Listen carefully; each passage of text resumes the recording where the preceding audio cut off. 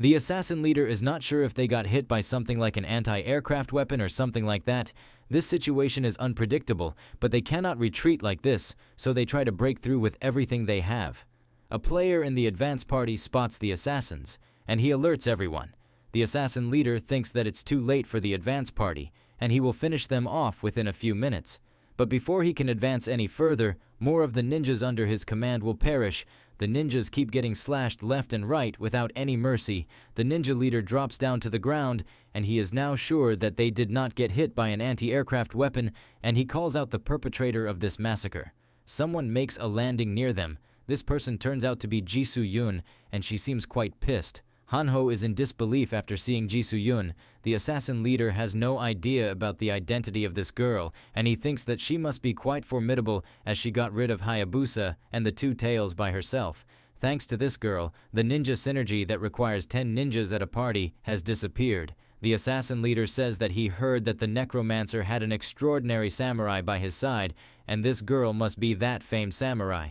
The assassin leader introduces himself as Gato Toma. Jisoo Yun says that she is not interested in his name. Gato bursts out in anger as Jisoo Yun disrespects their custom, and he further says that it's basic etiquette to make acquaintances with each other as fellow samurai, putting their skills to the test. Jisoo Yun says that you are too deep into this samurai and ninja roleplay, and it's quite disgusting talking about honor when you come here to assassinate someone. Gato says that the ninjas lost to you because you made a sneak attack and attacked from behind, and now she made a big blunder by appearing in front of them. Gato gives a secret signal to his underlings to surround Jisoo Yun from all sides and create an opening to get rid of her. With that being said, Gato rushes toward Jisoo Yun with his ninjas. Gato hides some kunai knives behind the hilt of his swords. Gato performs a feint sword attack and throws all hidden kunai toward Jisoo Yun. Jisoo Yun burns the kunai in the air using her flame skill, but it turns out that the kunai throw was just a smokescreen, and now she is completely surrounded by ninjas. Gato uses a speed-type ninja technique called momentary stealth. After using that technique, 9 ninjas instantly disappear before Jisoo Yun, and she will soon die now knowing what hit her. All ninjas attack Jisoo Yun in unison, but their swords strike each other as Jisoo Yun has already moved from her position. One of the ninjas behind Gato gets his head chopped off. One by one, other ninjas keep dying like flies. Gato realizes that this woman is using the same footprint tracking techniques as their sword saint. Gato and his underlings become afraid as they think that maybe this woman is on par with their sword saint. Gato tells his underlings that they cannot handle something at this level, and there is only one thing they can do now. But before they can do anything, Jisoo Yun warns them against running away, as she is not planning to spare even a single one of them. The ninjas use wall climbing skills to climb a building, but 2 of them get stabbed by some thrown swords. Jisoo Yun quickly rushes toward Gato. She manages to cut Gato in half, but the player wearing green robe blocks her attack. The player gets pushed quite far away due to the impact of Jisoo Yun's sword. The player says, "It's a massacre." The player is about to say he surrenders, but he gets knocked down by Hanho's headshot skill. Hanho quickly rushes toward Jisoo Yun to inquire about her health. Hanho starts crying like a puppy, and he says that he is quite worried about her even though Sungwoo has to leave the dungeon raid team in his capable hands so he can go search for her. Jisoo Yun says that she arrived in Suwon a few hours ago, and she saw some suspicious movements, so she followed them here. Jisoo Yun asks if Sungwoo has already gone far away, but Hanho says that he must be nearby and will contact him right away. After getting news about this recent incident, Sungwoo quickly returns to his alpha male wyvern. After returning, he inquires if Jisoo Yun is alright. Jisoo Yun says that a lot of things have happened these past few days. Some time passes as Jisoo Yun informs them about the events that took place on Taebaek Mountain. Jisoo Yun further told them that she had received this quest after defeating an especially strong monster during a bloody fight. Jisoo Yun received a hidden quest by the name of Encountering the King of the Great Mountain Range. It's a locate the target type quest. It requires the player to reach King Mountain's fort. As a reward, the player will obtain additional qualifications for the hidden quest. The King of the Great Mountain Range, who rules over the Taebaek Mountains, wants to meet face-to-face with the strong one who defeated one of his vassals. He is not a violent monster, and as a being with rationality, he wants to interact with players who are worthy. Jisoo Yun will receive an unexpected quest if she encounters the King of the Great Mountain Range, which could create an even bigger change in her fate. The hidden quest will be cancelled if it is not completed within 48 hours. The King of the Great Mountain Range is planning to test her. The closer she gets to his fort, the more savage the monsters lurking there will be. She might die depending on the mood of the king of the mountain range. Jisoo-yun further informs them that she managed to meet the king of the great mountain range at the end of her wander through the mountains, but he looked like a similar being to Imugi, and he even gave her a quest. Sungwoo thinks that this boss monster is quite extraordinary, and that he must serve as an NPC so he can give out quests. Sungwoo asked Jisoo-yun about this quest. The king of the great mountain range told her to bring back the divine ginseng that the conflict guild had taken away. Sungwoo is a bit hesitant to give it back, and Hanho shuns him by saying that you must think that it's a waste of this overpowered item. Jisoo-yun further informs them that as a reward, the king of the great mountain range will give them the last item of the Shadow King set, which Sungwoo is looking for, as well as the awakening of Jisoo-yun. After hearing about the rewards, Sungwoo quickly hands over the inner pill of the Taebaek Mountains. He further says that it changed a little bit, but their customers should like it even more. The inner pill is a legendary consumable item. The user can obtain a huge increase in ability stats by accepting the spirit of the mountain. Also, the affinity mastery over nature and energy increases drastically, allowing the user to occasionally gain the power of the mountain god divinity. In order to completely absorb it, the player needs a vitality level of 80 or more, and its recommended level is 100. Its description says, this inner pill came to be after someone unqualified forcibly ingested the divine ginseng. Instead of gaining power, their power was absorbed by the pill, thus resulting in a more strongly concentrated state after consuming the arrogant one's power. Hanho says that, looking at the description, this really looks like a waste of this item, and Sungwoo hands over the pill to Jisoo-yun with regret. Jisoo-yun tries to take away the pill, but Sungwoo is tightly gripping it while muttering senseless words. Hanho asks Jisoo-yun how she got back here because Suwon Town is quite far away from Taebaek Mountains. Jisoo-yun says that the king of the great mountain helped her. He had various items, including an item that could open a portal that goes to any place. Hanho is thinking of stealing this overpowered item, and Sungwoo is still sad about departing from his beloved pill. Sungwoo says that if the king of the great mountain is so eager to get this divine ginseng, but they don't know what his purpose is, but since those are rewards that they need as well, they don't have much choice. With that being said, Jisoo-yun says that she should start going, and she informs them that she also received an item that can take her back. Sungwoo tells her to be careful and not blindly believe this king, even though this monster speaks well. In the end, they could be just monsters. Jisoo-yun says that she will keep it in mind, but before she can leave, she points toward the captive who was knocked down after surrendering to her. She says that he is dangerous, and that it might be best to just kill him right now. But before Hanho can ask her any question, she gets teleported away. Hanho says that it's not like Jisoo-yun to kill a captive who willingly surrendered. Sungwoo raises the dead ninjas as his subordinates, and he says that they should put the captive issue aside for now, and he will first look through the memories of the corpses. He will find the roots of the people who sent them and pay them tenfold, so that no one in the future will dare to peek out their heads ever again. The memories of the dead ninjas take Sungwoo back to a shopping mall. There are a lot of ninjas assembled in the main lobby of the shopping mall, and it seems like they are waiting for instructions. Sungwoo notices that the number of ninjas present here is more than the number of ninjas Jisoo-yun defeated. Gato informs the ninjas that he will head east towards Suwon Town with his first division. The second division will reach Cheonan and complete its mission. The second division needs to obliterate the Hunter Company building in Cheonan Station. At the same time, the first division will execute Plan A, and they will regroup in Suwon Town. There are no specific targets. They just need to clean up everything neatly so the Hunter Company can't re-establish itself. Obliteration of the Hunter Group traitors is the request of their client. Sungwoo has a vague idea about the person who must have put these ninjas to eliminate him, as well as the Hunter Company. The memory fragment ends at the same time, and another fragment appears behind him. This is the first time Sungwoo could browse through two memory fragments. Meanwhile, in the real world, Sungwoo is standing still like a mannequin while Hanho checks his condition. Hanho stretches the face of Sungwoo while saying, "Every time Sungwoo goes like this, it is really fascinating." He stops for a while like a broken machine. Lieutenant Kim tells Hanho to not disturb Sungwoo too much because his skill requires it to be used while his security is ensured. All of a sudden, Sungwoo opens his eyes. Sungwoo smashes the head of Hanho and says that his minions should have gotten rid of this nuisance while he was in the memory fragment. Sergeant Kim asks Sungwoo if he gained some special information or something. Sungwoo says that there is only one thing that popped up that needs to be dealt with right away. Sergeant Kim thinks that Sungwoo is talking about their captive, so he asks Sungwoo if he wants them to get rid of him as Jisoo-yun told them to.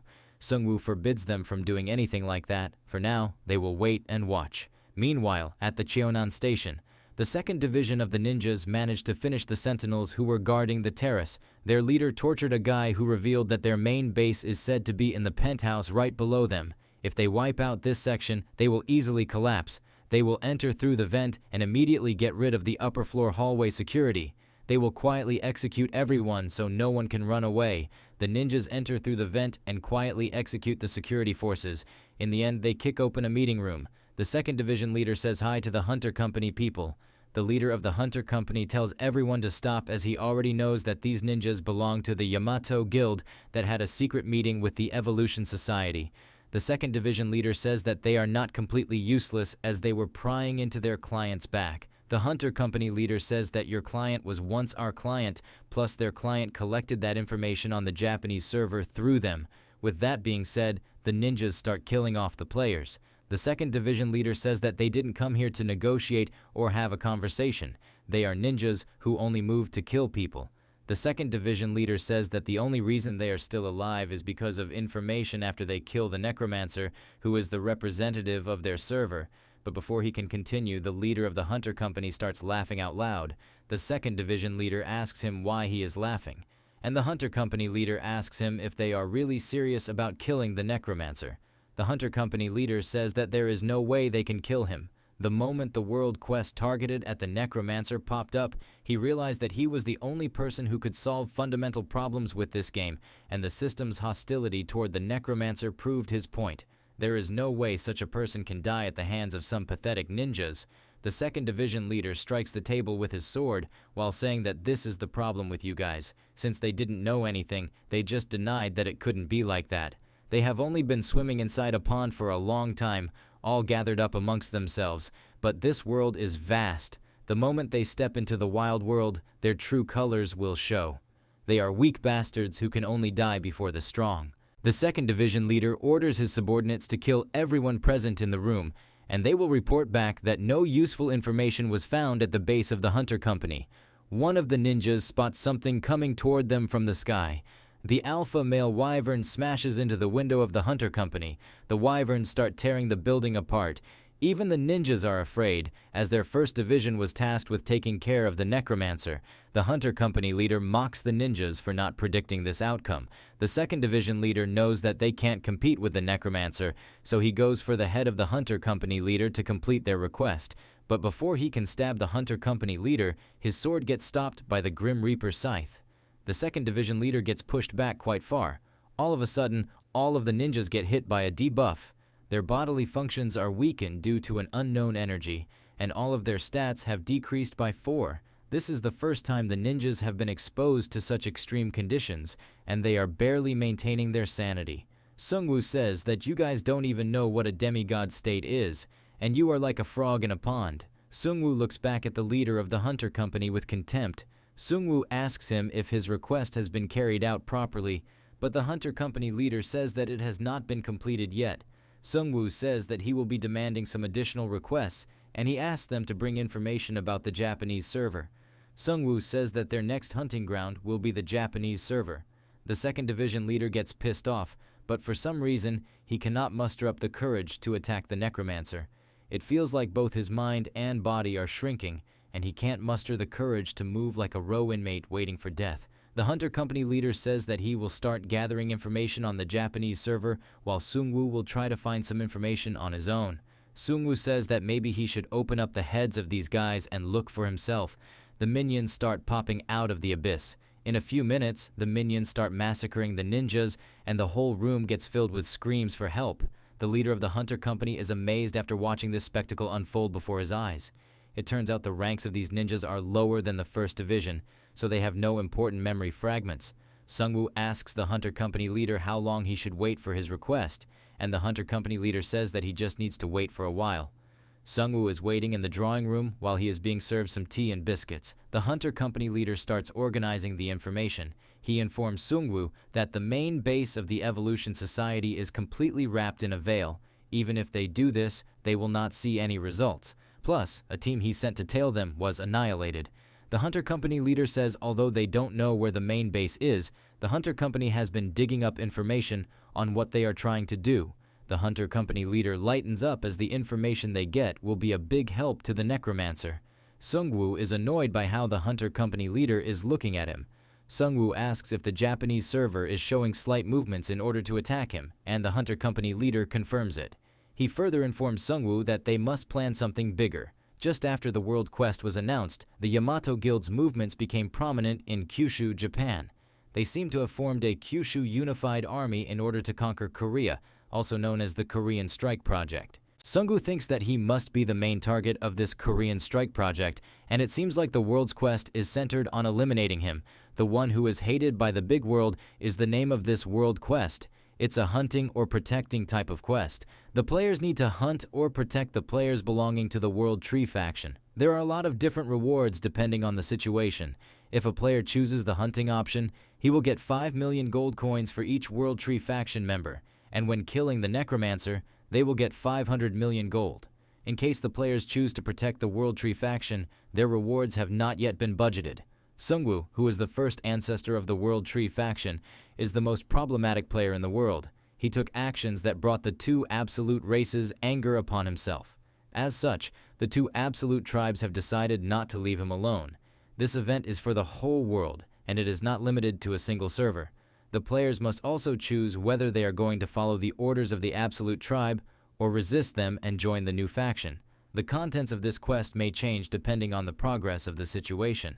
Sungwoo thinks that there is a protection option, but most players will not go for it since the rewards have not been budgeted, and it's the same as having no rewards. People from other servers are not just going to eliminate him, but they are going to attack the whole server as well. Sungwoo asks the Hunter Company leader if he has more details. The Hunter Company leader says that although the information itself has been obtained through some rumors circulating in Kyushu and from some low-level officials, it appears that some pretty large-scale troops are preparing to land in Busan. Sungwoo asks him about the size of these troops. The Hunter Company leader says that they can mobilize 4,000 troops, and if they also take reserve forces into account, then their estimated numbers can be around 6,000. Sungwoo says that he heard the population of Kyushu is smaller than that of the other islands in Japan, but these numbers are more than he expected. The Hunter Company leader says that although the Yamato Guild swallowed up Kyushu, there was a problem with their method. They forced the Kyushu group to join them by mobilizing ninjas and having them assassinate their heads. Sungwoo becomes a bit relieved after knowing that the Kyushu forces didn't lose too much manpower after their quarrel with the Yamato Guild. The Hunter Company leader says that this can be the weakness of the Yamato Guild. The fact that there was not a fight between troops can only mean that they must lack 1-versus-1 combat experience. The reason why Japanese soldiers were feared during the previous Japanese invasion of Korea was because they were war professionals who fought numerous battles throughout the Warring States period. Sungwoo thinks that their numbers are not the main problem. Even if they can muster more than 6,000 troops, that would not be a major problem, because these numbers are nowhere near the Chinese pirate army. The main problem is the quality of each Japanese server player. Since the world has turned into a game, what matters during a large-scale battle are levels and items. Fighting skills, as well as the number of troops, are secondary. Even Jisoo Yun, who can easily fight against hundreds of players, was sent to a faraway place through just an item. If, instead of fighting against other humans, we were to raid a dungeon, then our levels, as well as the standard of our items, would be high. Sungwoo orders the Hunter Company leader to keep collecting information. Sungwoo reminds him of one more thing. He wants the Hunter Company to find an item or something else that can quickly move them to Busan. Han Kang-seok and the King of the Great Mountain both did it, so there must be another way of obtaining a teleportation item. This sort of item will help him react right away if any problem arises. While Sungwoo is moving out, the Hunter Company leader asks him for the requested fees. Sungwoo flares up while telling him that he saved his life just now, which should be enough for the fees. With that being said, Sungwoo heads back to his Alpha Wyvern. The Hunter Company leader and his lackeys are watching him go off into the distance. All of a sudden, the Hunter Company leader cannot hide his emotions anymore, and he says that the Necromancer is so cool. After a few hours, Sungwoo arrives in Suwon Town. He informs others about the invasion of Japanese players in Busan. Although the ones who will be attacking them will be Kyushu forces, not the entire Japanese server, he still wants to let Busan know about the invasion plan. It's going to be problematic if the enemy finds out about their plans. Hanho says it's easy. He can just make a secret comment about an old post made by Busan's Hwarang Guild. Sungwoo is thinking that when it comes to stuff like this bastard Hanho can strangely think of smart solutions. In a few minutes, Hanho is done writing his secret comment about an old post by the Hwarang Guild where he informs them about the incoming invasion. In a few minutes, they get a reply from the Hwarang secret newsroom. Hwarang Guild thanks them for the warning. They continuously watch the Japanese server movements, which are on the opposite side of the sea, and they also make sure to have a decent amount of coastal artillery. The issue that the World Tree faction is worried about will never happen. The Hwarang Guild only loves peace, but they still have the power and mentality to never kneel before anyone. Hanho says that these Hwarang Guild guys sound a bit cold, and he is not sure if their last line was meant for them or for everyone. Spearman Kyungsoo says that they only revealed that they will not be hostile to them, but the Hwarang Guild is part of the Devil faction. It can't be helped if they have ill intentions toward them. Hanho says that we have done what we can for them, and Lieutenant Kim says that he hopes the Hwarang Guild takes this warning seriously. They are not sure if this coastal artillery will be enough, and Hanho says that there are so many ways to bypass it. Sungwoo tells them not to worry about the rest as they need to prepare in their own way. After a few days, some ships are moving toward the Korean server. Chief Okata Akira assembles the 3rd Division of the ninjas. Okata Akira flares up as he orders them to begin the Busan invasion, and he warns them to never disappoint him. All ninjas ride on their kites. These kites are a special ninja item. A slight stealth effect is additionally added to these kites. The ninjas move quietly toward the coast of Busan. The coastal artillery is right in front of them, but it seems to be offline. Ninjas use a skill called Mind Unity. It allows hearing each other's voices even from a distance. After reaching the coastline, the ninjas inform their headquarters that they have reached the coastline, and it seems like they have lined up so much artillery. They seem to have poured a lot of gold into this, but thankfully they could not detect the ninjas. If they had approached the coastline head-on, then their fleet would have sunk. The ninjas spot a mountain where they head for landing. In a few minutes, they successfully land on the mountain. They landed at a good spot with a huge opening. The 3rd Division leader orders other ninjas to install the hypergate item here. The ninjas inform their leader that they are pouring large-scale mana into it, which is a tough challenge. They will need at least 12 hours to install it. Hypergate is a bidirectional portal item that lasts 10 minutes once activated. It's a surefire way to let a significant number of troops safely infiltrate. The ninja leader scouts nearby locations.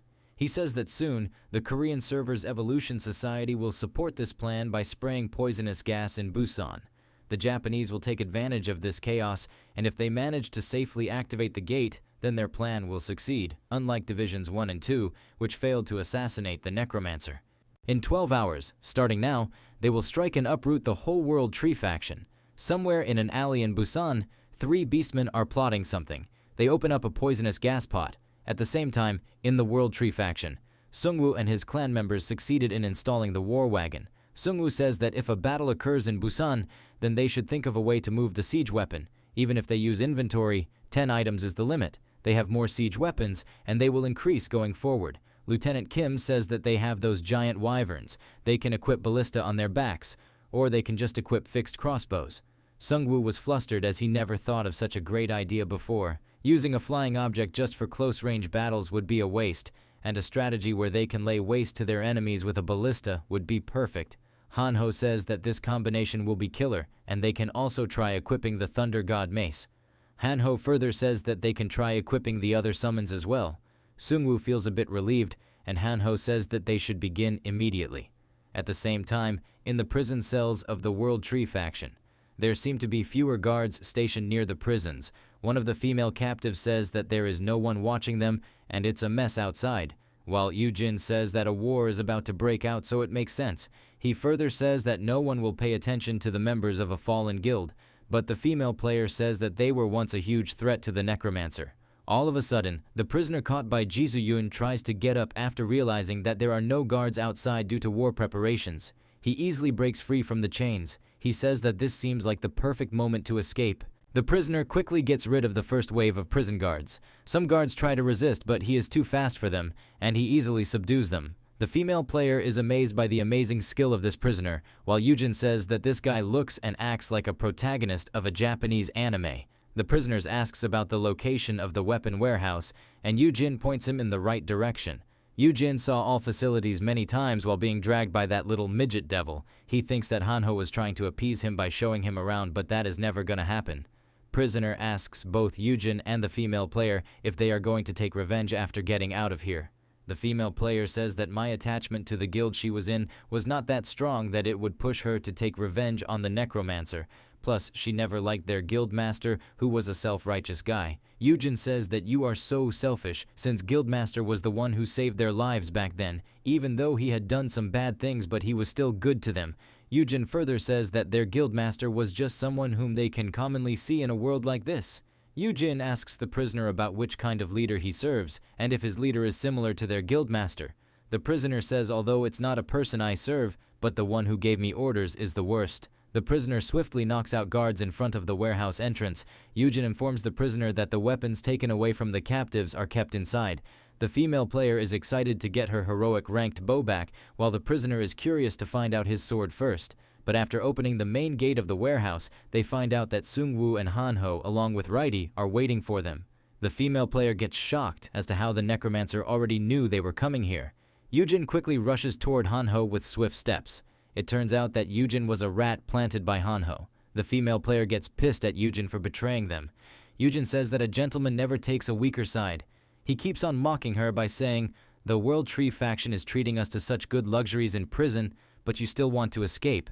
Hanho appreciates Yujin by complimenting his loyalty. Sungwoo calls out the Japanese player with his real name, Suzuki Ren. Suzuki asks Sungwoo about how did he knew about his name, and Sungwoo asks him if this is the sword he was looking for. Sungwoo pulls out a sword from his inventory. The eyes of Suzuki Ren light up after taking a glimpse of his sword.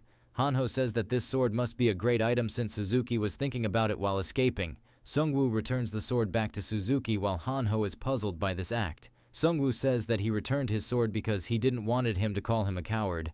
After that, Sungwoo orders Raidi to get rid of Suzuki. Suzuki quickly unsheathes his sword and he blocks the first strike of Raidi. Hanho is thinking that Sungwoo is not the type to order the killing of someone right after returning their weapon.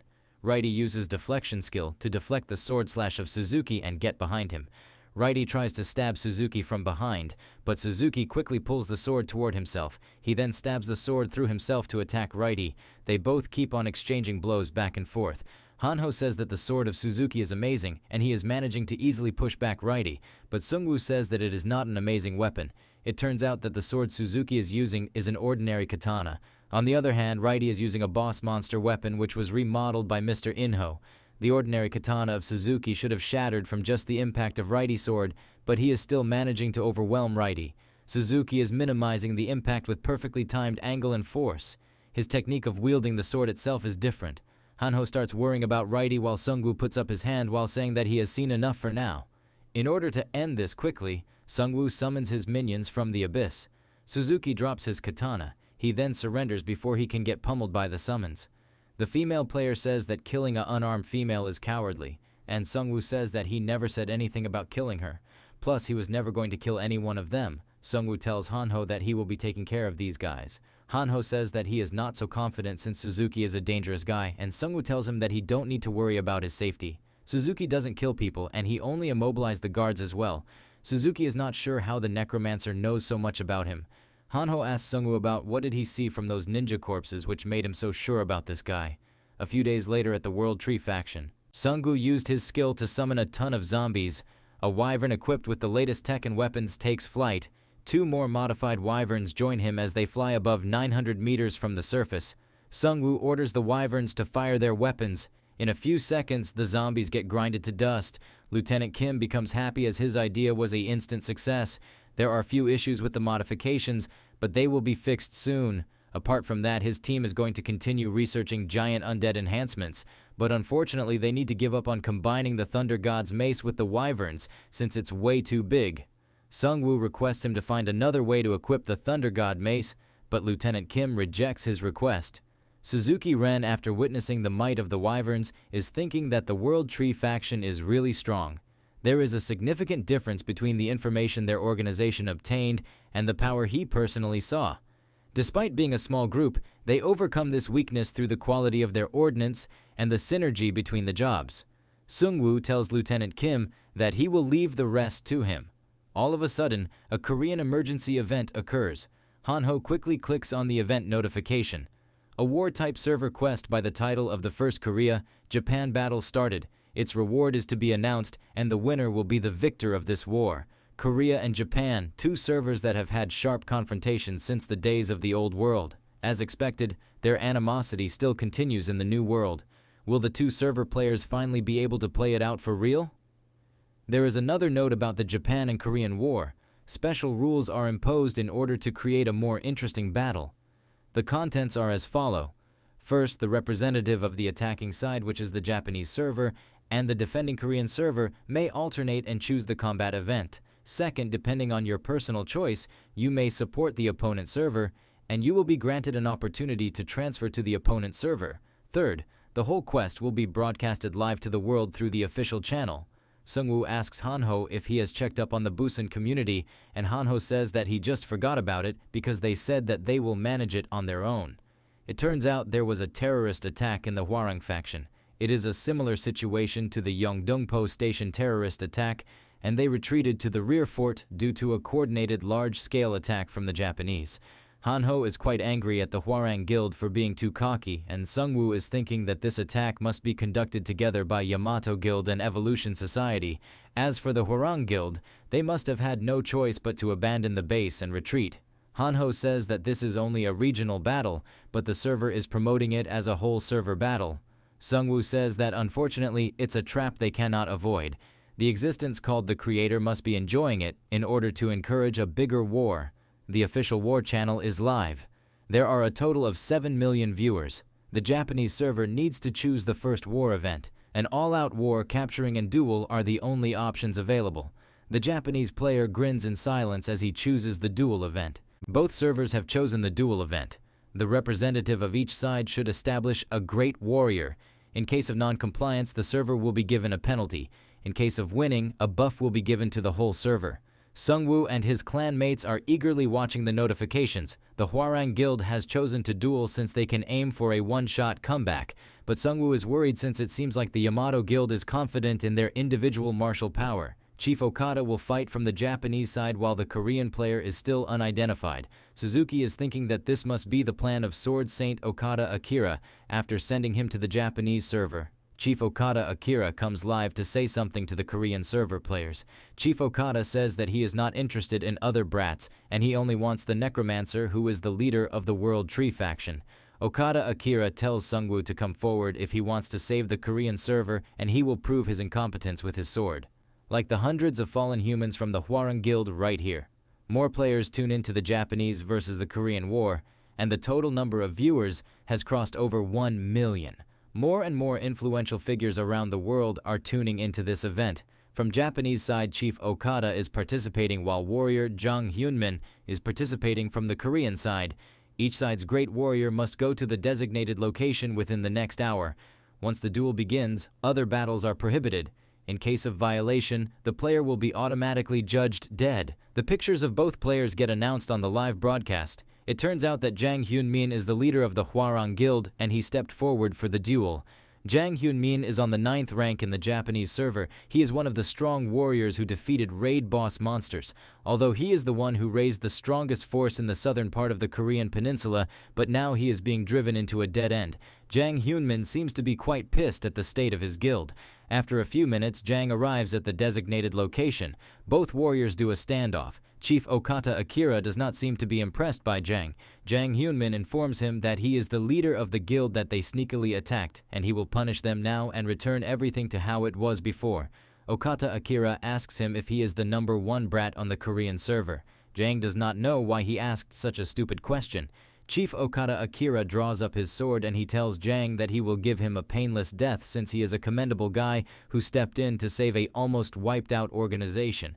But Okada Akira further tells him that he is bad at keeping promises, and maybe the death of Jang will not be much painless. Okada Akira says that he likes to cut people limb from limb. With that being said, the battle starts, and Jang quickly powers himself up. This skill enhances his armor defense, vitality, and holy protection. One of his clan members says that this skill is called the Paladin Full Buff, and their guildmaster is on his victory path from the start. Chief Okata Akira asks him if he is done or should he wait a little longer. Jang says that he will be done once Okata Akira's head falls off. Chief Okata Akira says that this line is a little bit outdated and it's a dream Jang cannot achieve. Jang quickly rushes toward Okata Akira using his divine slash skill. Both swordsmen clash in a furious battle. Okata Akira uses Island Wind skill. He then deflects the attack of Jang using a deflection skill. He then uses this opening to use a light saber skill, but Jang manages to hold his ground with his defense and willpower. Jang is using a legendary sword with overwhelming attack power. Thanks to the thick armor, he can take multiple hits, so he needs to make sure that he can hit him at least once. But before he can do such things, he gets chopped in parts. His clan members are in awe as Okata Akira cut through the tough armor of their guildmaster. Okata Akira then chops him further into tiny bits. Jang Hyunmin dies with a lot of blood gushing out of his pieces. Okata Akira is not satisfied with this battle as it stopped too soon. The Korean rancor just ruined his appetite. A victory buff is given to the Japanese players, which increases their attack power for 2 hours by 30%. Chief Okata Akira tells the Necromancer to listen carefully. He will be waiting while slicing through his server players, and the Necromancer should find him before he gets bored. Free battle event begins, which will last 2 hours. With that, Bring said the Japanese players start massacring the Korean players. Both Hanho and Sungwoo are disgusted and furious at this sight. Hanho says that is it for real and the Rankers duel ended so quickly. Spearman Kyungsu informs Sungwoo that they got a message from the Liberation Guild. They are making plans in preparation for a possible attack in Busan, and it seems like they want the Necromancer to participate in it as well. Sungwoo is thinking that with a defensive stance, they cannot stop the foreign forces that continue to attack. Sungwoo tells Spearman Kyungsu to relay his message that he will soon reach Busan following the invitation of Okata Akira. Sungwoo is still confused about how he is going to handle this situation. After a few hours at the World Tree faction, a guest arrives to meet Sungwoo. This guest turns out to be the leader of the Hunter Company, and he came here to inform the Necromancer that he has completed his request. Sungwoo tells them to get moving, and he is thinking that these tickets to Busan have arrived at an insane time. Meanwhile, at the Liberation Guild headquarters, the prosecutor says that they need to fight against the foreign servers trying to influence their server. He orders his clan heads to summon the troops and mobilize all allies so that they can respond immediately. In case of an emergency, they should be prepared to reach Busan on their own. If the Hwarang Guild holds their ground for long enough, they can maintain the defense line together. Purple-haired Harry Potter asks if they are going to join hands with the Hwarang Guild. The Hwarang Guild is their enemy since they are from the Devil faction, and they should not see this issue as only being nationalistic. They also need to take into account the casualties they suffered during the war. Prosecutor says that this is not the time to be arguing about that. The system is the problem. It feels like it's driving the Korean server toward destruction. A female leader says that the system had a lot of issues since the start of World Quest. Minhwa Seong says that big quests have been forcing negative behavior on the Korean server both internally and externally, and in order for them to survive, they need to preserve the Korean server. Prosecutor orders his men to notify about their participation to the Devil faction members in Uijeongbu who surrendered to them. Prosecutor is exempting them from detention, and he is willing to pay them the right price. He requests for cooperation from all Korean clan leaders present there in order to get out of this dangerous situation, and everyone agrees to this suggestion in unison. Prosecutor has no idea why the system is driving the Korean server into a corner like a prey. It can be because the third faction is in this server, and in that case, the Angel Devil and the World Tree faction have to join forces. Player cooperation that goes beyond factions is the goal of the prosecutor. But before he can say anything else, another special Angel faction quest gets handed down. It's an assassination-type quest by the title of Find Glory in Chaos. The goal of this quest is to eliminate Sungwoo. Rank points will be given as a reward. As the Korean and Japan battle has broken out, the Korean server has now fallen into a crucible of chaos, which is also the perfect opportunity for them to boldly cut out the rotten parts. They need to follow the orders and draw their sword. In case of non-compliance, rank points will be deducted. When accumulated, the player may be excluded from various faction benefits. Prosecutor is thinking that even during these hard times, they are still doing cowardly things like this. This quest is not helpful in any way to achieve the goal he is pursuing. Previously, when Sungwoo broke the angel statue, he said that the ending which they will obtain by playing at the hands of an unidentified being will not be a good one. The name Absolute Tribes feels like a shackle now that is holding the players from doing anything good. Meanwhile, on the other side, the Japanese players have laid siege to the last remaining defenses of the Hwarang Guild. Cracks have started to appear in the magic shield due to constant bombardment. The iron gate that the Hwarang Guild enhanced with shields and magic metals can't hold on anymore, and the Japanese are tightening around them from all directions. Only if their clan leader would not have lost in vain, then they could have found a way out of this catastrophe. One of the players says that their master was the head of their clan, and since they witnessed his end with their eyes, that's why their morale is so low. One of the players says that they can't end everything like this. If they can withstand this attack for some time, the time for the next event selection will come. Then they can select duel and take refuge somewhere else in the 1-hour ceasefire time, since other battles are prohibited during the duel. Another player says that 1 hour is not long enough to shake off these ninjas from their back. All of a sudden they hear a loud sound. It turns out their shield has been finally broken. The Japanese players quickly rush inside the outer shield. They finally make it inside the campus of the Hwarang Guild. The fat player says that it's finally over for them. They did everything they could, but now they will be dying an embarrassing death. The player asks if he is saying it is embarrassing because their demise will be live broadcasted. The fat player says that the people around the whole world will watch them getting destroyed, while they are unable to do anything against them. The player tells the fat one that they cannot do anything since they are weak. An old player says that he cannot die at the hands of a Japanese invader like his forefathers. The fat player tells them that they cannot do anything beside hoping for a lightning strike to hit them from the sky. All of a sudden they hear a loud striking sound behind them. A ton of explosions go off in the streets. Even the Japanese players have no idea about what is going on. They see some arrows coming from the skies. The Japanese players raise their shields in order to block the arrows. But these arrows were not so simple. These arrows were rigged with explosions, and they end up in a huge bang. The Japanese players who survived the explosion are screaming for help. Even the Hwarang Guild is watching this spectacle with confusion. One of them notices something on a rooftop where the arrows came from. The rooftop is rigged with a siege weapon and some players are operating it. In a few minutes, the minions make their intents. These minions, including some raid bosses, are ready to smack some Japanese ass. The fat player becomes happy as he knows these skeleton soldiers belong to only one player. In a matter of a few seconds, Sungwoo makes his entrance. Sungwoo is riding his Alpha Wyvern and he has activated his demigod state.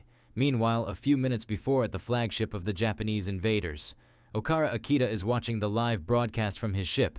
The attacking side has a winning prediction of 64.8%, while the Korean side has 34.2% prediction. Okara Akita says that it is not a betting event, it's a system event that gives special prizes by drawing lots. The difference in votes is overwhelming, which is the proof that their Japanese server occupies a large portion of the people's perception around the world. Most of the people are cheering on the Japanese since they are fans of anime and movies, but some have keen observation and they want to keep on the Japanese and Koreans to expose their true powers. Okara Akita says that there is only one thing which is bothering him. At the same time, Arhata says that he is sorry. He had no idea that they would fail in cleaning up the Necromancer and the Hunter Company. Sword Saint Okara Akira forgives him, because right now they are witnessing a festival with the people of the world, and he will make a grandiose finale. They will let the world know of the Yamato Guild by taking the Necromancer head as the trophy. He further says that since his teams failed to assassinate the Necromancer, then that means that Suzuki Ren must have died along with them. Arhata says that Suzuki Ren was sent there under the pretext that he will cover the retreat of the ninjas, but since that guy hesitates to kill people, then it means he must be dead. Okata Akira says that he was planning on killing him after this mission, but this must be a good thing since they no longer need to dirty their hands. He was feeling a little uneasy about killing him since they have been eating and drinking together for a long time, and Suzuki Ren would have loved to become the cornerstone of the Yamato Guild's grand expedition. One of the ninjas who was watching the live stream informs Okada Akira that an unprecedented thing has happened on the battlefield and the Necromancer has appeared. The eyes of the Sword Saint lit up with excitement as a hunter waiting for his prey to fall into his trap. Meanwhile, on the battlefield, the players who survived the bombardment get up to take the fight to their enemies. Sungwoo is thinking that they got hit by a lot of bombs, but their morale is still high, and they are definitely not to be looked down upon. Even the items they have equipped are some of the excellent ones from all the forces he has faced up until now. The Japanese players didn't have major battles against other players, and they kept on hunting monsters. Sungwoo uses Poison Cloud skill in the area. A downpour starts from the poison clouds, and the Japanese players use raincoats. Once a player belonging to the Japanese army died, their magicians quickly threw them away since the Necromancer can use the explode skill on the dead bodies. The magician leader informs others to keep a lookout on the sky, and if the wyverns come down to attack them, then they need to deploy shields and freeze both wings of the wyverns. The magicians start freezing the undead instead of destroying them so they cannot regenerate. Sungwoo can clearly see that these guys have studied him well. Each player of the Japanese army is doing well for his role, and they are managing to get rid of his minions wave after wave. But even if they do this, all it can do for them is to buy them a few more minutes. Sungwoo opens Abyss Gateway right above the Japanese players to drop the minions on top of them. Little by little, the gap between the formation of the player is increasing. As long as the players cannot resurrect, the one going against him will have to endure one-sided damage for 1 hour, which is why many enemies choose to assassinate him. The magicians of the Japanese army are trying their best to freeze or immobilize the movements of the minions so they cannot resurrect again. All of a sudden, an earthquake shakes the ground near them, but one of the Japanese players knows what it really is. This turns out to be the Imugi minion. The Japanese players say that the Necromancer made a wrong move by summoning this thing here, since there are a lot of buildings around them which will make it harder for this monster to easily move around. The Imugi seems to be moving in a square around a specific building, and the Japanese players tell their magicians to leave it be for now. All of a sudden, Imugi comes to a stop. In reality, Imugi was just blocking their escape route while they got surrounded by wyverns. The wyverns throw rocks at the Japanese players, but they pull out mana shields. Sungwoo uses golem production skill on the rocks thrown by wyverns. The rocks start merging into one being. The rocks finally merge into golem robot called Necrogan 2. The Japanese players know about Necrogan, which is the summon of the Necromancer from the Korean server. At first glance, Necrogans look like powerful mechs, but these robots are fake. They have rough finish on the surface, and the driving unit lacks engineering elements, plus the design lacks balanced mobility and a complex structure. Since ancient times, Japan has been the homeland of super robots. There is no way a low-quality fake can contain the greatness of the real Japanese Gundam robots. The Japanese players put up a shield, and the Necrogans failed to destroy it. The Japanese players mock the Necrogans for being fake robots which can't even destroy their shields. Both Necrogans land on a nearby street. They start lifting up the asphalt. They lift it up to a point where the rainwater cannot come out. The Japanese players are on edge. The poisoned water rises up to the ankles of the Japanese players. In Busan, most of the campus is located at a high altitude, and the Japanese players are right in the middle of them.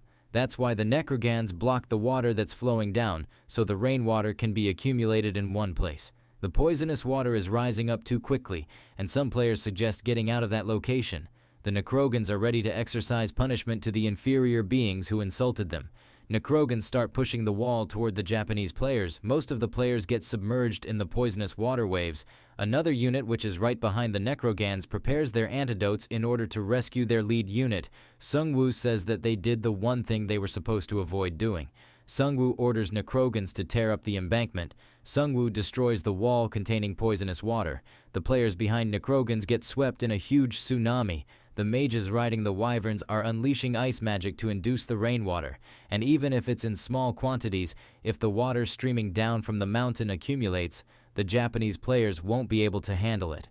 The physical player unit leader orders his men to drink antidote while swimming, but all of a sudden he gets a feeling of an apex predator behind him. Monster fish minions start devouring the players. Sungwoo says that their current predicament is due to their lack of experience because they can't keep a cool head during war. Hanho says that the Japanese are flowing down from the mountains, while Sungwoo tells his men to take advantage of this momentum and clean up the battlefield. But before they can do anything, a notification pops up telling them that free battle time is up. Now the Koreans need to choose if they want to go for an all-out war, capturing or duel, and they need to make their decision within 5 minutes. Sungwoo says that he could have dealt a major blow to the Japanese forces if they had a few more minutes. Sungwoo has been chosen as the representative of the Korean side. A Japanese magical drone appears in front of Sungwoo.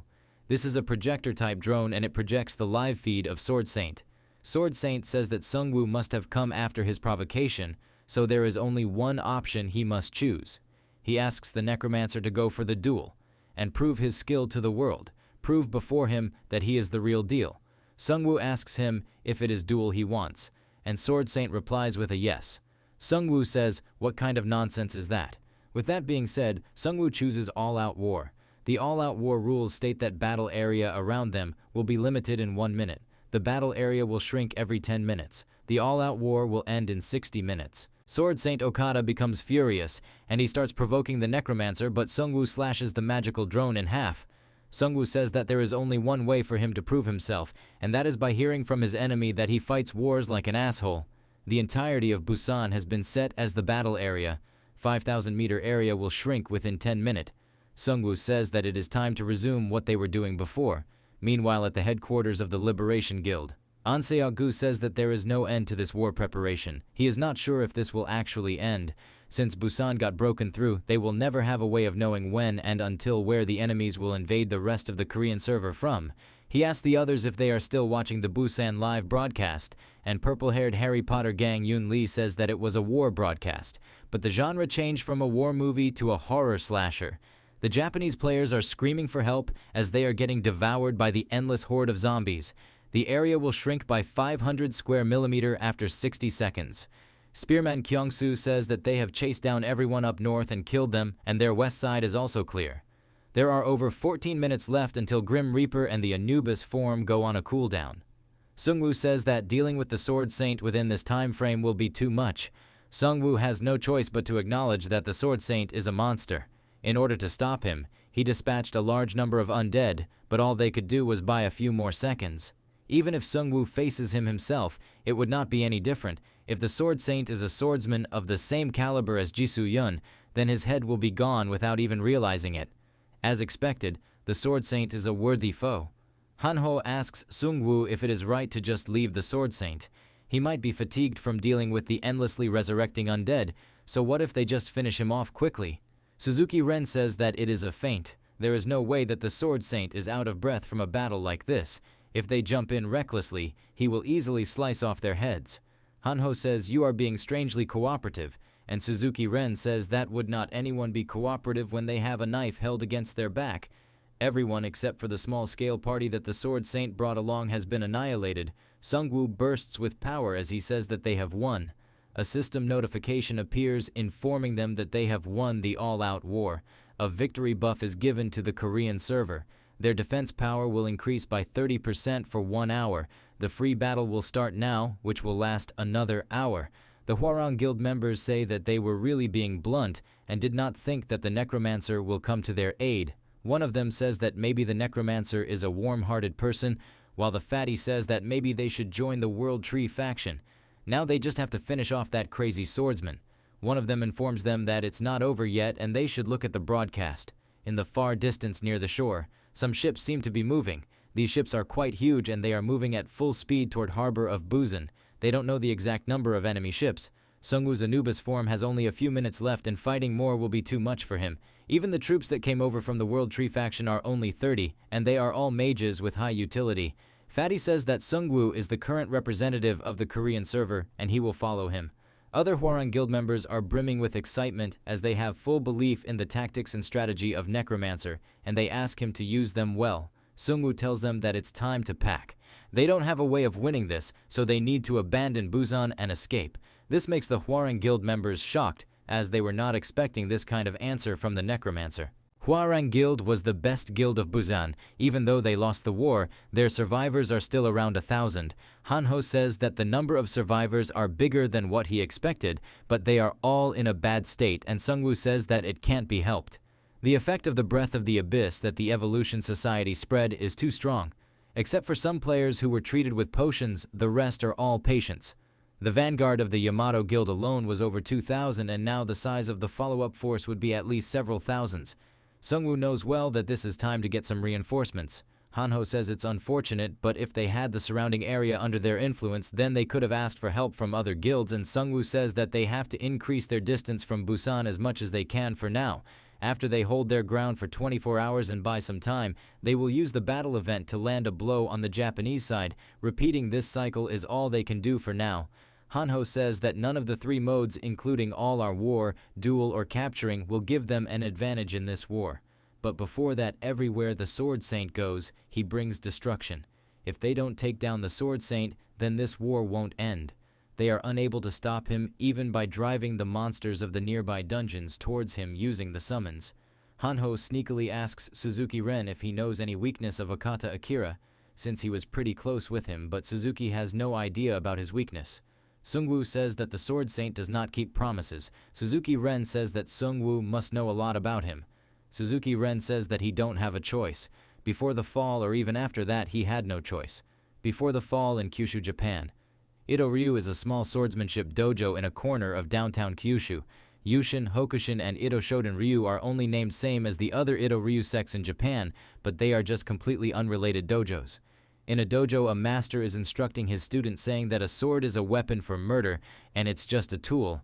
But although merely being a tool, its value changes if it contains a story, and their Ito-ryu sword is like that. The sword that the wife gave to the husband hoping that he will return alive from war, the sword that the master handed over to the disciple hoping that he will protect himself in this rough world, the sword that was handed over in hopes that the vassal will become an honorable person. Although all of them are swords, they were used with care, as they were objects that contained someone's heart. But a sword is bound to be ruined no matter how well you maintain it. Blocking, cutting, or slashing, after enduring all that trauma it breaks, but we can't still leave them to be destroyed. The kind of swordsmanship that uses the precious object without ruining it. That's the kind of swordsmanship you must learn from now on. The Kidmaster seems to be talking to was young Suzuki Ren. Suzuki Ren needs to fully analyze his own condition as well as the enemy sword state, and on top that, hone his skills to the limit for the type of swordsmanship that minimizes impact on the weapon. Suzuki Ren has been training harshly since he was little, although it was hard at first, but Suzuki Ren had talent for this, but it was not what he chose for his future. After some years, someone calls out Suzuki Ren. His friend tells him to hurry up since it's getting late for his appointment with Haruka. His friend Kenta keeps on pushing him while he tells him to stop since he saw a game-like window in the sky. Haruka gets angry at both of them for being late. After some time they arrive at an anime exhibition. A lot of people showed up for the exhibition. Kenta says that there are so many people here since this anime is now developing into a subculture of Japan. Haruka asks Ken if it's okay for him to be here since he was busy training at the dojo with his father on his anniversary. Suzuki Ren says that learning swordsmanship was not his choice, but he had a lot of talent and he had already surpassed his father's skills as the successor of Ito-ryu. His father tells him to stop hanging out with his friends and neglecting his training, and Suzuki Ren asks his uncle if sword skills are really required in today's world. They are now in the 21st century, which is the era of scientific civilization. Even if he sharpens his skills, though, extreme training to the point of exhaustion, where will he ever use them? Plus, day after day, the number of officials in their dojo is decreasing, and now there are only 2 left. And he never once properly got to play with his friends Kenta and Haruka. His father says that he feels sorry for him, but Kenta cuts him off saying that you need someone who can inherit the dojo. What he is worried about is not his son, but the dojo that has been passed down through generations. With that being said, Suzuki Ren steps out of the dojo while his father keeps begging him to stop. Suzuki tells his friends that even if he has talent for using a sword, but how is he supposed to make a living out of it? And Haruka says that his father must have something in his mind. Kenta says that it's hundreds of times better for Suzuki Ren to not inherit the dojo. Ever since he was little, he lived a hard life, and he was always full of wounds due to training. Suzuki actually likes manga and anime more just like him. Kenta flares up as he says that their future is not decided yet. Rather than inheriting the dojo, they should become amazing otakus together. Suzuki is thinking about how he is going to tell his friend that being an otaku is not a profession, and they can't make a living out of it. After a few minutes, the fall happened, and the class selection screen appeared in front of them. Just as expected, most of the people present around them were shocked at this new turn of events.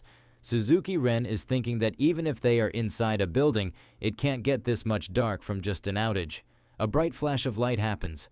After that, the players are represented with a lot of different class cards. All cards have different functions and different numbers of stars on them. Kenta tells his friends to quickly pick up cards since he saw this sort of thing often happening in novels. Suzuki Ren had also a feeling that something big is about to happen, and he starts searching for a card with the most number of stars. First of all, Kenta picks up a class card. Kenta picked a fighter card and the system dropped 2 gauntlets for him. Kenta quickly equips the gloves and he made a guess that they should be hunting monsters and evolving their abilities just like in games, while Haruka got a staff after picking a healer job. Suzuki Ren picked up a swordsmanship card, but the system did not drop a weapon for him. A few seconds later, the power comes back. The players become a bit afraid and they quickly start heading outside since they are all otakus. They had an idea that things like goblins or some other weaker monsters can start appearing any time now, but most of them stop near the entrance. They can see though the windows that the goblins are massacring the people outside. After the players band together and get rid of the goblins, huge orcs start making their appearance around them. The players become even more afraid and they start running away in fear. Most of the buildings around them start burning due to the massive explosives going on. After a few minutes in a building, Kenta, Suzuki, Ren, and Haruka made it alive this far, but they are totally exhausted, and Kenta is thinking why this tutorial is too hard. Suzuki Ren is thinking that the reaction of people around them were quick since they have seen a lot of anime and manga. But the number of monsters is overwhelmingly large even though the players reacted fairly well, but monsters are continuously pouring out where more people are gathered. Since the rescue team is not here yet, then it means that this is not the only place where it is happening and they will have to find a way to survive on their own. Haruka is afraid, but Kenta tries to relieve her by saying that Suzuki picked a high-star class, and he is the one who dealt with most of the orcs as well. Suzuki fought with the orcs using the sword of a dead person, but it's already in a bad state. He can't wear equipment other than a sword, and he cannot even pick skills which form when players level up. There must be some other advantages, but there are too many restrictions. In this situation, the 5-star job Sword Saint is like poison to him. 5 days after the fall, the battle of survival between the monsters and humans is ongoing on a large scale. Suzuki Ren and his friends need to make a choice if they want to survive. They are all deprived of sleep, and it's been quite a while since they ran out of drinking water and food. They no longer have the means to maintain their physical strength. On the other hand, as the number of people has decreased, the monsters have scattered and there are less of them around. Suzuki Ren can get out of this situation on his own without a weapon, but he can't betray his friends. They were the only ones who supported him through his hard times. Kenta was thinking the same thing, and he asks Suzuki to get out of there on his own. Suzuki bursts out in anger, but Kenta says that he is not telling him to abandon them and run away. Suzuki can get out of here and find people who can help them as well. Since the monsters can't find people, they have started to fight among themselves, and maybe because only 3 of them survived, even the monsters are not coming for them anymore. If it's just the 2 of them, then they can withstand the orc attacks until Suzuki returns, and Haruka requests him to do the same. Suzuki Ren knows well that he cannot find anyone for help in a burnt city like this, and his friends are making up excuses because they think they are holding him back. Even if he is able to find someone, they will not be willing to risk their lives to help some students. Kenta puts his hands on Suzuki and he tells him that he needs to survive no matter what. Kenta is shivering with fear, as he knows well that this plan is ridiculous. All of a sudden they hear a loud sound coming from outside. These cries seems to be coming from the monsters who are in a pickle. The orcs are running toward a single target and it looks like the rescue team is here. Suzuki and his friends make it out of the building. The premises of the building looks clear for now. All monsters went in a single direction, so Kenta suggests that they should slowly follow them. A few meters away, the monsters are in a skirmish and they are having heavy casualties. They are getting shredded to pieces and the player seems to be using a sword. This person turns out to be the father of Suzuki Ren, and he single-handedly killed off all the orcs. Suzuki Ren makes his way up to his father. Suzuki asks his father if he came all this way alone, and if there was no rescue team, and his father tells him that he knew well that his son was not dying to these mere beasts. Both Haruka and Kenta are overjoyed, but Suzuki saw something out of place. There is blood coming out of his father's mouth. It turns out he has been stabbed on his back by a knife. All this time, his father was dealing with the monsters while having a huge sword wound on his back. Suzuki's father says that he was afraid that he might never be able to see his son again. Suzuki says, "Father, you cannot die from such a weak wound. You always said you were strong." His father replies by saying that he is not strong. Even while teaching him the swordsmanship, he was afraid. It was the only thing he could have passed on to his son. In his mind, he had doubts if he should teach his son the sword while the world was moving in other directions, and whether he was a hindrance to the growth of his son. But now he is relieved that he taught him to wield a sword. Thanks to that, he will definitely be able to survive in a world like this. These prove to be his final words as signs of life fade away from his body. Suzuki Ren cries out loud for the loss of his father. After that day, it was just like his father said. He was able to survive just fine in a world like this thanks to the sword skills he learnt, plus he was very compatible with the Sword Saint class. There were many restrictions on his class, but his stats grew as he leveled up, and although he could not use skills, the extraordinary physical abilities could make up for it. He also made a little reputation by helping people. Some players were discussing how a player called Sword Saint saved someone from the orc lair and a few more people from a hobgoblin maze. At the same time, some shady people were listening to them. After a few days is the time when he met Okata Akira. Okata Akira asked him if he is the Sword Saint who has been going around saving people. Okata Akira has his friends, and he tells him that he should be careful if his name is known by people. Now that the world is like this, the bad people will be targeting famous people like him. Suzuki Ren asks him about what he is going to do to his friends. Both Kenta and Haruka are alive, but they are unconscious. Okata Akira tells him that he just wanted to become the famous guy's only friend. That's why he kidnapped them. Suzuki Ren drops his sword as he is thinking that he never took into account the malicious intents of people and how far can someone go in an environment like this. After a few days, Suzuki Ren is hunting a boss monster. The boss monster is quite strong and he is the physical type. Suzuki Ren manages to cut off the ankle of the boss to drop him down to the ground. Suzuki runs toward his head to finish it off, but he gets kicked by Okata Akira. Okata Akira says that you should not be hunting boss monsters on your own. They decided to hunt together since Suzuki Ren refused to kill people. Okata Akira lands the final hit to gain the most amount of experience points, and he asks for the understanding of Suzuki Ren since they are close friends. After that, whether it be experience points or hidden quests rewards, everything was taken away by Okata Akira. In the end, he even took the reputation of Suzuki Ren, and people thought that Okata Akira was the Sword Saint. People start praising him for saving so many people from danger, but some people say that they heard rumors that the Sword Saint was just a kid, but the female player says that it must be a fake rumor. After hearing their whispers, Sword Saint asks Arhata to come forward. Okata Akira tells Arhata that he will soon be saying farewell to his friend. After that, Suzuki Ren snapped back to the present and became silent. Hanho says that maybe he treated this poor guy too badly in the past. Hanho tells Sungwoo that Suzuki seems somewhat similar to them, but things seems to be tangled up for him. And Sungwoo says that you are right, and maybe he is a bad ending version of ours. They could have ended up as Suzuki Ren if they had been done in by that vampire lord. But Sungwoo says that they had near-death and life experiences as well. The last order given to Suzuki Ren was to help the ninja unit eliminate the Necromancer and withdraw. Okata Akira told him that he would free Kenta and Haruka if he accomplishes this task. Sungwoo is about to tell him something important that he found out about Okata Akira from the memories of the 1st Division leader, but Sergeant Kim interferes him. It turns out the Beastmen are making a move. Hanho tells Sungwoo to look at the sky. Some kites are coming from the skies as well. On their front are the Beastmen from the Evolution Society, while they are being tracked by the ninjas from the back. The Evolutionary Society on land and the ninja unit in the air seems like a devastating combination. Hanho asks Sungwoo for instructions. They have a lot of injured people and returning with their numbers is going to be difficult. They are surrounded from other sides by mountains and buildings, but they can consider taking refuge in a building. But they will be trapped once they get inside a building and rot to death. Hanho asks Sungwoo if they should use the Devil Gateway. Sungwoo says that if they use that in here, their enemies definitely won't have time to pay attention to them. But even if they survive, the Hwarang Guild members as well as the injured people will die. Sungwoo orders his men to prepare for battle. Sungwoo will have to hold his ground here while waiting for an opportunity. The Hwarang Guild fire arrows toward the flying ninjas. The ninjas manage to easily deflect the arrows with their nimble short swords. The ninja unit successfully lands near them. The ninjas are ordered to take out the archers on the terrace.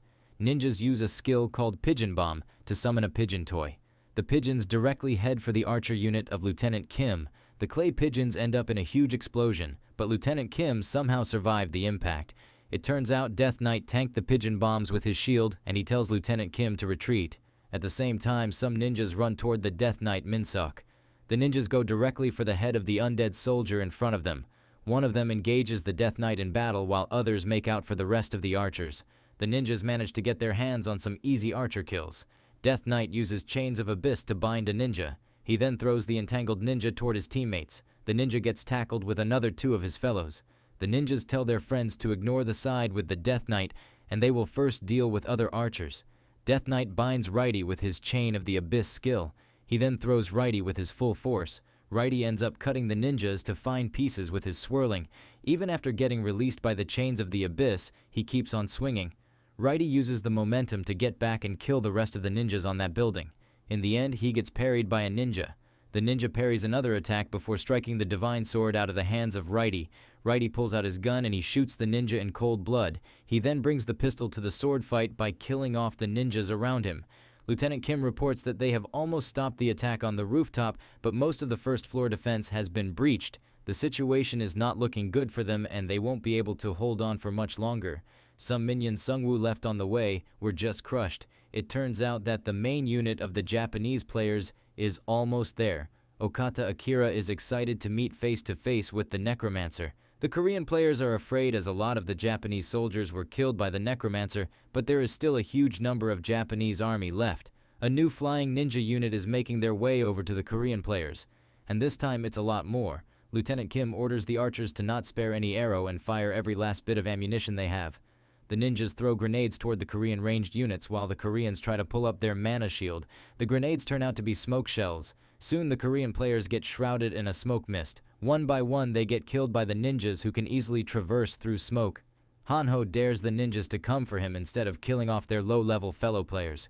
But before he can say anything else, Arhata appears behind him and he tells Hanho to relay a message to the Necromancer from their sword saint. Okata Akira said that the Necromancer will pay for the crime of taunting the sword saint with the head of his comrade. But before he can stab Hanho for good, he gets pushed back by Suzuki Ren. Arhata is surprised to see Suzuki Ren alive and he asks him if he is betraying them. Hanho cheers Suzuki up by saying that they are both on the same side now.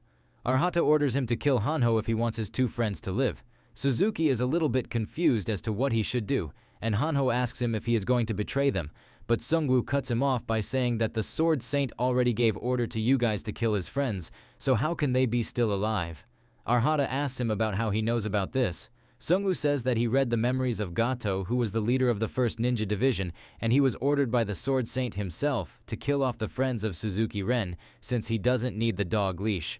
Arhata spills the beans by telling Suzuki that he is no longer useful to them since he hesitates to kill people, and his class name is Sword Saint, which clashes with the future interests of Okata Akira.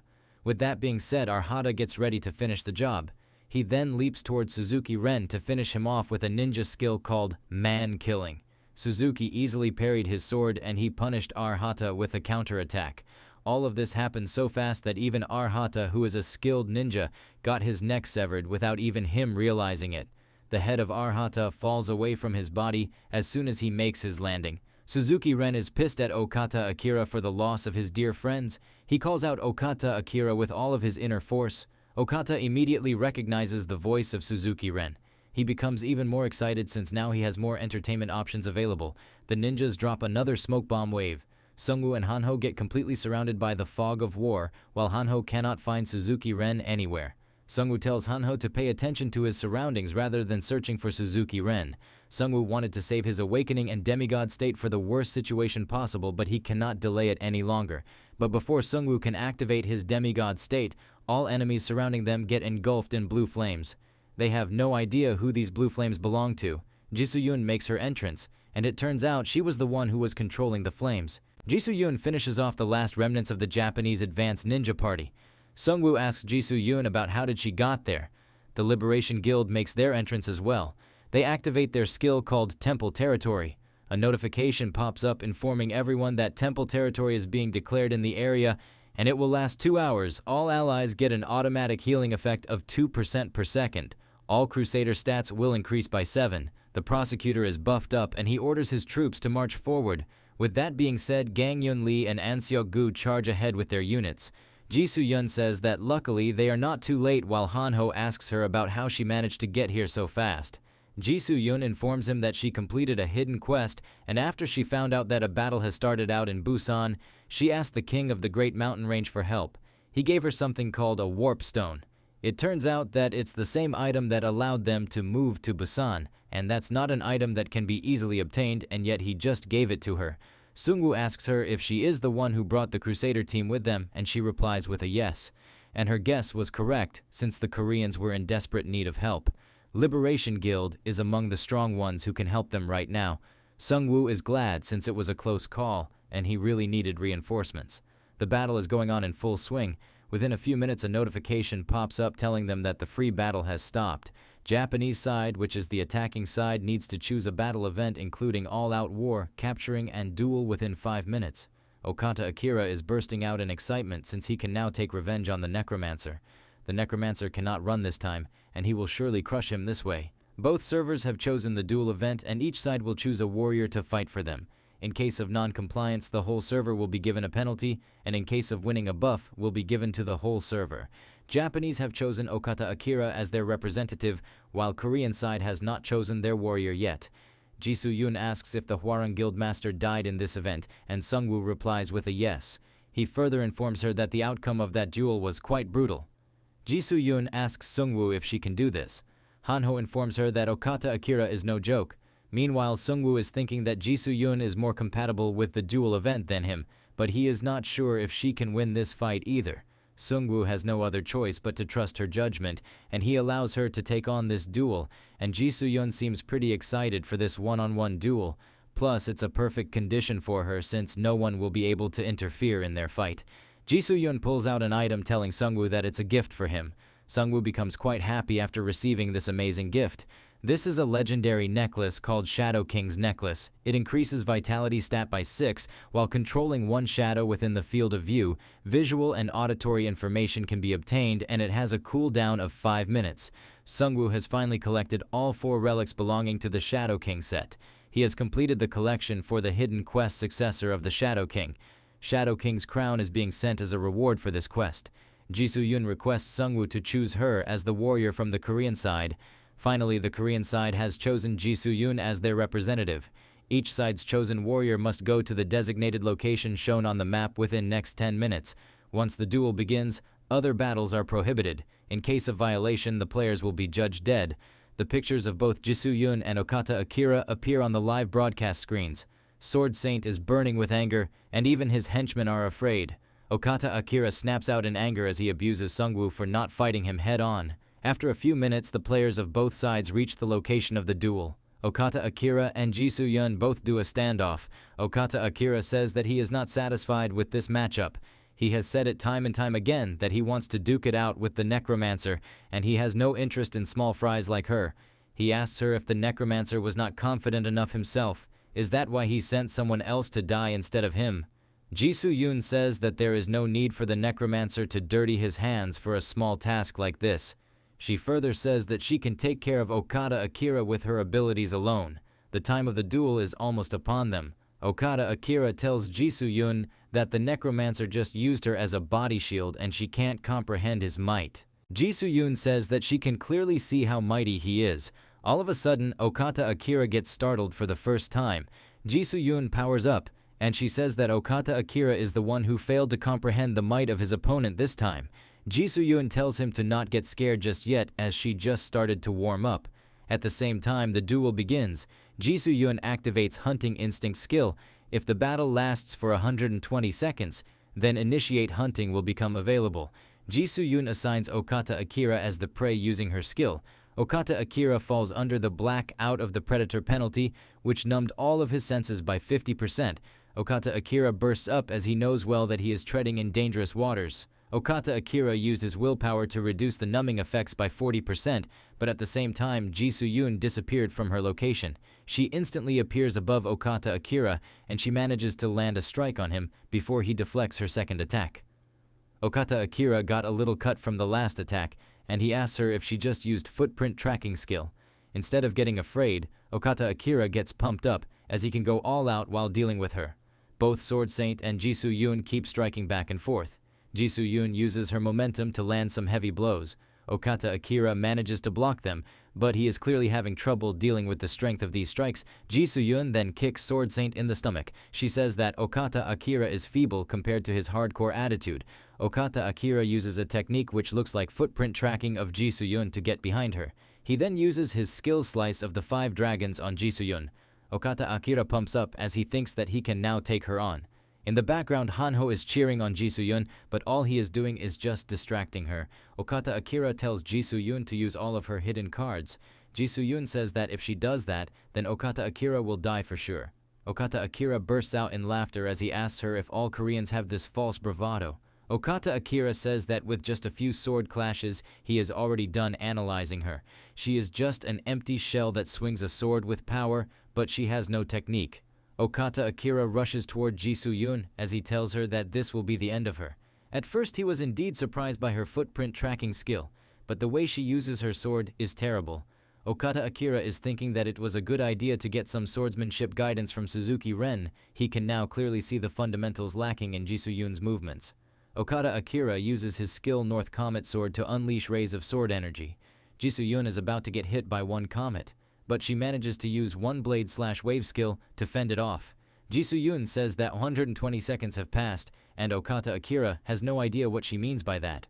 A notification pops up informing Jisoo-yun that Initiate Hunting is now available, and Jisoo-yun initiates it. Initiate Hunting has been activated for 1 minute. All stats of Jisoo-yun have increased drastically by 60 points. Her attack power against the prey increased by 50%. Jisoo-yun is brimming with power, and all of her surroundings are getting incinerated due to her overbearing aura. The aura of Jisoo-yun seems unstoppable. Even the Sword Saint, who is a war veteran, has never seen this amount of aura in one place. Okata Akira tries to stop this calamity with all of his might. It turns out that all-out attack was a feint, and Jisoo-yun appears behind Okata Akira. Jisoo-yun uses sword-proof skill on Okata Akira. The strength of this sword attack was so powerful that it doesn't even give him the time to counterattack. Her speed makes her attacks difficult to analyze. Okata Akira can't believe that he is losing to a girl with low field experience, then him. This reminds him of one of his dungeon raids with Suzuki Ren, where Suzuki Ren asked him if a person is able to defeat an elephant. Okata Akira is not sure what Suzuki Ren wants to ask him. Suzuki Ren says that they got lucky in this secret dungeon, but what he is trying to say is that they should avoid elephants with abilities that are hard to defeat. Okata Akira says that it can be the case for someone like Suzuki Ren who only fights with pure sword techniques, but it's different for those people who can use various skills like him. With his abilities, he can even defeat an elephant. He has the convenience of being able to use skills the moment he learns them without training. Thanks to the stats he has obtained from various dungeons by leveling up, and now he has mastered overwhelming skills. Suzuki Ren says that he is curious about the moment he will really meet a real elephant. At present, Okata Akira needs to step back in order to get out of this vicious storm of blades. Okata Akira uses North Comet Sword. But before he can get out of range, Jisoo-yun blocks his retreat path. He can't get out of the range of Jisoo-yun's skills because he is lacking in speed and he needs to find another way. After blocking so many heavy strikes, his body is almost at its limit. One more strike and the sword slips away from the hands of Okata Akira. His hand is bleeding from the impact of the last attack, and there is a bloodthirsty demon in front of him. The whole body of Okata Akira is trembling from the aftershocks, and he says that Jisoo-yun managed to overpower him with pure physical brute strength. Jisoo-yun says that she already told him that he will die if she goes all out. Okata Akira shouts at Jisoo-yun for being an elephant, and Jisoo-yun misunderstood it as Okata Akira saying that she is fat. With that being said, Jisoo-yun cuts him in 2 pieces. System announces that Jisoo-yun of the Korean server has won. A victory buff is given to the Korean server. Attack power of Korean players will increase by 30% for 2 hours. Jisoo-yun sheaths her sword. The Japanese players are in disbelief after witnessing the end of their Sword Saint. On the other side, the Korean players are overjoyed at this victory.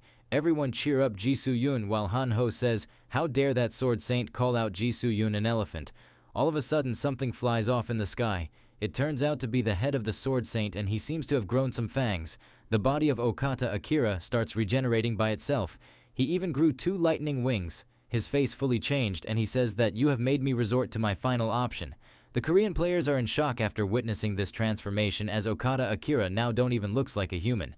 Jisoo-yun is not sure it's a skill or a mutation, but before she can think about anything else, Sungwoo says that he will take care of him now, since dealing with big guys is his specialty. Sungwoo tells Okata Akira to come at him and he will tear him into shreds. Jisoo-yun notices something and she informs Sungwoo that the thing above Okata Akira is the real problem. There are some flying objects coming from the back of Okata Akira. These objects turn out to be missiles, and they are coming straight for them. The missiles end up in a huge explosion. These missiles were filled with some sort of gas, and even the Japanese players got swept up in its impact. Sungwoo says that this must be the breath of the abyss. A notification pops up informing him that his mana increased drastically due to the breath of the abyss. Sungwoo says that it must be the Evolution Society, but he is not sure why they released Breath of the Abyss since they already know that it makes him stronger. Sungwoo has no idea what they are planning, but he will wipe them all out today. Sungwoo uses his Grim Reaper scythe to change into his Anubis form. The time remaining until the cooldown of the Anubis form has increased due to large amount of Breath of the Abyss. Sungwoo says that the Evolution Society must have perfected the formula to make the breath of the abyss, since the air around him is now on a whole new different level than before. Sungwoo tells Ji-soo-yun to gather everyone and get out of here. He will slowly catch up to them while keeping watch on the surroundings. Deep down, Sungwoo knows well that the Evolution Society will not simply end things with this attack. On a nearby rooftop, Sungwoo spots some beastmen. The beastmen are filling the whole area with the breath of the abyss. Sungwoo says that they are trying to cover the whole downtown, and he must not be their target. Another notification pops up informing Sungwoo that a lot of breath of abyss has accumulated and the cooldown of his abilities has decreased. About 5,000 members of the Yamato Guild are about to die, and Okada Akira is not sure what these bastards are up to. Sungwoo is thinking that all of this must be part of their plan from the start. Soon he spots a transport aircraft coming toward their direction. The aircraft heads directly for Okada Akira at full speed. Finally, it gets crashed into Okada Akira. The speed of the aircraft was at max, and it left a huge impact. Okada Akira somehow managed to barely block the aircraft, and now he has realized that the Evolution Society has betrayed them. The upper roof of the carrier pops out like a cherry with a huge blast. A huge slimy tentacle comes out of the blasted carrier. Okada Akira is in awe at this abysmal creation of the Evolution Society. More huge slimy tentacle monsters pop out of the big tentacle. All of them pierce deep into the body of Okada Akira. In a few seconds, they completely devour the Sword Saint, leaving nothing behind. Sungwoo is thinking that this thing feels more bizarre and terrifying than a real monster. The tentacle monsters start absorbing the breath of the abyss. Soon Sungwoo realizes that it's not only the breath of the abyss it is absorbing, but souls as well. Even Sungwoo becomes terrified at this revelation. The tentacle monster is growing stronger with each passing second. Someone comes out from the thick breath of the abyss. This person turns out to be Doctor, and he greets the Necromancer saying that it's been a while since they last met. Sungwoo has no idea what he means by it's been a while because this is the first time Sungwoo is meeting him. Doctor says that this must be the first time Sungwoo is seeing him in this body. He further informs Sungwoo that he has met a different version of him before. Sungwoo says that you must be the Doctor who is the head of the Evolution Society. Sungwoo knows well that his clones are taking up most of the top 20 ranks in the Korean server. Sungwoo asks him about his rank, but Doctor says that it does not matter, because ultimately all of them are one person. He further says that Sungwoo, along with all corpses lying around them, must become one as well, and that will be the climax of this game. Sungwoo asks him if it was his plan to lure in the Japanese server. Doctor compliments him for being sharp. The former clone of Doctor who was killed by Sungwoo already told him that he was researching death. But in order to do that, a lot of samples were required. That's why a large-scale war was inevitable, and this is the result of that. Doctor officially introduces Sungwoo to Chimera, the ultimate creature made by researching death. An exclusive quest by the title of The Wrong Being of Death pops out. It's a hunt-type quest, and its ultimate goal is to eliminate the player-crafted creature Chimera. An exclusive skill will be given as a reward. Its description says, those who delude death are performing rituals based on false beliefs, and the result of these rituals has finally made its appearance. If the threat is not quickly eliminated, this group will go beyond deluding death, to the point of making death itself meaningless, so that no existence who can face death will remain in this world. If the target is not swiftly dealt with, it will turn into a being that cannot be easily handled. The decision of Sungwoo will influence his fate. Sungwoo is not sure if he should be relieved, because according to the quest, this thing should be quite weak right now. The mouth of the Chimera starts bulging from the inside. The Chimera is getting stronger by absorbing souls, and the more time passes, the more stronger it will get. The Chimera will be quite disastrous for the humanity if it manages to defeat Sungwoo here. Doctor says that he will make a cool future with the help of this creature. Doctor is thinking that he has thoroughly investigated the power of the Necromancer. He will kill the Necromancer for sure by absorbing him. Sungwoo tells him to not be mistaken as he puts on a crown. This mythic rank item is called Shadow King's Crown. Its effects can only be unlocked after completing its connected quest. Its description says, Shadow King's power can only be used if all of the Shadow King's relics are collected. Right now, Sungwoo possesses all 4 relics related to the Shadow King. Sungwoo tells the Doctor that today will not be the day he will die. Sungwoo receives the Shadow King's power by collecting all relics. Sungwoo activates minion regeneration and death response in the area. Doctor says that he has already seen these 2 abilities. A loud sound can be heard as some minions get summoned behind Sungwoo. These minions are giant bosses that Sungwoo defeated in the past. A new skill called Shadow Army activates on its own. As the heir of the Shadow King, Sungwoo has learned a new skill called Shadow King's Power. shadow soldiers start emerging from the shadow of the minions. It's a special rank active skill. It requires the Shadow King's relics to be equipped. It decreases the cooldown of all skills related to the Shadow King by 50%. Sungwoo can now materialize all minions under his control as shadow soldiers. This effect lasts for 1 hour. The shadow soldiers have 50% attack power and 150% defense power of the main body, and they won't be destroyed until the main body is destroyed. The cooldown of this skill is 12 hours. Sungwoo tells the doctor that now he will show him the climax of his story. Doctor is a little bit taken aback by this. Doctor says that he was mistaken as he thought that he was the only one who made some upgrades. But no matter what, Sungwoo is an amazing person. Sungwoo says that he won't beat around the bush. He says that he don't know how long it's taken for them to make something like this, but he will get rid of it in an instant. With that being said, Sungwoo orders his minions to attack. Doctor says that Sungwoo is being impatient as he makes a magic barrier. The elite minions start punching the barrier. The Chimera opens up his mouth to throw some projectiles. Death Knight and the lizard boss manage to dodge the projectiles. The boss monster keeps on spraying out projectiles. At the same time, the shadow soldiers have gotten closer and they started working on dismembering the boss right away. 2 boss minions get hold of the wings of the Chimera. Reporter Han is super close to the fight scene. She was only here to catch some scenes of the war, but right now a battle with a giant monster is going on in full swing.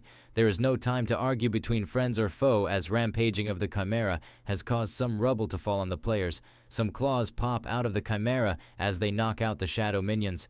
Chimera is a creature that repeats evolution and recovery by eating souls, since there are many corpses for it to consume nearby, so Sungwoo will have to fight it for a long time. All of a sudden, a ton of souls burst out of the head of the Chimera. It turns out all this time Sungwoo was collecting souls as well. Sungwoo activates demonic bombardment to harness souls into his weapon. He then uses demonic bombardment to make a huge hole into the Chimera. But the Chimera is still alive after getting hit by demonic bombardment, and it's recovering at a faster pace. Sungwoo is thinking that the Chimera ate a lot of souls. That's why it must be full of energy, and he needs a bigger attack. Sungwoo uses all souls in his possession to activate Twilight Raid.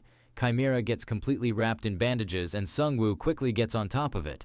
The Chimera won't stop healing since there is a huge supply of souls around them. Sungwoo orders Alpha Male Wyvern as he asks the Chimera if it can handle his next move. Alpha Wyvern gets a hold of the wrapped Chimera. Some bandages get torn down as tentacles come out of the body of Chimera. The Chimera starts wrapping the Alpha Male Wyvern with tentacles, but Sungwoo has already got a backup plan. The Wyverns keep on lifting the Chimera as high as possible so it can't reach any souls. After reaching a considerable height, the Wyverns stop for a second. They drop the Chimera as it gives out a loud shriek. The tentacles of the Chimera try to grab onto something as fast as they can, but they cannot get a hold of anything. The Chimera drops to the ground as its whole body pops out like a watermelon from the impact. The Chimera dies, and Sungwoo receives 1 million gold coins for hunting down experiment number 455. He earned the title, Experiment Disposal Manager, which increased all of his stats by 1. Sungwoo says that 1 million gold for such a hard task is too low, and there is one more thing he needs to take care of. Sungwoo has successfully completed the exclusive quest, The Wrong Being of Death. He is now given an exclusive skill as a reward. This new skill is called Nominate Death Wizard. It's a basic rank skill and it consumes 50 mana. When raising the minions, magical talent is given to them and it turns them into magical minions, and a max of 5 minions can be made into mages. The minions are capable of using multiple magic spells and curses. On improving the rank of the skill, the minions can use even more powerful magic. A minion mage can become a priest of death on satisfying specific conditions. A minion mage can then evolve into a lich on satisfying specific conditions. Sungwoo is thankful to this skill since now he has gotten some proper mages in his arsenal. Sungwoo says that maybe the doctor ran away after seeing that he cannot win. But before he can say anything else, someone throws the doctor toward him. It turns out to be Ji-Soo-Yun, and she informs Sungwoo that the doctor was keeping a helicopter ready nearby. She caught him right when he was about to take off. Doctor tells Sungwoo that there is no use in killing him, and Sungwoo asks him if he is saying this because he is a clone. Sungwoo says that not killing you because of that reason is even more ridiculous. With that being said, Sungwoo finishes him off, and he gets 13,000 gold coins for destroying the clone number 1. Ji-Soo-Yun informs Sungwoo that Doctor number 1 disappeared from the 7th rank in Korea. Sungwoo is thinking that there are a lot of clones, and at this rate they will keep coming at him, so maybe he should catch a beastman from the Evolution Society to gather clues in order to track down these clones. Sungwoo tells Ji-Soo-Yun that first of all they need to put an end to this war. the head of the dead chimera, is lying on the floor. Something starts popping out of it. It turns out to be Okada Akira, and he is equally pissed at both the Necromancer and the Evolution Society, and he bursts out in anger saying that he will not forgive them. Okada Akira quickly gets a grab of his surroundings and he steals the clothes of a dead soldier. Okada Akira already knew that the Evolution Society is wicked, but he never considered them stepping so low and backstabbing him. They wanted to swallow up both the Necromancer and him in one fell swoop. Okada Akira gets on a rooftop and realizes that the tables have already turned on the Japanese army. He is thinking about how he can escape back to the mainland, but at the same time someone approaches him from behind to ask him if he is planning on escaping alone. This person turns out to be Suzuki Ren, and he unsheathes his sword. Okada Akira says that he thought Suzuki Ren died, but he was actually waiting for him. Suzuki Ren says that he knows the skill Okada Akira used to resurrect himself. It's a legendary consumable type skill, and it can be only used one time, and it's known as monsterization. Okada Akira says that Suzuki knows about it since they completed the hidden stage Monster City together. Suzuki Ren says that it was actually his hidden quest. Okada Akira refutes it by saying that there is no mine or yours between friends. Okada Akira slowly unsheathes his sword as he asks Suzuki if he will let him go now. Suzuki Ren says that he cannot do that since he is planning on cutting ties with bad friends. Okada Akira powers up as he is thinking that it is the perfect time for him. He don't have much mana left because he just resurrected, and he may be able to use just one or two big skills. Okada Akira knows well that Suzuki just appeared now because he knows about this fact as well, and he is looking different from the Suzuki Ren who would never kill a person. Okada Akira uses lightsaber skill as he mocks Suzuki Ren by saying, "You could have gotten so much stronger if you had not met me here." Suzuki Ren easily parries all of lightsaber projectiles. He even manages to land a cut on the cheek of the Okada Akira. Okada Akira is in shock as Suzuki Ren was not able to use skills before, and now he just deflected his attack with his raw power. Suzuki Ren says that the name of the skill lightsaber is grandiose, but it's only a high-speed strike. Okada Akira keeps on striking Suzuki Ren with lightsaber, but Suzuki Ren easily nullifies all of his attacks. Suzuki Ren first thought that his class Sword Saint was garbage because it provides higher stats increase than others in exchange for not being able to learn any skills, but in the end this class turned out to be best suited for him. As Okada Akira is getting pushed back, he is thinking that the 5-star Sword Saint class is good, but Suzuki should not be this much powerful right now because he had been stealing all rewards from his class up until now. Okada Akira uses fixed sword path, but Suzuki Ren easily dodges it as he knows everything about this skill. Not just this one, but Suzuki Ren knows about all skills of Okada Akira, and he ends his bad friendship by cutting Okada Akira. As Okada Akira is being cut down, he tells Suzuki Ren that his friends are still alive. This shocks Suzuki Ren, stopping him in his tracks. But this turns out to be a trick, and Okada Akira uses footprint tracking to get behind Suzuki Ren. Okada Akira tries to strike Suzuki Ren from behind, but he gets struck down before he can land his strike. Finally, the head of Okada Akira is severed from his body. Suzuki Ren says that Okada Akira is so predictable, and he always uses same skills. He further says that Okada Akira is not using swordsmanship, but he is only following a program that always gives the same output. On the other side, the Japanese army have been getting wrecked from every direction. Even some of their main fleets have been drowned. The remaining Japanese players give up as they raise the ceasefire flag. A notification pops up informing everyone that the Korean server is the final victor of this battle. Rewards will be distributed according to the contribution of the players. Sungwoo got the first place in this war, and he got 30 million gold coins, and as an additional reward, a title by the name of War Hero is given to him. This title increases all stats of Sungwoo by 2 points. Fatty from Hwarang Guild asks Sungwoo if it is all over. Sungwoo says that it's not over since they only won the first Japan versus Korean battle, and they don't know if the Japanese or the Evolution Society have other forces somewhere in Korea. Prosecutor orders his men to mobilize the troops and search everywhere. They need to pay close attention to any signs of the Evolution Society. He further says that the Evolution Society will try to hide once again since they have made a huge mistake, but they must pull them out now since they have poked out their heads. Ansuk-gu says that ignoring these guys is same as raising terrorists, and Liberation Guild is well aware about their nature. Liberation Guild along with the minions of Sungwoo start searching every nook and cranny. Everyone is trying their best to find the lair of these parasite-like bastards. Another server quest by the title of Second Korea and Japan War for Revenge begins. It's a war-type quest, and the rewards will be announced later on. Due to the Japanese server invasion, the First Japan and Korea War broke out, but in the end, it was the Korean server who raised the victory flag. And this time, an opportunity to counterattack has been given to the Korean server. Whether the long bad relationship between two servers should be cut through bloodshed or calmly forgotten, it will be decided according to the choice of the Korean server. In case of giving up on the counterattack following the server representative's decision, the quest will end. Another notification pops out as Sungwoo and his party were discussing their future plans. For an excited face-off, special rules will be applied. The contents of the rules are as follow. First, the Korean side will be given counterattack perks. Sungwoo, who is the representative of the Korean side, can use confirm location on the enemy forces and use fast travel to that location. Second, anyone can support the opposing server and he will be given an opportunity to transfer to the opposing server. Third, the entire quest process will be broadcasted live to the world through the official channel. Sungwoo is thinking that this fast travel and confirm location are both perks suitable for sneak attacks. Sungwoo uses confirm location and a huge map pops out in front of him. The location of the enemy forces is now marked on the map. Sungwoo may pick one among the marked locations and open a hypergate for fast travel, and he has only one chance remaining. The map is showing that the Japanese troops are on Tsushima Island, and Sungwoo is thinking that maybe this is the place where Yamato Guild forces are located. The fact that Sungwoo can move directly into enemy forces' main base is not bad, and this is the optimal time to attack them since their main expeditionary force got destroyed and their main base must be defenseless. But there is another problem. It turns out that there are some enemy forces marked in a city called Daejeon in Korea. He is thinking that maybe this is the place where the Evolution Society is. They did a good job hiding all this time, but their main base got exposed through this quest.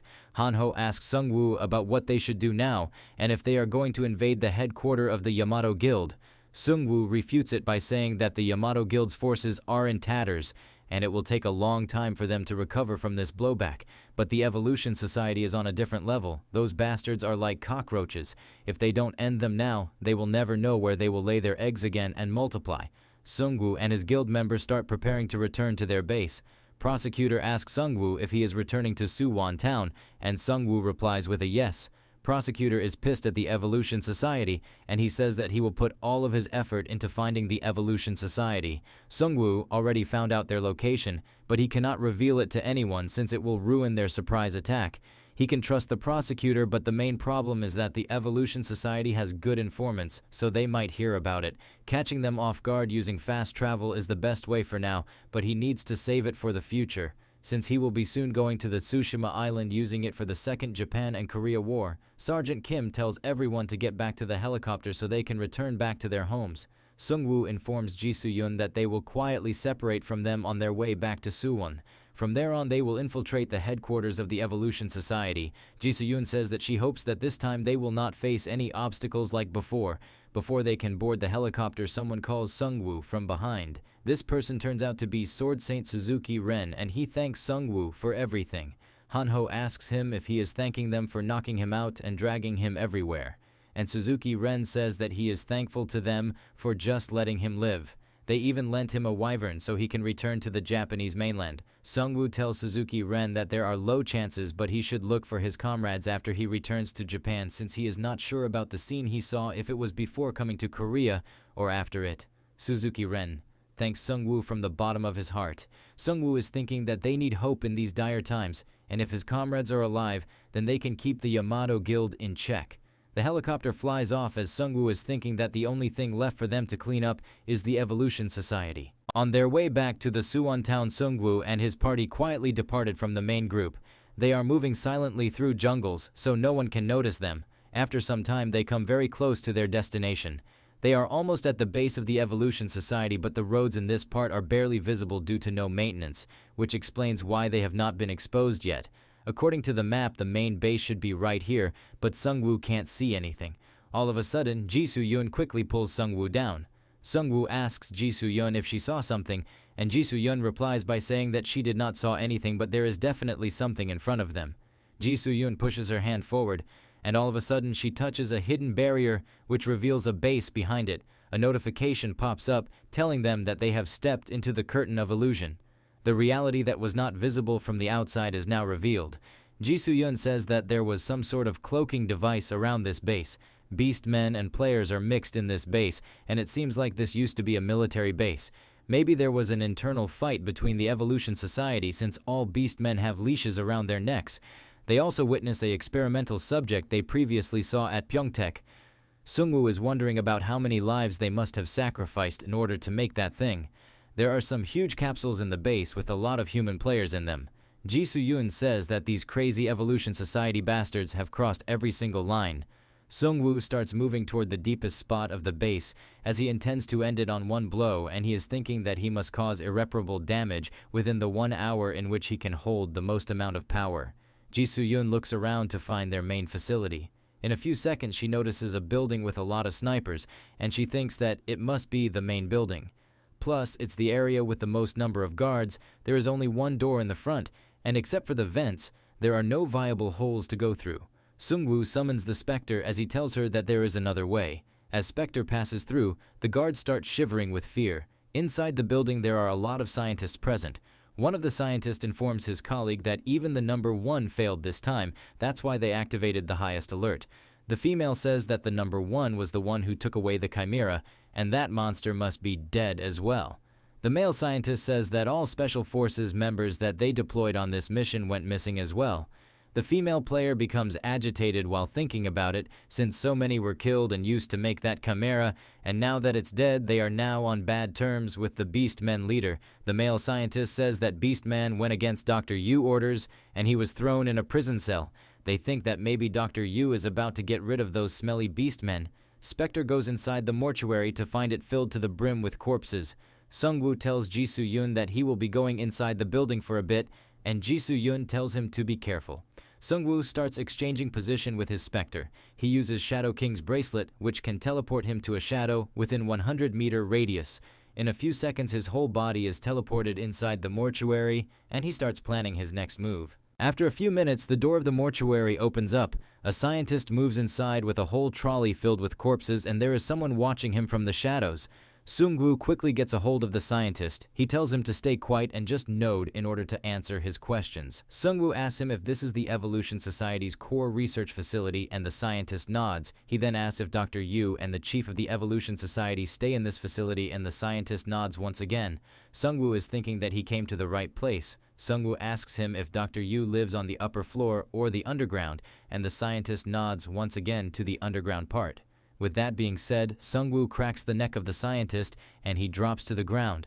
Sungwoo orders his minions to pile the dead bodies near the wall. In order to let these bastards know that he is here, Sungwoo blows up the corpses using the corpse explosion.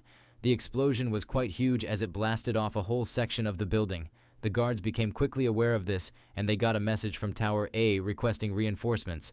But before the guards can respond, they were sliced by Ji Soo-yoon and Raidi. With that being said, Ji Soo-yoon quickly slices through a whole battalion of guards. In a few minutes, Ji Soo-yoon reaches the place where the explosion occurred, and Sungwoo was waiting for her in there. One of Sungwoo's minion is present on the ceiling, and he has a lot of dead bodies with him. Sungwoo blasts off some of the dead bodies to make a hole on the ceiling. The scientists spot the minion standing near the newly made hole. The minion starts throwing the dead bodies outside of the building, and Sungwoo uses corpse explosion on these dead bodies to explode them near enemies. Sungwoo has more minions present throughout the building with a lot of dead bodies, and he will keep exploding them until he finds the leaders of the Evolution Society. After some time, Sungwoo, along with Raidi and Ji Soo-yoon, jump into an underground hidden floor they just discovered. Upon reaching the bottom of that floor, they get a system message informing them that the field boss monster Durahan has appeared. Ji Soo-yoon tells Sungwoo to look somewhere. It turns out there are some beings held captive in test capsules, and there are white chains binding them. These white chains look like they contain divine magic. One of the beings puts his hand toward the capsule. All of a sudden, Sungwoo feels like that these beings were just asking him for something. Sungwoo gets an exclusive quest. It's a rescue-type quest, and its title says Cavalry of the Dead. His goal is to undo the seal on Durahan, and Durahan's loyalty will be given as a reward for this quest. Its description says, Field boss monster Durahan, detained in a remote location, has sensed the powerful authority of death within you and is asking to be rescued. On rescuing Durahan, he will voluntarily become your bloodkin and swear eternal loyalty to you. If the seal is not undone by his hands, then Durahan will not follow him. There is a personal message from Durahan stating, as expected from the Necromancer, he came to save me. Sungwoo tries to approach the capsule, but he cannot do anything. He gets a notification stating divine power rejects your approach. In case of direct contact with the substance, he will take damage. Jisoo-yun uses her sword/skills on the chains in order to break them, but it didn't even leave a single scratch on the chains, and Sungwoo is thinking that he needs a different method in order to break Durahan free from these chains. The chains are connected to another room, and Sungwoo decides to go there. As soon as he opens up the door, there are a lot of crossbowmen waiting for him, and they open fire. But they are not fast enough as Jisoo-yun parries all of their bolts. The crossbowmen are in disbelief as all of their bolts got parried, while the mages start preparing some divine magic. The mages make up a lot of divine spells, and Sungwoo is thinking that these guys only thought of him while making these strategies. But Jisoo-yun is much scarier inside a limited space like this one. While the whole building is shaking from the explosives and skirmishes, there is someone locked up in a prison who is not sure if this uninvited guest will prove to be good or bad for him. After getting rid of the players, they find a divine power plant. Its rank is unknown, and it was made by players. Priest-type class players can recharge it with mana, but other mage-type players can't recharge it. Once fully charged, it generates purifying energy for 90 minutes. Its description says that it requires fully charging every hour. There is a personal note by the creator of this plant which states that the Evolution Society must make sure to recharge it every 24 hours by putting priests in different schedules. Jisoo-yun cuts the divine power plant with her sword/skill. Jisoo-yun says that they should be able to undo the divine chains because they broke their power charging source, and Sungwoo suggests that they should go back and see for themselves. After returning to the room, they find out that the chains have become normal. With that being said, Jisoo-yun once again tries to cut them. This time, the chains easily broke with a little amount of force. Sungwoo cuts the capsule in half using his Grim Reaper scythe. The liquid binding the movement and skills of Durahan is now finally spilled to the ground. Durahan looks quite imposing in his real form, and he is leaking a little bit of bloodthirst. Jisoo-yun informs Sungwoo about this bloodthirst, but Sungwoo tells her to calm down. Sungwoo is thinking that he don't likes the system, but it never lied to him before. Durahan gets down on his knees. A system message pops out informing Sungwoo that the field boss monster Durahan swears loyalty to Sungwoo. Now this monster is his blood kin. The Durahan is waiting still on his knees in front of Sungwoo for his first order. Another notification pops up telling Sungwoo that he has completed the exclusive quest Cavalry of the Dead. As a reward, special blood kin is given to him. At the same time, another platoon of guards arrives right outside the room where Sungwoo is at, and they get ready to infiltrate the room. Sungwoo can clearly hear their footsteps, and he thinks that it is the perfect time to test the abilities of Durahan, so he orders him to get rid of them. After entering the room, they find it quite dark, and they can hear strange sounds approaching them.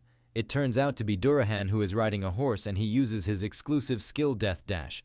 Durahan also unlocked a powerful synergy by moving without his head. It increases his chances of avoiding critical hits by 100%, and he has complete immunity to death, fainting, and psychics type curses. Durahan swiftly takes care of a bunch of bowmen with his spear. He then beheads some players using a single strike. After that, he stomps the heads of the last few remaining players. Durahan annihilated a whole squad in a matter of a few minutes, which is a feat reserved for only boss monsters. Sungwoo is quite impressed with the skills of Durahan, and now he is more excited to see what the next floor holds for him. Sungwoo blasts through another floor, which is the Abyss Research and Specimen Center. Jisoo-yun says that maybe this floor contains undead-type research materials and monsters. Inside the room, they find some long-dead specimens turned into skeleton warriors. The Archmage Beastman seems to be caged there as well, and he calls out to the Necromancer. Sungwoo says that from what he knows, the Guardian Archmage should not be stuck down here. Guardian Archmage says that the Evolution Society bastards have been using me ever since he started growing weaker, and in the end, he became one of their hunting dogs.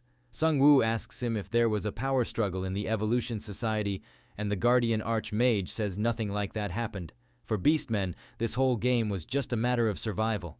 Ever since he became a prey just because he didn't pick a card. Sungwoo asks him about the terrorist activities they were involved in, if that was also a matter of survival. Guardian Archmage asks Sungwoo if he will believe him if he says that it was all part of the quests given by the system.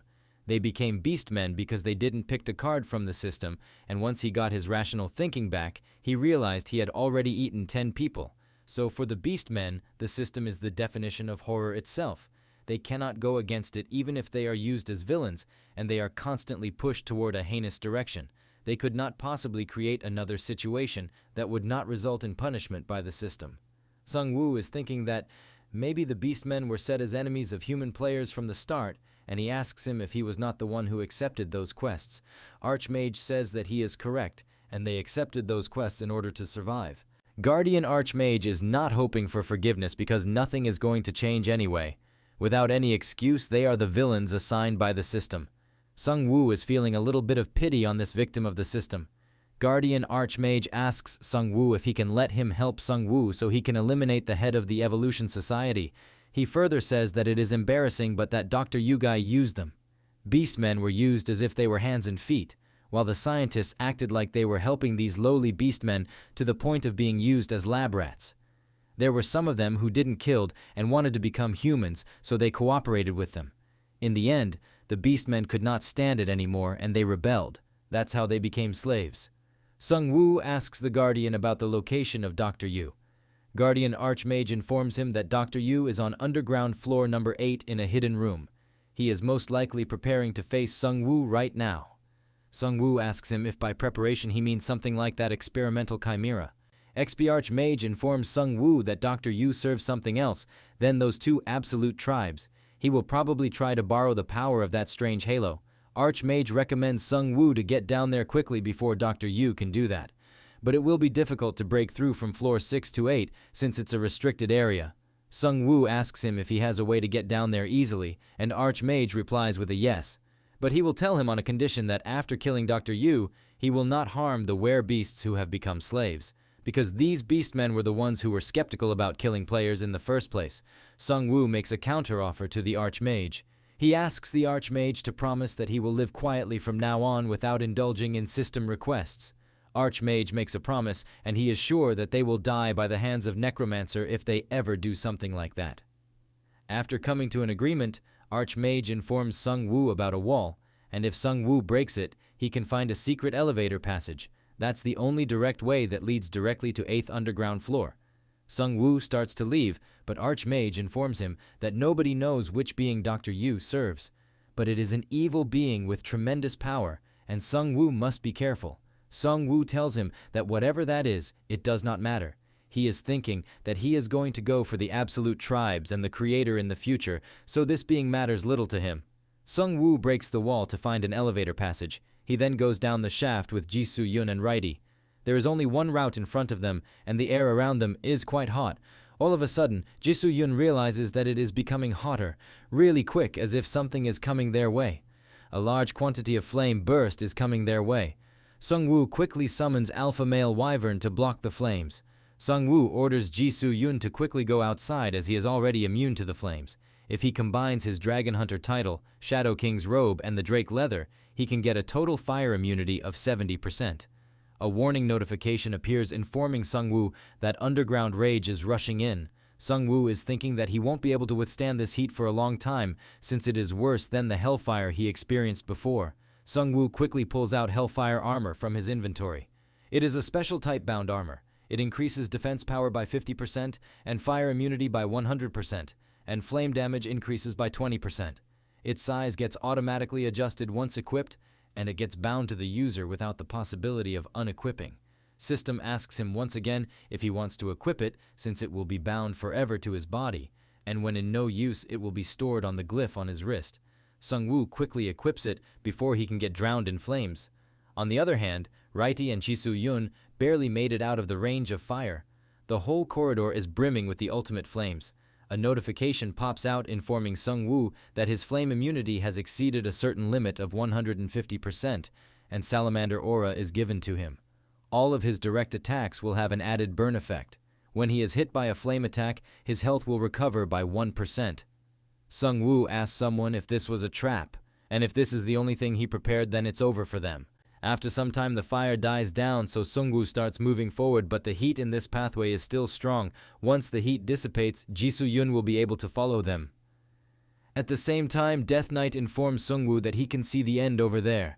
There is a fire spiting abomination on their way, and Sung Woo says that it must be the reason for those hellfires back then. This is the only way forward, so they need to get rid of it. Sung Woo has seen enough, so he orders Death Knight to break it.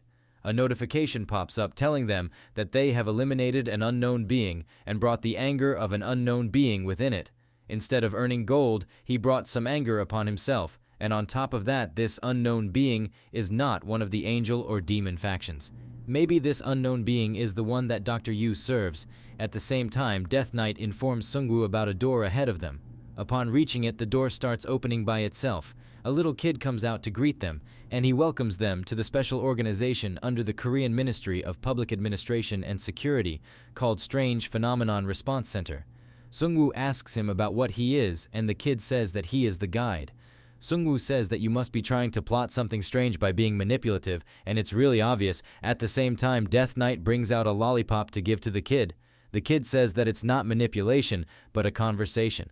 They are trying to convince Sungwoo once more by sending out a kid like him because he is too strong, and Sungwoo is thinking that this guy is not a kid. Sungwoo thinks he is one of the clones of Dr. Yu, and at the same time, the kid tells them to follow him. Sungwoo asks him about the governing body of Korea he talked about. Kid tells them that they were a part of the government, Strange Phenomenon Response Center.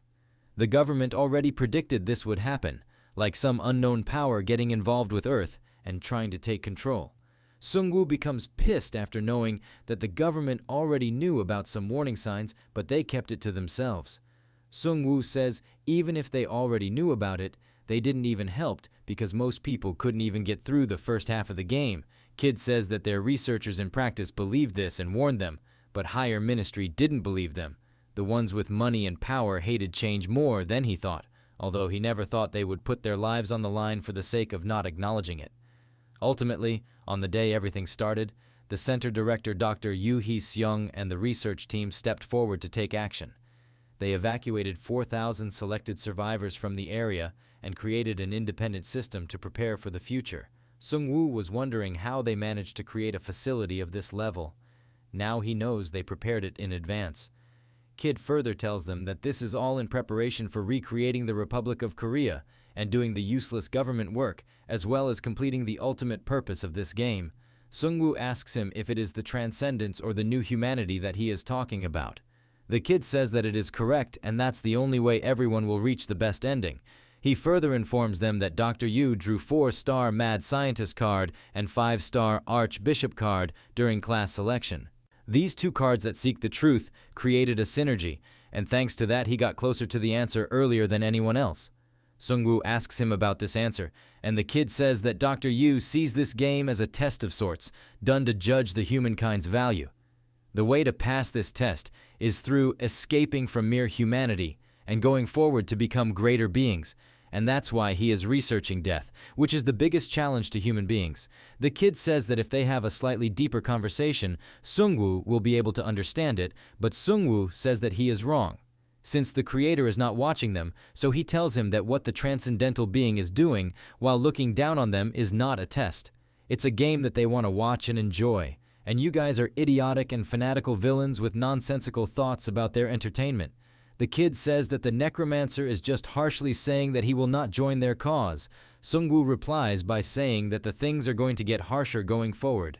The door opens up and the kid tells Sungwoo to go ahead to hell as there are some mana summoning circles behind the door. Kid bows down as 3 holy spears containing divine power are shot towards Sungwoo. Sungwoo says that he already knew it, so he sends Righty forward.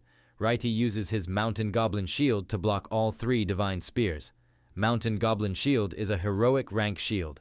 It forms a shield that nullifies magic attack 3 times and it has a cooldown of 1 hour. In the meantime, the kid ran inside so Death Knight and Righty chase after him.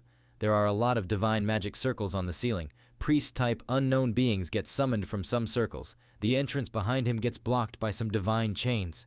Death Knight says that the unknown beings that just got summoned don't seem to be moving on their own free will, and Sungwoo orders his minions to defeat them first. But as these beings get killed, Sungwoo gets a notification that they were players and he gets a lot of gold for killing them. Looking at the system messages, Sungwoo now knows that these are just some ordinary players, but they are being controlled by something. A person sitting at the table says that he tried evolving the players quite a bit, and he asks Sungwoo about his opinion. Their age-old dream was to turn the Necromancer into one of them as well. One of the Dr. Yu clones says that they just gave up on convincing him as his stubbornness is no joke, and the kid clone says that Sungwoo would not buy it no matter what he said. Sungwoo says that it's quite a sight since Dr. Yu has clones by age groups. Since he has more clones, why don't he call down everyone? Dr. Yu says that there are more in here. 2 more clones come out, and the one controlling the wheelchair says that he is glad he could live up to his expectations. The old clone with his trembling hands says that Sungwoo is the specimen he wanted for so long, and now he has come by his own will. Sungwoo is sure that this old man is the real Dr. Yu Seong. Dr. Yu says that Sungwoo is the only being that will complete his research. Sungwoo says that he is here to finish him for good, but Dr. Yu says that he will trim him well enough and keep him good as the friends above him. Sungwoo gets pissed as at least the younger clones are talking politely, but the original body is just ugly and stingy. Dr. Yu says that as you age, you are bound to get a personality.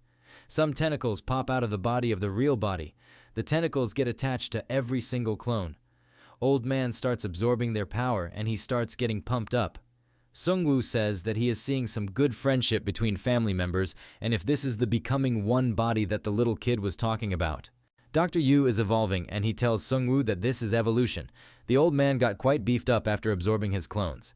After that, his tentacles start controlling the players above them, and Dr. Yu says that although their bodies are not one, but they are under the same mind. He further says that this is the beginning of evolution. At the same time, he summons a lot of divine magic circles. Sungwoo says instead of evolution, extinction suits him better as he prepares his repeating dwarf crossbow.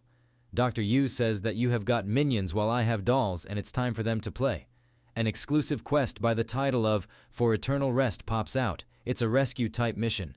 Its goal is to provide death to the ones who cannot die. As a reward-exclusive skill, you have witnessed something shocking will be given to him. Since Sungwoo discovered those who fell into the clutches of the wicked, they are stuck there receiving eternal torture while they cannot die. Although they cannot scream, their bodies feel everything.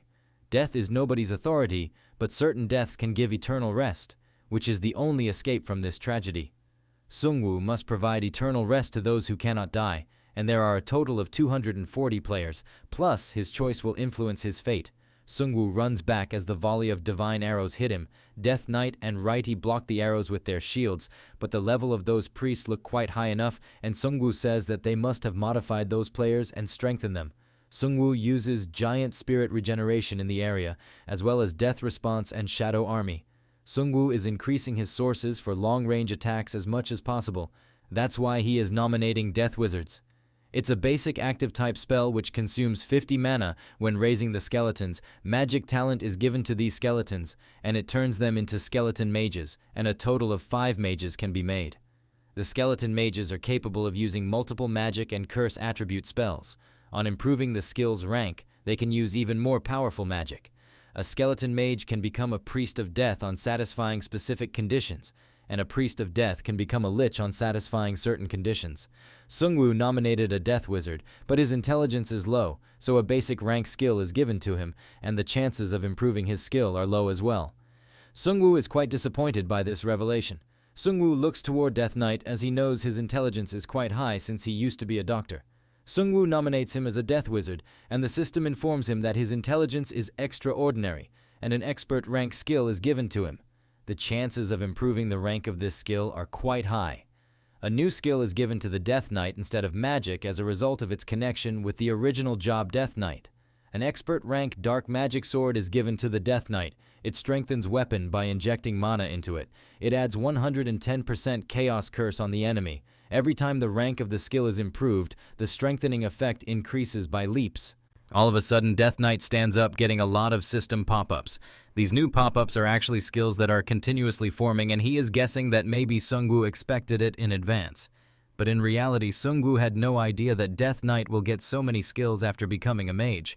Death Knight at once summons ice, earth, and wind elements. He then attacks Dr. Yu with those projectiles, but the shield of Dr. Yu is quite strong. Dr. Yu is impressed since these abilities were not in the report he made on the Necromancer. Sungwoo says that it's not just abilities, and at the same time the door starts getting attacked behind him. It turns out to be Jisoo-yun who easily breaks through the door, and she says that she is sorry for being late to the party. Sungwoo says that he was already expecting her to be late, so it's okay. Dr. Yu orders his dolls to kill Jisoo-yun as he is planning to use her as one of the dolls as well. Dolls shoot a lot of divine-powered arrows which easily shatter the undead minions. Sungwoo orders Jisoo-yun to take care of them, since she is the only one who will be less affected by them. Jisoo-yun gets in front of Sungwoo and she easily parries all arrows shot at Sungwoo.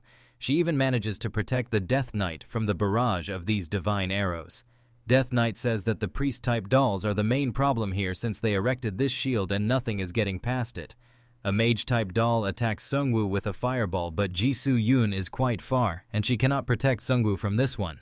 Sungwoo quickly summons Troll Skeleton to block the fireball. There are not just priests but other classes as well among these dolls. At this rate, Sungwoo and his party are bound to get hit from all sides. They are quite far as well, so Sungwoo needs a stepping stone to reach the dolls.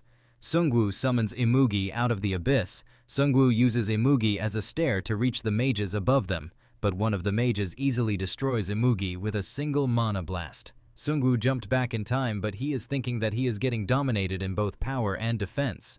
And the dolls respond so precisely it's like he is moving the pieces of Korean chess.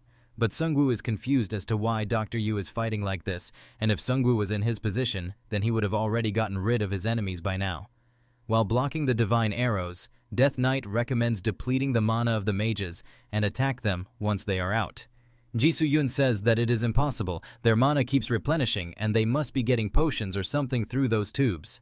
Dr. Yu orders his dolls to use arrows of divine blood. All dolls shower Sungwoo and his minions in a rain of divine arrows.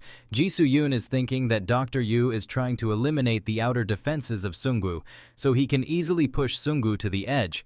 Head-on attacks are not working on Dr. Yu since he controls a lot of dolls by himself, and Sungwoo has no idea how many more dolls he has hidden away. But the dolls were already moving and they had those tentacles before Dr. Yu transformed, and maybe he is not just controlling them through his tentacles only. Maybe he is doing it through a mechanical device, which means there must be an engine which moves this whole thing. Sungwoo orders his specters to find it. Dr. Yu says that it is not as hard as he thought it would be, analyzing the enemy's actions with superior intelligence and responding in a most optimal way is a perfect strategy. He further says that he should have stepped forward instead of sending a clone right from the start. At the same time, Sungwoo found the engines through his specters. There are a total of 6 engine rooms around them, but the walls of these rooms are too thick and only openings are small exhaust ports. Both Righty and Sungwoo starts thinking about something that can fit through those small air vents. After some time, Sungwoo summons Durahan. Durahan keeps running away in a single direction. Dr. Yu is thinking that Sungwoo must have thought of something else since he just summoned Durahan. He thinks that maybe Durahan is just a distraction, and the reason why he drew a summon so he could just run through the outer side must be different. At the same time, he notices that there is a head in place of Durahan's empty neck. Durahan cuts opens the vents using his sword. Now Dr. Yu knows what they are aiming for, and at the same time Durahan throws a dead body inside the engine room. Sungwoo uses corpse explosion and the engine gets destroyed along with the corpse. Dr. Yu starts to become paranoid as some of his dolls just stopped moving due to no energy. But he still has emergency power and he just needs to hold his ground for 1 minute until the power returns. A notification pops up telling Dr. Yu that the switching of emergency power supply is at 34%.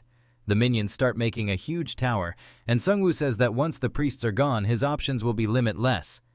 Death Knight uses Ice Road on the minions to freeze them, and he makes a smooth path upwards. Sungwoo orders Durahan to take down Dr. Yu, but Dr. Yu has still a lot of dolls left and he orders them to take down Durahan. Durahan uses his exclusive skill Death Dash. He manages to pierce through the chest of Dr. Yu with his mana spear. After getting pierced, Dr. Yu falls to the ground. As he falls, Sungwoo is thinking that the biggest weakness of the one-man army is that you can instantly fall once the enemy finds an opening. All dolls start going offline as Sungwoo is thinking that if he was in his place, he would have used overwhelming power to crush the enemy at the start. The battlefield is something Dr. Yu can't have experienced, since he was growing stronger in a safe place while using clones. With that being said, Sungwoo starts burning the dolls to complete his exclusive quest. He orders his minions to completely destroy this hideous facility. Dr. Yu says that everything he worked for is ending in vain like this. Sungwoo says that you were feeding off of free experience points while staying hidden. It would have been harder to battle against the clones since they had some actual battle experience. Sungwoo further says that this marks your end, you piece of trash. Dr. Yu becomes angry after being called a piece of trash. Dr. Yu angrily says that you have not even lived half my age, so how would you know how long he has been preparing for this? When the likes of Sungwoo didn't knew anything, he prophesied this hellish situation.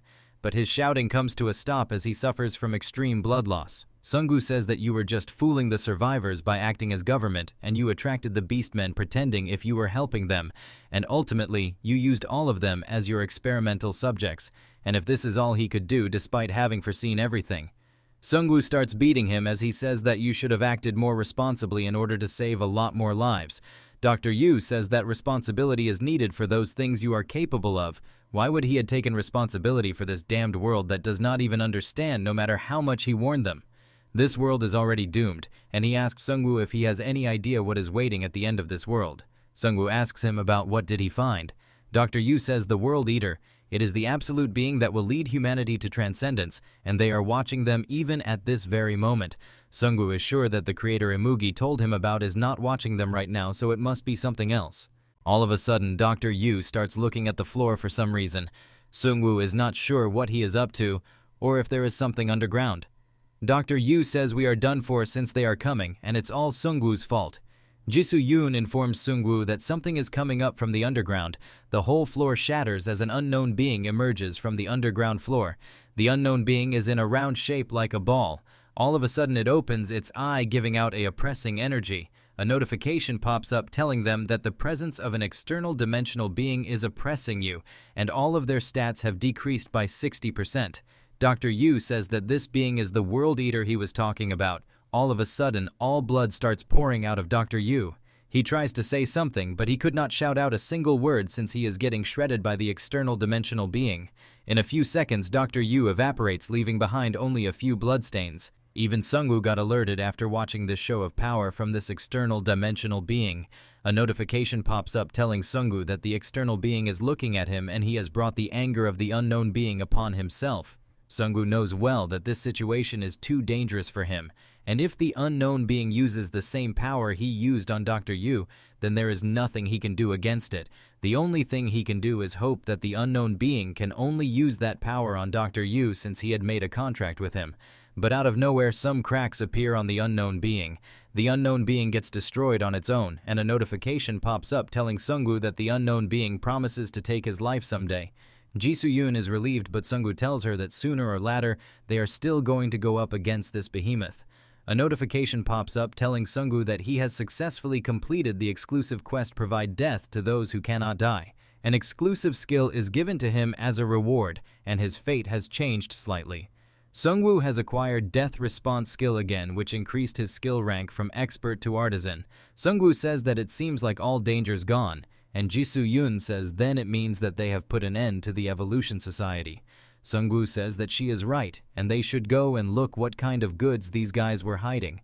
Sungwoo informs Suwon Town about his victory over the Evolution Society, and in a few hours helicopters arrive at their location. Hanho is quite happy at the defeat of these roach-like Evolution Society bastards, plus the two of them conquered this whole huge facility. Hanho asks them about what kind of a person was the Evolution Society boss, and he should have been there with them to struck an Asura blow to his face.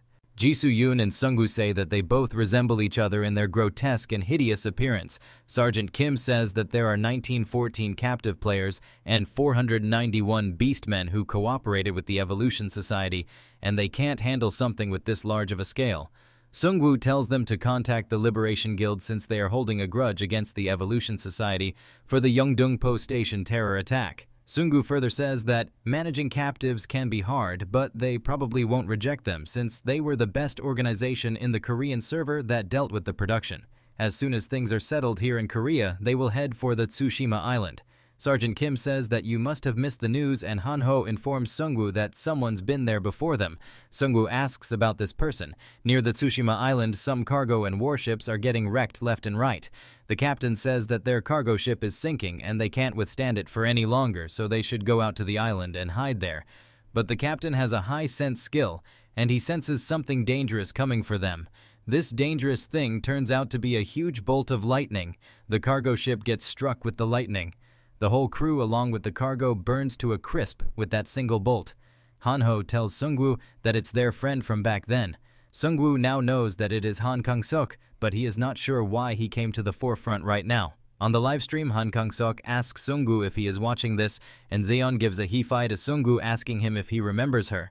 Han Kang-seok says that he has been hearing some news about Sungwoo and it looks like Sungwoo is doing well and he has been envious, since he has been wandering around in disgusting places, but Sungwoo is not sure which disgusting place is he talking about. If he thinks about the last opponent they fought together, judging by that, Han Kang-seok must be completing a quest related to the Door of Hell. Han Kang-seok further says that he will be soon contacting him for some reason, and he is sending this loot from the Tsushima Island to Sungwoo as a gift. He recently heard that Sungwoo has started a hobby of growing plants. He wants to see that plant someday with his own eyes. Sungwoo is sure that he must be referring to the world tree as a plant. Sungwoo can't seem to figure out his intentions. He is not someone he can stop worrying about even if they have formed an alliance. Even though he is constantly growing stronger, the first rank is still his.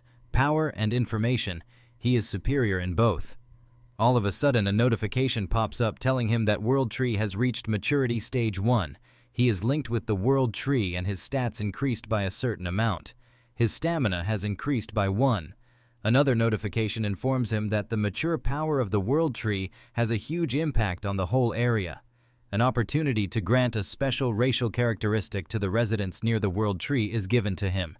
Sungwoo is thinking that it is a good thing that the World Tree has reached mature stage, but he is not sure what the notification meant by racial characteristic since he thought characteristic of all players were human. Another notification pops up telling him that the World Tree owner can choose one among the following racial characteristics. According to the owner's disposition, each race's detailed features may change. The first race is Fairy. It specializes in sense, dexterity, wisdom. Second race is Tree Spirit. It specializes in vitality, regenerative ability, and sociability.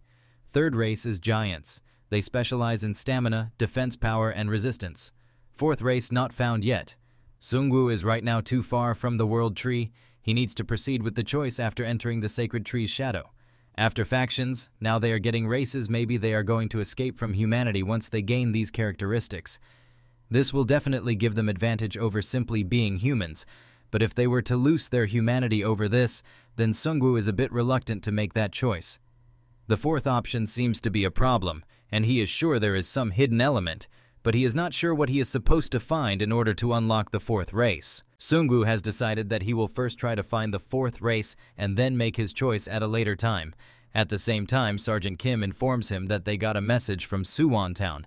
It turns out that the World Tree just grew explosively, and it also grew 3 more fruits. Sungwoo tells them to get the helicopter ready right away and they should head there immediately. After a few hours they arrive at the World Tree. At the same time they get a notification that the Korean server is the final winner in the Second Japan and Korea War. Rewards are distributed according to the contribution made by the Korean server.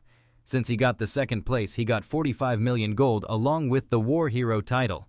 His War Hero title has increased to level 2 and all of his stats increased by 3.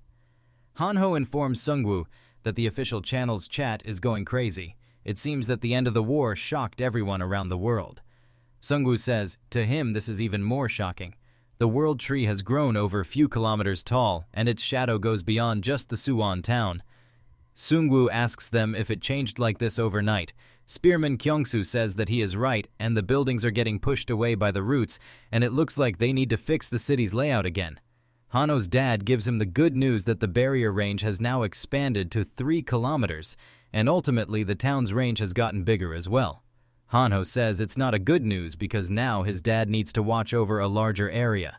Sergeant Kim says that he contacted Hwarang Guild to collect the loot from the Tsushima Island, and in return, they will be sharing a part of the loot with Hwarang Guild. Sungwoo says that right now, they are doing Suwon Town reconstruction, securing the Evolution Society facility, and now transferring the loot from Busan. It seems like they are short on manpower. Spearman Kyungsu says that there is no need to worry about it. Ganghwado has been integrated into them, and trustworthy support will soon join them. There are 265 players, led by the Griffin Rider, coming to their aid. Sungwoo says that with that much personnel, they will be able to put out the urgent fire for now, and Ji Soo-yoon praises Spearman Kyungsu for his efforts. Sungwoo says that he will look for conditions for the World Tree's 4th race. Upon touching the World Tree, a system notification tells him that he can choose a race by confirming the fruit. There are only 3 newborn fruits, and the fact that the 4th option is not available means that the 4th fruit is yet to be found.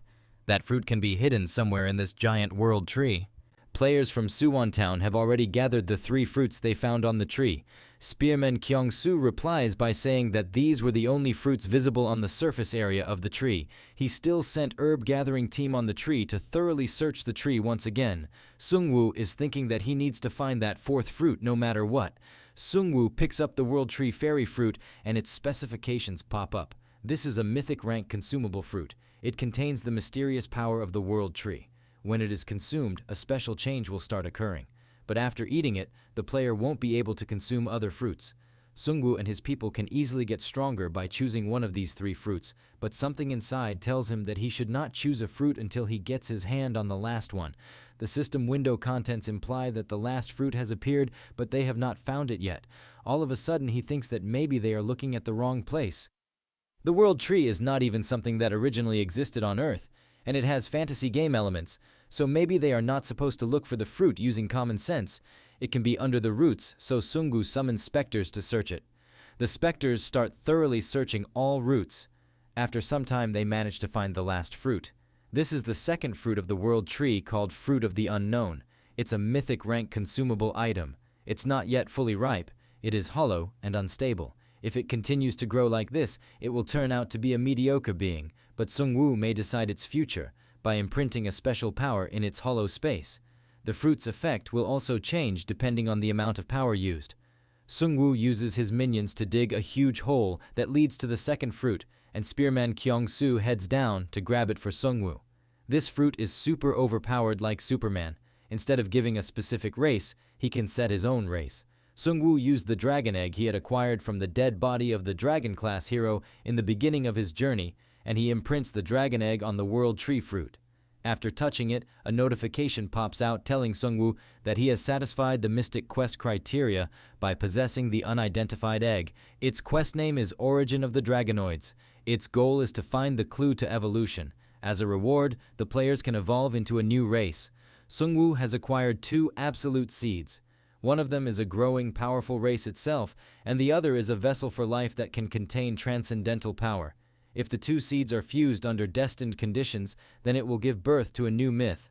The clue to evolution will be opened once the unidentified egg hatches and the World Tree reaches the complete stage. If the seeds get damaged, then this quest will fail. Sung-woo tells others that he did something big, but it seems like they can't freely choose what they want. But this is not a thing to be disappointed about. Even wyverns were considered the rulers of Korea before he brought them down. But this is a dragon that even has not hatched yet. Sung-woo asks the Death Knight to come forward. Sung-woo says that when they obtained this egg, it had a 1,000 days cooldown before it can hatch, and Sung-woo asks him about how many days are left. Death Knight informs Sung-woo that only 101 days are left.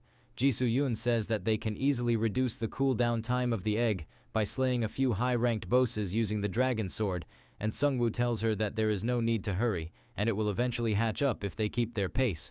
After some time, the Griffin Rider arrives at Suwon Town with her workforce. She greets Sung-woo, and it looks that she went through a complete makeover. Sung-woo welcomes her, and he compliments her new look.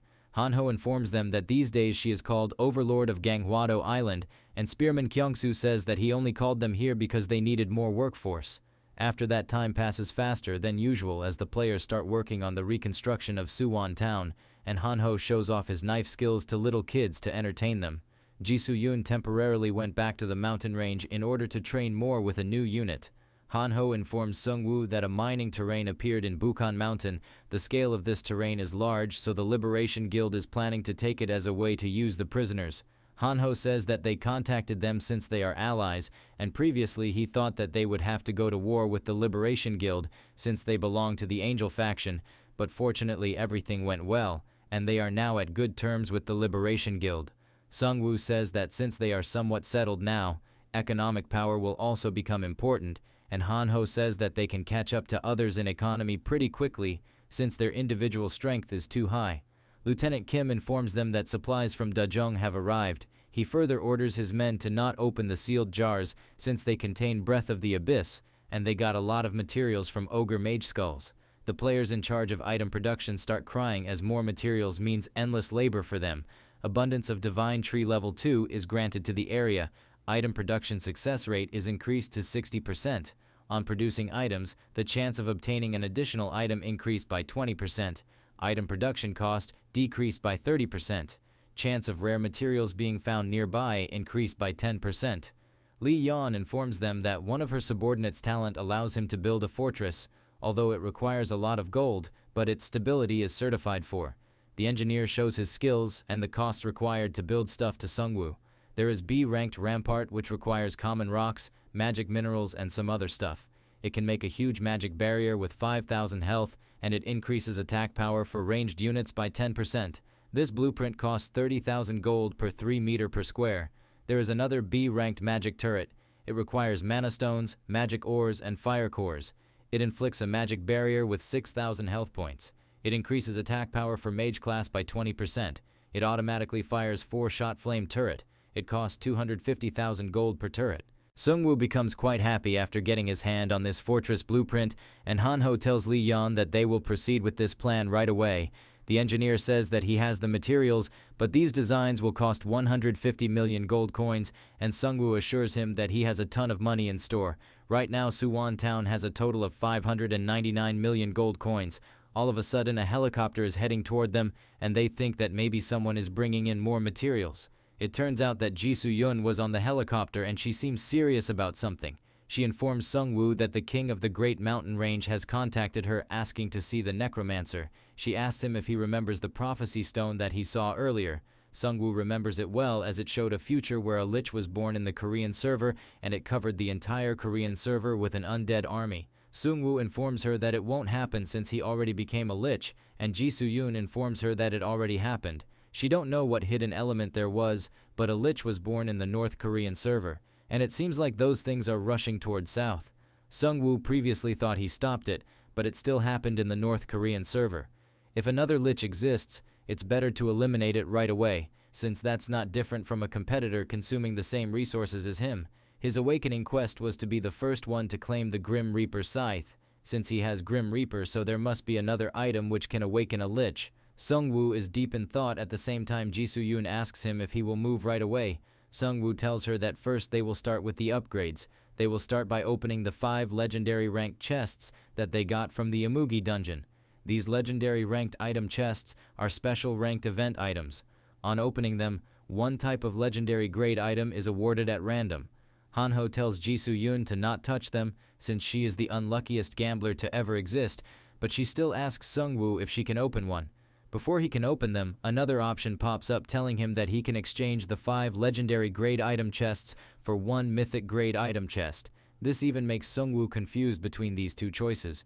Sungwoo tells them that they will go with the 1 mythic option, while Ji Soo-yun and Hanho are not satisfied with it since they were thinking he will let them each open a single legendary chest. Hanho holds Ji Soo-yun back so that she cannot open the chest before Sungwoo due to her bad gambling addiction, and Sungwoo quickly opens up the mythic chest. A notification pops up telling him that exchange for the mythic grade item is complete and he gets a Bihyung hand fan. It is a mythic ranked wand. It increases magic immunity by 15%. It allows the user to control 10 souls of the dead ghosts. The ghost performance changes depending on the user's affinity to the death attribute. Its description says that it contains the minds of the one who controls ghosts. Sungwoo just randomly uses the fan, and a new notification pops up telling him that a certain condition has been satisfied. A lich is the one who controls death, while Bihyung Han Fan is the one who controls ghosts. He just needs another unknown skill or item to fulfill this condition. Sungwoo is thinking that it is similar to when he received the Anubis awakening by using a random werewolf beast injection. Sungwoo is thinking that this fan can be even more powerful than Anubis, but right now he don't have a way to confirm it. Sungwoo says that with this their preparations are done. Hanho says that the terrain of the Great Mountain Range is tough, so if they are going to use an helicopter, and Ji Soo-yun informs them there is a way to easily get there. The king of the mountain range gave her an item that will directly take them to the mountains, and Hanho says that Rich Monster must have a good opinion of her. With that being said, they head toward the Great Mountain Range in order to meet the king. After using the stone, they directly arrive at the mountain range. Hanho says before the fall he came here on a trip, and this mountain was not that much cold, and Ji Soo-yun informs them that the environment changes if they go further in. Ji Soo-yun and Righty lead the way while they keep moving for a few hours. After some time, they arrive at a place which looks like as if a fairy is living there. Sungwoo is thinking that the atmosphere around them is odd, but all of these changes are caused by the system. He cannot let his guard down since it is an unnatural monster king's nest where different changes happen. After some time, Ji Soo-yoon points towards some cheap-looking houses in the distance, stating that they have arrived at their destination. Both Han-ho and Sung-woo are dissatisfied with this outcome since they were expecting a huge demon castle or something like that. After going further in, they see a monster and Han-ho asks her if it is a tiger beast men. After spotting Ji Soo-yoon, Tiger calls out his big brother telling him that Ji Soo-yoon is here. His big brother seems to be working in the garden. He stops his work in the field after knowing that Ji Soo-yoon has arrived. A notification pops up telling the human players that the field boss king of the Great Mountain Range has appeared. King becomes quite happy to see two new guests, and he says that he was planning a grand welcome for them. Sung-woo looks at him with weirdness as this king was just using a homie, which is a farmer tool, and he was harvesting potatoes like a laborer. King says that he was just digging up potatoes for today's meal, and now he looks like a dirty junk. King is a bit confused as to how he is going to serve his guests because their youngest one broke the cauldron lid, so now they can't cook rice. The youngest one seems to be this tiger, and he says that he lightly hit it and it broke. At the same time, King reminds him that it was a precious item that the owner under the mountain gave them, and he should have controlled his strength while handling such a precious item. The king orders the youngest one to escort the guests inside while he makes some preparations. The youngest one leads Sung-woo and his party inside a simple-looking cottage. The king presents boiled potatoes to Sung-woo and his party. King asks them, why are they not eating these delicious potatoes? Plus, this is a blessed crop he grew through magic. His assistants tell them to better eat it since they went through a lot of trouble in order to grow them, and it's a wonderful crop. There is a lot going on for Sung-woo to take in. He asks them if they are really monsters. King says that it seems like to you guys we would certainly appear as monsters. Sung-woo says that even if he rejects this claim, the system is telling him that the king is a field boss. King says that he is not saying that he is not a monster, but he just wants to refuse that title. Only now has his mind become fully clear. Since he was born as a monster, he made it this far only with some lousy free will as his background. Sung-woo is thinking that there is something really different about this guy, since he is refusing his title as a monster. King says that they are the Tiger Bravery Kin. They were all different monsters at first, but they have come this far by undergoing evolution. After many fights, they occupied the Taebaek mountain range and stopped attacks from the Conflict Guild. The Conflict Guild members used to attack them for some quest, and it was totally understandable, because they are controlled by the system just like humans. Sung-woo asks him if he also sees the system window just like them. King informs them that they hear something that resembles the god's voice, and they continuously instill some sense of purpose in them. Mostly these voices tell them to search someplace, attack someone, or eat humans. King clears his cigar pipe for a minute. Then he becomes furious as he tells them that he wishes that everything would just turn off. And the aftermath of these system voices is slowly flooding their surroundings, and Sung-woo is here because those damn things in their northern neighborhood are popping out their heads. Sung-woo asks him about what is happening in the North Korean server, and King says that it has fallen. Unlike the players here, the North Korean players could not react properly. That's why the players are no longer the owners of that land. Not too long ago, the undead horde started coming over to this land. That's why he needs Sung-woo, who is a better expert in undead matters than anyone else he knows. Sung-woo asks if that lich is a player, and King says that it is just a being like him. Sung-woo asks him about why he is trying to stop him, and King asks him about what he means by why. Sung-woo says that if the lich is a being like him, then are you not supposed to be closer to it than the players? King signs for a second. He becomes furious once again as he tells Sung-woo that it is because he lives here and some crazy bastards are coming here in droves and trying to destroy their neighborhood. That is why he needs to destroy them. King further says that he understands his point of view. The one in front of him is a tribe he is supposed to be fighting against, so it would naturally be difficult for them to acknowledge us while sitting across from each other and discussing the future. King and his friends get up as they leave the house. They say that they just want to live happily. His friends say that they don't like fighting. King says that we might not sound too convincing because they look like this. Are they really different from the other monsters, or they were originally made to live like this? What if all of this was whispered in their heads and they were brainwashed? Such questions also arise. However, this is just something they want to do. He just wants to live peacefully while planting potatoes, have a sturdy cauldron and grumpy neighbors. Sung-woo is thinking that maybe this guy is more like a boss non-player character than a mindless monsters. Sung-woo says that if he gives him information about the lich, then he will look into it and get rid of it. But as he is about to get up, a new system quest pops up. The title of this window says Guide to a New Mainstream. The first part of Chapter 4 has started, and it is called The Fallen World's Overflow. Among the countless servers in the world, you people of the Korean server keep taking extraordinary steps forward. For the first time in history, a third faction was established, and the transcendental being world tree is growing. The originally planned Chapter 4 was going to deal with two absolute factions, the angel and the devil ones. Alas, the strength of the two factions is quite weak in the Korean server, so the appearance of a new content mainstream is inevitable. Prove in this never-ending hell that success was never the work of one single person within the Korean server, a place where exceptions are continuously showing up. Another important caution message pops up. Number 1, the monster army from the fallen North Korean server is starting to move south in large herds. Their goal is to suck out the vital force from the world tree, which is growing somewhere in the Korean server. Number 2, the event will continue until the monster king of the North Korean server dies, or until the world tree of the Korean server is destroyed. King can't see it, so he says that maybe something big just happened. Sungwoo asks King that he previously said that he wanted to protect his home, which is this entire land. King says, is it not obvious? And Sungwoo says that he still can't acknowledge him as his neighbor. Sungwoo asks him to prove himself. If he wants to act as a homeowner, then he needs to help them protect the Korean server. King laughs with excitement. He then throws away the potato he was eating, telling other to not eat them since they are half-boiled, and he asks about who cooked them. King gets up as he asks them to follow him. He will first guide them to the one who has detailed information about the lich. They follow the king into the mountains for a while. They suddenly come to a stop, and King says that it was somewhere around here, while Hanho asks him if he is sure he knows the way. This ticks off the king, and he says that they will get there soon. Sungwoo asks him if he is a person from the North Korean server who knows about the lich, and King says that he is right, and about 7 days ago, he saved that wandering guy from some ogre brothers. It looks like he temporarily belonged to an organization that serves the lich. After some time they reach a house and King asks the owner to come out. The grandpa comes out, but he is quite furious at the monster bastard, and he asks them about why they came here this time. King reminds him that he is the owner of this land, and he asks him if he knows who protected him all this time. A little kid comes out who is quite happy after meeting the monster uncle, and her big sister asks King about where the other tiger uncles are. Sungwoo says that a monster who mingles with little kids is a rare sight. This family even knows Ji-soo-yoon, and Hanho remembers that they are the same family who helped Ji-soo-yoon in the past.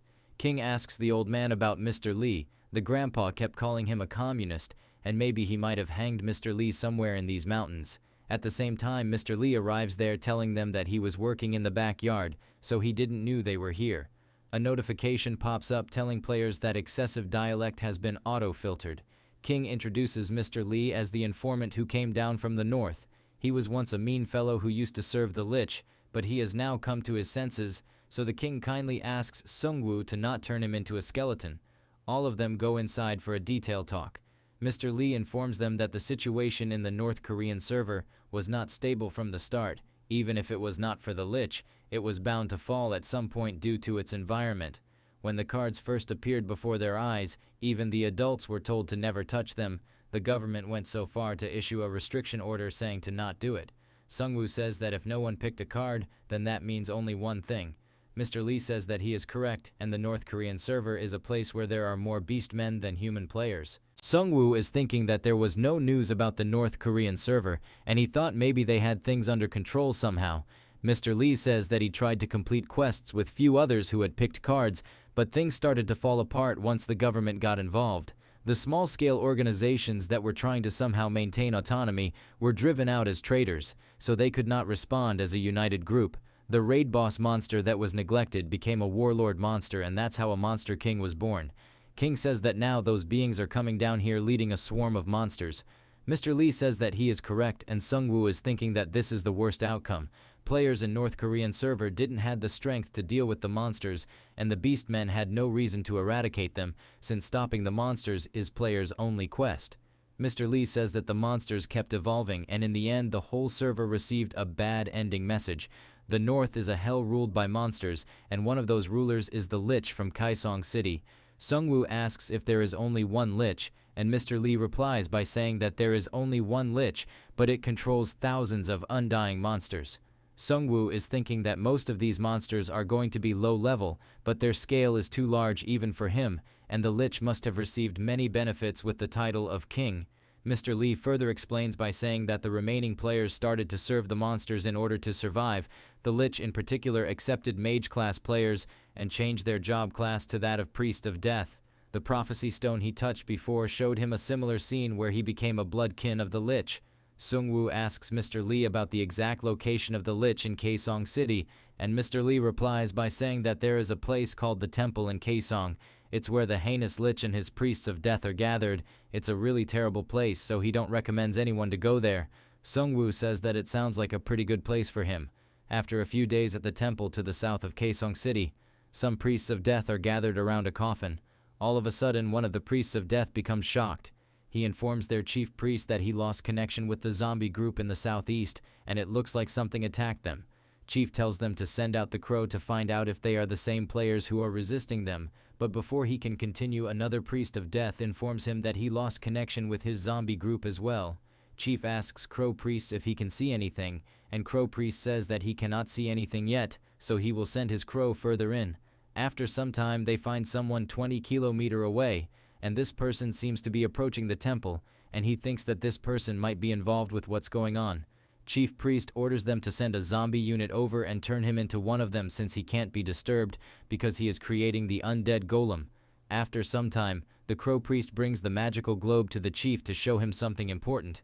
The zombies that went to attack the intruder are acting strangely, and they are not following their orders. Chief says that he wants to take a closer look, but Crow Priest informs him that if they send the crow a little bit closer, then the bewitchment might wear off, or the crow will die at the hands of the intruder. Chief tells them to forget about him as it can be an item ability. If he moves a little bit more closer to them, then they can just use a corpse explosion and blow it away. Chief makes an evil expression saying that the intruder will experience hell if he fearlessly pokes his head into their land. After some time, the intruder comes into contact with their corpse explosions, which ends up in a huge blast. Chief asks if he is dead, and Crow Priest says that it is not the case. It turns out that the corpses exploded before he could step on them. Chief becomes pissed as he is thinking that maybe one of his dumb subordinates exploded the corpses at the wrong time. Chief calms down as he remembers that they still have that poison gas, and he orders them to spray it once the intruder enters the temple.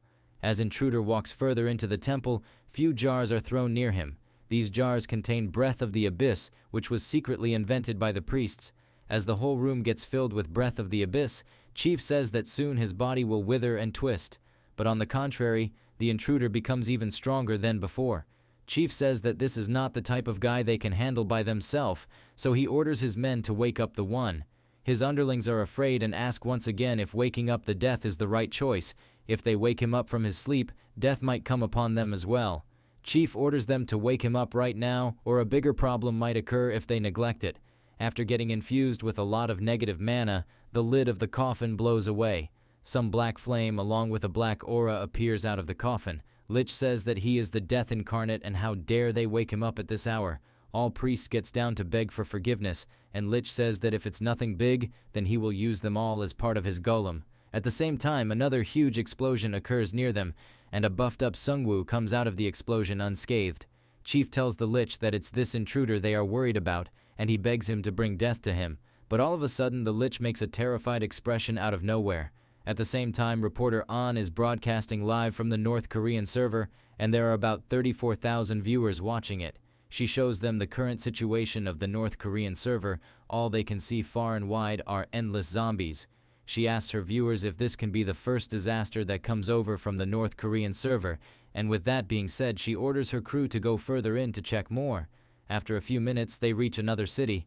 There are a ton of goblins and orcs present there. On further inspection, they found another tribe of trolls as well.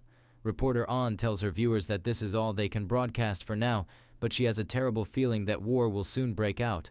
A player by the name of Iron Shield donates 1,000 gold coins, and reporter An thanks him, further telling him that she will keep reporting even if the South Korean server falls. One of the viewers becomes pissed at reporter An for stopping the mainstream at such a crucial time. It turns out that he is not the only one, and these people think that maybe this is all because of that Necromancer, and they ask to ban the Necromancer from the Korean server. They make a statement on the forum asking the Necromancer to cut down the world tree. No matter how superior the Necromancer is, this is not something he can handle. There is going to be a full-on massacre in the entire Korean server. Can the Necromancer be responsible for it? Necromancer, don't be stubborn and cut down that mere tree following the mainstream quest and end this. He further advised the Necromancer to broadcast cutting down the tree. There are a total of 13 comments on this post. Most of the comments are negative and they agree with the post, but someone by the name of Kim Cheol tells them to shut up as they are all noobs who are feeding off other players, and the Necromancer had nothing to do with this quests, and it was made by the system. This commenter turns out to be Griffin Rider Lee, who further tells them that they are just weak and foolish people. Those who don't do anything and sit in a corner are the ones who always create a ruckus during times like these.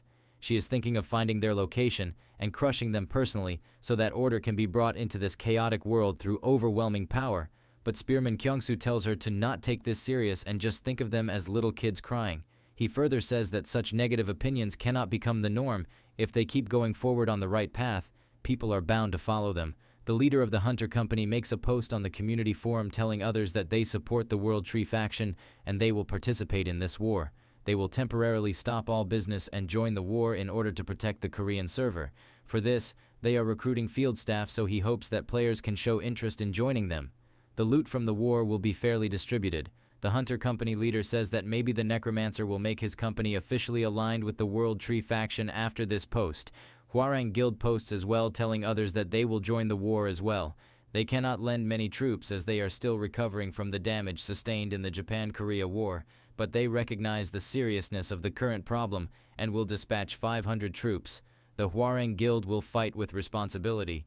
New Hwarang Guild leader says that it's time to pay back the Necromancer for his grace. Spearman Kyungsoo says it's a given that the Liberation Guild will fight as well, and Hanho says that it's like the entire Korean server is forming an alliance. But on the other side, things seems to have taken a weird turn as the Lich along with Righty and Death Priests are in a begging position in front of Sungwoo. One of the Priests of Death asks the Chief about what's going to happen to them, and Chief says that they might live if they are lucky enough. Sungwoo inquires about the name of the Lich King, and Lich says that he is Victor. Sungwoo asks him about his ability, and Lich Victor says that he can control a maximum of 2,000 low-level zombies. With the Priests of Death, he can add 50 for each of them. Death Knight tells Sungwoo that this is a monster with intelligence. He will cut his neck with the dragon blade in such a way that the dragon egg hatching quest will be immediately completed. Sungwoo tells him to stay off for now as the information comes first. At the same time, Sungwoo is thinking, this is the perfect time to obtain some good information. Sungwoo asks if the Monster King is the highest rank, or if there is someone above the ones with the Monster King title. Victor Lich says that the kings are serving a being who is on a higher level. The strongest being among the ones who acquired the title of king is the Emperor. Sungwoo is thinking that Monster Emperor sounds really intimating. He then asks about more details on this Emperor. Victor says that it's the strongest being among the monsters that acquired the title of the king, and it's safe to say that it's the one with the highest rank within the server. Sungwoo says that you were serving him before, but from now on you will follow me, and Victor replies with a yes. He further says that serving death is his responsibility, which is more important than anything else in this world. A system message pops up stating that Sungwoo can take Lich Victor, who is a similar type of undead, as his bloodkin. As it is a being with independent will, it may present activity even outside your influence. The target Lich will obey his orders. Sungwoo comes down and he is thinking that he got a nice harvest this time. He then takes Victor as his bloodkin, and Victor becomes overjoyed with happiness. Sungwoo tells him that now it is his turn to show his usefulness. After a few days inside Paju City in South Korea, Red Orcs have destroyed the northern fence, and the city guards request for reinforcements. The magicians say that they thought the swarm of zombies would come first, but they are not sure what these orcs are doing here. Their leader tells them to hold on since Liberation Guild and the Hunter Company are on their way. Another sentry informs their captain that a swarm of zombies is approaching from the north, and there are thousands of them. The captain is not sure why the zombies are coming now of all times. The morale of the players hits rock bottom as they think they cannot hold their ground against this tsunami of monsters. As the zombie swarm comes a bit closer, the sentry informs his captain that the zombie swarm is acting a bit strange. Zombies have started to attack the orcs in a frenzy. Two soldiers whisper among themselves that the zombies attacking other monsters can mean only one thing, and their captain gets lightened up as she thinks maybe Necromancer is controlling them. With that being said, Captain orders her subordinates to attack the monsters from their side. As the exit route for the monsters have been blocked by the zombies, they can now easily surround and destroy them. After a few minutes, the zombies manage to slay a huge troll. Now the zombies and the players have came face to face, but the zombies make some strange signs to cheer up the players, and the captain says that they look a little funny, considering they are the Necromancer's summons. At the same time, Sungwoo flies in, and he tells them it's not over yet, and they should repair the fortress. One of the soldiers is crying as he was one of the guys who were previously abusing him online, but now seeing how he helped them, he is feeling ashamed. Captain orders her troops to repair the fortress, and she asks Sungwoo if he will stay at the fortress with them, and Sungwoo replies with a no, since he is going up north. He further says that they cannot win the war through defense only, and he will end this mainstream event. With that being said, Sungwoo flies off with his army of wyverns. Victor Lich informs Sungwoo that the monster emperor is in Pyongyang, and he has never seen that bastard's face. Sungwoo asks about why did he served him, and Victor Lich says that there were a bunch of rumors about him stating that when he was a field boss monster, he raised his level by eating up the raid monsters who were still resisting. Sungwoo is thinking that it must be a being like the Alpha Wyvern. If they let him be, he will only endlessly grow. Victor further informs him that the Emperor used to be a elder drake in the past, but now it's a salamander. It spits out fire so hot that it melts rocks. Sungwoo says that a flame attribute type monster sounds like a guy who he can easily have a conversation with. There is a monster crane along with the wyverns. King is the one who sent it, and he says that things are unfolding rather unexpectedly. Sungwoo previously told them that he would hold his ground in Imjin, but he is suddenly going north. King says that it will mean that the key plot of them appearing at the critical moment will be ruined, and his tiger subordinate says that he will rewrite the scenario. Jisoo-yun says that it looked urgent, so should not they also get going? King says that it's his first appearance, so it must be perfect, and Hanho agrees with him, saying that he wants to be a protagonist as well, who appears at the most critical time. Jisoo-yun flares up as she tells them to shut up and get going. Both King and Hanho hesitantly agree with her. Tiger becomes quite excited after seeing Jisoo-yun threaten the king, and he says that his passion is surging. Jisoo-yun tells them to hurry it up, or they will have to ride all the way there. On the other side, Sungwoo just arrived at the outskirts of Pyongyang, and he is welcomed by some high-level monsters. Death Knight along with a wyvern got rid of these monsters in a hurry. Victor Lich is overjoyed after seeing Sungwoo's minions in action, and he keeps on praising him. He lightens up as he says that his low-level zombies are no match for this, and Sungwoo tells him to shut up. Victor says that if they keep on pushing forward like this, the rear will be unstable, and Sungwoo tells him that there is a plan for everything. Victor jumps up in excitement to see what his master is going to do next, and at the same time Sungwoo gets a notification saying that the ability of Victor Lich have improved slightly. He can now control small skeletons. Sungwoo is thinking that if he grows some more and upgrades to middle-sized skeletons, then he will acquire a powerful army. One of the priests of death has something to report. He informs Sungwoo that there is a large army rushing in about 30 kilometers from outside. There are more than 10,000 troops in that army. Sungwoo is thinking that it must be a unit that moves following the Emperor's command. Sungwoo grabs Victor as he tells him that they will split up for now. Victor Lich is now going to face that 10,000 strong army. To be more specific, he just needs to buy time. Meanwhile, Sungwoo will go to Pyongyang and strike the Emperor. With that being said, Sungwoo throws him down, wishing him best of luck. Meanwhile, the center of Pyongyang is quite hot. There is a huge fire pillar in the middle of the city. There are some human guests staying at a nearby building. One of the envoys says that it's quite hot even when they are this far away from that damned lizard, and the envoy leader tells them to shut their mouth. That lizard is a monster infamous for its disgusting character, and she further tells them to not forget that they are the envoys of the real emperor. Their mission is to use the monsters in the North Korean server and face the Necromancer, who is a potential enemy of the first Chinese server. They become silent as someone by the name of Butler comes in. Butler says that the Emperor has not coughed yet, so he thinks they should wait a few more hours. One of the envoys gets up as he says that they have already waited for 2 days, and they are still being insincere since the Necromancer is heading north. Butler kindly requests them to wait for a little longer. The Necromancer of the south won't be able to come up here anyway. Whether he flies or crawls, he will not be able to deal with 20,000 troops. An envoy is amazed to hear that they amassed such a huge number. Butler says that since His Majesty is asleep, we sent the general under command in order to prevent noise. As a result, they got news that the Necromancer is being chased away by our army, and he is retreating south. The envoy leader says that they were worried before because they heard the Necromancer was coming, and Butler tells them to not worry.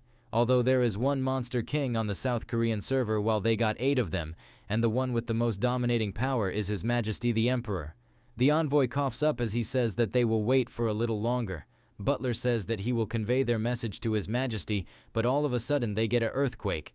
They don't know what is going on, so they look outside the window. They see the Necromancer standing on top of a building. Sungwoo summons his demonic bombardment. He says that he had a hard time getting here, so the Emperor should come out and receive his guests. With that being said, Sungwoo uses demonic bombardment on the fire pillar to remove it from existence. The pillar gets destroyed and the debris falls down to the ground. The butler is in denial even after watching this scene. The female player says that this is definitely the doing of the Necromancer. One of the envoys says, "How can this guy get here so fast?" And the female player says it is not important right now. They were investigating a way to eliminate him, but it looks like the Emperor is going to finish him off anyway, so they will just get out of here first. Sungwoo comes down to the crumbled tower. There are a lot of hot fireballs coming from below. It means that guy is still alive down there. Sungwoo says that no one other than him can withstand this heat, and Dark Knight agreed with him, saying that it feels like his feet are melting. Sungwoo tells Dark Knight that in order to protect the salamander, other monsters will rush in, and Dark Knight needs to stop them together with Righty. Lizard-type monsters start climbing the wreckage, and Dark Knight says that today he may be able to complete the remaining time for the dragon egg to hatch. With that being said, both Righty and Dark Knight rush toward the wave of monsters. The heat wave below Sungwoo seems to be getting chaotic. After a few moments, something blasts out of the wreckage. This entity turns out to be Field Boss Monster Salamander, and he inquires about the bastard who did this to his place. Sungwoo says that it was too hot in the tower, so he tried to ventilate the place, but in the end it turned out like this. In reply, Salamander says that he will not ask who he is. He will just turn the intruder into ashes and sprinkle them on his bedroom floor. In reply, Sungwoo mocks him by saying, "Unlike the king in his neighborhood, it's nice that you don't talk too much." With that being said, both Sungwoo and the salamander start duking it out. Meanwhile, on the other side at the Taebaek Mountains, Jisoo-yoon and Han-ho got teleported somewhere along with the king. Their destination turns out to be a cave, and Jisoo-yoon says that she thought they were just teleporting to North Korea. King says that he cannot perform such convenient magic. This is a cave inside Taebaek Mountains where the mountain spirit energy gathers. Mountains have something like blood vessels, so through them, they can instantly move anywhere within the range of the mountain. Jisoo-yoon says that it's a little bit too dark for them, so she lit her own fire. The whole place become brighter, and Han-ho says that he is curious to know about this flame. Jisoo-yoon explains by saying that this is the Fen fire. She acquired it through a quest when she was in Taebaek Mountain, plus it's an exclusive item.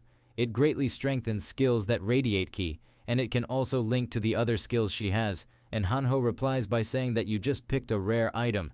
After going further into the cave, they find a lake. Han-ho is quite amazed by the beauty of this lake. There are a ton of items hidden around the lake. King says that it's his treasure house and they can pick a single item of their choice.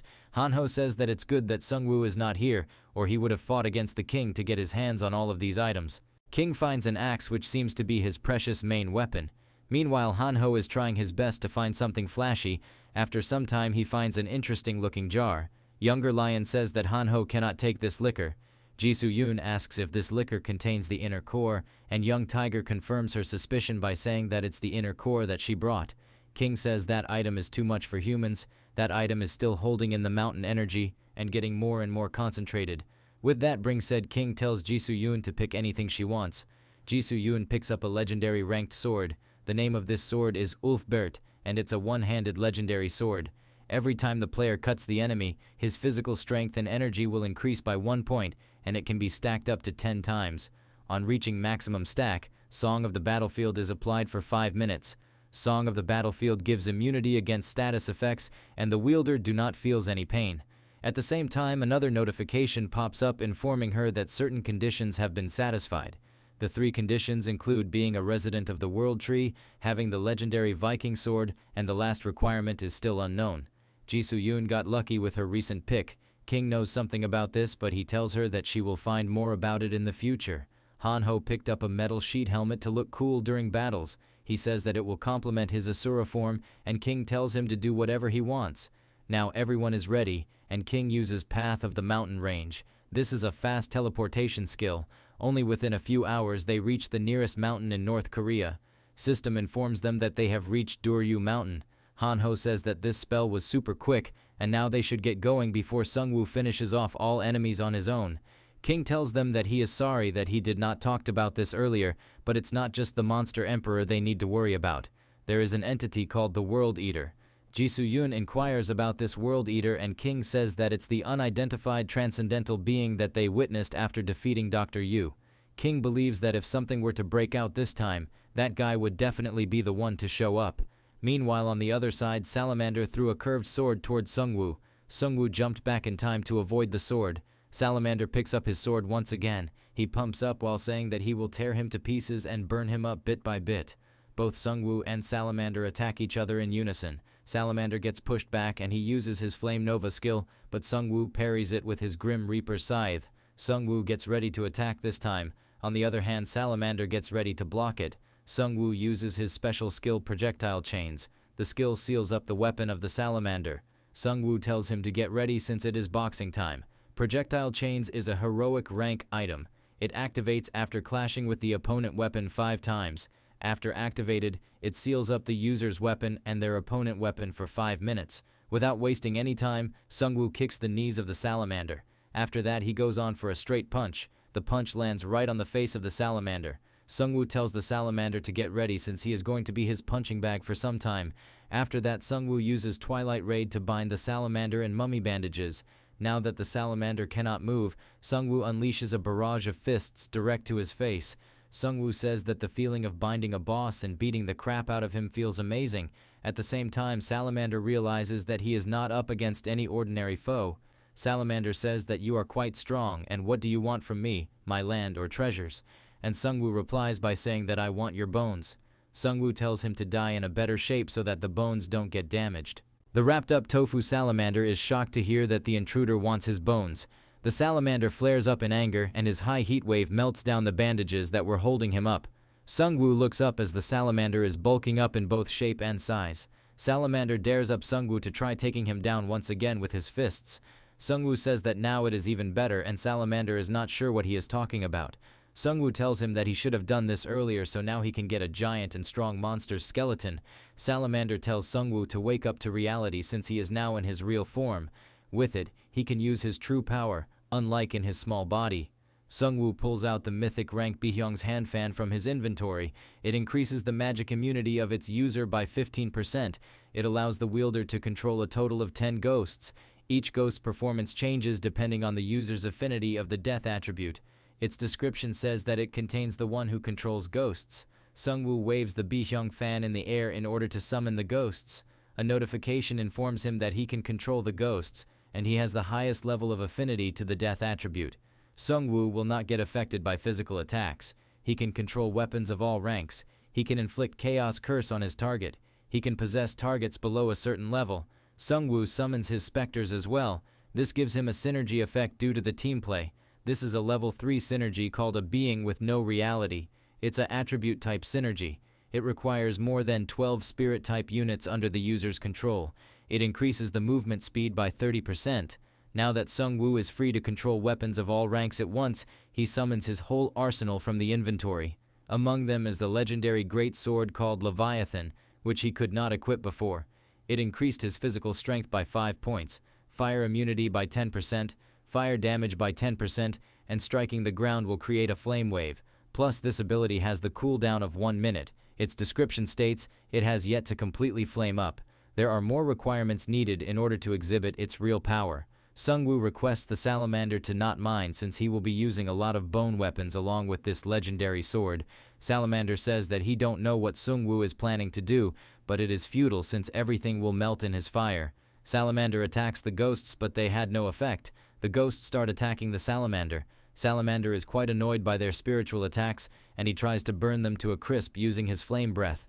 But it is of no use as he keeps getting pummeled by Sungwoo's bone weapons and the ghosts' attacks. Salamander is quite pissed and he is thinking that the ghosts will disappear once he kills the one who made them. Salamander goes directly for Sungwoo as Sungwoo is thinking that the Salamander has no info on him.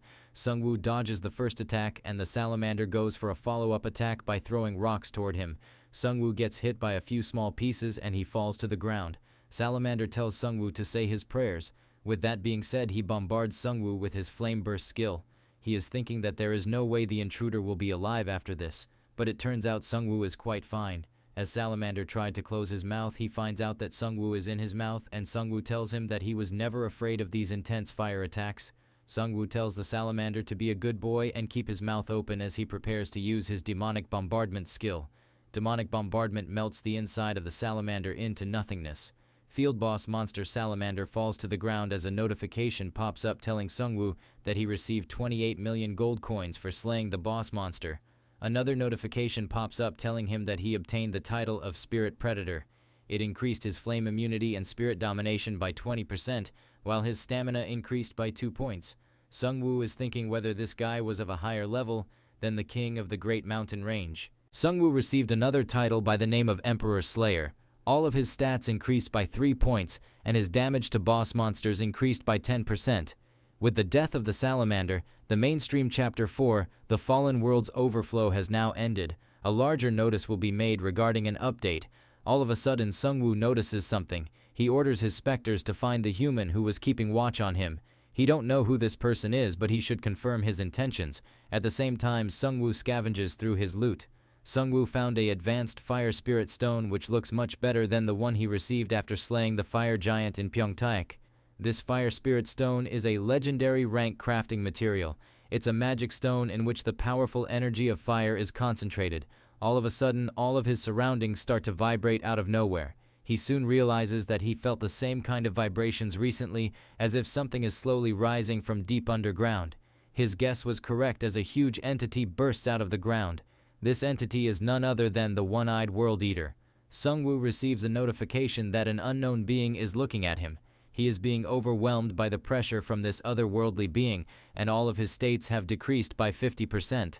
Sungwoo knows well that this is not an enemy he can take on right now since he previously saw his ability to turn Dr. Yu into a mass of blood. A lot of notifications start popping up telling him that a lot of devil's pathways are opened in the area. Sungwoo is quite stunned to see that the World Eater can instantly open these dungeons which can obliterate this whole region. He can't stop it right now, so he starts to retreat. Another notification pops up informing him that this area has been shut down due to an unknown power. Sungwoo is now sure that this World Eater is hell-bent on finishing him right here. At the same time, the hell doors start to open one after another. High-ranked monsters start popping out like a tsunami. Sungwoo is certain that this will be his graveyard, but before they can land an attack, roots start popping out of the ground. The roots catch up the initial wave of the monsters and bind them in place. Someone seems to be controlling these roots from above. The person says, "I was wondering if you were off doing cool stuff all by yourself," but making an appearance at the perfect time is his specialty.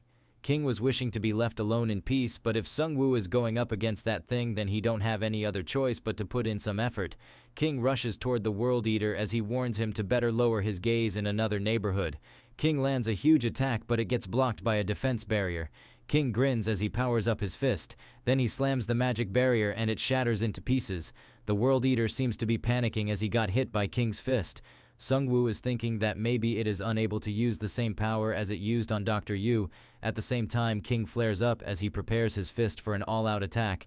This punch seems to be quite effective as it shatters the World Eater. A notification pops up informing Sungwoo that the power of the world pushed out the otherworldly being out of the dimension. Sungwoo is shocked to find out that the king expelled the World Eater. But the devil's pathways are still here, so Sungwoo summons his minions to slay the waves of monsters. They receive 500,000 gold coins for each low-level monster slain. Sungwoo orders his minions to secure the entrance to the pathway before the number of beasts explodes. The waves of the devil's pathway have stronger monsters as the level increases. If something like the chief gatekeepers appear in groups, then he won't be able to stop the wave. He has to decide on a sequence and confront them level by level, but there are too many of them, so it is not possible to figure out which monster came out of which door. There is another problem since Sungwoo don't have enough minions to close off all devil's gateways. At the moment when it felt like his minions were being suppressed, something blasted off the monsters. These helpers turn out to be Asura Hanho and Jisoo Yoon. It looks like Sungwoo and his minions will not have to do too much here. King threw some of the branches of his tree into the devil's pathways, and it closed them right away. A notification popped up informing them that the world's power is forcefully shutting down the devil's pathways. Hanho was super pumped up for his performance today, but it looks like his moment to shine is going away. Sungwoo gets a grab of one of the branches and he is wondering how he could close the vicious devil's pathways so easily. King informs him that the tree branches contain the mountain energy. It allows a person to close the opening of the gate if they have the title of a guardian. Sungwoo asks him if he knew the situation would turn out like this. King replies by saying that he knew it to some extent. He discovered something right after he received the title of King of the Great Mountain Range. Through the mountain energy, he found out about a being called the World Eater that eats up the land. Their goal seems to be absorbing living beings on this land. Plus, he already knew that the World Eater didn't like him, so he was keeping an eye out to see if that guy would stick his head out. Sungwoo asks him about the true identity of the World Eater. King says, to put it simply, he is a god. More like a god from another world. Sungwoo is thinking that this god must be the ruler of the Devil's Cave. Plus, this Devil's Cave thing is also related to the #1 ranker Han Kang-seok. Maybe this game is based on battles among more than 3 individuals including Earth. King says that in simple worlds it's like one world trying to eat another, or maybe this is some sort of karmic bond that the system has created. Maybe even the system itself wants a somewhat fair match, since it made rules that would make it fair. Like the world's energy, the thing that's stopping World's Eater direct intervention. Han-ho and Ji-soo-yun come to the conclusion that they are just like the Evolution Society. Their reason for making this world their subordinate would be the same one. Since they can't exhibit the power on their own, they will have to use multiple puppets. King grabs something from his inner pocket to show it to everyone. King pulls out a prophecy stone from his pocket. Without wasting any time, they quickly activate the prophecy stone. The prophecy stone connects them to the world bad ending #2. Sungwoo appears somewhere in the sky. He is right outside the Earth, watching it from the space.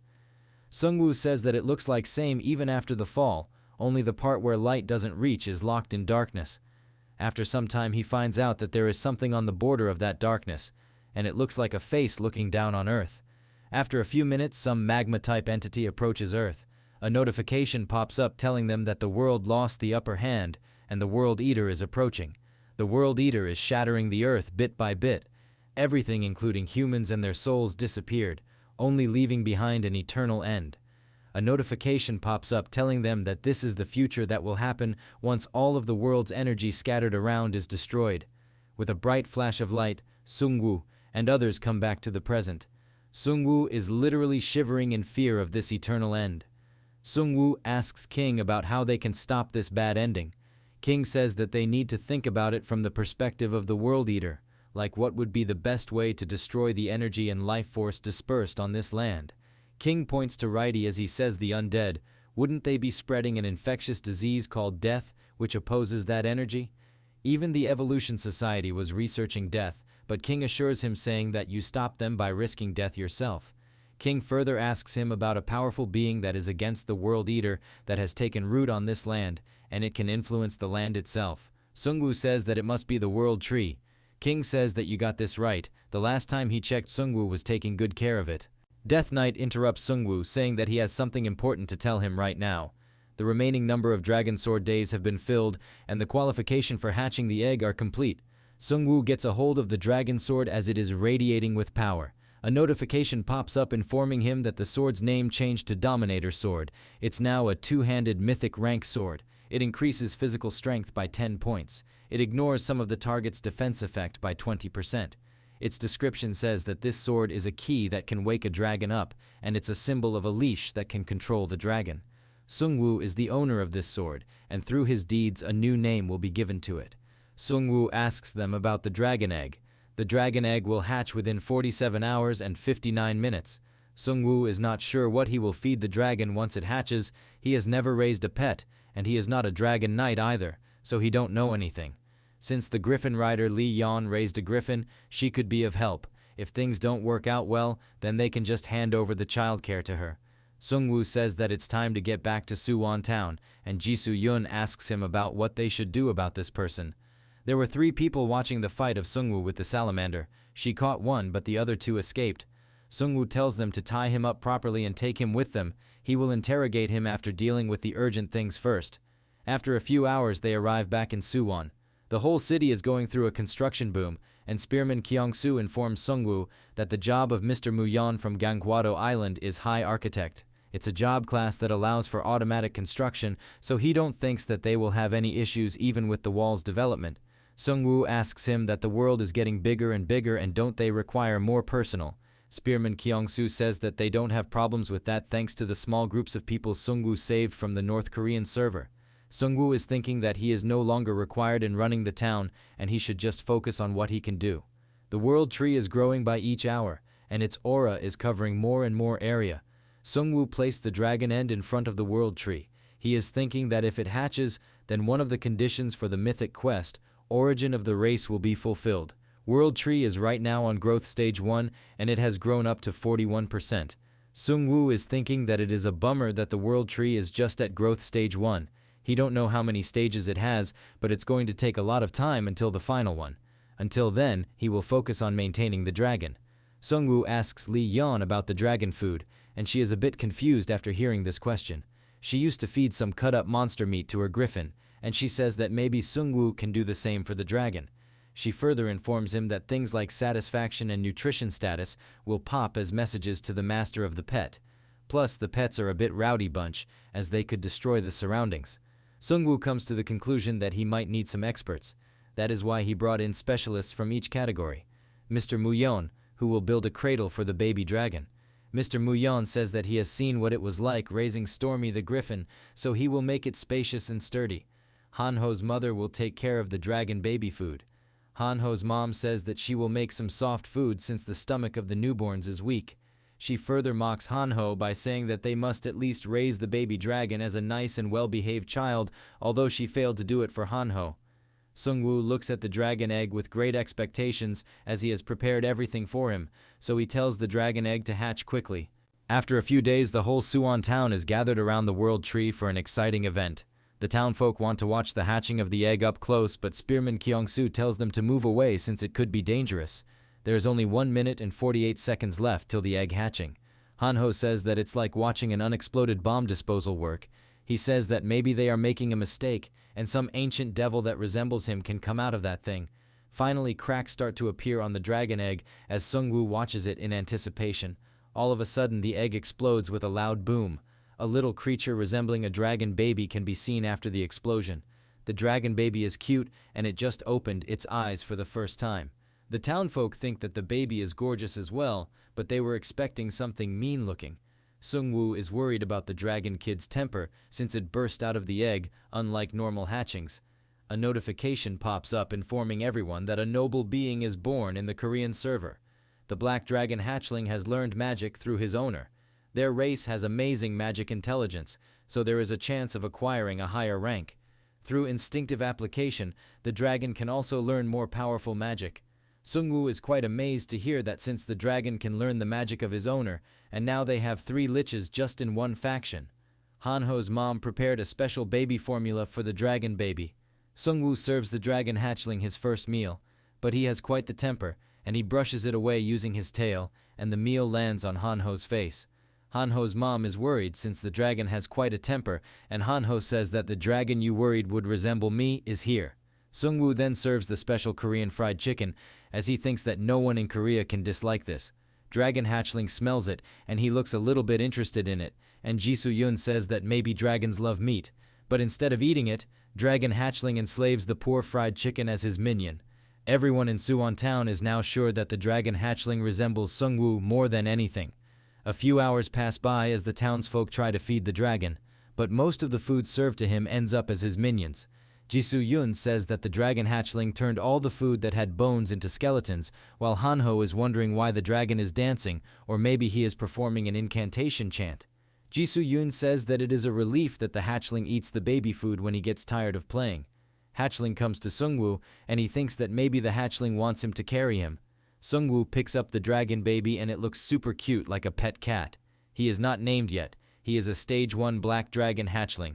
His owner is Sungwoo, and his status shows that he is very healthy. After a few minutes, Sungwoo gets tired of this caretaking thing. He don't know what the dragon hatchling exactly wants, but he needs to handle him as if he is raising a little human baby. He would be an incredibly strong ally, but all he does for now is turn chicken and fish into bloodkin. Dragon baby throws a tantrum as he kicks Sungwoo in the face, and Hanho asks Sungwoo if he has thought of a name for it. Sungwoo has not given a thought to it, and Hanho says that this super cute baby deserves a name. Sungwoo asks Hanho if he wants to name him, and Hanho says that he will think of something cool. All of a sudden, Dragon Baby starts looking up as something gets his attention. It turns out that he got attracted to the voice of some random birds flying near them. Dragon Hatchling activates a skill called Dragon Fear. It stiffens living beings that have low level and intelligence. At the same time, all birds start coughing up blood and falling down. Sungwoo is thinking that maybe the dragon hatchling used that ability subconsciously. Now Sungwoo is sure that this dragon baby is definitely going to be useful, and it's worth the effort to raise it.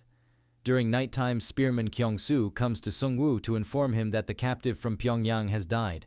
He ingested some poison he hid behind his teeth. It seems like he wanted to avoid giving away useful information. Sungwoo asks Spearman Kyung-soo if the captive was a spy, and Kyung-soo informs him that Hanho went through his belongings and said that the captive seemed to be Chinese. Sungwoo says that it can't be helped now. He raises the dead captive as his minion to get the information from his corpse. After reviving him, Sungwoo checks his memory fragment. Sungwoo opens his eyes in a snowfield, and it does not look like it's in Korea. One of the Chinese players says that he never thought he would be in the middle of Siberia, while the other one says that what are those guys doing in a place like this? The female player says that they are hunters, and they are on a hunt. Player asks about what they are hunting, and the female player says anything. A player asks if the emperor wants to go beyond the continent and embrace even the tribes of remote areas like this. The female player replies by saying no, the emperor does not have the time to care about these things, since he will soon conquer Chinese server number 2 and fulfill the world's unification. Sungwoo now knows well that these guys are the subordinates of the self-proclaimed emperor who conquered Chinese number 1 server. The female player says that this is not the emperor's plan, but it's an order from General Xing. The general had mobilized barbaric outlanders and ordered them to put the Korean server to sleep. The male player says so the general wants to put them against one another, while the female player says that it's not just the Russian server, and he is also trying to cooperate with the Monster King in the North Korean server. The Korean server is strangely trending too much, so they need to move the barbaric outlanders and smash the Korean server. Sungwoo is thinking that he already expected threats from mainland China, but he did not think they would start a diplomatic warfare like this. All of a sudden, the Chinese players get engulfed in a snowstorm. The female player orders her comrades to stay still, or they will get wiped away. After a few minutes, they spot some figures in the distance. These figures turned out to be huge bears. The Chinese players become stunned with fear. They are not sure if they are beastmen or the brave tigers that evolved from monsters. A human player seems to be with them, and he comes forward. It turns out that this old man is the number 1 ranker of the Russian server. He is Druid, the devil of Siberia. Druid says that you guys stink, and the Chinese players warn him to not be so much arrogant to them. Female player says that they came to make a request. Druid flares up as he says that he knows those humans who smell like this have obvious purposes. He tells them to just say the amount and the target that needs to be taken care of, and then get lost. The flashback ends with this last scene. Hanho asks Sungwoo if it is over, and if there are other people planning to invade them. Sungwoo says he is correct, and this time he is happy because they are people he knows about as well. Meanwhile, at the headquarters of the Liberation Guild, Prosecutor is quite pissed at the system for something. It turns out that he got a special exclusive quest. It's an assassination-type quest, and its title says do not repeat the same mistake. Its goal is to eliminate Sungwoo. As a reward, rank points will be given to him. The fallen world will pour out into the Korean server, and the arrogant evil being Sungwoo will appear in the midst of the chaos. When the time is right and have him killed by the monster army, this is a command. On disobeying this command, your rank points will be deducted. If accumulated, you may be removed from various faction benefits. In addition, an all-stat decrease penalty will be given to all members. This penalty will rank up as more time passes. It turns out that it was an old quest, and the prosecutor failed it. A penalty is given to all of his faction members, and their stats have decreased by 1 point, and it will keep stacking. Prosecutor is regretting his choice of joining the Angel faction, and he should not have believed that the Angel faction means good, just like because they are good in fairy tales. A disheartened and broken prosecutor moves in the room where Angle statue is right now. He shouts out loud saying that he can't do it anymore. If this is what it's going to be, then end the contract and leave us alone. At the same time, another notification pops up informing Prosecutor that an upper rank player is being dispatched from the Angel faction. Prosecutor needs to follow his orders and eliminate Sungwoo. This is his final warning. If he refuses to follow this order, then he will face judgment. Prosecutor becomes angrier after hearing this new order. At the same time, Manhwa Seong barges into the room stating that she has something to report. Some people approached their northern border. They are from a foreign server, and they most probably look like Slavic people. They are saying that they are from Angel faction and the owners of Six-Winged Statue, plus they asked the border patrol to bring the commander.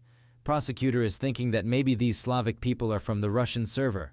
Judging by their timing, they must have been preparing for it for some time. Manhwa Recap further informs him that when the border patrol tried to check them, one of them created a snowstorm and blew them away. With just one blow, 50 troops and the entire guard post got blown away. Prosecutor is stunned to hear that there is someone who can blow away 50 elite troops in a single blow, and Manhwa Recap suggests that the prosecutor should talk to them as a diplomat. First China, then Japan, and now Russia is trying to mess with their server. Prosecutor says that if our land does not unite, then it's destined to get swallowed up by foreign forces. Manhwa Recap inquires about the orders of the prosecutor. Prosecutor orders her to go and find Sungwoo, as this is an affair between people who swing their knives first. Deep down, he is thinking that these Russians need to taste the famous Grim Reaper scythe of the Korean server. The next day at Suwon town, it turns out some foreigners came to visit them as well. There is a black man and 2 white women. They are saying that they are from the American server. The American player says that they are from the American server number 1, which is located at the east coast of America. The players from the Suwon town are a bit amazed as these American players came here after crossing the Pacific Ocean, which is not an easy feast to pull off. Spearman Kyung-soo is thinking that these Americans should be busy establishing power bases and building facilities. Why did they came all the way here while taking such a huge risk?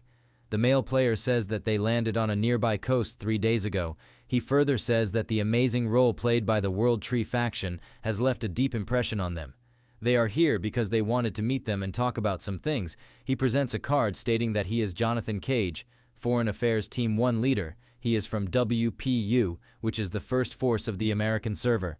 Spearman Kyung-soo introduces himself as the General Affairs Team leader of the World Tree faction. Jonathan kindly requests if he can meet the Necromancer. Spearman Kyung-soo says that it is not possible right now, and Jonathan asks if he is not here right now. Spearman Kyung-soo informs him that the Necromancer is working on something important inside, and it will take some time until he is free. But in reality, Sungwoo is not in town right now, and if these guys have approached them in order to invade, then they won't miss this chance. Jonathan says that he will be waiting nearby and he will contact them after every 12 hours. Spearman Kyung-soo asks about their purpose of visit so he can inform the Necromancer in advance. Jonathan says that they want the world's reunion and an international unifying organization. In order to make peace, they need to discuss these topics with the renowned Korean server hero. While they leave, Spearman Kyung-soo is thinking that these guys are acting like Americans from the world before the fall. But it's too soon to call for peace. Meanwhile, Sungwoo is moving in a helicopter belonging to the Liberation Guild. Manhwa Recap informs him that there was a one-sided massacre from the group that's supposedly from Russia against the guards posted at the border. After that, the attacker got the nerve to ask for a negotiation with the Liberation Guild, but the prosecutor did not agree to it. Manhwa Recap further informs him that the Russians called it a negotiation, but what they really wanted was complete surrender. The prosecutor and their guild members got frozen by frost magic, and that's the last message she received before getting here.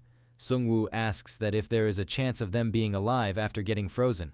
Manhwa Recap says that they have no idea, and she is hoping that it's a magic that only gives a status abnormality without dealing actual damage. After freezing the prosecutor, they seem to have planted something in the Namsan mountain, and following that, the temperature in Seoul has dropped significantly. Reports say that the Namsan mountain has become like Mount Everest, and it cannot be approached.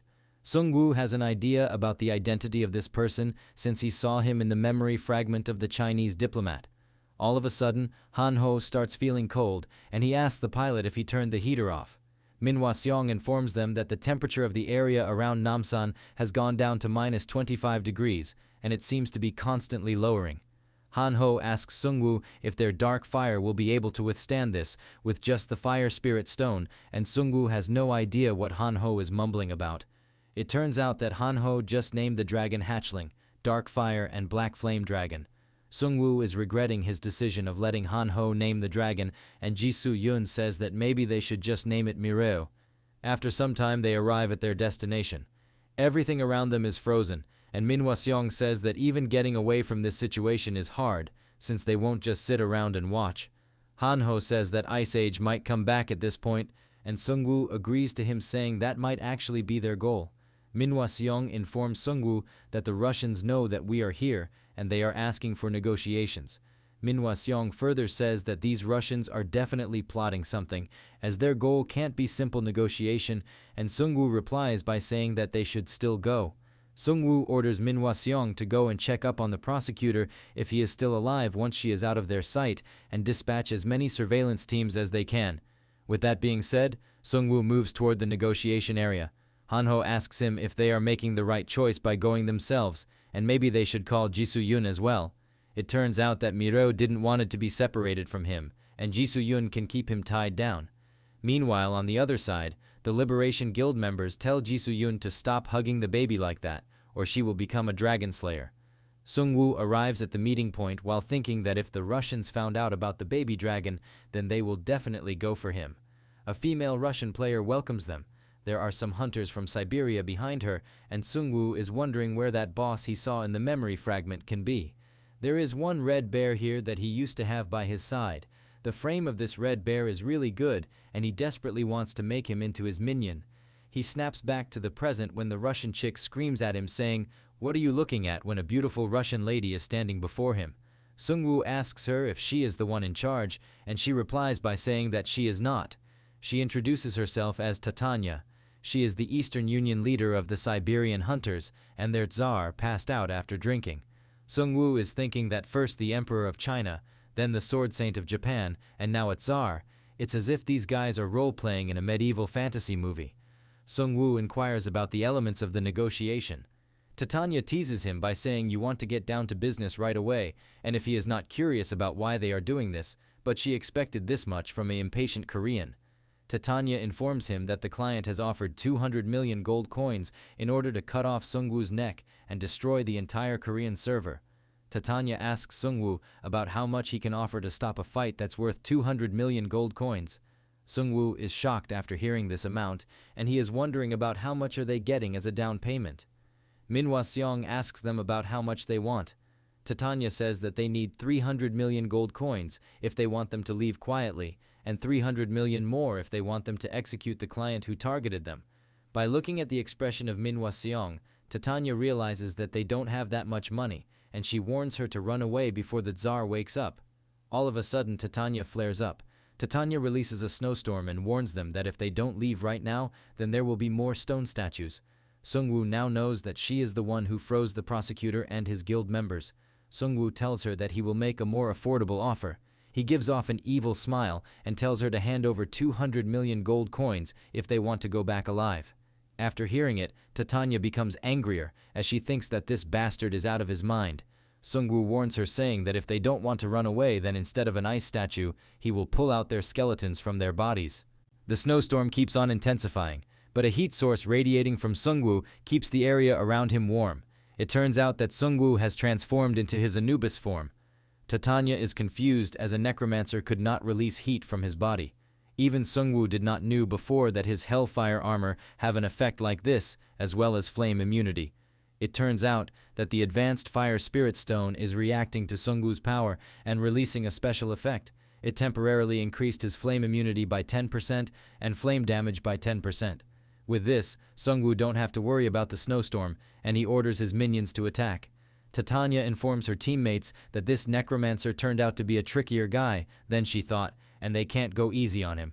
Her fellow hunters are full of confidence, and they say that they will take care of him before the Tsar wakes up. Hanho tells Sungwoo that these foes look strong, and Sungwoo asks him about when did they ever faced weak foes. Titania attacks the orc minions with ice sphere bullets. The minions who got affected by it freeze in place. Another heavy attack crumbles the immobilized minions into pieces. An old hunter turns out to be the one who did it. Sungwoo is thinking that this time his enemies are using a combination of extremely cold magic and long-range attacks. This is on a different level from the wide area magic. The skeletons are not resurrecting because their bones are frozen, and the hunters are not trying to directly assassinate him. It's a battle of strength, and they are planning on pinning him down before his full power is restored. But bones are not the only things he can control. With that being said, Sungwoo uses the Bihyung's hand fan to summon ghosts. Sungwoo can now control ghosts. His affinity to the death attribute is max right now. He will not be affected by physical attacks. He can now control weapons of all ranks. His target will receive the Chaos Curse. He can now perform spirit possession to targets that fall below a certain rank. Sungwoo starts creating bone spears and hunters with shields get ahead to block them. But these bone spears are not so simple, and they keep changing their trajectory. One of the hunters is yelling at his own fellow hunter for being and slow poke, and he gets pierced through the neck by a flying spear. It turns out that the ghosts were wielding these spears and changing their trajectory.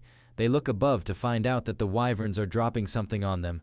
Titania uses her skill ice umbrella to block the incoming sky objects. Some of the flying things slipped through the cracks and they turn out to be zombies. Victor and his priests of death are the ones who are conducting this sky raid. It turns out that Sungwoo previously commanded him to turn all the neglected monster corpses in the Korean server into zombies, and he just returned after completing his task. The hunters had posted some scouts on the outskirts to scan the area for any incoming reinforcements, but the scouts are not responding at all. On the other side, someone just slayed a human player. It turns out that Jisoo Yun just finished off the last remaining scout with the help of Liberation Guild. Titania motivates her fellow hunters by telling them that these mere zombies are not much of a threat and they can easily wipe them out. Sungwoo is thinking that the fact that they still believe they can win is annoying, so he summons his recently added king monster, the Bone Salamander. Bone Salamander goes directly for Titania in full force. Titania is still confident that she can freeze this monster while he is still burning like a lava. Sungwoo is thinking that the flames of Fire Salamander have become weaker ever since it became a minion, but this should still be enough to stop a mage. Now the only thing left is the huge red bear, but it turns out that Death Knight along with other boss minions of Sungwoo have already taken care of it. Sungwoo earned 4,500,000 gold coins for hunting the ancient druid bloodkin. This beast was a level 11 ancient giant bear. Sungwoo is quite happy since he got his hands on a new perfect minion. The hunters desperately try to catch the Liberation Guild members who came with Sungwoo as hostages in a last-ditch effort, but they get done in by Hanho's throwing knives. With each kill, Hanho can maintain his Asura form, and he keeps on annihilating the hunters one by one. Titania seems to be exhausted and she yells at the Tsar for his rash decision, as she told the Tsar before that they should investigate first before striking, since their target is a famous guy. Sungwoo strikes the ice shield of Titania with his scythe. Her shield could not take any more damage and it shatters. She can see a punch coming toward her face through the broken shield. Sungwoo punches her face with all of his force. Sungwoo was planning to kill her in one blow, but she is tougher than a rock. Titania tells her fellow hunter that this is not going to work, and he should wake up the Tsar. The hunter knows that the Tsar will lose his mind if they wake him up now, but they don't have any other option left. But before the hunter can move, the Tsar makes his entrance along with his ancient bears. Titania orders the other hunters to move back since the Tsar has entered the battlefield. Tsar asks Titania why there is so much noise, and he previously told her to not wake him up before the sunset. Titania says that they are close to dying, and her face has been restructured by this bastard. Tsar looks at her face and comments that it does look more crumpled than before. Tsar comes face to face with Sungwoo, and he asks if this is the dog of death that the Chinese were talking about. This dog is cool looking, so he will stuff him up and hang him in front of his room. Sungwoo says that he wants to do something similar to him, but the Tsar is still lacking, so he asks the Tsar if he can get bigger or transform into a beast. But before he can continue, Jisoo Yun makes her way to Sungwoo in a hurry. Jisoo Yun informs Sungwoo that Miro disappeared. But before she can continue, Miro appears out of the shadow of Sungwoo. He is using the shadow movement skill of Sungwoo. Tsar asks about what is up with Sungwoo's pet, and its size is perfect to trample and kill. Miro becomes angry after hearing the yapping of an elderly citizen whose time on this green earth is about to run out. Miro uses Dragon Fear skill on the ancient bears, which stiffens living beings that have low level and intelligence. A notification pops up informing them that the target's level and strength stats are substantial, so Dragon Fear will only be partially applied. All of their bodily functions have fallen into a stiffened state by 60%. Ancient bears are acting weaker, so Tsar asks them if they secretly drank his vodka or something. Hanho says that these teddy bears are only big in size, but they are no match for Miro. Even the Tsar is confused at the current state of his bears. All of a sudden, Tsar lights up as he orders the ancient bears to go and trample that little thing right now. At the same time, Miro starts activating another skill. A warning notification pops up informing them that giant spirit regeneration begins in the area. Sungwoo is amazed as Miro already learned the giant spirit regeneration, but Miro does not have anything to summon. In a few seconds, some chicken minions pop out of the abyss. Tsar is confused as to what this little bastard is up to, and Sungwoo says that he is not sure either. A notification pops up informing Sungwoo that the Black Dragon hatchling applies the skill inherited from him and created a new skill. All chicken minions turn into fire type. This is an expert rank skill and its name is Flame Death. It consumes 5 mana for 1 flame. The user can grant Death Flame to the undead under their command. This flame cannot get easily put out, and it deals flame damage to targets that make contact with it. Victor Lich asks Sungwoo about this skill, and Sungwoo says that even he is not sure what is going on. Mireu starts biting the head of Victor Lich, and they get a hidden synergy effect. This is a hidden type class synergy called Death's Harmony. It requires 3 or more users of Lich-level death magic. It upgrades a random ultimate skill to its ultimate level. Sungwoo's bone weapon production skill, which was on the expert level, has been increased to ultimate rank due to this synergy. Zar is becoming anxious as he is thinking that these guys are playing him for a fool. Zar activates a skill which summons a giant ancestral spectral fire bear behind him. The bear smashes his claws with his full might. This in turn creates a huge fire bomb called Tsar Bomba. Tsar Bomba was a thermonuclear aerial bomb, as well as the most powerful nuclear weapon ever created and tested on the 30th of October, 1961. Tsar Bomba left a huge impact on the battlefield, but Sungwoo managed to stay safe as his boss minions took most of the impact from the bomb. Sungwoo is thinking that Tsar must be out of his mind since he even blew up his own summons. Tsar says that you must be a little mistaken, these beasts and the players that stuck with him because they wanted to live. He solely relies on himself, plus he is different from Sungwoo, who relies on skeletons and such undeads, while he achieves things by fighting on his own. Sungwoo hints Jisoo-yun to take Mireu and go back, and at the same time he asks Tsar if he wants to fight. Sungwoo further mocks Tsar by saying, unlike your outward appearance, you are a cunning one. Even now, Tsar made him let his guard down using his summons, and he tried to clean this place up with a single blow. Tsar dashes towards Sungwoo, while saying that Sungwoo is too self-conscious, and he is not an opponent worthy of his attention. The minions try to confront him head-on, but he jumps up into the air. He yells at Sungwoo while saying you are just a slightly difficult prey, and he activates another ability. Tsar sends 2 huge piercing winds in the shape of bear paws. The air waves easily shred the lower rank minions into pieces. Sungwoo gets blown back a bit since the intensity of these waves was quite high. Taking advantage of this moment, Tsar gets inside the minion encirclement of Sungwoo, and Sungwoo orders his minions to take him down. Tsar easily shreds the first wave of minions using his bear wave formation. This minion wave turned out to be a distraction as Sungwoo prepared his demonic bombardment skill. The demonic bombardment was successful as it managed to hit Tsar. The impact left a huge smoke screen contributing to the intensity of the situation, but Tsar came out unscathed as he wrapped himself in a turtle formation in time. Sungwoo is amazed after watching it, and he now knows well that the defensive power of Tsar is on another level, and he can't get rid of him using ordinary methods. Tsar tries to belittle Sungwoo by asking him, when are you going to stop taking small bites? Aren't you supposed to be a great player who made enemies of both angel and devil factions? He says that Sungwoo got stronger by eating up his prey, so why don't he go ahead and plunge his teeth right through his neck? Sungwoo ends his cockiness by shooting a bolt toward him, but Tsar manages to dodge it in time. It turns out that Sungwoo pulled out his dwarven crossbow. This pisses off Tsar to the limit, and he gets fired up saying that you are an annoying prey and I should have wiped you out in the first blow. A caution notification pops up informing everyone that demonic beasts are being summoned in the area. Titania orders everyone to get back and find somewhere safe to hide since Tsar is using the power of the Pilgrim of Hell to summon the demon beast.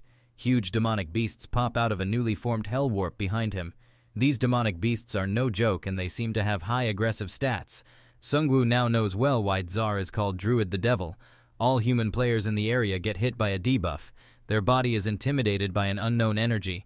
2 energies are clashing and they are influenced by more powerful waves. All of their stats have decreased by 5. Tsar asks Sungwoo if he is going to stay still and watch as he orders his hellhounds to attack. The hellhounds easily manage to overwhelm the boss minions. One hellhound tries to take a bite out of Sungwoo as Tsar tells him that he is the one being surrounded now. Sungwoo quickly jumps up into the air. He gets a hold off the wyvern as he tries to put up some distance between him and the Tsar, but Tsar is not letting him go scot-free. The hellhounds quick smash the wyvern before he can take off far away. Sungwoo summons a flying bird monster as he is thinking that he found the weakness of Tsar, but he needs a strong attack that will work on him. Sungwoo has his recently added ultimate bone weapon skill, which he can utilize to its maximum potential. Bone weapon production consumes 5 to 100 mana, and it produces weapons by using the bones of corpses. The weapons that can be produced as of now are as follow. First, ordinary weapons, second, advanced skill equipment, third, siege weapon, and fourth, and the newly added weapon modeling. Tsar asks Sungwoo about how much longer is he going to keep running away, and if this is all he got.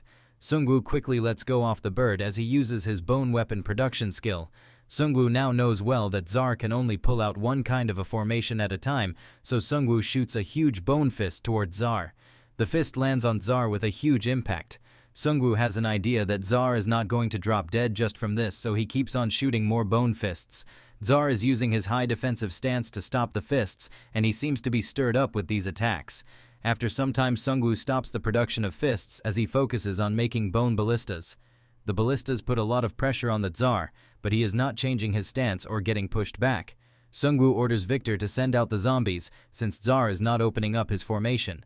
The zombies make their way to Tsar. He is annoyed by their rotten smell, but he is confident that they cannot break through his defense. Sungwoo orders Victor to release the summoning. The undead stop moving and the whole area starts brimming with the sounds of corpse explosions. Victor, along with his priests of death, exploded all of the zombies they previously collected. Sungwoo made these huge amount of explosions in order to deplete the oxygen in the space around Tsar, and now he needs to wait and find out if Tsar can survive without breathing. Victor is curious to know if it is over, while Hanho is hoping that this Tsar bastard must not have a resurrection item. Jisoo-yoon informs everyone that Tsar is still alive despite those huge explosions. Once the smoke subsides, 3 hellhounds can be seen, and Tsar says that if the hunter fails the hunt, they become the hunted instead. He never expected himself to fall into such a situation. He tells Sungwoo that now it has gotten a little bit interesting. Sungwoo is thinking that this 3-headed Cerberus must be his real divine power. At the same time, Cerberus prepares a lethal fireball. Sungwoo can feel it in his bones that this is going to be dangerous, so he resummons the flying monster bird to get away. The 3 fireballs of Cerberus were so huge and intense that they easily melted away all skyscrapers in their way. Sungwoo made it quite far above, so he avoided this attack. He has no idea what those attacks are, but if he allows even one hit, then it will be an instant death. Sungwoo lands on the ground as he is thinking of finding another opening again and landing a huge blow. But before the fight can continue, a huge pillar of lightning appears near them. Sungwoo has an idea about the identity of its user. The lightning pillar blasts off the surface on impact. Someone comes out of the pillar. This person turns out to be Han Kang-seok, and he says that he came here sensing the energy of hell, but it was just a pilgrim. He knows that Tsar picked a 4-star card called Pilgrim of Hell. He further says that you were the disgusting smell from the north that he would get from time to time. Tsar asks him about what kind of bastard is he, and Han Kang-seok asks him that you got support from the Angel faction, and you are using the power of Hell Dimension, and if this information is correct. Tsar says that he has no idea about what Han Kang-seok is talking about, but Han Kang-seok refutes his claim by telling him not to try playing dumb. Cerberus is proof of this claim since it is not even a regular divine awakening power. Tsar asks him about how he knew about it, and Han Kang-seok puts his hand on his shoulder. He then says, "How would I not know about this, since I am the one who will become the owner of Hell, the Demon King?" Even Sungwoo is wondering if Han Kang-seok is really the Demon King. Before this, he was getting hung up on quests related to the Hell Dimension, and maybe all of that was for this reason. He might even acquire authority that allows him to control monsters from the Hell Dimension. Tsar recognizes Han Kang-seok as the #1 ranker of Korean server who ruined a Japanese island. He already knew that Han Kang-seok was a great person the moment he saw him through the broadcast, but seeing him in person, it exceeds his imagination. Zeon mocks Tsar by saying that instead of trying to keep your reputation, why don't you just run away? This pisses off Tsar and he gets ready to attack Kang-seok as he thinks that he is great, but he should not have approached him unguarded like this. But before he can completely conjure his skill, he gets interrupted, as he gets struck by a huge bolt of lightning which sends him flying away. Han Kang-seok warns him to not even try these puny tricks on him since he is faster than the speed at which he breathes. But this warning was not enough for Tsar as he rushes toward Kang-seok, once again telling Kang-seok not to look down upon him since he is the best player in Siberia. In his mind, Tsar is thinking that he just needs to land a single powerful blow on this mage, but first he will block his magic using his turtle formation. Han Kang-seok uses his lightning rod to strike a huge wave of paralyzing lightning upon Tsar. The lightning pierced through the turtle formation of Tsar, making him paralyzed, and Han Kang-seok goes up to him saying that you are just an idiot, and it's just your luck that you made it this far. Kang-seok starts roasting the Tsar to the crisp as he tells him that today, his luck will end. This is finally the place where his game ends. Tsar pulls out a weird glowing item as he says that it is not over yet, and Han Kang-seok recognizes that item as the angel wing fragment. Tsar uses the angel wing fragment to quickly teleport toward another angel statue. Zeon is pissed to see that Tsar made it out, and Han Kang-seok makes an excuse saying that he did not think Tsar would move while being electrocuted. He further says that Tsar was as tough as he looked, and Zeon angrily strikes him by telling him to stop making excuses and he should have ended that Tsar quickly. Han Kang-seok keeps his cool by saying that Tsar was not even going to be an obstacle to his plans anyway, but Zeon says, "You are just making up excuses after losing him." With that being said, Han Kang-seok looks back towards Sungwoo. He greets Sungwoo by saying that it's been a while, and he did not expect to meet him like this. After spotting Mireo, Kang-seok congratulates Sungwoo by saying that first a world tree and now a dragon, you are really blessed when it comes to an item, while all I got is one noisy brat. Sungwoo asks him about how did he get here. Han Kang-seok replies by saying that he had no idea Sungwoo was here, he just came here because of a quest, and that's when he sensed Hell's power. Sungwoo asks him about the Demon King stuff and Kang-seok says that it's just a childish name. He tells Sungwoo that you can just think of it as a hidden awakening, and Sungwoo asks him if that is why he is after Hell Gates, so he can become the thing called Demon King after completing the quests. Han Kang-seok says that yeah, it's a really long quest and he is starting to get sick of it, he just wants to throw it away at this point. Sungwoo is thinking that Demon King must not be a bad thing since even his job Necromancer is described as an evil being. His intentions are the real important thing here, so he asks Han Kang-seok about what's so good about becoming the Demon King. The Hell Dimension monsters keep invading Earth, and would he be able to stop them if he becomes a Demon King? Zeon and Han Kang-seok ask Sungwoo that you must have met that giant one-eyed thing called the World Eater. If they relax and do nothing, this Earth will be eaten by it, and even if they get lucky and stop it, they could still end up being dominated by the angels or devils. Their ways are different, but they are all still invaders. Sungwoo says that you are right and we should grow an autonomous power that does not rely on any side. Han Kang-seok says that you are doing well in that aspect. This is a world where the last one standing wins, and what he is doing is also one of those paths. Sungwoo becomes happy as he is being complimented as an ally by Kang-seok, but all of a sudden Zeon informs Kang-seok about something in the southeast. It turns out that another Hellgate opened somewhere in the southeast, which is related to his quest. Han Kang-seok prepares his teleportation circle as he says that it would be nice if they could talk about this later when they both have time, but they will get their chance if they stay alive. Before leaving, he wishes Sungwoo best of luck, and he requests him not to die until then. While Kang-seok leaves, Manhwa Recap informs Sungwoo that she will go look for the prosecutor. A few hours have passed and the chaos has cooled down. The Liberation Guild took the remaining Russians as prisoners. Manhwa Recap informs Sungwoo that all the Siberian hunters have surrendered. Even the curse that froze the Crusader team has been lifted. Sungwoo says that it's a relief, and Manhwa Recap says that the prosecutor has something he wants to say. Prosecutor makes his way to the room, but he is not looking well, and he says that even though you just saved us, but I have to bring you bad news once again. He broke an angel statue yesterday, and Sungwoo is thinking, why would a person belonging to the angel faction break an angel statue? It turns out that Prosecutor received a curse after destroying the angel statue, and now after 11 hours, the angel will descend upon the Yeongdeungpo station. The absolute race is coming down to judge the entirety of Seoul. Sungwoo says that angels are an opponent that he would had to fight someday. Sungwoo smirks as he asks the prosecutor if the angels have bones. Sungwoo is thinking that the angels coming here means that it must be possible to go where the angel race lives and fight them off there. Hanho and Mireo are almost frozen to death, and Hanho says that they should first do something about this cold, and Jisoo Yun agrees with them saying that the temperature is constantly dropping. Min Hyum-seong thoroughly interrogates the Russian prisoners. After interrogating the Russian captives, they found out that the thing they planted in Namsan is something called frozen seed. It's a strategic weapon which completely freezes the whole area by quickly bringing down the surrounding temperature. Sungwoo asks them if the temperature is going to return to normal once that's removed, and Manhwa Recap says that it is correct, but there is nothing they can do about it unless they have full immunity against the cold. Sungwoo says that they don't have complete immunity to the cold, but there is another way. Maybe they can endure the cold thanks to Salamander's aura. Sungwoo tells them to get the helicopter, and they will quickly get it done before the angels descend. The blizzard is becoming intense near the cold seed. After some time they make it near the tower, but they cannot approach further in the helicopter, and they inform Sungwoo that he needs to get off right here, and the wide area surveillance team on the ground will explain the situation to him. With that being said, Sungwoo jumps down along with Righty. Sungwoo uses his abyss aura to cushion his fall. Surveillance team informs Sungwoo that according to the temperature they measured, the target is expected to be embedded right under the tower. The temperature in that depth is estimated to be minus 259 degrees, close to the absolute zero. An ordinary person's lungs will freeze by just breathing in that air. Sungwoo tells them that they have done enough and they should get back.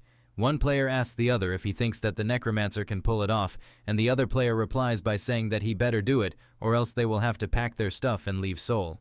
Sungwoo summons the Salamander's aura along with his troll minions to block off the cold winds. He even summons the specters to inspect his path going forward. He can't even see what's in front of him because of this white-out phenomenon. If he had not borrowed the specter's vision, he would not even have been able to find his way. After some time, he finally makes it to the center of this mess. A notification pops up telling him that Frozen Seed is active. It will bring Ice Age to the Seoul area within 22 hours and 44 minutes. If they want to deactivate it, they first need to detach it from the tower. There is a huge tower right in front of him, and Ice Age will descend upon them if it is not deactivated. Even with Salamander's aura, approaching any further is too much. Sungwoo orders his troll skeletons and ghosts to pull it out. An aura is released from the Frozen Seed engulfing the trolls. A notification pops up informing Sungwoo that a powerful magical energy is stopping him from approaching the spiritual being. Sungwoo is thinking that the Frozen Seed is not an ordinary item as it froze the troll minions. Sungwoo moves forward, releasing more fire aura in order to withstand the cold. His only hope is withstanding it with the advanced Fire Spirit Stone. The Frozen Seed is embedded at the bottom of the tower. Sungwoo finally reached it, but his hardships have not ended yet. A notification pops up informing him that he is being exposed to extreme cold and all of his physical stats have decreased by 70%. Sungwoo is sure that he is going to die at this rate. Just standing near the Frozen Seed is doing this much damage, and putting his hands on it would be a crazy thing to do. But it's also too late to back down, plus the Fire Spirit Stone should be able to offset the cold and deal a decisive blow. Sungwoo bets everything on the Fire Spirit Stone as he jumps toward the Frozen Seed. He keeps on pushing forward by unleashing the heat from the Fire Spirit Stone to block the cold waves emitting from the Frozen Seed. With each step, the cold keeps on drastically increasing. It's over if he freezes here, so he smashes the Frozen Seed with everything he got. The blast from the Fire Spirit Stone was enough to break apart the Frozen Seed. The Frozen Seed stopped working, and Sungwoo's resistance to cold improved by 2 points as he survived the extreme cold. He got the Frozen Seed as well, which was worth risking his life. Frozen Seed is a special type orb. When owned for at least 100 days, the Yeti attribute is given, which increases cold resistance by 10%, and it reduces mana consumption when using Frost Realm magic by 80%. If it's installed on high ground, the user can manifest Ice Age within a certain area range. This item is truly underrated, and it will come handy one day. After dealing with the Ice Age problem, Sungwoo heads back to the prosecutor for more info on the Angel faction. Prosecutor informs him that there was something different about the stone statue that he had. It had 4 wings, and it only forced quests onto them that would profit the Angel faction. Moreover, they could not leave the faction even after breaking the statue. Prosecutor received a warning message which says that he committed a sin that cannot be cleansed. Soon the Angel Arbiter will descend. All players who have registered in the faction through that Angel Stone statue will be judged. Upon meeting the Angel Arbiter, all of their stats will decrease by 90%. On the day of descent, if they confess their sins by selecting 500 player sacrifices and offering them up, they can receive forgiveness. Prosecutor admits that Sungwoo was right from the start, and fooling around with the absolute tribes will end up in a fate far worse than the happy ending. Sungwoo tells the prosecutor that he needs to start growing an autonomous power, since it's not just the Angel faction that is targeting them, and prosecutor asks him if he is talking about the Devil faction. Sungwoo informs him that there are even more horrible things lurking in the dark, and he is thinking that the being called Creator, who watches everything from above, is the worst of all. Even if he manages to stop everything now, if he don't know what that being wants, then he will be playing things the way they want. At the same time, another exclusive quest pops up in front of Sungwoo with the title of Duty of Guarding 2. It's a guarding targets type quest. Its goal is to protect the candidates for judgment of the Angel faction. As a reward, he can choose between Rise in Divinity or Class Change Ticket. Its description states that the outer dimensional being known as the Absolute Tribe is going to descend in order to massacre the living creatures on this land. As the guardian of this land, Sungwoo has the duty to eliminate pressure from the outer dimension. If he interrupts the tribe's plan, he will be able to inflict a huge lose onto them. Sungwoo will fail if 80% or more candidates for judgment die. Upon eliminating the Angel Arbiter, additional rewards will be given. Sungwoo is thinking that it must be the second part of the same quest that popped up when the Hell's Dimension and Devil's Gateway opened up. If it's according to what the contents of the quest say, then it means even the absolute tribes are no different from monsters, so the term Guardian refers to those who protect this land without borrowing power from external beings. Sungwoo requests the prosecutor to gather as many people as possible with job classes that control water and fire. Sungwoo is thinking of gifting a nice waterfall to their uninvited guest. A few hours pass by as the Liberation Guild gathers everything that Sungwoo requested.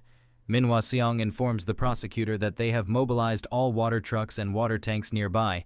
They have also filled the fire service helicopters with water.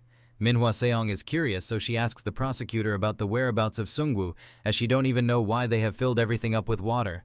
Prosecutor tells her that it is safer to not know the reason for now, as they belong to the Angel faction and information might leak. Prosecutor is thinking that if the absolute tribes are looking down on this land, then their best course of action would be to take advantage of human players.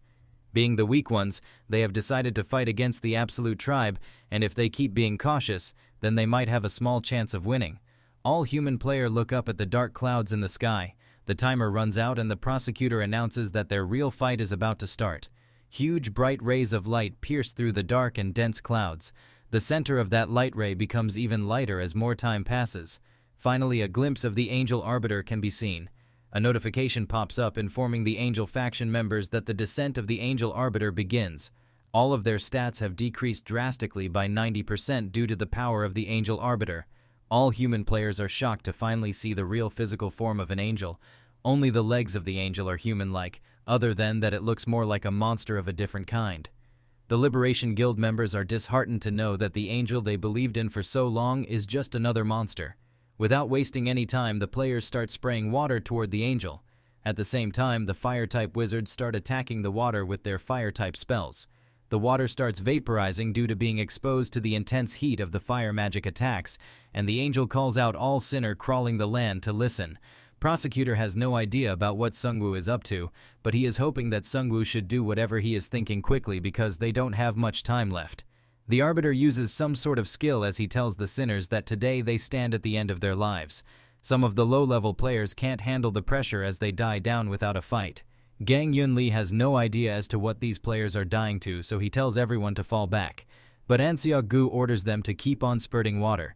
Gang Yun-Lee asks him about how long are they going to keep on doing it since everyone's just dying, but An Seok-gu informs him that this is their only option since running away against that being will not be useful at all. All of a sudden, some rocks are thrown at the angel. Using Shadow Swap skill, Sungwoo summons all of his skeletons below the angel, making a huge tower. Sungwoo, along with Jisoo-yoon and Hanho, welcome the Arbiter to their land. All three of them attack the Arbiter at the same time. Arbiter easily deflects their attack while saying, "Oh evil beings, you cannot measure up to me." While they are falling down, Sungwoo informs him that he is wrong, and they are not the ones who will be dealing with him. Sungwoo throws the frozen seed at the minion tower, saying that this guy will be your opponent. The frozen seed activates, which in turn drops the temperature significantly in the surrounding area, and a strong blizzard will strike the area. The Arbiter gets hit by a cold ice wave. The Liberation Guild members now know what Sungwoo was up to, and they keep on spraying water and vaporizing it using the fire spells. As the Arbiter is about to be engulfed by the frozen seed, he warns the evil being about how can he do this to him. In a few minutes, the angel completely gets frozen. A notification pops up informing everyone that frozen seed is active. It will bring ice age to the soul area. If they want to deactivate it, then they first need to detach it from the tower. Manhwa Recap asks if it is over, but prosecutor informs him that it is not over yet. He furiously orders his guild members to keep on spraying water, or the Arbiter will break free. Sungwoo is thinking that he can win. He was only trying it out, but they have definitely locked up the movement of Arbiter. Sungwoo informs the prosecutor that they will be able to defeat it right now in one go if they go all out right now, and prosecutor orders the siege weapons to get ready to attack. He also mobilizes the containers with monster corpses, as they will mobilize all firepower in one blow and finish him off. In a few minutes, the preparations are complete and Sungwoo moves above the Arbiter using the Alpha Wyvern. Sungwoo dwells maximum number of demonic bombardment in his scythe. Before shooting, he tells the monster who pretends to be an angel that this is the end. With that being said, Sungwoo releases the demonic bombardment on the Arbiter, along with all the artillery fire and the corpse explosions in one go. This completely shatters the Arbiter, and Sungwoo earns 35 million gold coins for hunting down the Arbiter. Sungwoo has gained the title of an Angel Slayer. His magic resistance increased by 5 points. His immunity to fainting and electric shock increased by 10%. With this huge kill, Sungwoo leveled up to 23, and it's the first time Sungwoo leveled up since the Pirates and the Devil Cave incident. The biggest thing that he gained is the fact that even the absolute tribes are no different from monsters.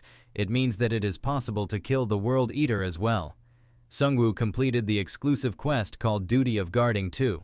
Through the additional condition of eliminating the Angel Arbiter, Sungwoo has selected a permanent rise in divinity as a reward. His divinity level has increased from level 1 to level 2. His divine Anubis form has leveled up to 2. Now he can acquire the power of Anubis by obtaining divinity for 1 hour and 30 minutes a day. All of his stats will increase by 15 points during his divine form activation. Sungwoo has been given 30 additional minutes, and his stats have increased by 5, so now he won't have to be impatient due to his divine form time running out. All of a sudden, a new glowing item appears before Sungwoo.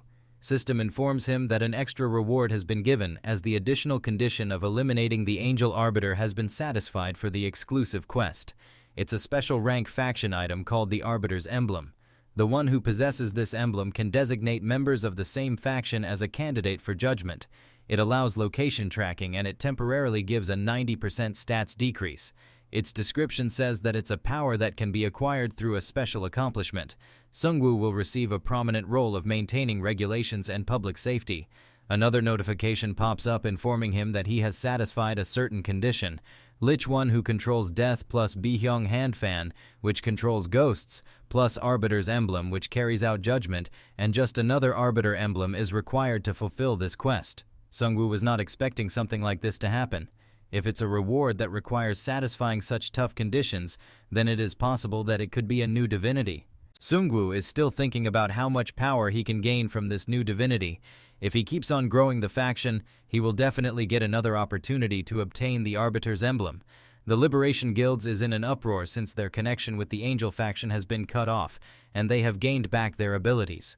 Their uproar comes to a halt when Manhwa Recap reminds them that they should get back to work since their powers are back. Sungwoo tries to raise the Arbiter as a minion, but he fails as System notifies him that a being from an outer dimension cannot be risen as bloodkin. The same thing happened when Sungwoo tried to raise the monsters from the Hell's Gate as his minions, but it seems like different rules apply to outer dimensional beings.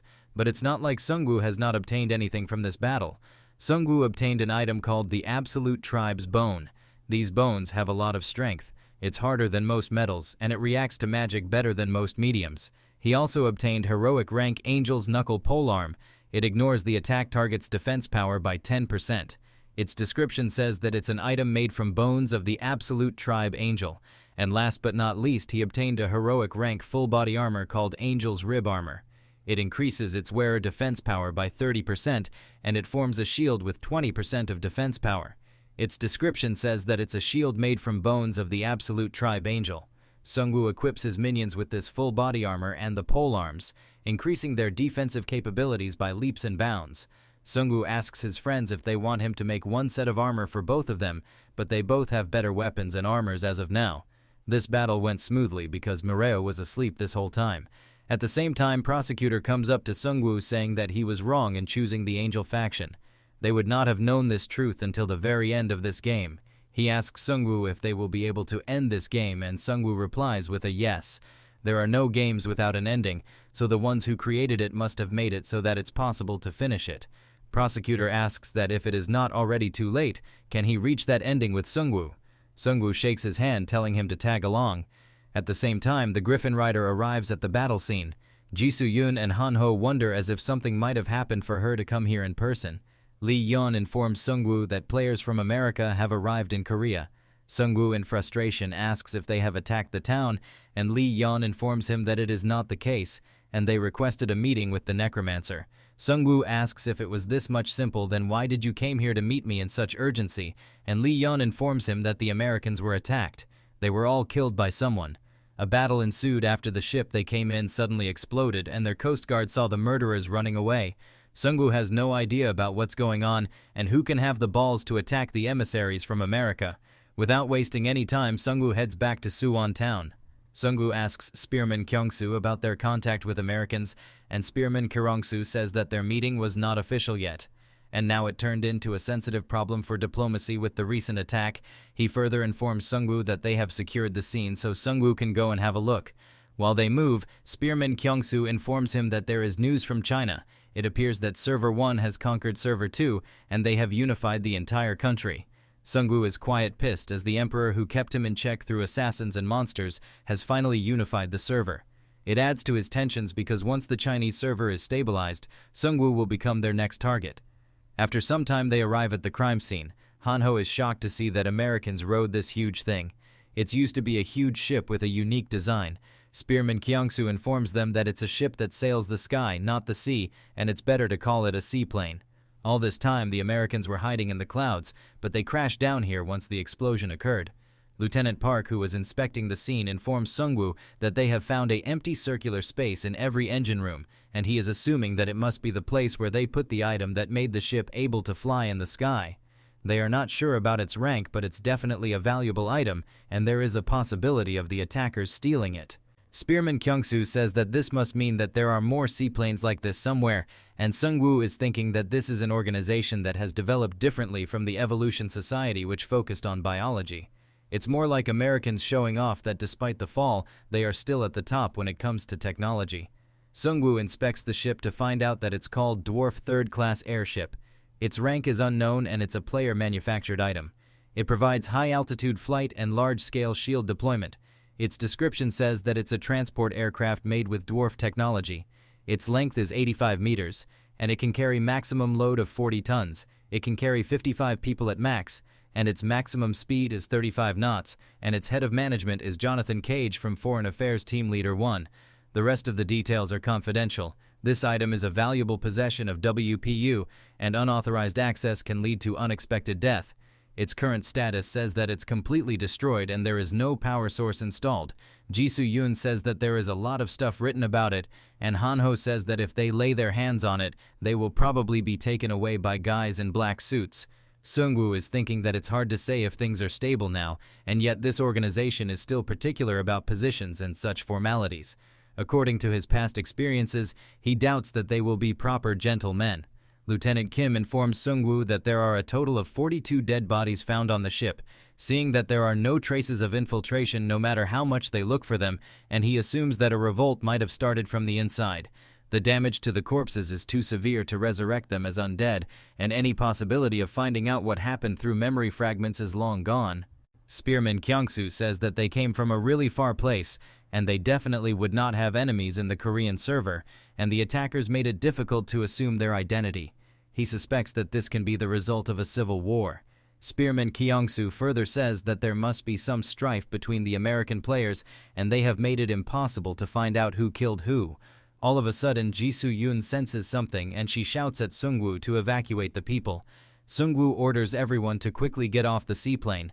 Jisoo Yoon informs Sungwoo that she can feel small but frequent movements coming from a spot inside the cabin. On closer inspection, they turned out to be bugs. They are packed inside boxes like a booby trap. The rank of these boxes is unknown and they are called Player Killer Box, and they have deadly poison bugs inside. It's a player-manufactured item. If a player approaches it within a 5-meter distance, the box opens up and 3,000 deadly poison bugs are freed. Regardless of the defensive power, the player will die after getting stung 10 times. Sungwoo says that this is the worst gift he ever had, and he orders his minions to bring it up. Jisoo Yoon is quite pissed, and if she had noticed it a bit too late, then a lot of people here would have died. Sungwoo orders Spearman Kyungsoo to find a white werewolf through the Hunter Company. The white werewolf beast man was one of the Evolution Society's leader. With his psychometry, which reads memories of objects, they will be able to find out some kind of information. Since it's a gift that has not been opened yet, then they need to return it as it is to its owner, in a secret facility somewhere in an unknown place. Someone just opens up his eyes as his captive calls him Johnny. It's time to get a grip, man. As Johnny wakes up confined in ropes, he asks Parker about where he is, and Parker says that he never thought Central Park's hero can look this miserable. Parker is the subordinate of Johnny, and he asks Parker if he has betrayed him. Parker says that it's possible only if we have been on the same side at one point. but we have never shared our heart with you guys in the first place. And this is a spectacular operation targeting hostile forces following the espionage battle. He don't know for what reason Chairman Love wants to maintain a good relationship with a clown in a small land, but Admiral Baker has a different opinion. These days he is very interested in decorating Oriental gardens. Johnny gets the impression that Parker is trying to get the World Tree. Parker confirms this suspicion and Johnny starts to think that these guys are crazy. Chairman Love thinks very highly of South Korea's hero value. The Necromancer is a man who fought against the absolute tribes, unlike others who tried to follow them. Chairman Love said that the Necromancer will be a key figure in rebuilding humanity. Johnny asks Parker if Admiral William Baker is planning to make another unnecessary sacrifice, and that sacrifice is going to be Parker. Parker says that you saw it, that horrible tree's shape, it's a weapon for mass destruction. It's a monster which we don't know when and how it's going to grow and destroy Washington City. He further informs his friend that they have always stopped future disasters. This tree is a potential threat, which can cause harm to the Central Order of America. The hardliner group is being led by Admiral William Baker. They still believe that all crises should be resolved under American leadership. They see the Necromancer as a potential threat to the United States-centered order. Johnny tells Parker what he is doing is not right. Parker informs Johnny that you and the messenger will be reported as having massacred by isolationist Eastern terrorist aka the Necromancer. Then Admiral Baker will gain the support of the Provisional Assembly. Finally, they will send a dwarf fleet here, and Parker is wondering if that monster tree can withstand a bombardment of that scale. Johnny begs Parker to reconsider his choice since this is not the way to peace. All of a sudden, the specters of Sungwoo infiltrate the room, making both Parker and Johnny confused about their origin. Those specters were mere scouts, and after knowing the location of the captive, Sungwoo destroys the ceiling. A huge chunk of the ceiling is about to hit the American crowd below, but before it can hit them, Parker deploys an energy shield, and he orders his underlings to locate the target. All of a sudden, the ceiling chunk which was about to hit them gets lifted up, and the underlings think that maybe Parker did that, but Parker informs them that it was not his doing. It turns out that Sungwoo's mech skeleton boss was the one who lifted it up. Sungwoo sighs in relief since he found these faggots, and the Americans are wondering about how did he found this place. After locating Johnny, Spearman Kyung-soo informs Sungwoo that the person tied up is Jonathan Cage, who came as a diplomat. The White Werewolf Beastman informs Sungwoo that the man who deployed the shield is the mastermind behind the massacre on the ship. Parker says that you are just lying and you don't have any evidence to back your claims. At the same time, Parker starts to squeeze Jonathan's neck. Parker tells the Necromancer that this man is indeed Jonathan Cage, who came to meet you as our representative. But a rebellion broke out under his direction, and it's just a messy internal feud. He further claims that they suppressed the rebellion and traced the events, and as of now they were in the middle to questioning Jonathan. Parker warns Sungwoo to forget about today's events if they want to maintain friendly relationship with them, but before Parker can lie any further, Sungwoo grabs him by his neck. Sungwoo asks him about why is he talking too much. Sungwoo informs him that he did not came here for a diplomatic talk with him, and you probably know more about me than I do.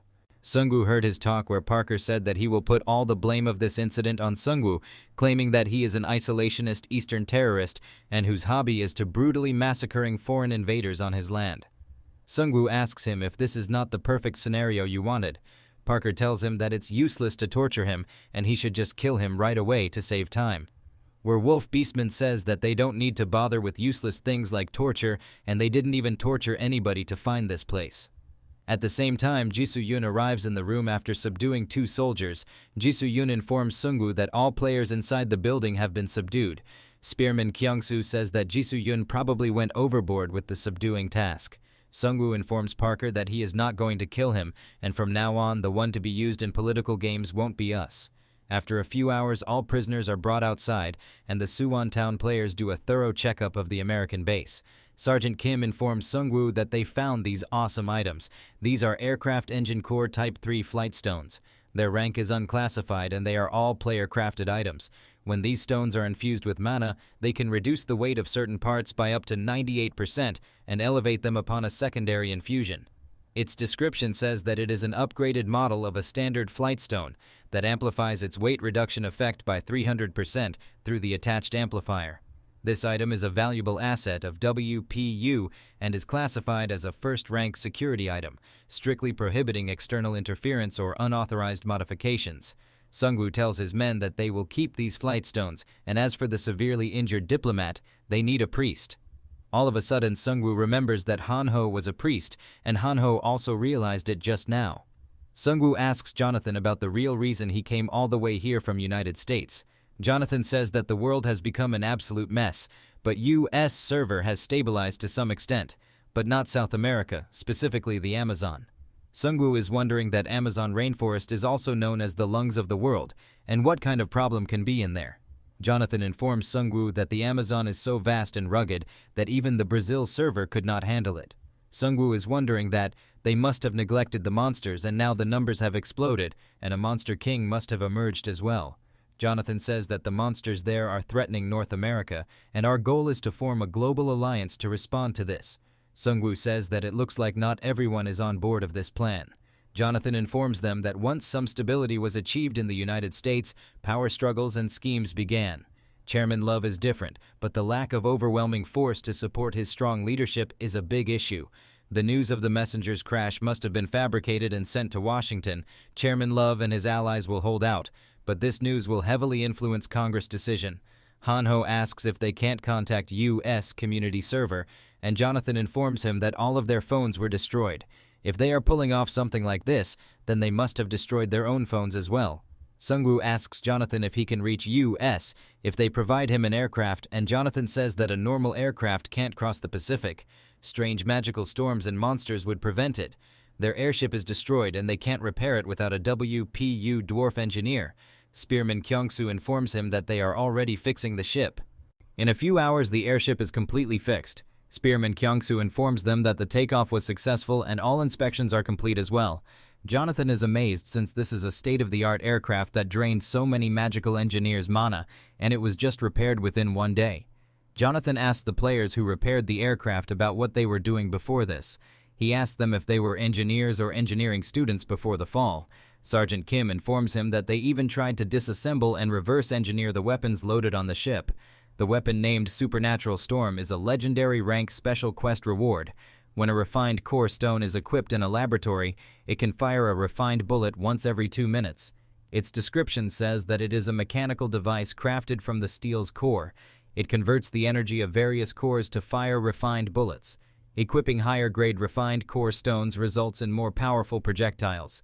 They did not use this legendary item because it's not a player-made item and it can cause big trouble for them, but the guy who worked on the repairs was against stopping since they can use this firepower to protect their town. Sungwoo has a fire spirit stone which can be used to fire the cannon. The builders are anxious to use this fire spirit stone to test out the cannon. Finally, Sungwoo agrees to it and they use the fire stone to shoot a bullet. Spearman Kyungsoo says that the aircraft has a barrier, but this can even pierce it in one shot.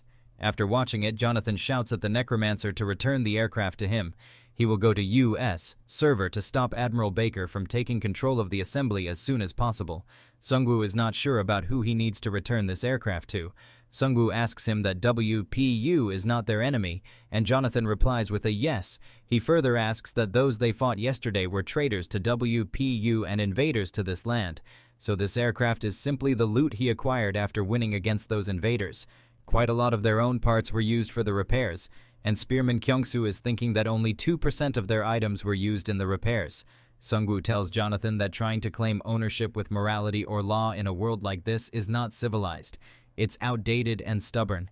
Jonathan says that you are right, but Chairman Love hopes for a time when that becomes possible again.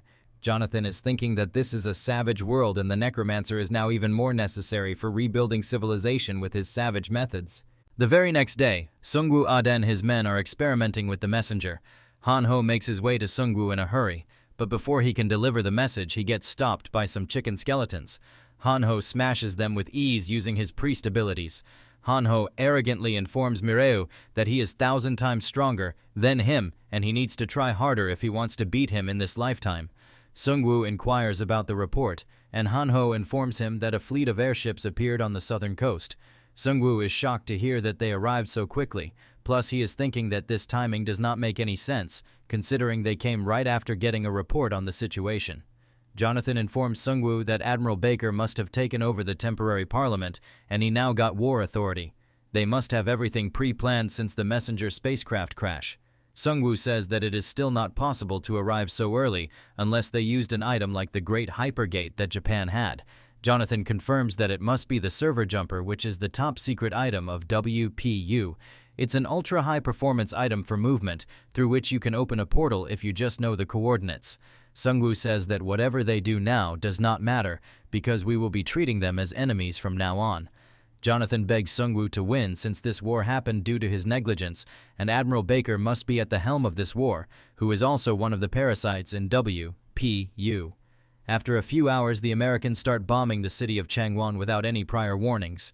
The players from a minor faction get wiped out in mere seconds. The Americans shamelessly broadcast the whole event live. Spearman Kyung-soo informs Sungwoo that this video was relayed 3 hours ago, and there are at least 7 airships visible in this video. The Americans bombed Changwon indiscriminately. Sungwoo says that the goal of Admiral Baker seems to be taking over the Korean server instead of just wiping out the World Tree faction, since they have targeted the South. Hanho's dad becomes pissed at the Americans for not coming at them first. Lieutenant Kim says that it is unfortunate for the victims, but they have got enough time to prepare. Jonathan Cage informs Sungwoo that the fleet in the video is just an advance party. No matter how advanced the server jumper is, they won't be able to move the entire fleet. Their goal must be to incapacitate the South and install the hypergate. Hanho's dad says that they need to show these American dogs their place this time. Jonathan Cage further informs them that the fleet of Admiral Baker is quite powerful. He still can't forget the time when they annihilated 20,000 iron orcs with it. Jisoo-yoon says that it takes time to inject mana when installing the hypergate. If they are going to install more than one hypergate, then they still have time left. Sungwoo asks Jisoo-yoon if she has asked the king of the Great Mountain Range for the Space Stone, and Jisoo-yoon informs him that she already received one. But in return, the Suwon town had to buy 1,000 bags of potatoes from the king. Sungwoo says that if only few of us are going, then we can immediately head to Changwon, but Hanho says that we are not few. The advanced American fleet made sure to annihilate every living being in the town. A player says that this has turned into a pile of ash just like Philadelphia, and another player is quite impressed with this destruction. The first player says that we made that broadcast in Korea to put down their spirits. Admiral Baker sees these performances as a strategy. Thanks to that, even the Philadelphia Union surrendered early. Chairman Love's side criticized them by saying it was unnecessary sacrifice, but Admiral Baker hit back saying that he was exchanging bombshells for soldiers' lives. The first player says that Admiral Baker is a man who would look at war as mere numbers piling up. The other player says that Admiral Baker has a good sense of politics. He already knew that one day Admiral Baker would defeat Chairman Love and rise to power, but he didn't expect it to be this quickly. The fact that the Necromancer is a psychopath to whom words don't work was a big factor. Even the members of the parliament could not have known that he would massacre the flight attendants and bring down the messenger aircraft. There are about 6 hours left for the hypergate installation to finish. According to their superiors, they might attack Busan next. All of a sudden they get distracted by a shadow from above while a box lands behind them. A caution message pops up informing them that a player-killer box is opening. Once the box opens up, countless player-killer bugs burst out of it.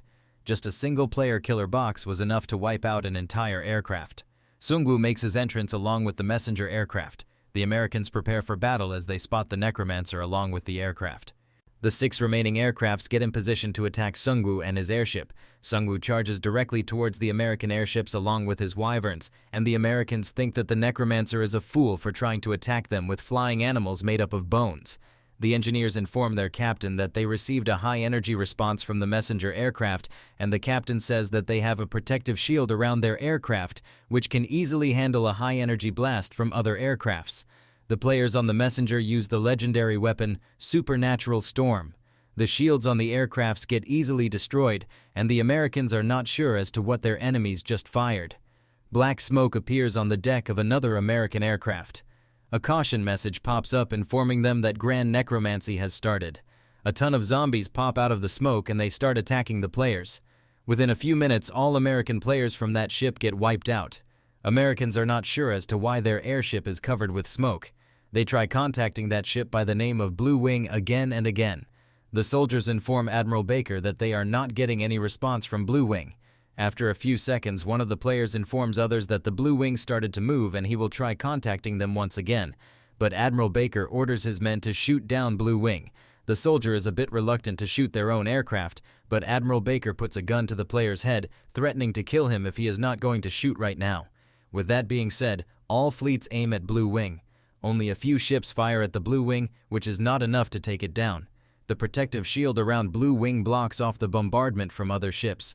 Seeing this, Admiral Baker shoots the soldier in cold blood. The second in command, fearing for his life, orders the other ships to shoot as well, or their families will be wiped out as traitors. With that being said, all aircrafts shoot at the Blue Wing in unison. The impact was enough to burst through the protective shield of Blue Wing, and it completely destroyed it. Admiral Baker informs his men that the undead controlled by a human player are not stupid. Moreover, a guy who is way smarter than you is controlling them. Now he will only keep the parts that are useful to him. Sungwoo cancels all of his summons on the Blue Wing as it crashed down, and he has no use for it. Sungwoo ordered the players on the messenger to wake up Mireyu, and now they have 3 Lich-level death magic users. Sungwoo got a synergy by the name of Death Harmony. It requires 3 or more users of Lich-level death magic. This synergy promotes one of the exclusive skills into its ultimate rank. The rank of Sungwoo's bone weapon skill has risen from expert to its ultimate rank. Victor says that he is sad since most of his zombie minions are just sacrificed like this, and Sungwoo says that it is biologically impossible for you to feel sad. Victor says that if they think biologically, then everything happening around them is impossible. Sungwoo ignores his blabber, and he tells everyone that they are now moving out of the clouds. 2 aircrafts are gone, and now the Americans are only left with 5. The cannons of the American aircrafts get ready to fire at the incoming enemy. The airships take longer to turn around, and Sungwoo can just outpace them using the speed of his wyverns. But before he can act on his plan, his wyverns get shot by all cannons from the 5 airships. All of a sudden, Sungwoo realizes something. Sungwoo and his party got trapped in the bombarding range before they could even realize it. With their next attack, the Americans managed to shoot down a lot of wyverns. The Americans think that they finally got rid of the Necromancer with those last shots. It turns out that Sungwoo easily brushed away the impact from the cannons using the other wyverns as a shield. Sungwoo says that it's too early to celebrate, but they are still getting excited.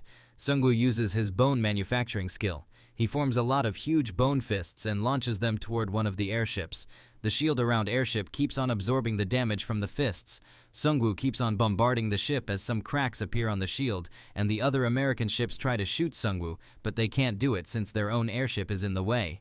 The airship on the front manages to hit one of the fists above them, and the fist shatters. There were a few orc corpses inside the fist which get dropped down on the airship. As soon as the corpses land on the airship, Sungwoo uses corpse explosion to blow the players on deck. The airship is well built, and it's hard to sink it with just corpse explosions. Sungwoo gets ready to test out one of his newer abilities called high pressure explosion.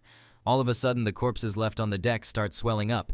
A notification appears informing Americans that high pressure explosion is applied to 11 corpses, and there are 29 seconds left until they detonate. After the timer is up, the whole airship bursts out in huge flames. Victor Lich is quite happy as these corpses were collected by him, and now there are only 3 ships remaining. Meanwhile, inside the main airship of the Americans, the commanders are sad that they lost Pittsburgh airship as well. This view in front of them is shocking because not even a single ship has been destroyed until now. Admiral Baker shoots down one of them in cold blood while saying that you guys should have followed my orders from the start and got rid of the useless ships.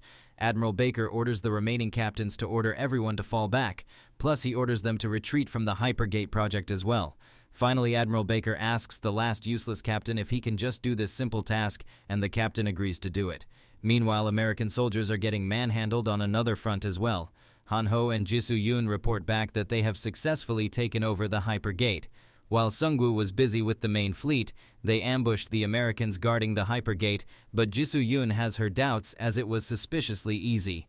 Sungwoo asks about the status of the Hypergate, and Hanho informs him that it's on 97% completion rate, and it can be completed after injecting a little bit more mana. Lieutenant Kim informs Sungwoo that the iron pillars are set and the items are ready.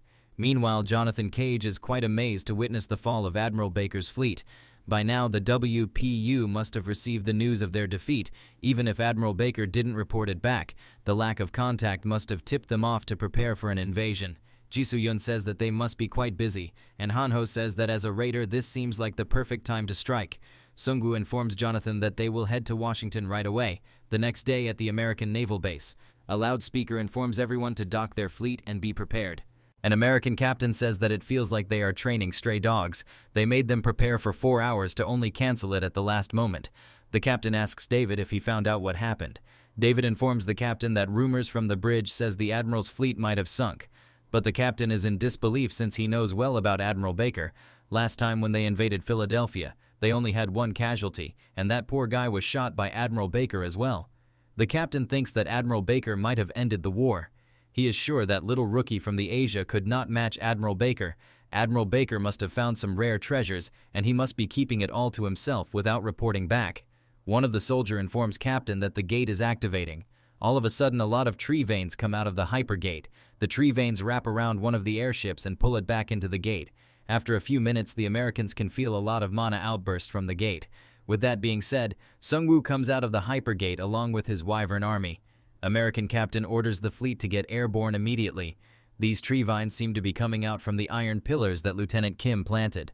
The airship comes out of the hypergate and Lieutenant Kim orders everyone to get on board and get rid of the passengers.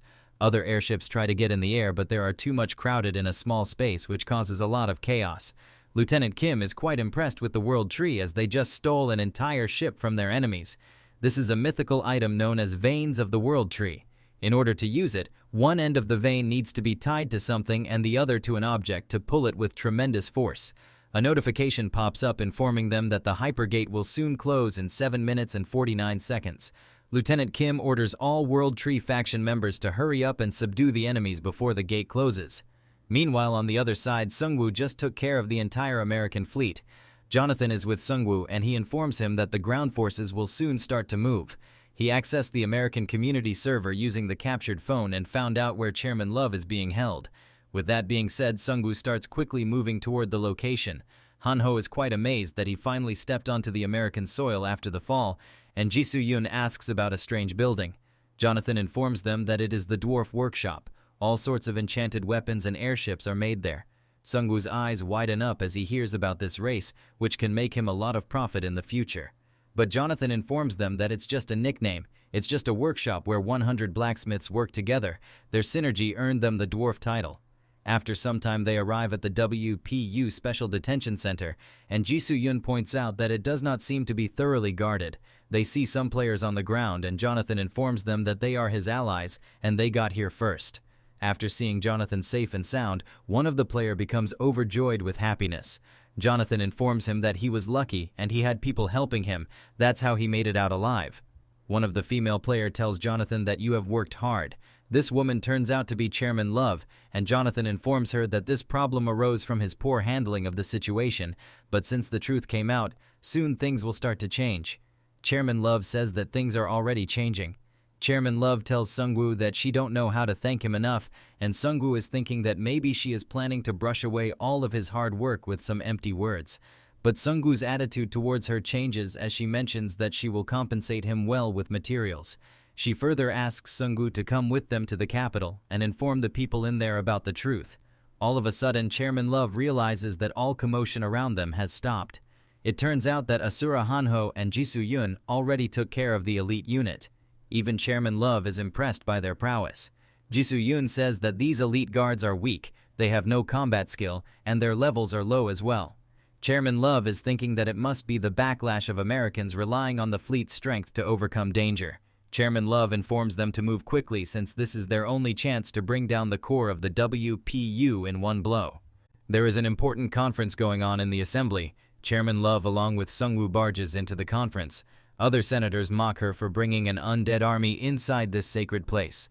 Chairman Love shouts out loud telling them to get a hold of themselves. The senators shut up after hearing her scream. She informs them that team leader Jonathan Cage of Messenger Corps, who was reported to have perished, is alive, and the Necromancer who attacked him is also here. The senators are a bit taken back since they thought Jonathan was killed by the Necromancer. Jonathan informs them that Admiral Baker has long been plotting to seize control of the Provisional Assembly. Jonathan has reported the truth to Chairman Love, so he tells them to listen to her. With that being said, Chairman Love gives them details about how Admiral Baker planned out this whole facade. After hearing the truth, the assemblymen start cursing Admiral Baker for fooling them, but someone present on the sidelines is not happy with this explanation. Gordon gets up as he shouts out that they don't really know for sure if the person present in front of them is the real Jonathan Cage. He points toward Jonathan while saying that this person could have used doppelganger transformation magic in order to deceive us all. Sungwoo asks about the origin of these people, and Jonathan informs him that they are Admiral Baker's closest friends. Gordon further informs them that Admiral Baker is alive and well. He is conserving his strength in the allied Japanese server, and he will exact revenge on the Korean server after recuperating. Chairman Love tells Gordon to give up since all he has done to this point are just meaningless sacrifices. Gordon shouts out loud saying that if they are buried under humanitarianism, they will never regain a strong America. They will only end up under the rule of that corpse manipulator.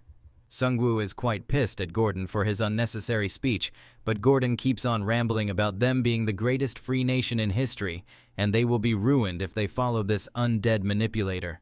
Jonathan further informs them that Gordon is the right-hand man of Admiral Baker. He is ranked 7th in the American server. He is known for his tremendous strength, but as you can see, he has a nasty temper. Gordon then starts slandering Jonathan for whispering to some zombie who is eating up our freedom, and if he has no pride as an American. After hearing his ramblings, Ji-soo-yoon gets triggered and she moves forward telling Gordon that your pride does not match your skills. Gordon runs forward to teach this brat a lesson. Gordon uses dynamite punch on Ji-soo-yoon. Ji-soo-yoon easily blocks the dynamite punch of Gordon with a single finger, and she comments that the 7th rank of American server is so weak. After that, she slashes Gordon into spaghetti. She asks others if anyone else needs an attitude adjustment. Sungwoo tells them all that now it's time to discuss appropriate compensation for the crimes you guys committed on our land. Few hours pass by and the conference ends. Chairman Love informs Sungwoo that she plans to provide compensation to his satisfaction, but if he is also open to investments for cooperation. Hanho says that it feels like we are hired thugs taking money from politicians. Sungwoo is thinking that he can even growl behind them if they can pay the right price. Sungwoo says that as compensation, he wants to visit the dwarf workshop. Chairman Love agrees, and they start moving toward the dwarf workshop. Hanho says that it feels like they are looking at an ancient structure like the pyramids. Hanho asks about the lights, and Jonathan informs them that it is blessing magic. The building itself is imbued with blessing magic. It activates the necessary blessings depending on the item being crafted. Sungwoo is thinking that it's not on par with the world tree, but being able to create blessings themselves makes them ahead of us in manufacturing. Inside the workshop, the workers are still busy making products. They arrive near an otherworldly-looking structure with some people on top of it. One of the bearded players shouts at the other for not focusing while tempering, and he keeps on throwing all kinds of slur to the worker. Sungwoo is thinking that this guy is definitely a dwarf, but Jonathan informs them that he is just a stubborn old man. The old man recognizes Jonathan among the new crowd. He jumps down saying that you are showing up in a swarm without prior permission. You deserve to be thrown into a furnace. Jonathan asks Master Hurst if he don't know what's going on outside, and Master Hurst bursts out in anger saying that he knows quite well. The airships they poured blood and sweat into have been smashed to bits. He tells them to get lost and not expect anything for a while. Sungwoo informs him that he is not from WPU and he is just here with a crafting request from outside. Master Hurst says that he knows well that Sungwoo is the one who destroyed all of his airships, and now he came here with these WPU punks. Master Hurst further asks him if Sungwoo has money. Sungwoo says that he has money beyond Master Hurst's imagination. After hearing that, Master Hurst quickly takes them to his office. Hurst introduces himself as Arnold Hurst, master of this workshop. His class is Elder Blacksmith. He can organize the workshop, grant additional professions, and train blacksmiths. It was already getting dull with those Washington customers, and he asks Sungwoo about what he wants to be made. Sungwoo says that he needs a safe space from cold if he wants to take out his item, and Master Hurst informs him that there is no safer place for crafting than this workshop.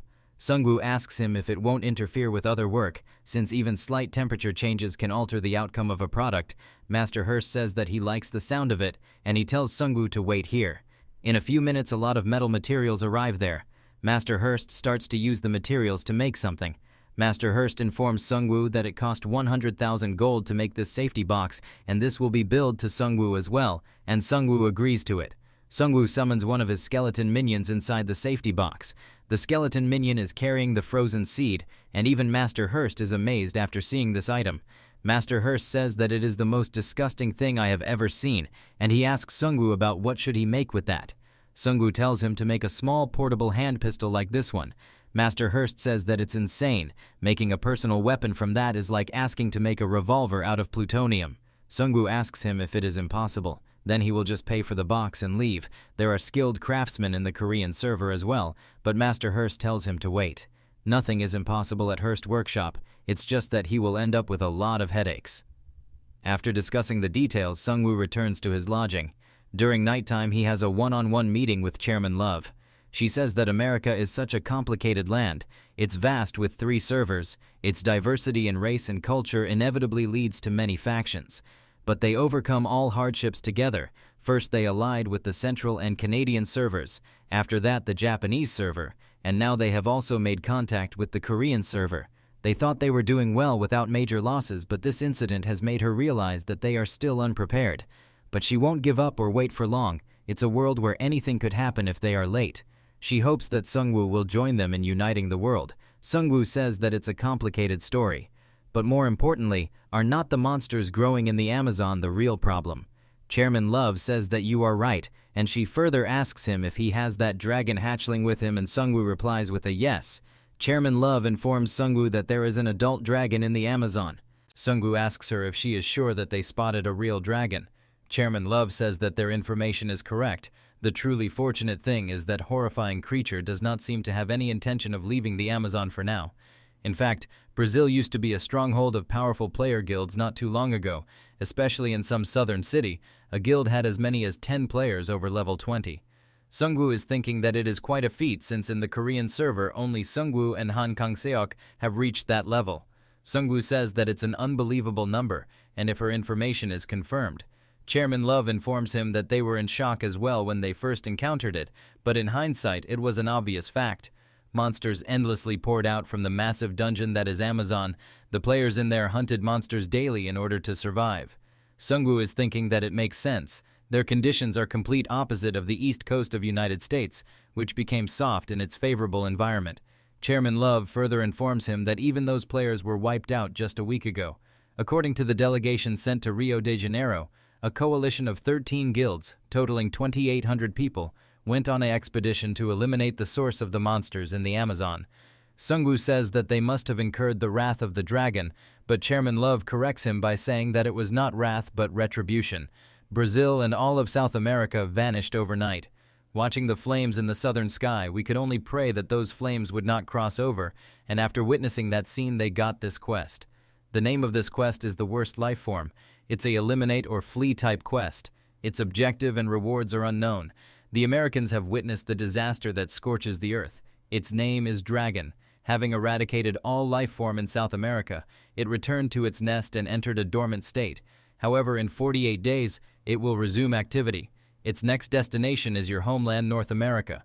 You have 2 choices: recklessly face it or wisely flee. The dragon will destroy North America and then enter a dormant state again. When it resumes activity, it will move to a new region. It, as next destination, is East Asia. Chairman Love tells Sungwoo it is the hidden quest triggered by the Brazil server.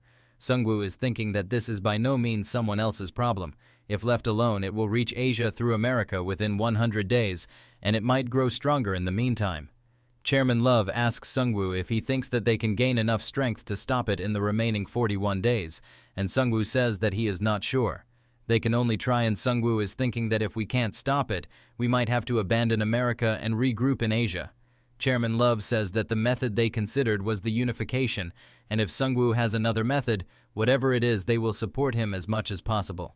The next day, Sungwoo arrives at the dwarf workshop since his item is complete. Master Hurst says that it almost drove him crazy, and it feels like the blood flowing in our bodies has turned into a shake, plus they are smelling super bad because of the overwork and no rest. Master Hurst hands over the gun to Sungwoo, and he asks him if he is satisfied with his work. This weapon is called Winter Predator. Its rank is unknown, and it's a player-crafted weapon. It condenses powerful cold energy to fire bullets.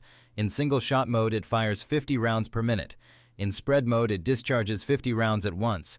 Its cooldown is 1 minute. Its description states that its default mode is set to single-shot. Pulling the lever down switches to spread mode, and pushing it back up switches to single-shot mode. The spread range is very wide, so be sure to check the surroundings before using it. The description was written directly by the creator. Master Hurst tells Sungwoo to give this weapon a try, and he has set up some dummies for practice. Sungwoo aims at the dummies, and he only uses a single shot. After watching it in action, Master Hurst and his workers are somewhat in relief since they did an amazing job making this horrifying weapon. In just a single shot, the whole area in front of him got covered in ice, and Sungwoo says that this weapon is incredible. Master Hurst proudly says that everything made by Hurst is either incredible or unbelievably incredible. At the same time, something major happens as a World Season Start notice pops up in front of everyone. World Season 1, Era of Encounter, War and Peace.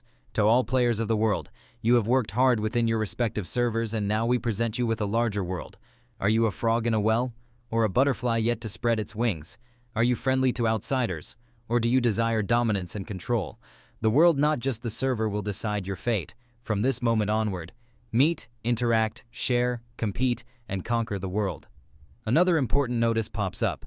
To smooth interaction between servers, several rules have been established. Number 1. Each server can elect a server master. Every player on the server has a vote and can elect one player as the server master. Number 2. The server master holds the following authorities.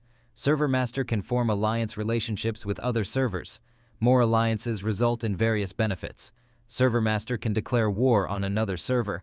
The declaring side holds the initiative and selects the battlefield and event. Server master can concede to the opposing server, transferring all authority. The server becomes a colony, and a portion of its gold income is automatically paid to the opposing server master. Master Hurst says that this is basically telling us to kill each other, and soon Sungwoo is going to get busy. After a few minutes, a meeting takes place. Chairman Love says that it seems our interaction had a significant influence on this new mainstream development. Of course, borders are slowly opening worldwide, not just because of us. Sungwoo is thinking that now quests are going to change depending on player actions and events. This world season is clearly designed to enrich global dynamics and conflicts. Now the age of exploration has come to this game. At the same time, a notification pops up informing everyone that the Egypt server has declared war on the Sudan server. This war will be broadcasted live on official channel number 1. Hanho is quite shocked since a war started so quickly, and Jisoo-yoon asks Sungwoo if their server should also declare war on China. But before she can elaborate, a notification pops up informing them that China number 1 server has declared war on the Korean server. This war will be broadcasted live on official channel number 2. Hanho says that it came in quicker than expected, and Jisoo-yoon tells him that they just seized the initiative. Sungwoo is thinking that it's not an unexpected development, but the timing is the main issue. Hanho says that they have a dragon to worry about, and Jisoo-yoon asks Sungwoo about what they should do next, and Sungwoo says that they can't avoid it since they already declared the war. He is thinking that he will just take it as an opportunity to grow. What we gain from this war might be the key to stopping the dragon. Chairman Love says that it's suffocating enough just preparing to stop the dragon, and now a war too. All we can do is hope for the victory of the Korean server. Sungwoo asks her if American support in this war is not possible.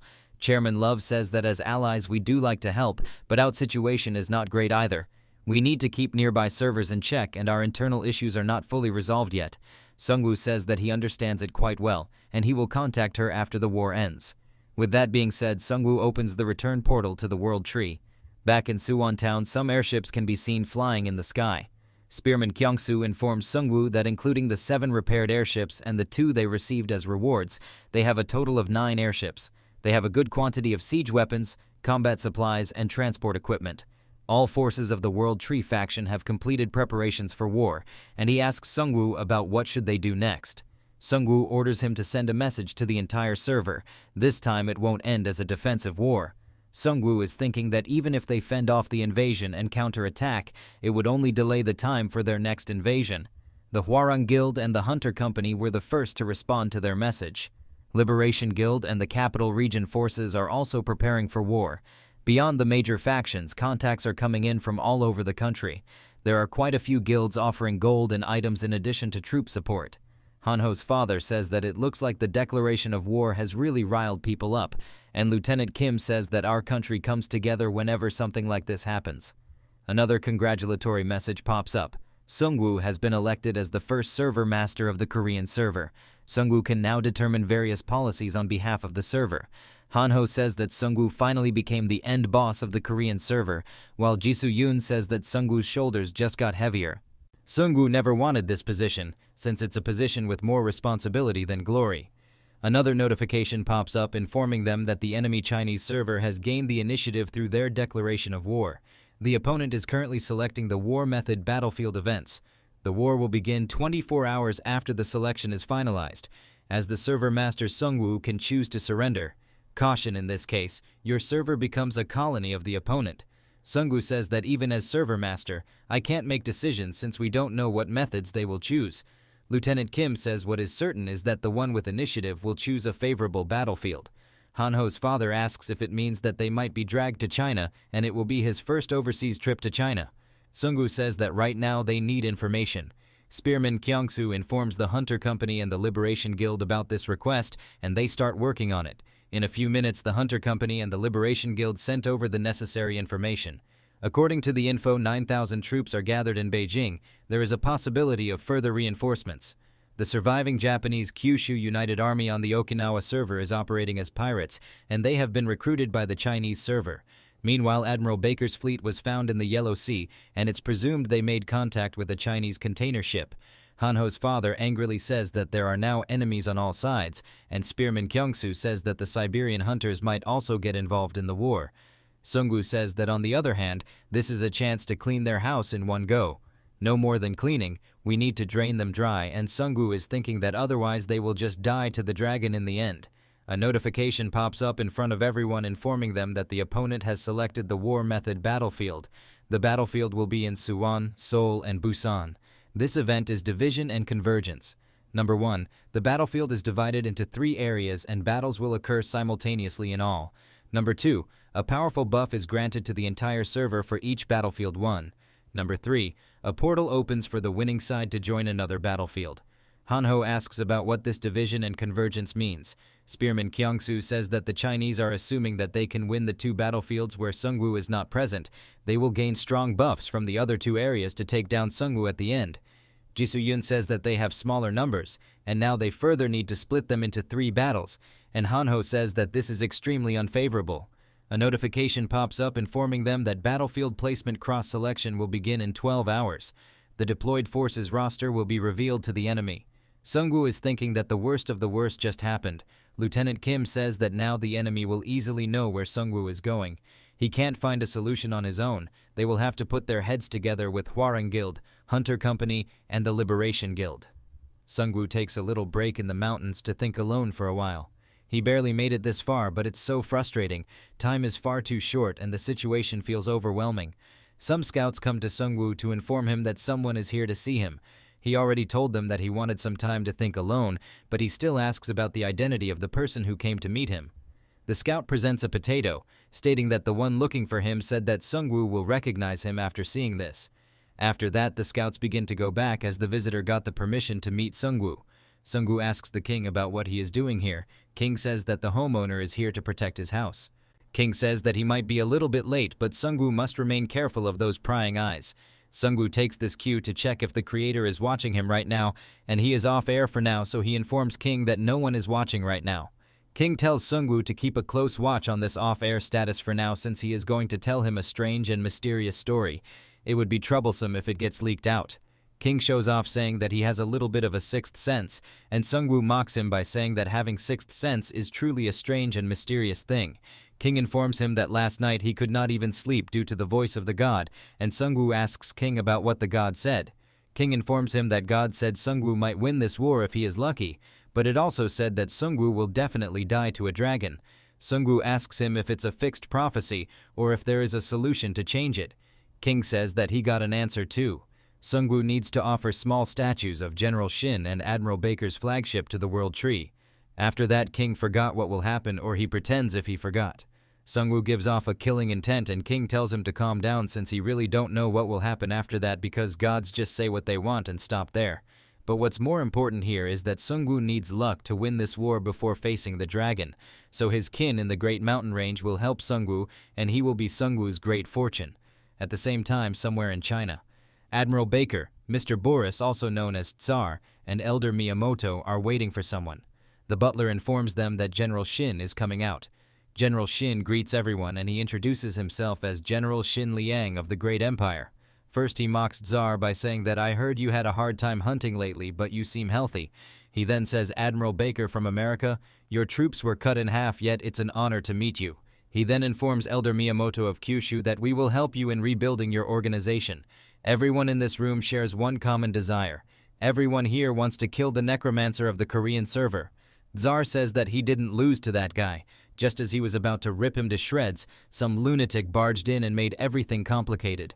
Miyamoto agrees with him, saying that it's unfortunate that the Sword Saint lost, and that man who defeated the Tsar wiped out most of the remaining Japanese forces, which was a heavy blow to him. Thanks to him, Miyamoto also had to deal with the rampage of an unchained hunting dog. Admiral Baker says that he will make sure that his fleet obliterates the Necromancer beyond recognition, and he will reclaim those warships that the Necromancer stole from him. General Shin says that you all have a commendable approach. Using the declaration of war rules of this world season, all of them can achieve their goals. Tsar asks General Shin if that annoying lightning-wielding guy is not joining the war, and General Shin says that's what we need to ensure. The top-ranked man on the Korean server does not seem interested in events from the start. His past actions support that too, and his goal lies elsewhere. That guy is after the power of hell. Tsar says that you are correct, as that guy rambled about the hell dimension when he attacked him. Last time Tsar was caught off guard, but next time he will surely kill him. General Shin informs them that their intelligence unit, which is compromised of rankers, tried to track him, but they could not find anything except that he wields lightning. In the end, their tracking team ended up being annihilated within 4 hours of tailing. In every combat scene they saw online, that guy won decisively, and there was no way to analyze him in detail. That's why the Empire considers him a top-risk target, and nothing is as dangerous as the unknown. However, there is one thing. Thanks to Tsar, they now know that he is pursuing the Hell Dimension. 3 hours ago, a 3-ranked gate of Hell was opened in Tunguska, Siberia. Tsar asks if that guy went to Siberia. General Shin says of course he would. A scroll for a 3-ranked gate of Hell is not something you can get so easily. Even if he knows it is bait, he will swallow it whole, since no one obsessed with Hell's power can ignore this. Tsar bursts up with confidence as he requests General Shin to match the Necromancer with the same battlefield as him. General Shin is thinking that according to the intel team, Tsar Boris is unmatched in one-on-one duels. General Shin asks Tsar about what kind of support would he need to win decisively. Tsar asks him to get him as many high-healing priests as he can. General Shin says that your method is simple, but it will be effective. General Shin is thinking that, according to the intel team, if that lightning guy had not appeared during the fight, then the outcome of that battle would have been different. Now with the priest's blessings, there won't be a more certain strategy than this.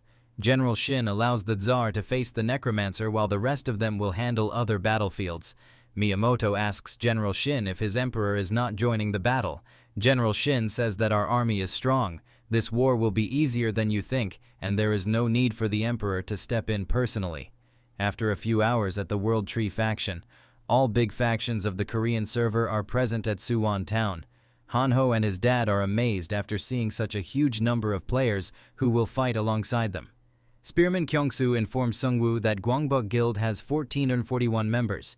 Yui Jongbu and Paju Hunter Alliance have a total of 964 members. 1667 players joined them from Busan and other regions. There are a total of 321 survivors from the pirate island who came to return the favor. Sungwoo was not expecting the survivors he saved from the pirate island raid to come to his aid at the perfect time. Without wasting any time, Sungwoo and all high-ranking officials moved to the meeting room. Sungwoo informs them that there are about 12 hours left, so they will start discussing the critical issues. He first asked them about how they should allocate their forces. Gang Yun Lee says that Suwon's barriers and walls are complete, so maybe it can hold with minimal forces, but An Seok-gu refutes it by saying that it's the most crucial stronghold, and what if the enemy targets it with a concentrated attack? Some players say that they should split the airships as well, but the others think that it's a bad idea, and concentrating them in one place would be better. At the same time, Sungwoo is thinking that there is no right answer in this situation. A notification pops up informing them that the battle deployment cross-selection will begin shortly. Prosecutor tells Sungwoo to buckle up and make the final decision. A notification pops up asking Sungwoo to choose the first battlefield and forces from the Korean server.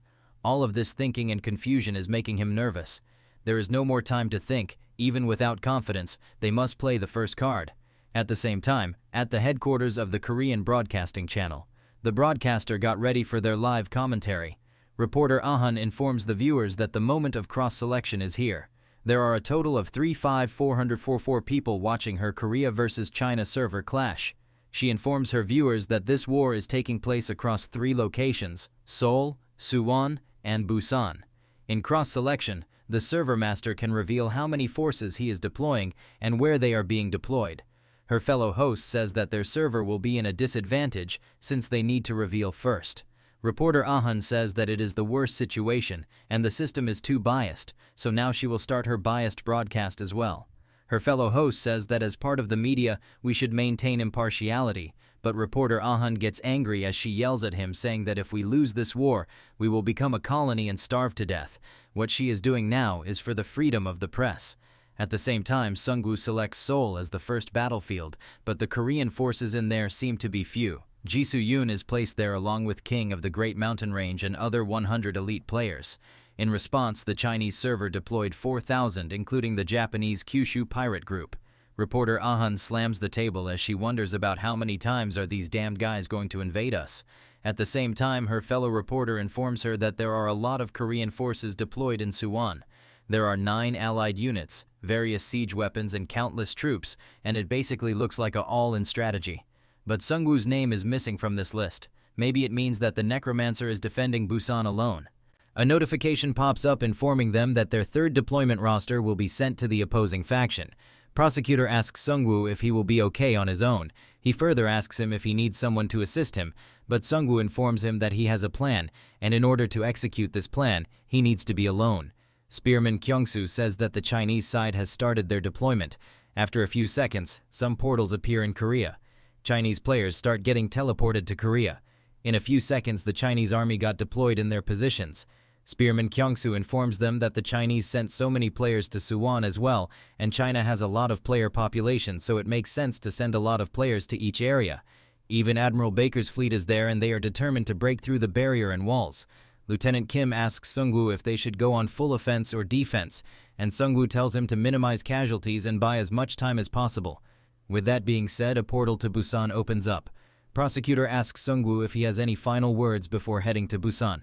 Sungwoo tells them that they will win this war, and after that they will fight together at the enemy base in China. After moving to Busan, Sungwoo waited for the Chinese roster which will fight him in Busan.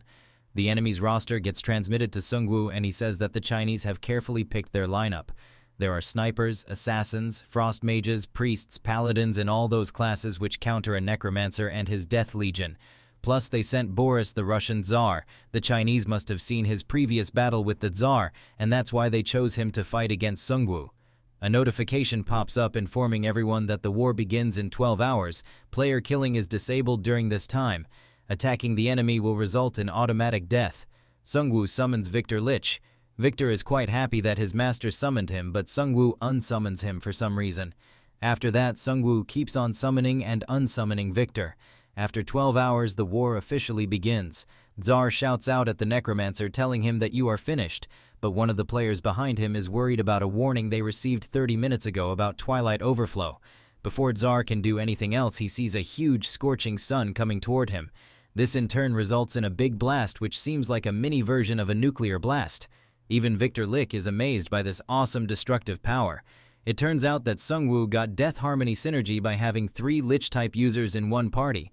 This time his corpse explosion skill got temporarily upgraded to ultimate level instead of his bone weapon crafting skill. The corpse explosion is an active skill, and it is right now on ultimate rank, and it requires only 1 mana to activate. It causes an explosion using a corpse as a catalyst. It causes 200% additional damage and a large release of Breath of the Abyss after the explosion. There is a sub-skill called High Pressure Explosion. The corpse expands for 20 seconds before causing a powerful explosion. It has an additional damage of 600% and an extra release of Breath of the Abyss by 200%. However, if the dead body is attacked during the expansion, the explosion fails and the corpse becomes unusable. The second sub-skill, Twilight Overflow. It grants the power of death to all corpses within a 10-kilometer radius, triggering a 30-minute refinement process followed by a massive explosion. It has an additional damage of 1200% and extra release of Breath of the Abyss by 500%. After the explosion, a Twilight Fallout occurs, resurrecting all corpses in the area as zombies. Sungwoo is thinking that it's a skill with many difficult conditions for preparation, but since the start time of the war was fixed, it was easy for him to get all the corpses he wanted. The most disappointing part is the warning message that pops up when the skill is cast. But with a weird name like Twilight Overflow, they probably could not respond properly. Now the whole ground is filled with Breath of the Abyss. From the sky, his minions are still throwing corpses that Sungwoo embedded with high-pressure corpse explosions. But there is still a chance of that Tsar surviving this, so Sungwoo summons a toxic cloud to poison the survivors. On the other side, something flashed and the transmission of Busan got cut out. The live feed from Suwon and Seoul is still clear. Reporter An orders her fellow on-ground reporters to deploy more drones around the Busan area. After a few minutes, the new drones arrive at Busan and the stream resumes. The whole area of Busan is submerged in what looks like a sea of breath of the abyss. This is what true annihilation looks like, and the ground is now filled with the living dead and skeleton soldiers. At first, reporter An thought that the Korean forces in Suwon would win and then reinforce the other fronts. But no, it was the Necromancer who won the first battlefield. Reporter An is quite happy as she is thinking that they have won this war for certain and now she will not lose her job. After a few minutes in Seoul, Little Tiger informs King of the Great Mountain Range that the enemies are swarming from the north. King says how dare these foolish humans try to move like that, but instead of fighting he orders everyone to retreat to the designated location. With that being said, the elites of the Korean side managed to get away before the enemy could sandwich them from all sides. When the Chinese assassins arrive at the location, they don't find the Koreans and they are not sure as to how these Koreans can keep predicting their movement. The elites from the king's side are scattered across the entire Seoul metro area. They are using their exceptional senses and ability to gauge the state of the pack. They somehow maneuvered to avoid clashing with 4,000 enemies and prevent their outright defeat. But the encirclement is tightening, and their 12th one has fallen. King says that he knows well that many of their comrades are dying, and Ji-soo-yun suggests that they should engage with the enemy to thin out their numbers. King says that this operation is not about confronting the enemy head-on, and 4,000 is not a number that they can take out so easily. Even a slight delay in their movement will get them surrendered. Young One informs them that the enemy is approaching, and Ji-soo-yun says that she can sense a lot of enemies in front of them as well. King says that they don't have a choice in this situation, and they need to make a breakthrough. The ninjas throw bombs as they shout out that this is revenge for the Sword Saint. King blocks the bombs using tree roots. After that, they start cutting up the Japanese ninjas. King says that these bastards are persistent, and if she knows them, Ji-soo-yun informs the king that their leader lost his head to her. Young Tiger informs King that their people are still dying and less than half of them are alive. Ji-soo-yun senses that the enemies are closing in from all sides and she can't imagine an ending other than death. King tells them that they need to endure it for as long as they can. Ji-soo-yun says that since they need to die as late as possible, then they can just find a place where they can hold out the longest. Ji-soo-yun further says that they need a place which is sealed off. There they will be trapped, but they can buy some time. Ji-soo-yun asks King if he can make it with his roots. King says that he can do it if they can find a sturdy building to use as a base, but still they will not last long. Ji-soo-yun says that this is the best way to hold out the longest. If it does not work, then they can just resist as much as they can until they die. King sighs as he agrees to her proposition. King says since it might be our tomb, let's make it as grand as possible and who knows, death might not be the end. Meanwhile, at the Suwon town, the World Tree Barrier is getting attacked by Admiral Baker's fleet. The enemies are bombarding them with bombs while they have no idea about what their airships are up to. The cannons of Admiral Baker's fleet have a longer range. Their accuracy and firepower are superior as well. Maybe they modified their cannons after their first encounter with the Necromancer. Hanho says that it's just a trick and there is no way the Chinese tech is better than the American ones. The prosecutor tells them to focus on defending for now. Hanho says that just taking hits without striking back feels terrible, but at the same time cracks start appearing in the barrier. A breach appears in the barrier and the prosecutor orders everyone to defend the broken section. With the barrier being destroyed, Admiral Baker's fleet advances towards Suwon town. Admiral Baker orders everyone to advance and burn down the accursed World Tree Town. The drones are showing the live footage of the skirmishes taking place in Seoul. Reporter An says that this situation seems hopeless. Unless there is a miracle, Seoul is done for. The situation in Suwon town is not looking well either. Most of the walls of Suwon town have collapsed under the bombardment of Admiral Baker's fleet. They still can't get any signal from the newly deployed drones in Busan. Sungwoo is almost done with the Busan invasion. Only Tsar is left and he is still cursing Sungwoo. Sungwoo tells him that he made a huge mistake by coming back here since this land is harsher than Siberia. At the same time, someone else is watching the live broadcast as well. This person turns out to be General Shin. He is thinking that the individual strength of Tsar Boris is among the best, and he might hold an advantage against the Necromancer, but relying on that alone won't suffice since there is always a possibility of failure. That's why he sent the Radiant Gold Knights along with the priests that Tsar requested. All they need to do is to buy time until Suwon and Seoul are destroyed. It's a war they can't lose with their overwhelming quality and numbers. At the same time, one of his subordinates informs him that Busan has been completely blown up. The scale of the explosion was immense, and he is sure that their forces were annihilated. After hearing the report, General Shin grins his teeth as he is thinking that this game is far more challenging than he thought. But games are more enjoyable when victory comes after a difficult trial, and from now on it's a race against time. General Shin informs his men that they have to end this before the Necromancer arrives. He mobilizes all of his troops, informing them that their goal is to uproot the world tree. Even if the Necromancer wins this battle, they will ensure that there is no next time for him. A notification pops up informing Sungwoo about his victory in the Busan battlefield, and he can join another battlefield after 5 minutes. Sungwoo initially thought that he could just head toward another battlefield right away. But this is an unexpected situation. In a fierce battle like this, 5 minutes could mean someone's death, or perhaps in the worst-case scenario, everyone he loves might die.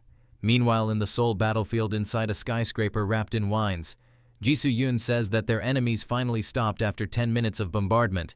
King says that they must have realized that reckless attacks would only waste time. Unlike them, the Chinese are on a timer. Ji-soo-yoon says that there must be a reason for this silence from their side, and King says that they must be trying a different tactic. Ji-soo-yoon can hear footsteps outside the building. They are much lighter than an ordinary person's steps. Ji-soo-yoon informs everyone that ninjas are coming. King apologizes to her, saying that he is too preoccupied with holding this building together and he can't move from his spot.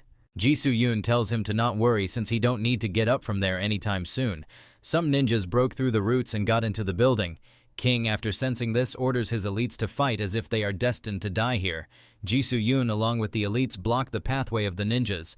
The ninjas, instead of charging at them, throw bombs from a distance. The bombs explode with a huge bang. But on the surface, Ji-soo-yoon seems unscathed from the impact of the bombs. She then chops off the heads of the ninjas in a single swift swirl attack. Her sword wolf burst absorbed the blood of 5 enemies. It temporarily increased her strength and agility by 5 points. Her hunting instinct is activated. After 120 seconds of continuous combat, Hunt Initiated unlocks. It turns out that Ji-soo-yoon is quite exhausted, and the last blast left some impact on her body.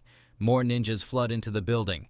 Ji-soo-yoon slashes 2 more ninjas. Her sword absorbed the blood of 2 more players, giving her a boost of a total of 7 strength and agility.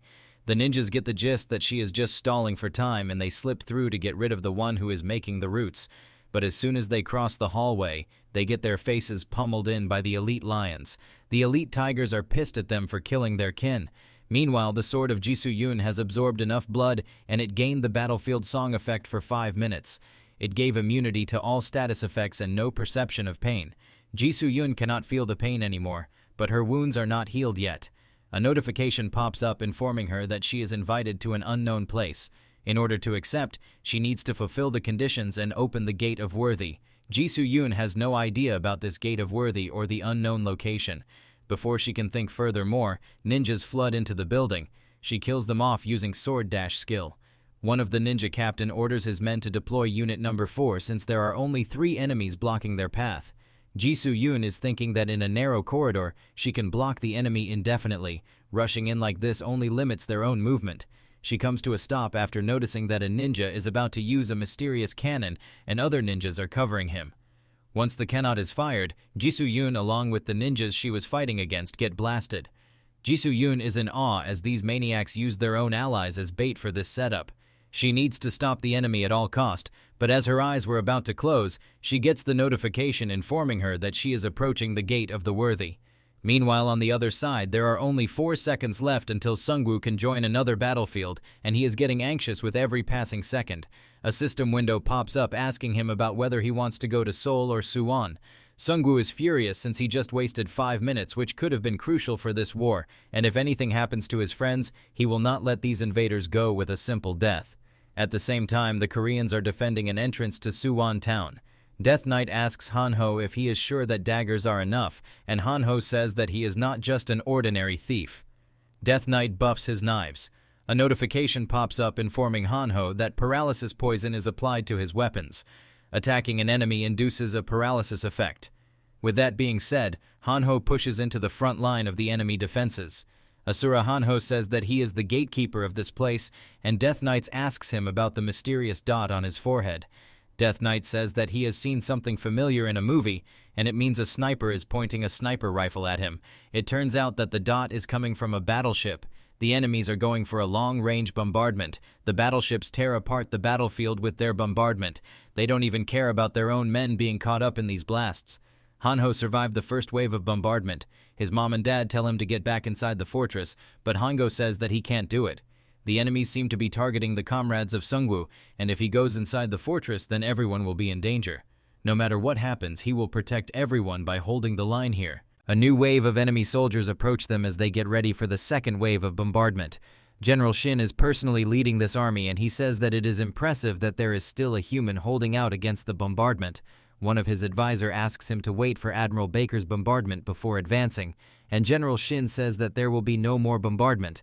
Naval guns can't fire indefinitely. If Admiral Baker had the capacity, he would have fired immediately instead of just aiming. General Shin orders his men to open 2 spirit chambers as his men bring out 2 boxes. The advisor says that they have 4 advanced spirit chambers, and General Shin is using 2 in here. General Shin informs him that they don't have the luxury of time. As soon as the spirit chambers are opened, 2 spirits burst out of the chambers. An Seok-gu knows well that these are advanced water spirits. These are the advanced spirit captured after defeating Li Wei, who was the spirit summoner from Chinese server number 2. General Shin commands the spirits to sweep away the enemy. Spearman Kyungsoo orders everyone to fall back from the walls, but Hanho's father is reluctant to move back since his son is in the front lines. The fortress gets swept in a huge water wave. General Shin orders his men to take the fortress since the gates have opened, but it turns out that Hanho and the Death Knight were unaffected by the water wave. General Shin is shocked to see that they withstood those huge water waves. At the same time, a notification pops up informing them that the victor of Busan battlefield is joining the battlefield. A battle victory buff is granted to the Korean server, which temporarily increased all stats of the Korean players by 10 points. Death Knight says that they are finally saved, and Hanho admits that the water wave was quite strong, and he literally survived with 1 health point. General Shin tells his men to calm down. Even if the Necromancer appears, their forces are overwhelming. His men just need to break through the gates while avoiding the minefield. General Shin is thinking that the Necromancer must have spent a lot of mana and resources in order to clean the Busan battlefield. He is going to use his overwhelming forces to delay him and extract the World Tree, and if Seoul's reinforcements arrive in the meantime, then victory is theirs. A portal pops up above in the sky near the battleships of Admiral Baker. General Shin orders his men to maintain the defensive formation below and get ready to fire since they have already prepared anti-air attacks. Something resembling a rock starts to come out of the portal first, but it turns out that it's not just a rock but a whole building which is about to hit them from above. The building crashes down as it ends up in a huge blast. Meanwhile, on the other side, Jisoo-yun opens up her eye after getting hit by the cannot fire. King is present and he tells her that the Necromancer has arrived in Suwon. She can rest easy as their operation succeeded. The younger lion just died in the hands of his brother. The senior lion says that he thinks that it is the end for him as well. He asks for forgiveness from the king as he could not serve him till the end. With a heavy heart, King tells him that it's all right. You did well. To die after a life of only eating potatoes, he hopes that they find a different fate next time. King says that he is not sure if he can keep his composure anymore, and he feels like he is about to do something inhumane. Jisoo-yun says that the enemies will destroy the building since the roots are taken out, and she don't plan on dying sitting down either. The enemies are firing immediately since the roots protecting the building are gone, and King says that this building won't last long and they need to get out right now. Both Jisoo-yun and the king jump out of the building. As soon as they jump out, they are greeted by some arrows rigged with explosives. Both Jisoo-yun and the king get affected by these blasts. The ninja with the cannon says that they got hit. The enemies are at their limit, and this is the perfect time to finish them off. Jisoo-yun can barely get up, and she is determined to kill as many as she can before she bites the dust. With that being said, she goes into a frenzy killing enemies left and right, while earning 13 to 14,000 gold coins for each kill. Jisoo-yun, who is on her last strand, is thinking that she reduced the forces going to Suwon by as much as she could. All of a sudden, she gets slashed on her back. That slash is followed by multiple stabs. Jisoo-yun falls down and the ninjas compliment her by saying that you were a truly incredible warrior. Jisoo-yun's consciousness starts to fade as she lost a lot of blood. All of a sudden, a notification pops up informing her that she has entered an unknown location. There are a lot of warriors around her who are eating and celebrating. She has no idea where she is now or why these people are having a party. An intimidating old man sitting there tells everyone to keep silence as he informs them that a new fate has arrived here. One who met a tragic end after a fierce battle, one who claimed countless lives right before their death, and the one who never gave up the fight. Ji-soo-yun is thinking if it's a dying delusion or a chance brought by the system. The old man tells her that she is worthy. This one is a vessel suited to claim more lives on the surface. He asks others if anyone has any objections, and if there are no objections, then this role will be assigned to her. Ji-soo-yun becomes excited after hearing that since there are so many lives she has not claimed yet. Meanwhile in Suwon, Admiral Baker's fleet just witnessed something jaw-dropping. One of the lookouts on Admiral Baker's fleet says that there are many Chinese players who avoided the clash, but another player notices something bizarre in the fallen building. The building starts to explode from inside. In a few seconds, the whole building blasts off, killing a lot of Chinese players caught up in its debris. Admiral Baker says that the Necromancer must have stuffed up a lot of corpses into the building. At the same time, his men inform him that the enemies have infiltrated their ship. Admiral Baker orders his men to get rid of them, but the undead seem to be unstoppable. His men inform him that their forces are being pushed back, and enemy infiltration is confirmed near the bridge. It turns out that they are coming straight for them. Admiral Baker orders his men to fight and stop the enemies with their lives, but his men are no match for the legions of the undead. Admiral Baker finally steps up as he kills off some undead minions along with his own men. Admiral Baker warns the disgusting creatures and his own foolish men that even if America fell, they won't take his bridge. Admiral Baker's fire volley was quite effective at eliminating the undead, but Righty survived his volley by using an undead zombie as a shield. Righty keeps on heading toward Admiral Baker by deflecting his bullets. Admiral Baker is still sure that no blade can stand against a gun, but the main problem is that the undead just keep coming and he is running out of ammo. At the same time, Righty makes up to Admiral Baker as he sheathes his sword. Righty pulls out a gun from his pocket. Without showing any mercy, he pops out Admiral Baker by blowing a huge hole in his head. Sung-woo arrives at the flagship of Admiral Baker to find out that Righty already took care of everyone. Righty found a small angel statue inside the flagship. A notification pops up informing Sung-woo that he has obtained the enemy faction's item called Angel Statue, which is a token of blessing. This is a special reward given only to high-ranking members of the Angel faction. If you take it to your faction's symbol, which is the World Tree, you can exchange it for a faction item.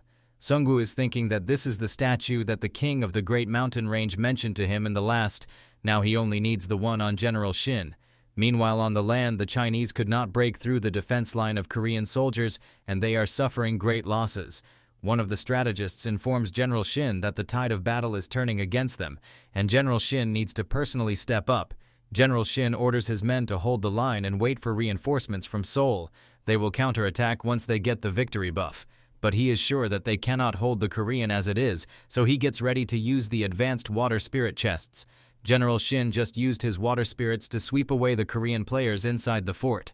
The water spirits rush toward the players, creating whirlpool. All Korean players try to run away as fast as they can, but the water spirits catch some of them and pull them inside. General Shin says that this is the power of the continent. Except for the Emperor, no one can defy the power of nature. All of a sudden, water starts to change into ice.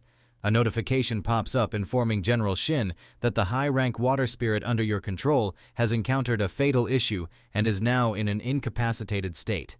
The water turned into ice so fast that even General Shin got shocked. In a few seconds, both chests get submerged in ice.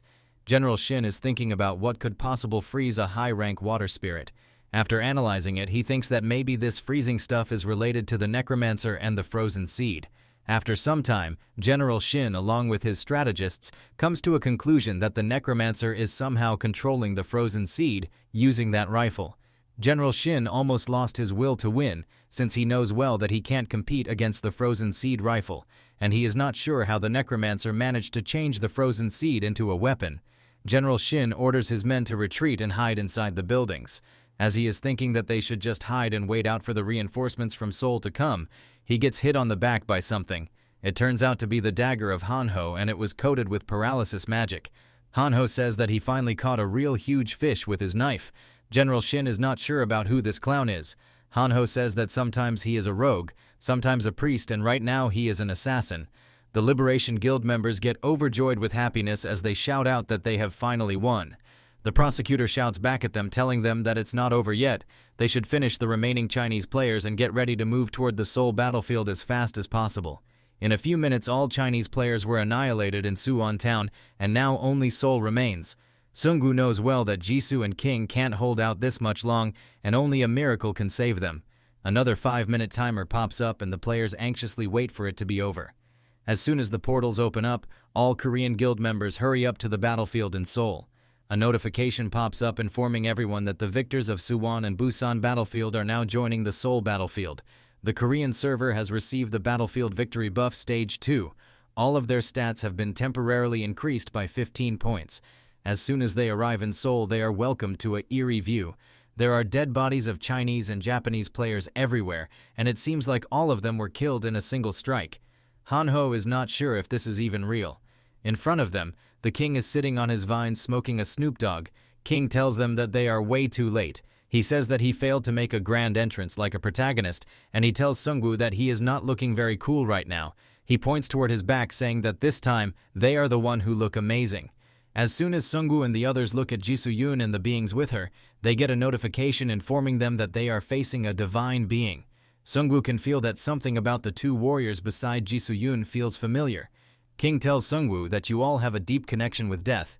Jisoo-yoon got awakened as Valkyrie, the Reaper of Death, and those two are Einherjar warriors who have experienced death. Meanwhile, at the Korean broadcasting station, all employees are happy since the invasion has been repelled. Baldy says that the Necromancer had a strong influence on this war again, but Jisoo-yoon, the swordsman, was incredible. Reporter Ahan says that Jisoo-yoon stalled the enemy in the Seoul battlefield, and she even took the spotlight.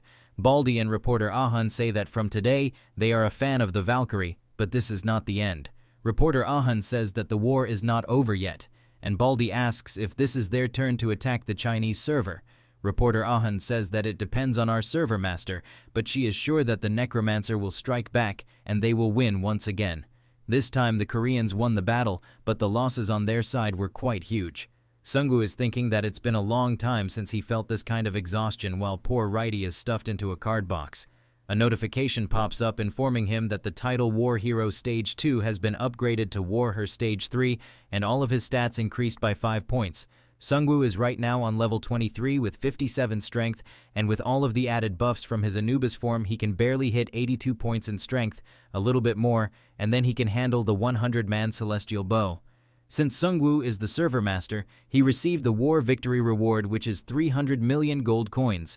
The Korean server has received a counterattack opportunity initiative against the Chinese server. If a counterattack is chosen, he can decide the battlefield and event with the initiative. The server master has the authority to declare ceasefire. In case of a ceasefire, the war will end without additional rewards. If counterattack is chosen within 48 hours, all allies will receive the retaliation effect. All of their stats will increase by 3 points, and their movement speed will increase by 10%.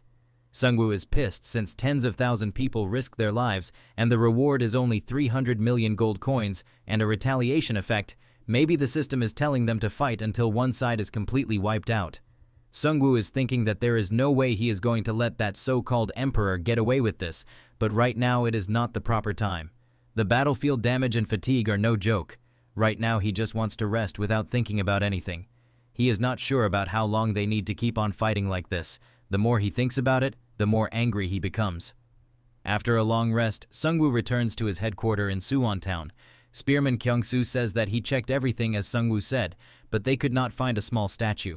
They checked all belongings and outposts of the Chinese players, but they could not find it, and it's safe to say that it's not there. Sungwoo is thinking that the other statue can be in their main base in Beijing. It's an important item, but it probably was not useful in battle. Maybe that's why General Shin left it behind. Sungwoo heads toward the mountain as he is thinking that he needs to check the memory fragment of General Shin. King was already present there, and he assures Sungwoo that if he keeps on pushing himself like that, then he will end up dead even outside the battlefield. Sungwoo tells King to come down as they need to talk about something specific. King comes down as Sungwoo informs him that no one is watching them right now. King asks him about why he was looking for a conversation partner this late at night. Sungwoo asks King about Jisoo-yoon's divine power, the Valkyrie, and if he made it happen. King asks him about what he means by that, and Sungwoo says that the Viking sword was one of the conditions for that divine power, and King is the one who gave it to her. King tells him that the world is full of coincidences. If you try so hard to connect everything, it will lead to more confusion. Sungwoo says that he is sure that it was not a coincidence. Sungwoo asks him if he really thinks that this world was created by chance, and King says, then it must be fate after all. Sungwoo tells him that it is manipulation. Everything is being carefully manipulated by someone for a specific purpose. Sungwoo asks King about where did he came from and for what purpose he is here. To that King replies, I want to know that too. A voice or a revelation echoes into his head. It is something like a god. Sungwoo says that he is not in a mood for word games, and he asks him once again if he really not know.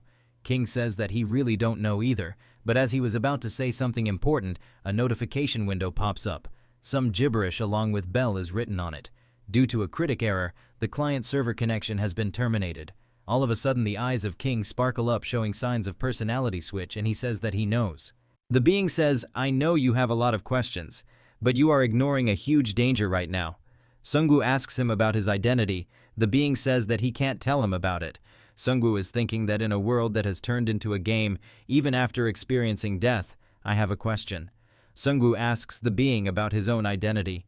He is thinking that he died once, and if he is the same person after being resurrected, or if it is just all happening in his brain. The being tells him that you are just you, so don't overthink about it. You along with this whole world are natural existences. Just think of all that is happening right now as an external invasion, and I will help with the liberation. The being says that my time is brief, and there is no more time to answer his questions. Just focus on the important advice I am about to give you. The being says that someone will come looking for you. You need to kill that person. Sungwoo bursts out in anger, saying that this is the first time we are meeting and all you want from me is to kill someone. The being says that I have helped you all this time. My advice has always been right. The being advises Sungwoo to not forget what he just told him, and he starts glitching out. A notification pops up informing Sungwoo that the system has been urgently restored. King falls down to the ground and his head feels like it is about to split. Spearman Kyungsoo comes running towards Sungwoo, and he starts thinking that maybe Kyungsoo is the one that the being wanted him to kill. Sungwoo hesitantly asks him about what is going on. Spearman Kyungsoo informs him that the prosecutor came looking for him along with his Crusader team, and he said it is urgent. Sungwoo now knows well that the visitor is the prosecutor, so he needs to kill him. Sungwoo says that this being is no different from the system who is playing with the whole humanity. The being should have given him a reason for killing the visitor.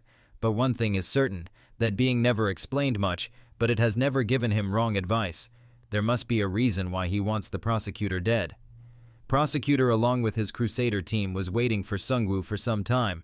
Spearman Kyungsoo informs Sungwoo that the Gwangbok Guild, who claimed they were cleaning up souls, suddenly visited them as well, but Spearman Kyungsoo ordered them to wait outside the barrier. Prosecutor requests Sungwoo to open up the World Tree barrier since he has some important information to deliver. Sungwoo notices that something is off about the facial expression of the prosecutor. All of a sudden, a notification pops up informing them that a grand summoning is beginning in this area, and Mireo starts summoning his minions. Mireo summoned a lot of low-ranking flying birds. The birds start attacking the Crusader team, and Hanho, who just arrived at the scene, tells Sungwoo to stop Mireo. Prosecutor covers the part of his face that just got scratched from those low-level birds. Sungwoo knows well that the Crusader class is the most specialized class for party defense, but their defensive passive abilities did not activate to stop the attack of Mireo. Prosecutor asks Sungwoo about what is going on. Hanho arrives there and he tries to defuse the tension by saying that Mireo is a bad child and he will just heal them up like brand new, and after that he will beat the crap out of Mireo. Prosecutor says that there is no need to worry about it, but at the same time Sungwoo slashes him with his sword. Hanho and Jisoo Yoon think that maybe Sungwoo has gone crazy. A notification pops up informing them that the player has eliminated Advanced Terracotta and gained 10,000 gold coins. The remaining Crusader team scatters and Lieutenant Kim orders everyone to catch them. The Crusaders are glowing red, which means it's a bomb, and they are scattering to target the World Tree. Sungwoo pulls out his Winter Devourer and he orders everyone to move back. Sungwoo freezes all of them using the expansion mode of the Winter Devourer. Sungwoo orders Spearman Kyungsoo to contact the Liberation Guild and order them to not accept any outsiders. Anyone who arrives suddenly is a fake. Hanho wonders who can cook up this type of intense scheme, and Jisoo Yoon says that it must be those Chinese losers. Sungwoo quickly arrives near the dead body of General Shin. Sungwoo activates the memory fragment of the dead ability. An old man is sitting in front of General Shin, and Sungwoo is thinking that he will surely see something important since General Shin was second in command of the Chinese server. But something is weird since no one is saying anything. They are not talking, and more importantly, that old man is not looking at General Shin, but he is looking toward the specter of Sungwoo. The old man greets Sungwoo, but after receiving no answer, he says that I am greeting you, yet you are not responding. He further says that you know well, we also know that you can read the information of corpses. The Almighty Emperor humbly acknowledges the possibility of defeat. He then asks Necromancer if he thinks that he can dodge the Emperor's blade, which is information, military strength, and land size. A great nation's sword that can't even be compared to your small country.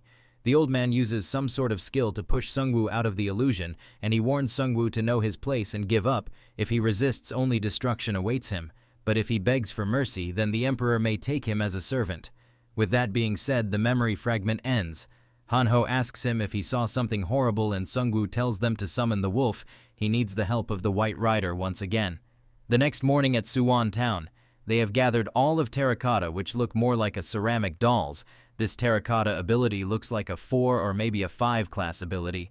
Sungwoo is thinking that all 5-star class players were leaders of their own group. Considering the size of the Chinese server, the Emperor might have multiple 5-star subordinates.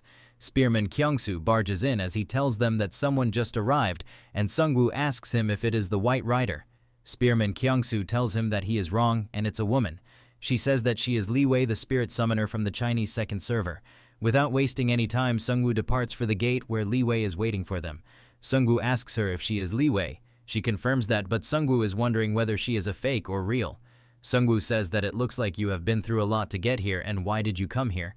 Li Wei says that I didn't come here because I wanted to, she just wants to know if they are being watched right now. Sungwoo checks the status and it shows it is off air. Sungwoo says no, and Li Wei tells him that the one who sent her told her to be careful of those eyes. She says that she is a great person blessed by the gods. Somehow she ended up being that damn god's errand runner. After saying that, she pulls out the second statue that Sungwoo needed. With that being said, Sungwoo invites her inside and feed her well. Sungwoo is thinking that now that the second statue has rolled up on its own, maybe the unknown helper has started acting more aggressively.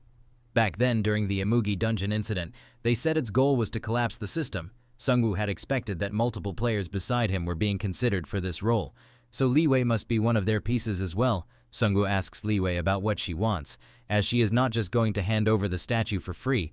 He asks her if he needs to bring down the Emperor and help her reclaim her lost power. Li Wei says that there is no need for that since that land does not belong to her and it should return to everyone.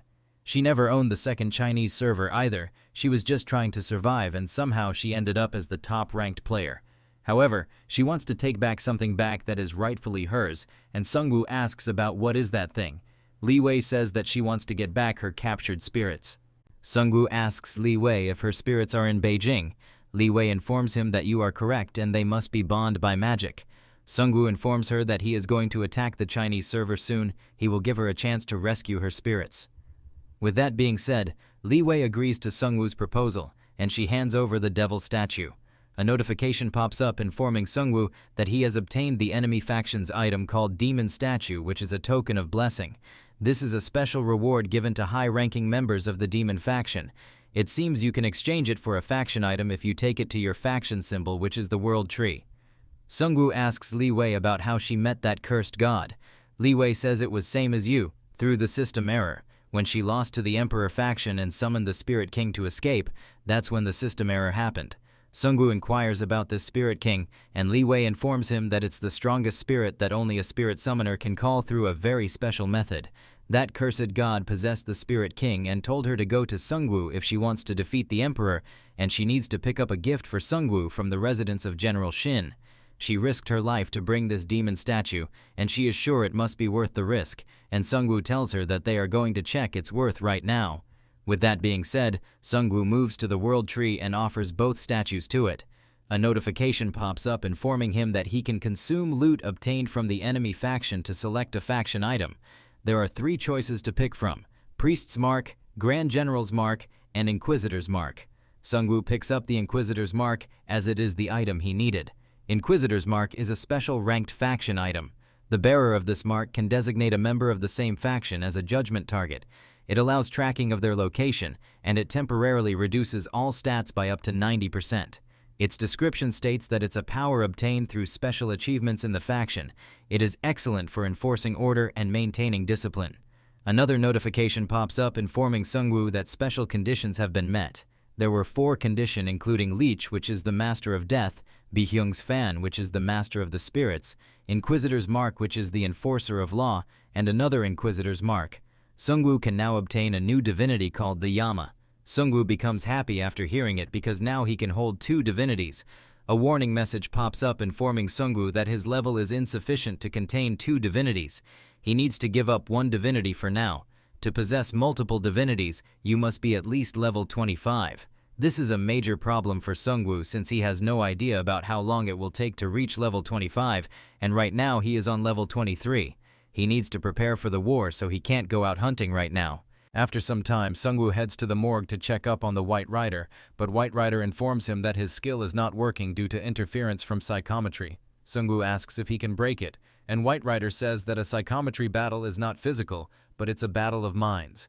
If it goes wrong, his mind could be destroyed and the chances of it going wrong are really high, but Sungwoo says that he really needs some important info from General Shin.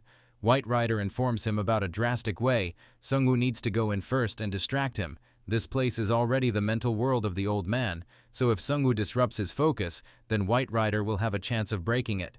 Sungwoo says that he got the gist of what needs to be done, and he will begin right away. With that being said, Sungwoo uses Memory Fragment of the Dead. The old man is already present inside, and he asks Sungwoo if he came in hoping for something. Old man informs him that it's a pointless effort, and General Shin's memories are connected to him, which means he can control this place anywhere, anytime. Sungwoo says that he already knows about it, and the old man curiously asks if he came here to accept his proposal. In his fury, Sungwoo throws the table to the side. The old man becomes agitated, and he asks Sungwoo about what is he doing. Sungwoo pulls up the dead General Shin, and he hurls him toward the old man. The old man says that this is not reality but a mere illusion. No matter how reckless Sungwoo acts, he can't harm his real body. Sungwoo hurls General Shin toward the old man once again, and this time he manages to take off the wig of the old man. Sungwoo did not meant to do it, and he tells the old man that he is sorry. This pisses of the old man to the max, and he furiously uses the same skill to push Sungwoo out of the illusion. But for some reason it is not working on Sungwoo. All of a sudden the White Rider appears behind the old man, informing him that this place is no longer his world. The old man is in denial after watching it, and White Rider asks Sungwoo about what he did to make the old man lose his focus, and Sungwoo says that he just removed his fake wig. The old man begs them to let him go, but White Rider says that you already know what happens the moment you lose control. White Rider bites off the neck of the old man. A notification pops up informing them that the memories of the dead intertwine, revealing a hidden scene. White Rider informs Sungwoo that now they can see more details, and this is another effect of psychometry. In the memory fragment, General Shin is standing along with his strategists in China. He says that with this army they will win this war as well, and his strategist says that no one can stop their great army. He further says that at least we don't have to use that dreadful weapon, and Sungwoo becomes alerted after hearing it. This dreadful weapons happen to be a Hellgate. One of the strategists asks if His Majesty the Emperor will be able to control those monsters. General Shin informs him that the Emperor made a pact with the Abyss Leader. The monsters inside the Hellgate will fight for them at any time. It turns out that the Emperor is a fallen one blessed by the World Eater. White Rider asks if they can even defeat those monsters, and Sungwoo says, not unless we close the gate. They can seal it with the branch held by the king of the Great Mountain Range, but if the players are guarding it tightly, even getting close to it will be difficult. Sungwoo says that he just can't see a way they can win, but before he can say anything further, a new exclusive quest pops up. The name of this quest is Guardian Duty 3. It's a target destruction type quest, and its objective is to destroy the heart of the Abyss. As a reward, he can choose between Divinity Upgrade or Class Change Ticket. Sungwoo has foreseen a massive invasion from another dimension. As a Guardian, you are responsible for preventing this disaster. The gates of the Abyss are all connected to a single world. At its center lies the heart of the Abyss. If you destroy it, you will collapse the Abyss entirely, severing the link between the two worlds forever. If you fail to conquer the Abyss within 48 hours of entry, you will face severe resistance. Destroying the heart of the Abyss will close all gates of the Abyss currently open in the world. Sungwoo is thinking that in the end they want him to take care of the Abyss, and there is a way to enter it. In the past, he obtained a Gate of the Abyss scroll from the Chinese pirates. The name of this item is Gate of the Abyss, 2nd floor. It's a special rank magic scroll. It opens the Gate of the Abyss for 36 hours upon use. Its description states that it creates a passage connecting to the abyss. You may find rare items inside, but it is advised not to enter recklessly. Remember, if you can go in, something else can come out, and the recommended level for its usage is 23. Sungwoo is thinking that a level 45 dungeon will allow him to level up faster. After coming out of the memory fragment, Sungwoo shows the scroll to Li Wei and White Rider. Li Wei asks Sungwoo if he never entered the Gate of the Abyss before. Sungwoo asks her if she did, and she says that she nearly died in there. When she infiltrated to rescue the spirits and got stranded, she made a desperate move and jumped into the Gate of the Abyss that was already open. It was an insane experience, and she asks Sungwoo if he plans to attack that place, and Sungwoo asks her about what that place is really like. Li Wei says that it is a perfect place to die. It's a dark ruin with nothing but monsters and no ecosystem at all. Once you are inside, it's even hard to tell directions. Getting in might be easy, but getting out is not, and Hanho asks her about how she escaped from there. Li Wei informs them that it was the time when she summoned the Spirit King. She barely escaped that place by using his skill, Eye of the World. Jisoo Yoon inquires about this Eye of the World skill, and Li Wei explains that it's like a mini-map. Even if you can't see anything, it will show the way. Sungwoo asks her if she can summon the Spirit King again. Li Wei says that it is impossible since the summoning conditions are strict, and right now it's on a 39-day cooldown. Spearman Kyungsoo says that they might need someone with a guide skill, and Lieutenant Kim says that he never heard of a player with such class. Sungwoo is thinking that a guide is not a useful skill in modern city settings. It's a disadvantage in survival, and even if someone had it, they must be already dead. Sungwoo is thinking that this is a time-limited quest, since he will face resistance after 48 hours, and without a guide, clearing it is practically impossible. White Rider says that he personally knows about someone with that ability. He is not a player, but a beast man. The eldest of the marksmen can use a skill called Predator's Domain. It's not as powerful as the Spirit King's ability, but it can sense everything within a certain radius. If he acts as the guide, they can locate the heart of the abyss with ease. Sungwoo asks about his location, and White Rider says that he is in Jeju Island. Jisoo Yoon asks about why he is there out of all places, and King informs her that the first victim in order to enslave all of them was him. White Rider helped him to escape to Jeju Island after he was badly injured. He disappeared after being disappointed in his own choices. If they can find the lodge on the slopes of Halasan, he should be able to track him with his ability. Sungwoo slams his hand on the table, saying that they need to hurry. He is thinking that there are only 3 days left until the war. They have to finish everything by then. On their way, Hanho reminds everyone that Jisoo Yoon's family home was somewhere is Jeju Island as well. Hanho asks Jisoo Yoon if she is feeling glad coming home after such a long time, but Jisoo Yoon says that it's not a place I miss that much. Sungwoo asks Hanho about the current situation in Jeju Island, and Hanho informs him that there is almost no mention about Jeju Island, aside from some strange rumors in the community like there is an extremist group that worships monsters ruling over the island, but before he can finish his sentence, something pops up. There are around 20 flying objects approaching them from the direction of Jeju Island. On closer inspection, those flying objects turned out to be griffins. Lieutenant Kim asks Sungwoo if they should attack them, but Sungwoo tells him to let a few of those griffin riders land on the airship. In a few minutes, some griffin riders land on the airship. Their eyes are looking strange and they are looking like cultists. They are not in their right mind, and one of them addresses the outsiders. He says that you outsiders have crossed our sanctuary. We warn you to turn this vessel around and leave before it's too late. Beyond this point is the Lake of the Holy Mountain, which is the territory of the god slumbering in the Baengnokdam Lake. Sungwoo informs them that they didn't come here to cause them any harm. If they let them through, then they will leave after finishing their job. The cultist shouts out loud saying that it's a place where we serve a god. It's not a place where you can go back and forth like a toll gate. Hanho shouts back at them, telling them about how much popular they are in Korea and they should check the Korean community server to know about their power. But the cultists yell back at him saying that we have disposed of all demon-possessed objects like smartphones. Amidst the chaos and slurs thrown back and forth, one of the cultists recognizes Jisoo Yoon. He is Kang Tae-soo, one of her high school classmates. He asks her if she remembers him. Jisoo Yoon says that she remembers him, and he politely informs her that beyond this point is the Lake of the Holy Mountain. Jisoo Yoon asks if her family members are alive, but Kang Tae-soo informs her that in the sanctuary, those without faith cannot survive, and he admits to setting fire to their family gym. He further mocks them by saying that his family members were very hate-able, they acted all high and mighty just because they did sports from when they were younger, and he further says that maybe Jisoo-yoon hated them as well, because she was the only child from another mother.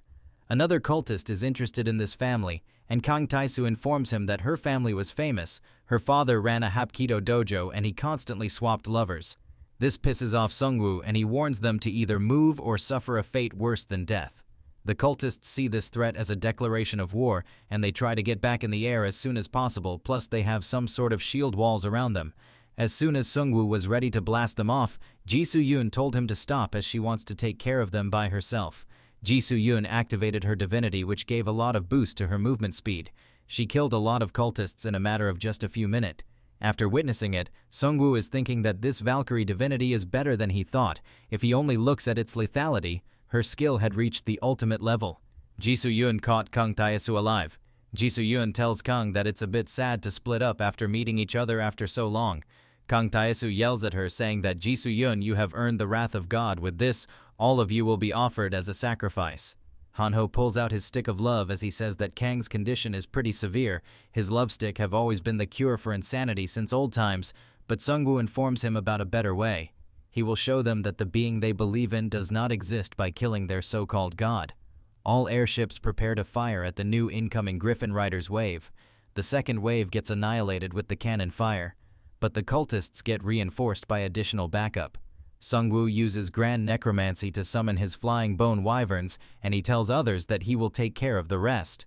Sungwoo hands over the command of one of the airships to Jisoo-yoon, and she is tasked with finding the Black Lion, while Sungwoo and the others will sweep through the enemy lines. After a few minutes, the cultists suffer great losses, and their commander orders them to retreat to their main base. Their main base is located at Mount Hala. Sungwoo is thinking that they need to take out all the obstacles before they can find the Black Lion. Sungwoo chases after the retreating griffins, but they get inside a huge barrier. Hanho says that this must be their main base, and Sungwoo says that he is sure they have plenty of forces inside.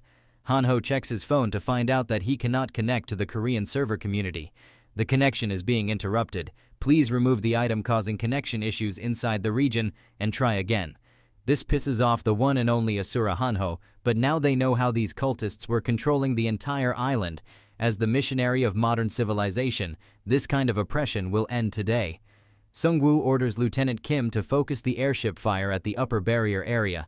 With that being said, the airships focus their cannon fire in one place, and they manage to blast through a huge hole in the barrier.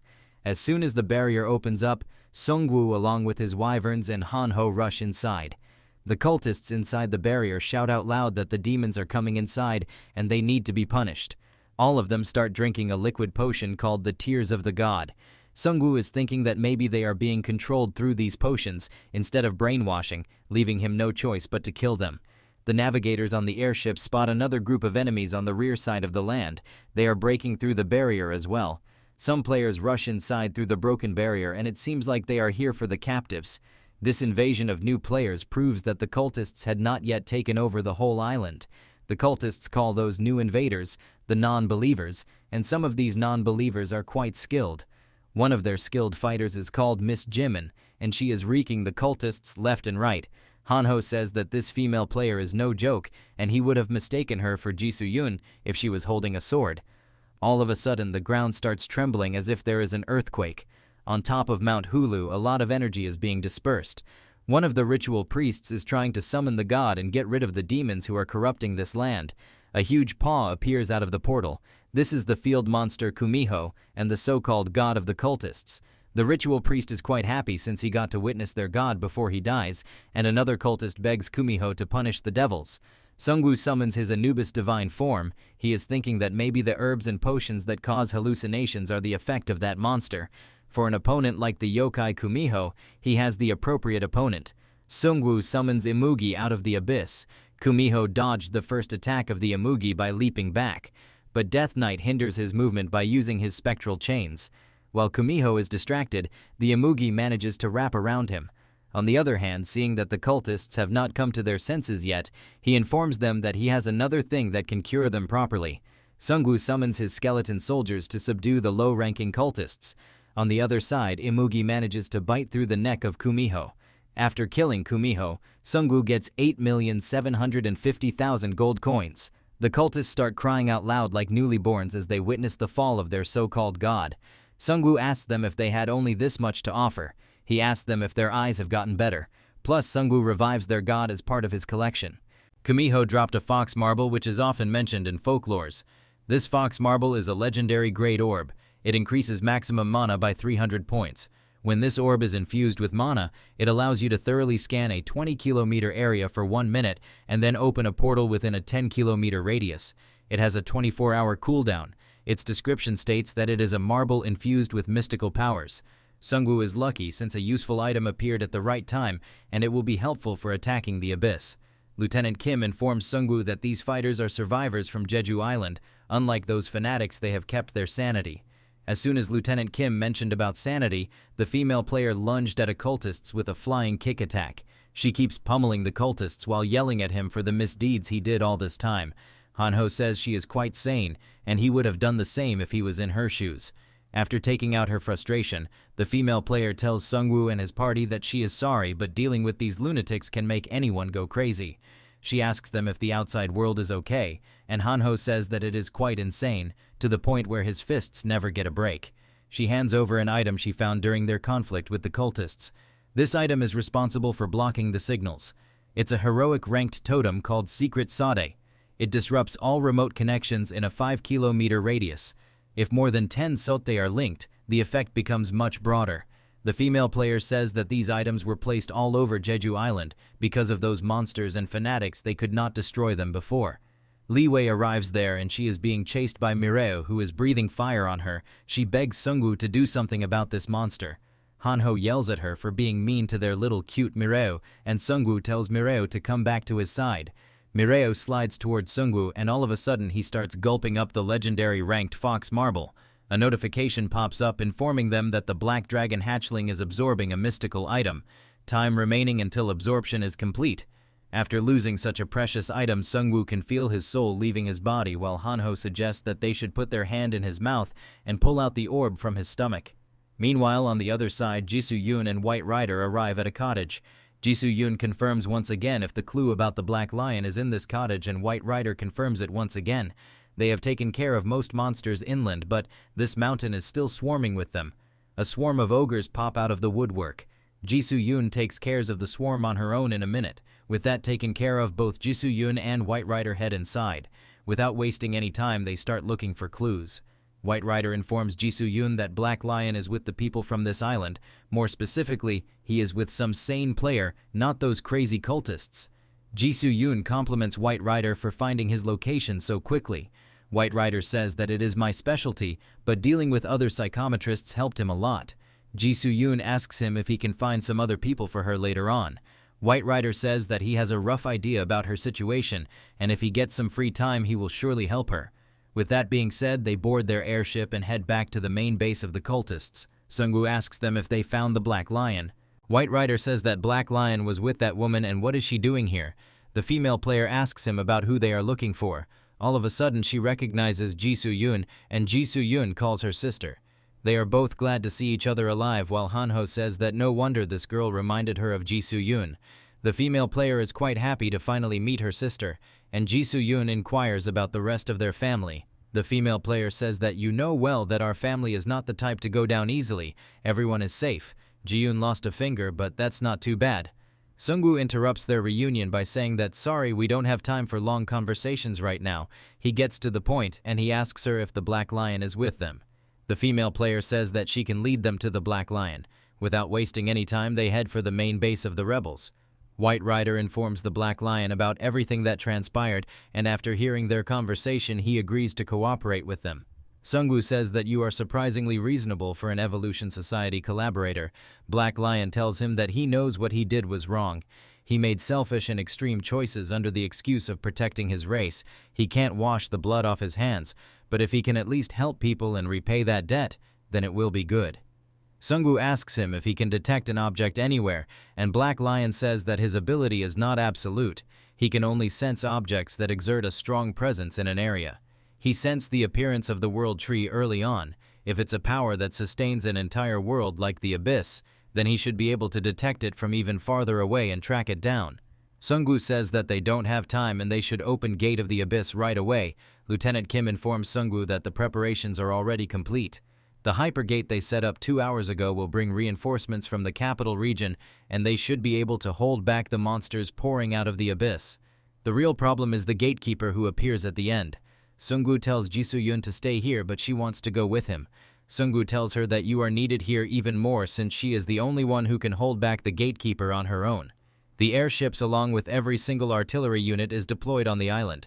The islanders are not on the level of the players from the mainland Korea, but they still insist on helping them. With that being said, Sungwoo uses the scroll to summon the Gate of the Abyss, and the gate seals off Jeju Island. Lieutenant Kim informs Jisoo-yun that they will hold the demons back with ranged firepower, but if the breakthrough, then she needs to step up. Jimin compliments Jisoo-yun by saying that you must be pretty strong. Unlike the 7 families, you are treated like a hero. This reminds Jisoo-yun of her childhood. She was considered the disgrace of the family since she was born. From the mistake of her father, she grew up under her father who disciplined her with mental training and martial arts. Jimin further says Jisoo-yun left that prestigious house and still managed to survive on her own. Their father will be proud if he saw her right now.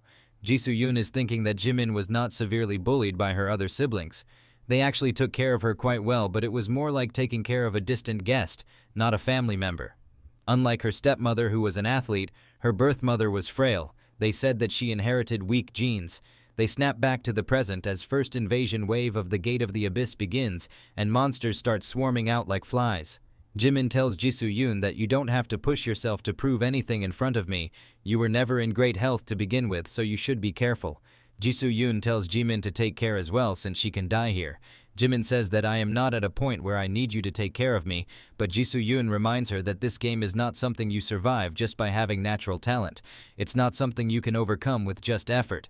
Jimin asks Jisoo-yun, then what is it? Jisoo-yun says that she don't know either, but she is confident that she can do this since she already adopted to this hell. One of the airships starts heading for the Gate of the Abyss. The airship enters the gate while the onslaught is going on below them. With a bright flash of light, a notification informs them that they have entered the extra-dimensional space called the Abyss. Once they open their eyes, they find that the Abyss is completely dark. Their altimeter is dead, and they have no idea about where they are heading right now. 20 minutes later, the airship is moving toward a certain direction. Sungwoo says that there is no end to this darkness. Black Lion informs him that he can guide them about the direction, but with this visibility, they are moving at a snail's pace. Spearman Kyung-soo says that we can't speed up because we don't know what is up ahead, while Lee Wei yells at them saying that I already told you guys that worrying about visibility is pointless in here. All of a sudden they spot some kind of blurry object close to them. These objects turn out to be huge buildings. They quickly apply evasive measures, but they still order everyone to brace for impact. They try to change the trajectory of the airship, but it still gets scratched from some buildings in the process.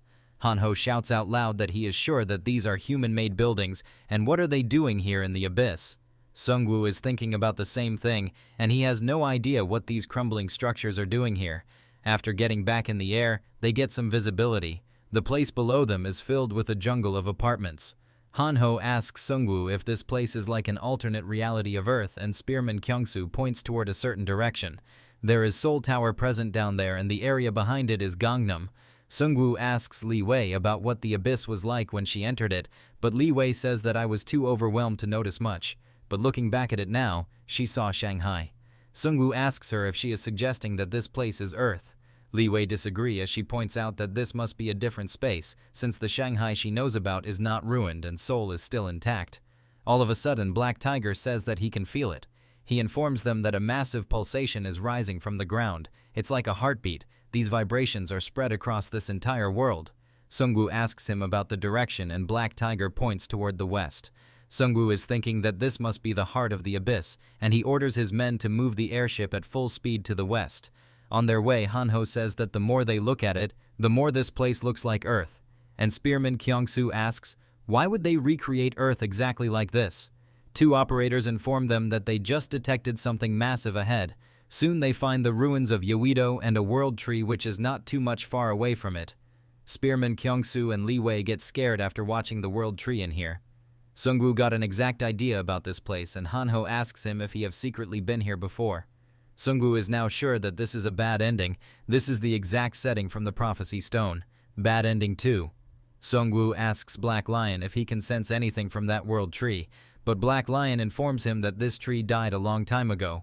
However, he can sense an intense power beneath the world tree. That's the source of the periodic vibrations he have been detecting. Soon they find a massive hole around the middle of the world tree. It's so big that even their airship can land in there. Sungwoo says that it looks like something pierced straight through it, and they need to further check it by themselves. While they are moving toward the hole, they see some sort of shiny objects falling from the world tree. These objects turn out to be a huge number of bats. Spearman Kyungsoo orders the players to activate the external barrier. Sungwoo orders Kyungsoo to use the world tree vines and head for the hole at full speed. Li Wei suggests that she can help Sungwoo as well if he is going out by himself. She lost all of her high-ranked spirits, but as the top-ranked player of a server, she can still help. Hanho says he wants to come along as well since he is the only Korean player with 6 arms. Sungwoo asks Li Wei if she knows about these things, but she says that she never saw them before when she entered the abyss. The abyss gate Sungwoo opened is on the 2nd floor, while the one she entered was on the 1st floor, so maybe they are different places. Sungwoo is thinking that each floor must be a different world. He has no proof about it, but it's not an unreasonable idea. Sungwoo informs them that maybe this place was discarded after reaching a bad ending, and Li Wei asks about how we can avoid being discarded like this. Sungwoo says he has no idea about it either. Hanho says that even with a good ending, it's destined to be discarded in the end. Once players lose interest in a game, it's abandoned forever. Sungwoo is thinking that maybe he needs to believe in the words of that being who wants this game to collapse. Sungwoo summons his minions along with Victor and the Death Knight inside the abyss. Sungwoo gets a hold of a world tree vine. It's a mythical rank special equipment. If one end of the vine is secured somewhere and the other end attached to an object, it can pull with immense force. Sungwoo uses bone weapon crafting on the world tree vine. Li Wei asks Sungwoo about what is he going to do with it. Sungwoo says that it's something that will help him farm experience and gold. The players inform Sungwoo that the cannons are not doing much against the bats. One of the reasons Sungwoo came here was to level up to 25 so he can equip the Yama divinity. Just firing cannons won't earn him experience and gold. Li Wei used her skill called Flowing Wall. It's a barrier created using spirits, but it won't last long. As soon as the bats reach the flowing wall, they slow down for a bit, and Sungwoo was waiting for this moment. Sungwoo orders his minions to throw the roots. The minions threw out the vines embedded with bone weapons, and they managed to kill a ton of bats with that attack. For each bat killed, a notification pops up informing them that they have hunted an extra-dimensional being, which is a mid-rank monster, and obtained 850,000 gold coins for each kill. Hanho informs them that the bats are circling back and swarming in, while Li Wei shouts at him saying that before you said you have 6 arms, so why are you only using 4? As soon as the bats get inside the barrier, Hanho impales them with his throwing knives. Each kill boosts up his both defensive and offensive capabilities. Hanho informs Sungwoo that he is holding the bats with all of his force, but soon they are going to break through from somewhere else. Sungwoo tells them to hold on a bit longer, as he is embedding the bodies of bats with high-pressure corpse explosion. The troll skeletons eat the dead bats, and they start climbing the world tree. Hanho is at his limit, and he can no longer hold them back. Soon a troll minion lunges out of the barrier, which is right next to Hanho. Within 20 seconds, all high-pressure corpse explosions are ready, and they go off in unison. Sungwoo made a bone weapon shield to protect the airship from the explosions, and the bats got wrecked with those blasts. Sungwoo killed so many bats with those last explosions that he quickly leveled up to 24. A huge blow was dealt to the bats in the last attack, and the players took this chance to run toward the hole using the airship, but soon the remaining bats got together and gave chase. Sungwoo imbues his weapon with maximum number of spectral bombardment. As soon as they entered the hole in the world tree, Sungwoo unleashed the spectral bombardment to finish off anyone chasing after them. Sungwoo knows well that it is not enough to hinder the bats for long, and they will chase after them. Sungwoo left the ship as he orders his men to park the airship, and he heads for the hole. He needs to seal the hole, and he starts using the bone crafting skill. Spearman Kyungsoo orders every player with sealing skills to help Sungwoo. As soon as the hole is sealed, Sungwoo asks Black Lion about where is the heart of the abyss, and he informs him that it is directly below us. His ability can only point out the general direction, but he can't find the exact path. They need to search for it themselves. One of the players informs them that there is a passage leading down here, but it's extremely dark and deep. Sungwoo is not sure it's the right entrance, but there is no other way, so he orders all players to set up the descent equipment. Otherwise, they will just get shredded like they are in a blender by the monsters. Sungwoo is still thinking about what could have pierced through the world tree. At the same time, he noticed a reflected light which flashed for a moment. His men inform him that the descent preparations are complete.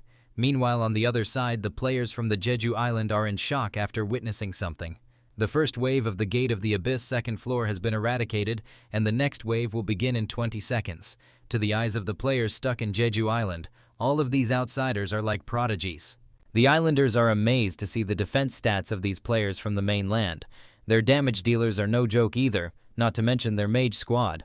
The islanders are still confused as to what class these three people belong to, as they are doing some weird stuff since the start of the raid. After taking it all into consideration, Jimin says that it makes sense for Jisoo-yoon to develop so quickly since she has a decent army. Jisoo-yoon informs Jimin to stand back far enough. Jimin asks her why she needs to stand back, and Jisoo-yoon says that it came out earlier than she thought. At the same time, Gatekeeper, who is the mini-boss to the door of the demon lair, appears out of the gate. Just the thump of his wand sends out a lot of energy waves. The low-level islanders feel like they are being crushed by the pressure of a being from an outer dimension, and all of their stats decrease by 50%. Gatekeeper uses his wand to exert more pressure, but it gets cancelled out as Jisoo-yoon activates her divinity and she rushes toward the Gatekeeper. At the same time, she summons her two tiger warriors. She is thinking that she resented her mother for passing down her frail body to her and dying right after her birth. There was a gap in talent that she could not reach no matter how much she tried. She gave up on fighting against it, and starting from the second year of high school, she lived by herself. But now she has overcome countless limits with the help of Sungwoo, and now everything is different from when she was young, when everything was unfair. As Jisoo-yoon was about to land a decisive blow to the Gatekeeper, one of her warriors informed her that there is another Gatekeeper. The second Gatekeeper shot a huge flame ray out of the gate, but Jisoo-yoon managed to dodge it on time. That same wave was about to hit the Korean players behind her, but Prosecutor erected a mana shield to divert the pressure. The islanders have never seen a fight on such a large scale, and they have realized that they are just a small fish in a pond. Prosecutor orders his men to erect shields and defend instead of going on the offense. Now Prosecutor and the other players can just defend against these anomalies. The only ones who can give the Gatekeepers a tough time are Jisoo-yoon and her summons. Before the fight can break out, one of the Gatekeeper gets tossed aside by tree vines. King makes his appearance. King says, "You guys are playing here by yourself without even informing me." He further says that he will take care of the second Gatekeeper while you guys deal with the first one, and if they are late, the damages to their surroundings will be irreparable. These Gatekeepers are nothing without their flame ray attacks, and that's the only part they need to watch out for. The warriors slam both eyes of the Gatekeeper at the same time, but they get pushed back due to enormous amount of pressure. Jisoo-yoon cuts off one of the arms of the Gatekeeper into shreds. While Jisoo-yoon is in the air, Gatekeeper tries to aim his head toward her. He then releases a huge flame ray from his head. Jisoo-yoon manages to dodge it, and as she is about to chop his head, she asks him if these flame ray attacks and tentacles are the only things he can do. She then cuts off the Gatekeeper into two equal pieces. At the same time, King managed to take down the second Gatekeeper as well, and a notification informs them that they have completed the second wave of the demonic gate and the next wave will begin in 20 minutes. A shocked Jimin comments that Jisoo-yoon, you have really changed from before. Jisoo-yoon says that it's just that she has been through multiple life and death situations which made her this much strong. In her mind, she is thinking that in order to become strong, I need to go beyond surviving just like Sungwoo. Meanwhile, on the other side, Sungwoo and his party are making their way through the hole. Hanho says that right now it feels like they are just termites exploring inside this giant tree. Spearman Kyungsoo comments that these stairs are like as if they are in an artificial space. He further asks if there could be creatures living inside the world tree. Sungwoo says that it probably is not a creature since creatures would not be digging stairs. A player in the vanguard informs others that there is something glowing inside. After going toward the light source, they find some shining gems and Hanho asks if someone came into the demon's lair before them, and Sungwoo says that rather than coming here, they could have been just here from the start. Now Sungwoo knows for sure that the demon's lair is just another Earth. Sungwoo hands over the gem to the White Rider and he asks him if he can see the memory stored inside this gem. White Rider uses his skill on the gem. He informs Sungwoo that he can't see it because it's too faint, but these are definitely a person's memories. He further adds that it seems like it's a very old object, which is the reason only fragmented images are left. There are images of a war and a massacre. Someone attacked this place while someone defended it. These are the only images left. Sungwoo is thinking so that the huge hole they came in through must have been the result of the war. Could it have been the war between the corrupted and the guardians of the demon world tree? Unlike them, the inhabitants of this world could not stop the bad ending too of the prophecy stone. Spearman Kyungsu informs him that their scouts found a corpse ahead. Hanho says that no matter how he looks at it, this seems like a trap. He further asks who could get caught up in a trap this obvious. After saying it, Hanho himself is the one who tries to jump inside for the treasure, but Sungwoo stops him in time. This in turn triggers the trap, and a huge pillar of fire gets erected from inside. Hanho says that this was a trap that stimulates human greed, and Sungwoo says that it's a trap that makes one question their intelligence. Sungwoo is sure that this is the domain of the World Eater.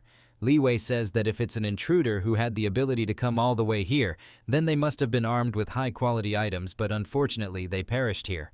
All of a sudden, Sungwoo spots a Grim Reaper scythe in the rubble below. Sungwoo is thinking that if he grabs it, then he can wield 2 legendary rank Grim Reapers. With that being said, Sungwoo jumps below, while Li Wei says that maybe Hanho is not the only one with low intelligence. Sungwoo tells them to not worry since he has already experienced this fire before. After landing, Sungwoo directly heads for the Grim Reaper. He scavenges through the rubble to get it out. After getting the Grim Reaper, he is sure that the Necromancer of this world perished here. Upon wielding both scythes, Sungwoo gets a notification stating, in order to possess this item, you need the Witness Death Special Condition. Sungwoo is thinking that he already satisfied Witness Death Condition by dying to the Drake once, but he still gets a warning notification informing him that you cannot receive any additional effect because you are possessing a conflicting item. The Grim Reaper, please remove the corresponding item and touch it again. Sungwoo is a bit sad since he can't dual wield them, and now maybe he needs to hand it over to one of his subjects to make another lich. Sungwoo checks his minions, but their level is too low for this item. He is thinking that maybe he needs to hand it over to Victor, who is already a lich. Hanho spots some more items from above and he informs Sungwoo about their location. There, Sungwoo finds a ring and a creepy-looking book. The book is called Demonic Magic Manual, and it's a legendary ranked orb. It significantly strengthens the Summon Undead effect among the Death class spell of the bearer. However, if someone without any Death class spells recklessly opens the book, they may receive the curse of the death. The ring is called Fatal Dexterity, and it has a legendary rank. It increases one-handed weapon attack by 20%. It increases the dagger critical chance by 50%. When injected with mana, Dexterity of a Master activates and hand movement significantly increases by 300% for 1 minute.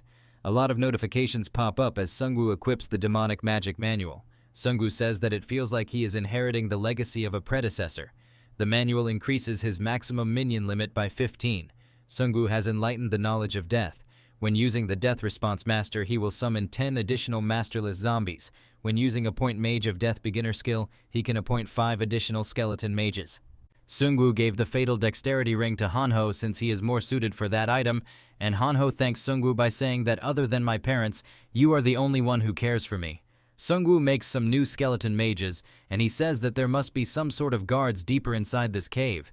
Spearman Kyungsu informs Sungwoo that they got a message from their ship stating that the monsters broke through the defensive barrier, but then they opened some kind of portal and disappeared.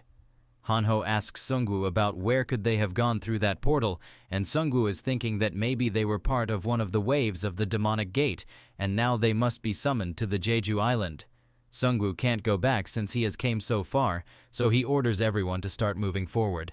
Meanwhile, on the other side, Lee Yeon arrives at the scene while Ji Soo-yoon, along with other Korean players, just finished their preparations for the third wave. Lee Yeon congratulates Ji Soo-yoon by informing her that she is now on 3rd rank in the Korean server. Even Ji Soo-yoon gets stunned after hearing it, and she quickly checks Korean server rank list. Han Kang-seok is still on number 1 with level 25, Sungwoo is on 2nd rank with level 24, Ji Soo-yoon is on number 3 with 21, Prosecutor is on 4th rank with 20 level, while Choi Yoon is on 5th rank with 18 level. Ji Soo-yoon is thinking that they earned a lot of money from these battles, and she is going to gamble all of her money to get some good items after this. Lieutenant Kim informs Ji Soo-yoon that it looks like Sungwoo just leveled up to 24 inside the gate, and if they keep up the momentum, they can easily win on both sides of the gate.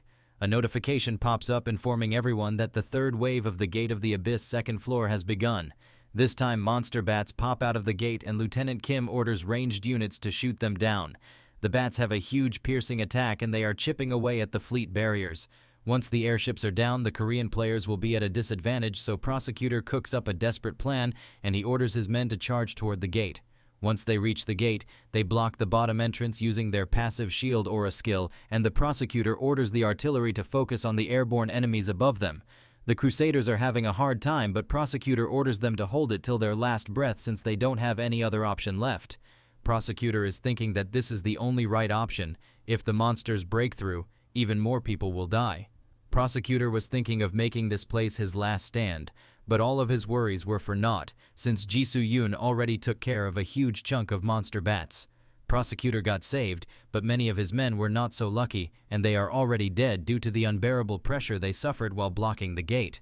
Prosecutor is angry at himself for being an incompetent leader, while Jisoo-yoon tells him to stand back and she will take care of the rest. Jisoo-yoon uses her Valkyrie divinity to summon the players who just died bravely on the battlefield, and there are a total of 18 players she resurrected. Jisoo-yoon tells them that there are a lot of things that they need to protect after their death, so they need to keep on fighting.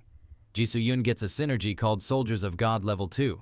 It's a attribute type synergy, and it needs at least 20 intelligent subordinates with divinity. It increases health points by 70%, it enhances status effect immunity by 50%, and it forms a shield equivalent to 150% of health points. Jisoo-yoon got another synergy called Incorporeal Beings Level 2. It's an attribute type synergy, and it requires at least 20 players in spirit form. It increases movement speed by 35%.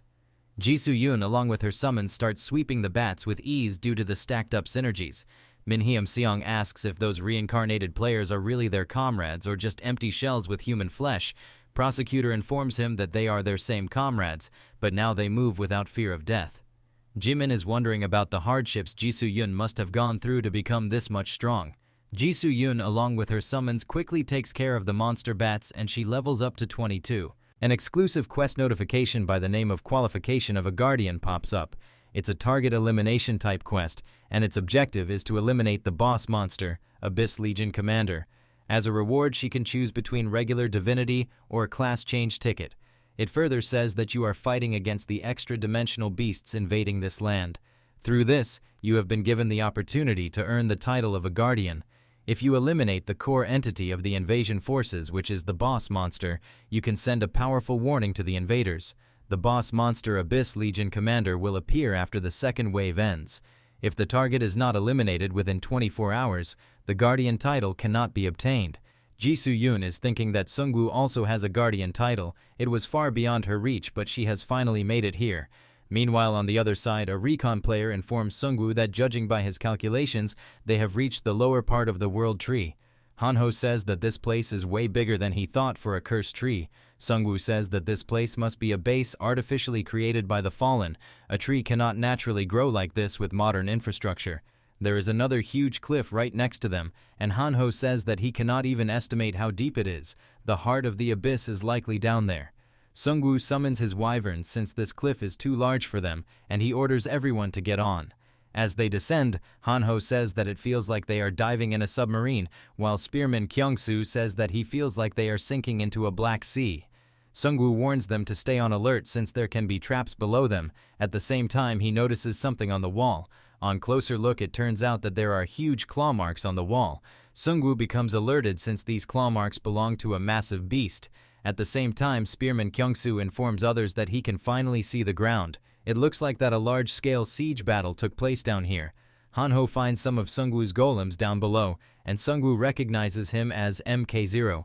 This one is better than the golem Seungwoo has, and Li Wei informs him that this is a high-ranking steel golem. As far as she knows, the golem master from the Mongolian server controlled these. Mireo starts shadow-stepping towards something, and as always it makes everyone around him worried. Mireo runs toward a pile of gigantic bones. White Rider finds the skull and he tells Seungwoo to check it. Seungwoo is thinking that those claw marks on the walls must be made by him. On closer look, it turns out to be a dragon. It's not a boss monster, but it can be a minion of a dragon knight. Hanho is wondering as to how can someone kill this powerful dragon. Seungwoo is thinking that this dragon was hunted either by the Fallen or the Guardians. After the war with the Emperor, their next battle will be against the dragon. Seungwoo orders Spearman Kyungsoo to search the entire area since this is their only chance to figure out how it was killed. After searching, Spearman Kyungsoo found an item near the wing of the dragon. This is an unknown ranked sacred noose. It's a player-crafted item with unknown effects. Its description states that it was crafted from special materials, but it has lost its power source and it no longer functions properly. Hanho suggests that the fallen must have used the world tree branches to bind its wings. Sungwoo says that it is only possible in a tight space like this. It will not work well if the dragon is in the sky. White Rider uses his skill to find out that this dragon fought desperately, even while bound by ropes. Even after it crashed, it did not move at all, despite facing relentless attacks. It seems like it was trying to protect something. At the same time, Li Wei informs Sungwoo about something she just found. There is a great sword near the dragon. It's a mythical rank great sword called Ascalon. It increases all stats by 5%, it increases magic resistance by 10%, and it grants the Dragon Slayer effect. It deals 300% additional damage against dragon-type enemies. Its description states, originally this sword bore a different name, but after delivering a fatal blow to a dragon's heart, it earned the title of its natural enemy. White Rider informs Sungwoo that if the dragon was not shielding something, this would not have been possible. Another player founds a massive door, and Sungwoo is thinking that maybe the dragon was blocking it. The door says that special conditions are required to enter. Sungwoo suggests that they can check it after turning the dragon into one of his minions. A notification pops up informing Sungwoo that special conditions proof of qualifications are required to raise this deceased as subordinate. It turns out that a Dragon Knight exclusive weapon, Sword of Dominion, is required. Sungwoo asks Spearman Kyungsoo if they found any sword by the name of Masterless Sword among the loot. Spearman Kyungsoo informs him that there is no such weapon among the items they obtained, seeing that the sword is nowhere to be seen. Now Sungwoo has the idea about what the dragon was protecting. It must be protecting a Dragon Knight who did not die and went inside the gate. A notification stating this space is sealed with powerful magic. Only those with special qualifications can open this door pops up as soon as Sungwoo reaches the door. Sungwoo touches the door, and another notification pops up informing them that special conditions have been met, and the Hall of Guardian is now open. Sungwoo informs everyone to get ready for battle since a Hall of Guardians inside a demonic world tree is quite ironic. As soon as they enter the gate, a bright flash of light blurs their vision, and they get a notification stating that you have entered the hidden stage Hall of Guardians. After a few seconds, the light becomes a bit dim, and Sungwoo opens up his eyes. There are huge bookshelves, and Sungwoo is wondering if this is a giant's library. Sungwoo informs others to investigate this place and to not lower their guard. At the same time, Li Wei notices something. She informs Sungwoo that these are not books but a capsule. Spearman Kyungsoo checks it and finds a player inside the capsule. There are air bubbles inside, and it might be possible that they are being fed nutrients through the roots, and they could be still alive. Li Wei asks Sungwoo that you said this place is another world that has somehow reached its ending. She asks about what kind of ending these people reached for. There to be thousands of capsules down here. There are players slumbering in these capsules, which means that one day they will wake up.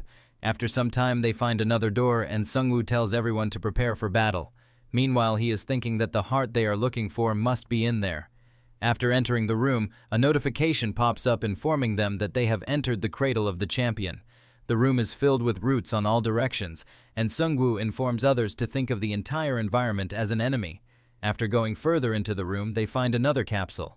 Hanho is speculating whether there is a human or a beast inside the capsule, while Sungwoo is thinking that the feeling he is getting from this capsule is different. It's as if he is not looking at a person, but an overwhelming being that came from an outer dimension. All of a sudden, a notification pops up informing everyone that the champion of the 31st world, the World Eater, has appeared. With that being said, the capsule bursts and the water comes out. The champion comes out as he says that he was not expecting the Necromancer to come all the way here.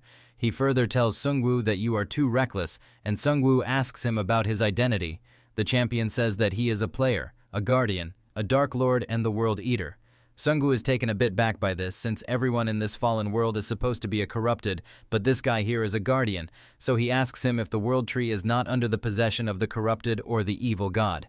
Champion says that I must be the evil god, the World Eater, in your world. However, I am the one and only savior in this one. He defeated the corrupted, took over this place, and arranged the Ark. What he needs is the energy to maintain this Ark. And the final player of this world who brings said energy here is he himself. Sungwoo asks him if that is the reason why the World Eater is trying to end his world so he can keep supplying life to the players inside the capsules. Sungwoo asks him if both of us are involved in this damned game all the same, then don't you have some time to talk and resolve our curiosities at the same time. Sungwoo realizes that the World Eater has the sword of the ruler in his hands, which means he has no plans to talk. With that being said, Sungwoo summons his Grim Reaper scythe as he informs the World Eater that who you are or what you want does not matter anymore because of the rules of this game, which requires them to kill each other to accomplish their goals. Sungwoo activates Grand Necromancy, Death Response, and Shadow Army in the area as he warns the World Eater that he will take everything he has. He will stand at the end of this game and see the truth himself. Both Victor and the Death Knight are alerted as they have never been summoned together in order to fight just one person. At the same time, both Victor and Mireo start summoning their minions as well. The human players take position in the backline as they prepare for support. Sungwoo is thinking that this is the biggest army we can pull out. He is going to surround the World Eater and squash him in a single breath. The World Eater prepares his sword as he tells Sungwoo what he is doing is useless because he cannot win against him. With that being said, he blasts through most of the minions in a single Dragon Breath attack. The World Eater compliments Sungwoo by saying that you certainly are a strong one, and those like you can be counted in just one hand in your world. However, I am different. The recommended level for clearing Demon's Lair is level 43. That's because I am the final boss of this place and my level is 43. Sungwoo just realized that there is a huge 19-level difference between them, and because of this high level, the number of titles, synergies, and divinities he possesses must be more than 2. The World Eater activates his Evil Eye as he tells them to quietly become his nourishment. The pressure from the Evil Eye is too hard to bear, which makes most of the players lose their footing. Sungwoo is barely managing to fend off the minor attacks of the World Eater, while he gets a notification stating that you face divinity. As your qualification is enough, you can face divinity. It shows positive effects to party members as well. Red Lion informs Sungwoo that he can feel a power that can only come out from a dragon or a world tree from inside that man's body. The World Eater confirms this suspicion by informing them that he is the master of a dragon and the one who killed and consumed the blood of another dragon. He is the dragon that gnawed down the world tree and consumed its essence. With that being said, the World Eater performs a slash attack and Sungwoo dodges it by jumping to the side. Sungwoo is at awe since the World Eater managed to make such a huge mark just with a single slash attack. Sungwoo pulls out Winter Predator as he orders the mages at the back to keep the World Eater at distance with large area magic attacks. Sungwoo keeps on shooting the Winter Predator while the World Eater slashes every single bullet with ease. At the same time, Li Wei and the other mages are preparing for a large area magic, but as they were ready to use it, they get a warning message informing them that Dragon Fear is activated in the area. It freezes life forms with lower class than the user. All of the magic users become incapacitated with the Dragon Fear skill. Sungwoo is desperate to create an opening, so he activates the focus shot feature of the Winter Predator to bring down the World Eater. The World Eater manages to deflect the focus shot attack with ease, but that was just a distraction. Sungwoo uses shadow movement to appear behind the World Eater, and he activates Wraith Bombardment max level in his Grim Reaper scythe.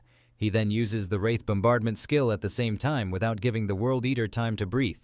But the World Eater survived that attack and his form looks changed as he informs Sungwoo there is no use for such attacks in here. Sungwoo is thinking whether this form is a type of invincibility frame, but it does not look like he can maintain that form for a long time since he reverted back to his real form so quickly. World Eater tells Sungwoo to give up. Even if Sungwoo survives here, he will still die in his world. Sungwoo asks him if he is talking about the door of the demon's lair he opened in Beijing. At the same time, Sungwoo is thinking that he is right and there is no future even if he escapes from here with his life. So he must win, but he is not sure how he is going to win against this monstrosity. There is no way at all to win with the resources he has right now. He needs an even bigger power. But before he can think further, the World Eater makes his way up to Sungwoo to finish him off. Death Knight comes in between them, ready to take the full force of the World Eater head on. The World Eater stops for a second as he recognizes the sword in the hands of the Death Knight. He tries to grab the sword from the Death Knight, saying that it's not an object someone like you can wield. He further asks the Death Knight even if he knows what that sword is, and Death Knight replies by saying that he knows well what it is.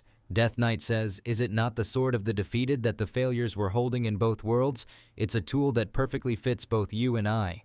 The World Eater tells him to not mock it without knowing anything. "You do not know how many allies I have lost in order to properly wield that sword." Running away, getting helped and receiving protection, I was more powerless than anyone, but I knew it was going to change one day. So I had no choice but to sacrifice everyone for the future of this world. This single sword is the power I obtained by holding out and exchanging all the blood and patience. None of you can understand, and he demands the Death Knight to drop it right now. Sungwoo orders Death Knight to drop the sword and he does as commanded while saying sorry to the World Eater, which makes the World Eater a bit confused. Sungwoo tells the World Eater that you are the prime model for uselessness, and he can guess why this world ended.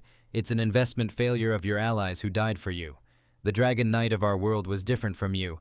I met him for a short time, but he neither ran away nor sacrificed other people. Instead, he entrusted the future to someone else even in his own death. The World Eater dares Sungwoo to come closer and say that again. This made the World Eater a bit riled up, so Sungwoo is thinking that maybe he hit the right spot. World Eater is now fully focused on Sungwoo, and Sungwoo uses this chance to send something toward the Death Knight through his mage minion.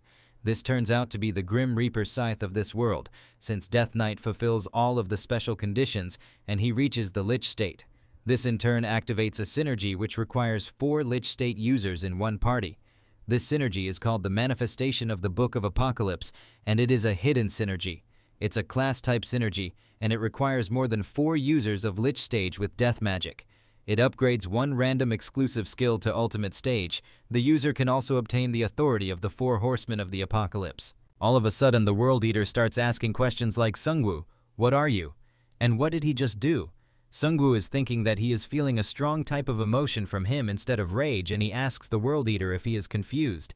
It turns out that the World Eater just heard about a transcended skill for the first time, and he always thought that ultimate rank was the last one. The skill the World Eater was talking about is the authority of the 4 Horsemen of the Apocalypse. It's a transcendent rank passive type skill. As long as the Manifestation of the Book of Apocalypse synergy is maintained, the additional effects listed below are granted for 60 minutes. Number 1. Authority of War. The user can summon the army of the Apocalypse sealed within the abyss and obtain command and authority. Number 2. Authority of Famine. It creates a death sanctuary within a specified region of 10 kilometers connected to the abyss. The third one is Authority of Pestilence. Area affect magic damage and curse magic effects are significantly increased up to 400%. The fourth one is the Authority of Death. The user gains power from death that occurs around him. For every single death, all skill effects increase by 1%. The World Eater says that it does not make sense for 2 Grim Reaper scythes and 4 leeches to be at the same place. He shouts out loud saying that this is a synergy that cannot exist. Sungwoo is thinking that given the game settings, it's something close to being impossible. Even after going through a process of variables upon variable in the current world, 3 leeches were the limit. It would have been difficult to calculate obtaining 1 more Grim Reaper scythe by infiltrating a fallen world. That is why this almost impossible to get synergy has transcendent rank. Sungwoo tells the World Eater that you claim that you have seen the end of the game, yet you don't know it that well. The World Eater replies by saying nothing will change even if you obtained a synergy like this. You cannot win against me since my level overwhelms yours. Sungwoo replies by saying that you don't know well, but levels are not everything in this game. Sungwoo starts summoning the army of the Apocalypse, which is sealed within the abyss through the authority of the 4 Horsemen of the Apocalypse. A system message pops up asking Sungwoo to choose the target army to summon. He can summon Penal Battalion. He cannot summon Gigantes for now since the combined rank between the leeches is insignificant. He cannot summon the sealed one as well since the combined rank between the leeches is insignificant. Sungwoo quickly summons the Penal Battalion since it is his only option. As soon as he performs the spell, the ground under them starts breaking apart. All of the capsules get thrown down due to the breaking of the ground, and it makes the World Eater angrier. But he comes to a halt after reaching the bottom of the shattered ground where the Penal Battalion got summoned. Sungwoo is given command authority over the prisoner army of the Apocalypse. Every prisoner in the battalion belongs to the ancient conquering empire. Sungwoo got 150 assault soldiers, shield soldiers, and elite archers. He got 50 armored knights and darkness priests as well. Victor Lich comes to tears as he has never seen anything like this, and he is glad that he died and got reborn as a Lich. Sungwoo activates the second skill and a notification pops up informing everyone that the 10-kilometer region is declared as Death Sanctuary. The specified region of 10 kilometers will temporarily enter the Abyss and Space Overlap state.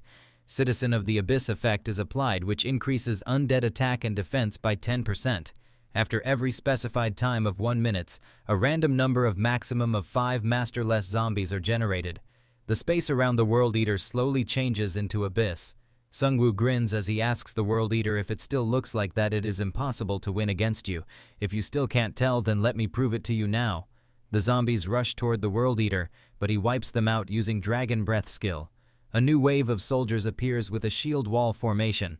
The World Eater cuts them apart along with their shields, but unlike the first time where he just wiped out all of his summons with ease, he is having a tough time. Plus, as time goes on, he is showing some signs of exhaustion as well. There is something wrong with the World Eater since he is a level 43 fighter class type, but he is getting tired so easily. Even Zar, whose level was far lower, didn't get tired with a fight this short. Sungwoo is now sure that the body of the World Eater is not in a normal condition. Sungwoo uses his Bihyung fan to summon the specters who start using all of his high-grade weapons at once. Sungwoo is thinking that he will exhaust the World Eater through normal attacks. Eventually an opening will show up on its own. Sungwoo keeps on bombarding the World Eater with different ranged attacks, and the World Eater keeps on using Dragon Breath to break those attacks. All of a sudden, his weapon gets sealed for 5 minutes due to the Fighter Shackle's skill. Sungwoo is thinking that it is over since he took away the only weapon of the World Eater. Sungwoo tells him that everything will not work out well for you just because your level is higher. The World Eater gets prepared to fight to his fullest as well. He punches the ground and it starts breaking. A magma occurs below the broken ground, engulfing everything into hellfire. He informs the Necromancer that he didn't drag in the demonic creatures to avoid the Ark being destroyed, but now they are in a different space, and he got nothing to lose. Sungwoo tells him that you are mistaken. The head of the demonic creatures who have been imitating humans has finally revealed its true nature. Sungwoo informs him that he made a grave mistake by summoning these vile creatures, and his summons rush toward the incoming wave of demonic creatures. Sungwoo earns 500,000 gold coins for slaying each being from the outer dimension, and with each death he absorbs their essence, gaining 1% increase in skill effects. World Eater complains that this synergy is unfair, but Sungwoo reminds him by saying that you have been sleeping for far too long. What he means to say is that the World Eater has lost his instincts since you should have started looking for your lost items first. It turns out that the specters of Sungwoo stole the sword of the World Eater while he was distracted, and Sungwoo is thinking that he can finish up the World Eater with this if he has no hidden cards left. All of a sudden, the attacks from the creatures from the hole stop and something besides a creature is coming in. This is a huge boss monster, which is the Demon's Lair second general commander, and he tries to crush Sungwoo with his hand, but Sungwoo manages to fly away in time. Death Knight says that if this boss has strong firepower like the Gatekeeper, then the tide of this battle can change into World Eater's favor. Sungwoo orders his army of the Abyss to stop that thing. The boss monster pulls out a huge tree branch. Then he crushes the army of the dead with it, but simple physical attacks are of no use against the army of the dead. All of a sudden he opens up his stomach and there is a sort of vomit accumulating in there. The boss monster submerges the broken undead in that liquid and they stop being regenerating. Sungwoo compliments the World Eater for having only disgusting creatures by his side. The World Eater tells Sungwoo that in order to survive in a hell like this, you have no choice but to become the king of hell. This thing is one of the worst living beings the end has conceived. It's not created to be a hunting target but to be a hunter. The World Eater flares up as he says that the balance has shifted towards me. Necromancer, you were amazing, but this is your limit. Sungwoo equips the Balmung sword as he informs the World Eater that he made a new friend as well. This is a two-handed mythical sword named Balmung, also known as the Sword of the Ruler. It increases all stats by 6 points. It ignores a portion of the attacking target's defense effects by 30%. It grants the Dragon Slayer effect, and when attacking a dragon class, additional damage is granted. Its description says that this sword is the key to awaken the Black Dragon and the emblem to the leash that handles the dragon. Due to the achievements of its previous master, a new name is granted. Sungwoo informs the World Eater that he has another gift for him as the walls around them start to crack. It turns out that Sungwoo used his recently acquired authority to summon the dragon as his minion. Sungwoo unsummons the gold-plated minions, and he equips the dragon with their gold plate armor. The dragon and the boss go for each other's neck in order to determine which one of them is the real hunter. The boss tries to use magma wave through his eyes, but the dragon smashes the eye. It turns out that this armor on the dragon is quite durable, and it can resist the acid from the boss monster. The dragon keeps on smashing the boss monster eye until it pops open like a cherry, and Sungwoo gets a notification stating that he got 45 million gold coins by hunting the boss monster. The World Eater is in denial since he went through so much to reach this place, and now everything that he built is crumbling. Sungwoo warns the World Eater to clench his teeth since a big impact is coming in. The World Eater changes his appearance as he did to avoid being hit by the demonic bombardment. All of a sudden, Sungwoo realizes that the World Eater has started to bleed little by little. His movements are slowing down and he is no longer in the form where he was when he came out of the capsule. As the fighting goes on, the bleeding becomes quite severe, but the World Eater is still in denial as he thinks that he kept winning until now, and he will not lose this time as well. Sungwoo seizes this chance to use the shadow movement skill to get closer to the World Eater. He then slashes the World Eater in half using the Grim Reaper scythe while telling the World Eater that you have failed. Sungwoo calls out the World Eater while he is on the verge of death. Sungwoo informs him that whatever story you have, it's not important to me in the slightest. What's certain is that you have failed. World Eater agrees to Sungwoo saying that he failed. He thought he had no choice, that this was the only way to escape the end of this nightmarish game. He grabs Sungwoo's cloak while telling him to make sure to protect his people, his world, everything, and make sure to take revenge against the bastards who are doing all of this. With his last breath, he points upwards while telling Sungwoo to check the ceiling of the Hall of the Guardians. With that being said, the World Eater perishes, and Sungwoo earns 1 billion gold coins by eliminating the dimensional predator, the World Eater. Sungwoo successfully cleared the exclusive quest, Duty of a Guardian 3. He can now choose a reward. He can get permanent divinity advancement, or he can get a class change ticket. Sungwoo leveled up to 25. He has fulfilled a condition, and he can now possess multiple divinities. He can use Yama divinity now. At the same time, the sword of a ruler wielded by the Death Knight evolved as well. The sword of the ruler reached a special condition called the Dragon Slayer and obtained a new name. With this newly added sword, Sungwoo has now 3 Dragon Slayers. This in turn unlocked a hidden synergy called Dragon Expedition. It's a weapon-type synergy. It requires 3 or more Dragon Slayer equipped in a party. It gives additional damage when attacking Dragon class by 200%. It increases breath resistance of every type by 200%. This effect is limited only to the bearer of the sword, and it increases Dragon Fear resistance by 200%. With these swords in hand, his dragon vanquishing preparations are proceeding steadfastly. Meanwhile, on other side inside Beijing, all of a sudden the demon gate in their possession starts to shrink. Their base commander gets worried as this was their strategic weapon. His subordinate informs him that they got news that the door of the demon's lair in Area 2, Sector 3 has been closed down as well, and it seems like the rest will close down soon enough. The base commander panics and he orders his subordinate to quickly contact the embroidered uniform guard Head Eunuch. But before the subordinate can leave, Head Eunuch comes to his office. Head Eunuch is the replacement of General Shin, and he is the second in command. Him personally being here means that the base commander is a dead man.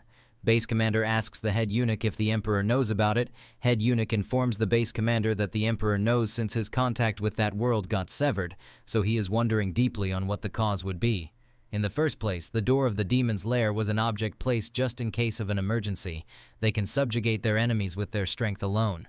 The Korean conquest was also planned out with the possibility of General Shin being defeated.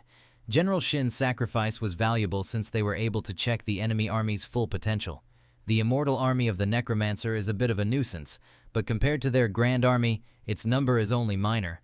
Even if they grew in the meantime, it should be within error margins. Ultimately, since they have a specific thing, their victory is guaranteed.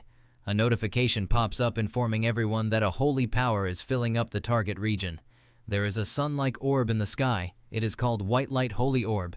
It's a massive item that makes a region into a holy field by pumping out holy energy. As long as the orb fills the entire city with holiness, they have no reason to worry about the forces of the evil. Base commander doubts this strategy since they know well that the Necromancer will try to destroy the orb from the start. Head eunuch laughs out loud after hearing it. He informs the base commander that a powerful barrier is deployed around that holy orb. It can hold out against even a massive scale attack spell from 1,000 mages. It can even block spells that can blow away a whole city. He further says that it is actually better for us if he wastes his energy trying to destroy the holy orb, since he would end up losing his energy and offering all the spoils wrapped around his body, the gold and even his life. Meanwhile, on the other side, Sungwoo and his party gets a notification stating that the door to the demon's lair will be blocked in 60 minutes. The other Korean players just barely recovered from the pressure of the World Eater. Hanho says that it was a terrible experience like getting caught by mom while forging his grade sheet. Sungwoo is thinking that a real dragon should be even more powerful, so finding a way to escape the dragon fear skill is incredibly urgent. Spearman Kyungsoo asks Sungwoo if they should just return now. Sungwoo summons the wyverns as he informs Spearman Kyungsoo that there are still a few things to take care of. First, they will go up to the Hall of the Guardian. After arriving at the hall, they notice that the lights on the capsules are turned off. Sungwoo says that their main supply got cut off after the death of the World Eater, so that's why they are off.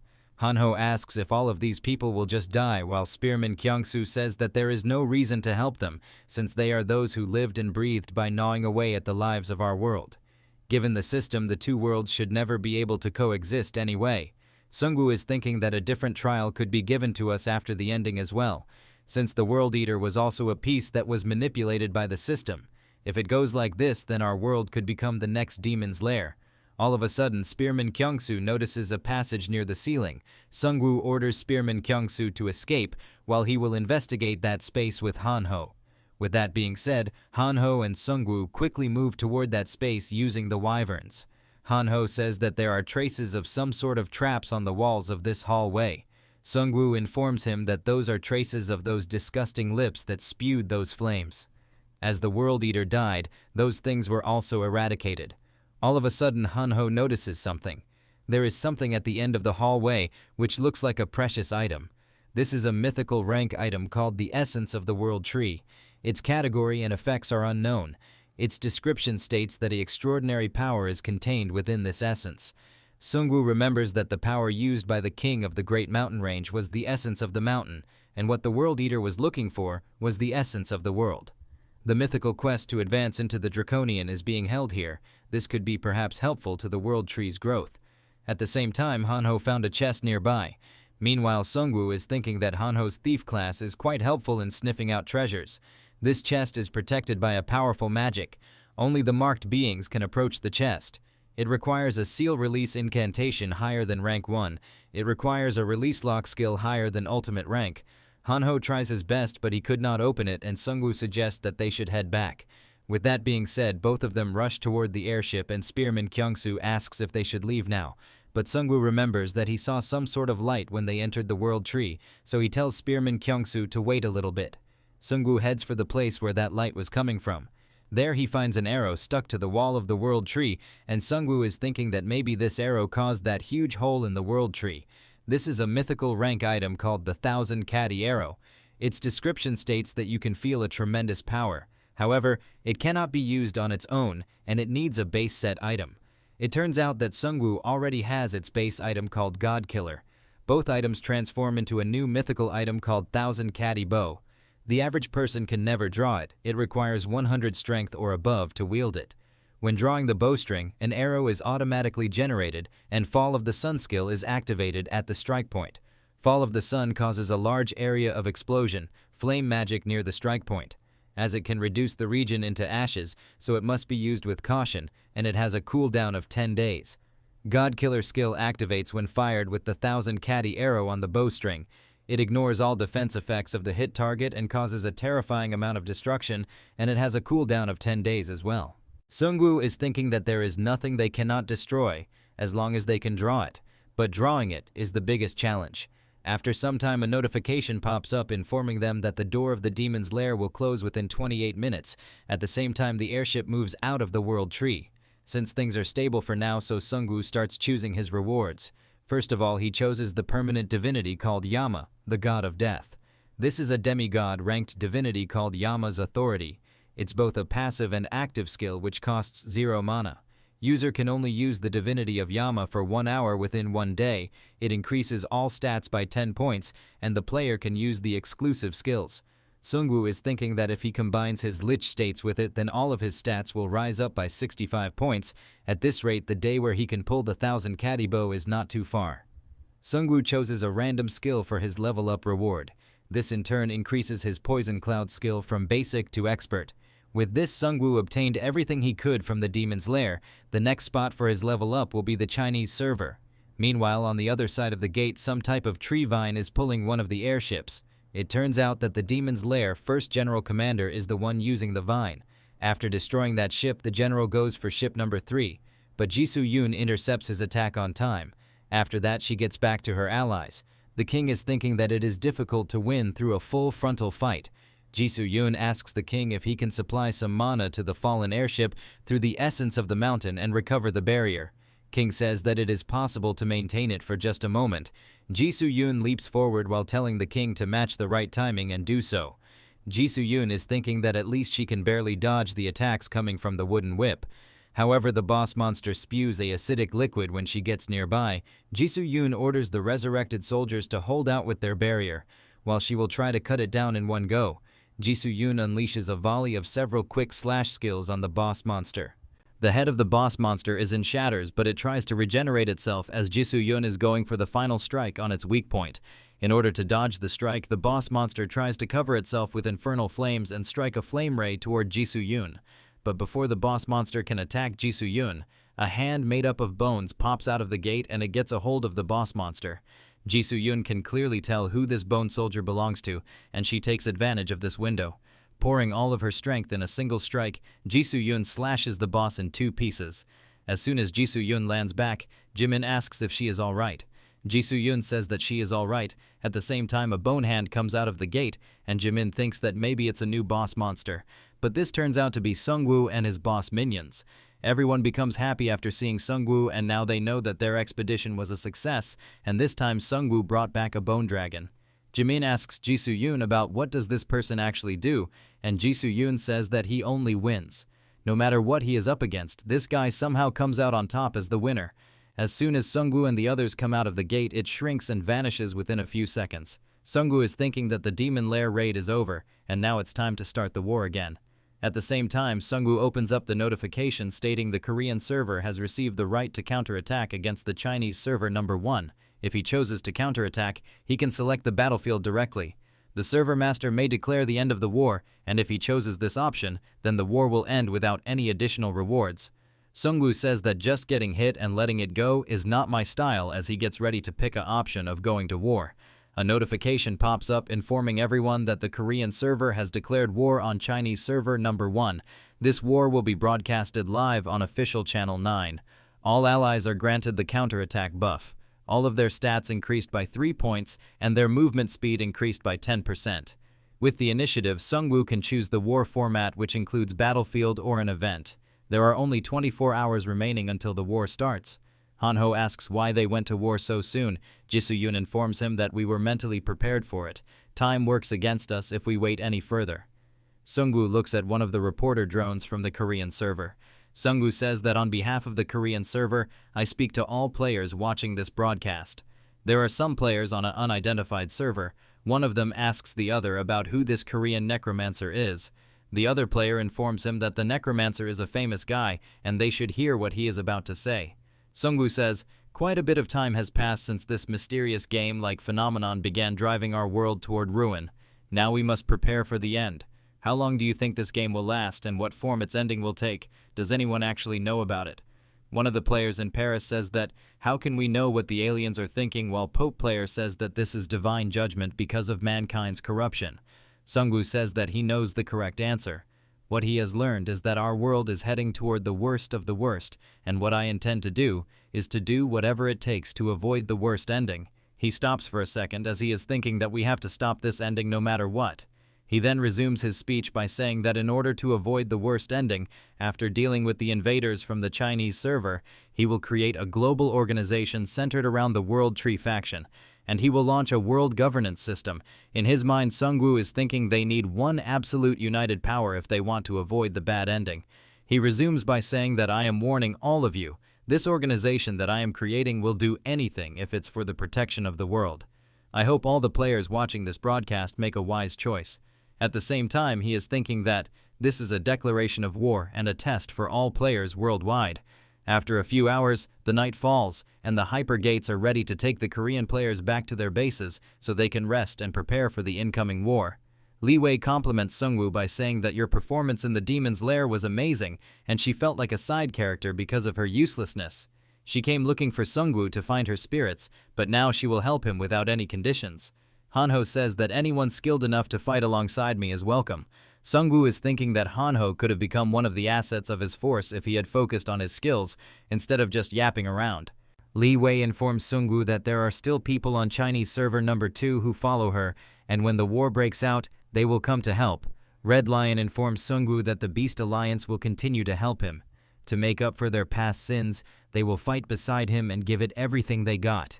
As Jisoo Yoon was about to leave, Jimin told her that her family is alive inside the safe zone, and if she is not going to come back, Jisoo-yoon says that I am not thinking of going back yet, not until she sees through the end of this war. Jimin says that you are someone we definitely need in the upcoming war, and she can't tell her to avoid the fight. She further says that your family and your father would be proud of you as you are their hero. She further advises her to not die and come back to show her siblings how strong she had become. Spearman Kyungsoo informs everyone that the hypergates are fully open and they can start departing.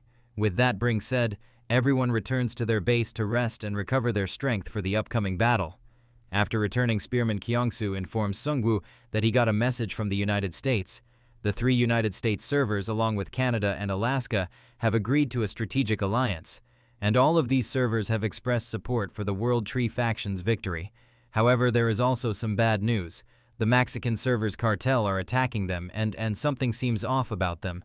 According to Jonathan, they might have fallen under the dragon's command. Hanho says that maybe they are like the cultists in Jeju Island who were worshipping that monster.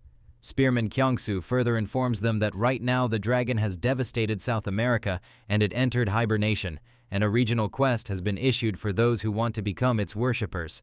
Sungwoo says that monsters with intelligence manipulating players is not unusual. That is exactly why we need a strong, united organization.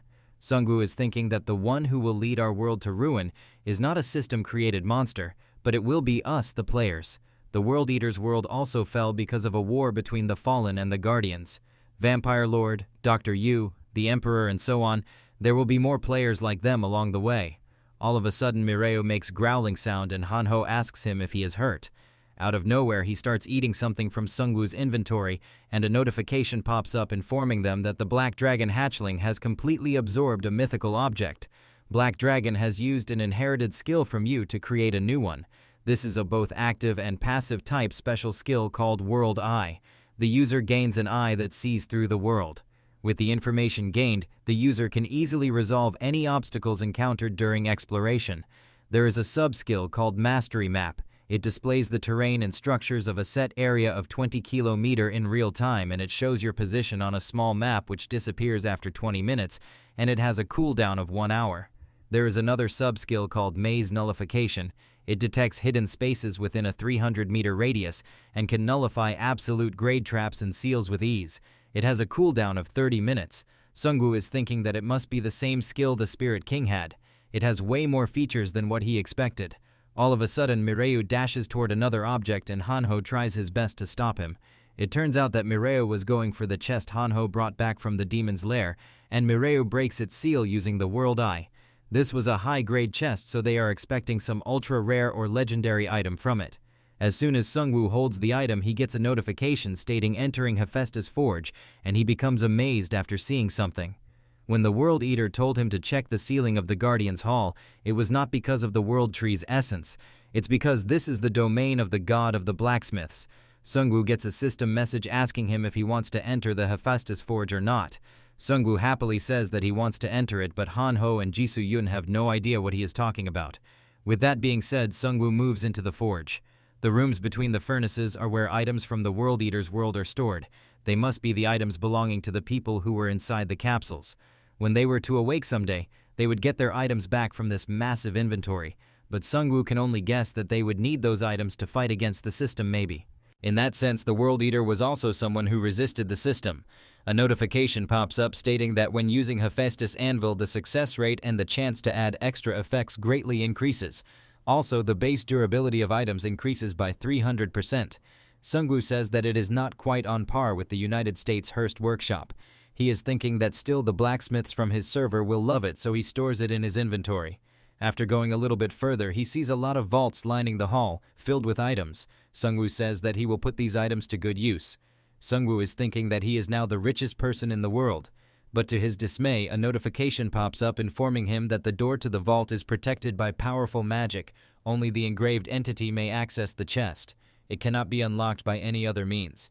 This shatters the dream of Sungwoo, and he becomes disheartened and broken. Sungwoo is quite pissed at the system, and he yells at it saying that all of these items are mine since I inherited them from the World Eater. Sungwoo keeps on yelling that all of these items will be wasted in here for eternity if they don't have anyone to claim them. A system notice pops up informing Sungwoo that if the original owner is gone for a long period and a forced unlock is required, the player can use one of two methods. First, he can use Hephaestus Master Key. Second, the Grave Robber trial is unknown and can only be attempted once every 24 hours. Sungwoo is thinking that option 1 is out of the way, and now he can only go for option number 2. As soon as Sungwoo accepts the Grave Robber trial, the whole room illuminates with bright light. The Forge Guardian, the Gold Guard, makes its entrance. Sungwoo says that this Guardian looks like the ultimate version of Hanho, and he is glad that it's not a complicated trial. Sungwoo tries to summon his undead minions, but a notification pops up informing him that a special power dominates this space. Summon Undead skill has been restricted. Another notification pops up stating that this space is under the dominion of a specific divinity, so it's a god domain. You can't use other divinities here. Gold Guard tries to stamp Sungwoo, but he manages to dodge it in time. Now Sungwoo has no other option left than to use raw force to defeat this Gold Guard. Sungwoo summons his Grim Reaper Scythe as he prepares to slash the Gold Guard. He manages to chop off half the hand of the Gold Guard. This gives him hope of defeating him on his own. Gold Guard catches his own broken fingers, then he throws it towards Sungwoo, hitting him in the back. The impact was quite powerful as it sends Sungwoo flying toward the wall. Gold Guard regenerates his broken fingers with ease. All of a sudden, Sungwoo realizes that there is brighter source of light illuminating from a room behind the Gold Guard. This light feels familiar, as if it's trying to pull him toward it. Sungwoo quickly rushes toward that light source, ignoring the Gold Guard. As soon as Sungwoo approaches the door, it opens up and a notification pops up stating that the door's seal is released by the engraved entity. There are a lot of weapons inside that room, and Sungwoo tries to find something with better raw strength than the Grim Reaper Scythe. In the end, he finds a spear made out of bones. This is called Red Dragon Spear +3. It's a player-crafted unknown grade weapon. It increases strength by 1, agility by 5, constitution by 2, max mana by 300 points, magic resistance and fire immunity by 20%, fear resistance by 10%, and penetration by 1000%. When thrown, the Dragon Hunt effect activates, which reduces the target's movement speed by 30%. Its description states it's a powerful weapon made by grinding down a dragon's bones. It holds Hephaestus authority, giving it incredible durability. Also, a Grand Mage's special enhancement is etched into its surface. It has a unidentified side skill. It activates when wearing 3 or more red dragon bone items. Sungwoo now knows well that it must be the World Eater's personal vault. That's why he can open it up so easily. World Eater was the one who slayed a dragon and held the divinity called Siegfried. If he was in his complete form, then even he could not have beaten him even in death. Right outside the room, Gold Guard is waiting for Sungwoo to come out. Sungwoo takes this opportunity to aim at the head of the Gold Boy. He easily manages to penetrate its head using the spear, and he earns 1 gold coin for defeating the Gold Guard. After his death, Secret Vault number 13 forcibly opens up. Sungwoo now has an idea about this trial. He can forcibly open 1 vault after every 24 hours by completing this trial. In that vault, Sungwoo finds the World Eater's Dragon set. This complete set seems to be the perfect replacement for Sungwoo. This set is called Red Dragon Armor +2. It's a player-crafted unknown grade weapon. It increases agility by 3 and constitution by 6 points. It increases physical defense by 300% and magic resistance by 200%, fire immunity by 30%, penetration resistance by 70%, and fear resistance by 10%. It intimidates lower-level enemies when equipped. Its description states that this armor is made from dragon scales and various magical metals. It contains Hephaestus authority and has excellent durability. Plus, a Grand Mage's special enhancement is inscribed on the surface. There is an unidentified set effect. It activates when wearing 3 or more red dragon items. In the same vault, Sungwoo found another red dragon item. This one is called Red Dragon Bracelet, and it increases physical and mental resistances by a small margin. Its description states that it's a magical accessory made from grinded dragon teeth. It contains Hephaestus authority and is extremely durable. With this item, Sungwoo just completed the Dragon Lord Red item set. Dragon Lord is a special type active skill. It requires the possession of 3 or more red dragon items. The skill varies depending on the equipped set items. One of the sub-skills is called Breath Field. It activates through Red Dragon Spear. It turns a 100-meter area around the spear landing into a lava zone. The second is called Boiling Armor. It activates through Red Dragon Armor. It surrounds the user with a powerful flame vortex. The third one is called Dragon Troop Summon. It activates through Red Dragon Bracelet. It summons and controls 10 dragon-fanged warriors. Sungwoo's high luck just paid off quite big, and now it looks like he can take down the Chinese server more easily than expected. After that being said, Sungwoo exits the Hephaestus Forge, and he brings back a lot of items with him. Hanho begs Sungwoo for some real overpowered items. Sungwoo gives Hanho Achilles' shield while he hands over Talaria Shoes of Hermes to Jisoo-yoon. Talaria Shoes of Hermes is a mythic rank footwear. It increases agility by 10 and vitality by 2 points. It boosts movement speed by 200%, flight speed by 300%, and it can temporarily enter gaseous state. It has a cooldown of 10 minutes. Achilles' shield is a mythic rank shield. It increases constitution by 10 points, physical defense and magic resistance by 100%, curse immunity and status effect immunity by 50%. When mana is infused into the shield, a holy barrier is deployed. In addition, anyone within the barrier becomes immune to all status effects. Both Hanho and Jisoo-yoon are quite happy for these wonderful gifts, while Sungwoo tells Hanho that he got these items after piercing through the head of a gold guard who looked like Hanho. At the same time, Spearman Kyungsoo bursts open into the room, informing Sungwoo that United States server is sending reinforcements and the hypergate should be open soon. After a few minutes, a lot of hypergates open up as a huge fleet of airships emerge from them. These airships form a synergy called Invincible Fleet, and it's a vehicle-type synergy. It requires 30 or more large airships.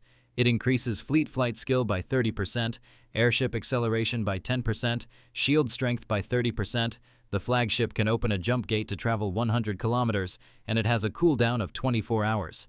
The Korean players are amazed after watching so many airships in one place, while Lieutenant Kim says that maybe they should leave some airships back in their base to protect it. Master Hurst and Jonathan Cage come out of the flagship and Hurst says, "Sungwoo, you took all of our stuff back then and if his life got better because of it." Sungwoo says that he gave Hurst more than double the price for those items. Master Hurst proudly tells Sungwoo that he made this synergy possible and Sungwoo should be kneeling before his radiant presence. Sungwoo tells him that it is Hurst who should be kneeling before him. Sungwoo asks Master Hurst if he knows about Hephaestus' authority. Master Hurst crawls down on his knees and Sungwoo tells him to follow him if he wants to see it. Sungwoo brings Master Hurst to the Hephaestus domain. Master Hurst is quite amazed after seeing the Hephaestus Forge. It turns out that the Hephaestus Forge is giving different type of information to both Sungwoo and Master Hurst. It is maybe because of his class traits that he sees different options than other players once he touches an item. Master Hurst says that this forge is some legit upgrade. It's more shocking than going from an old software to artificial intelligence. It allows crafting of legendary grade gear, granting special effects. It can craft hunt materials and even boost production rates.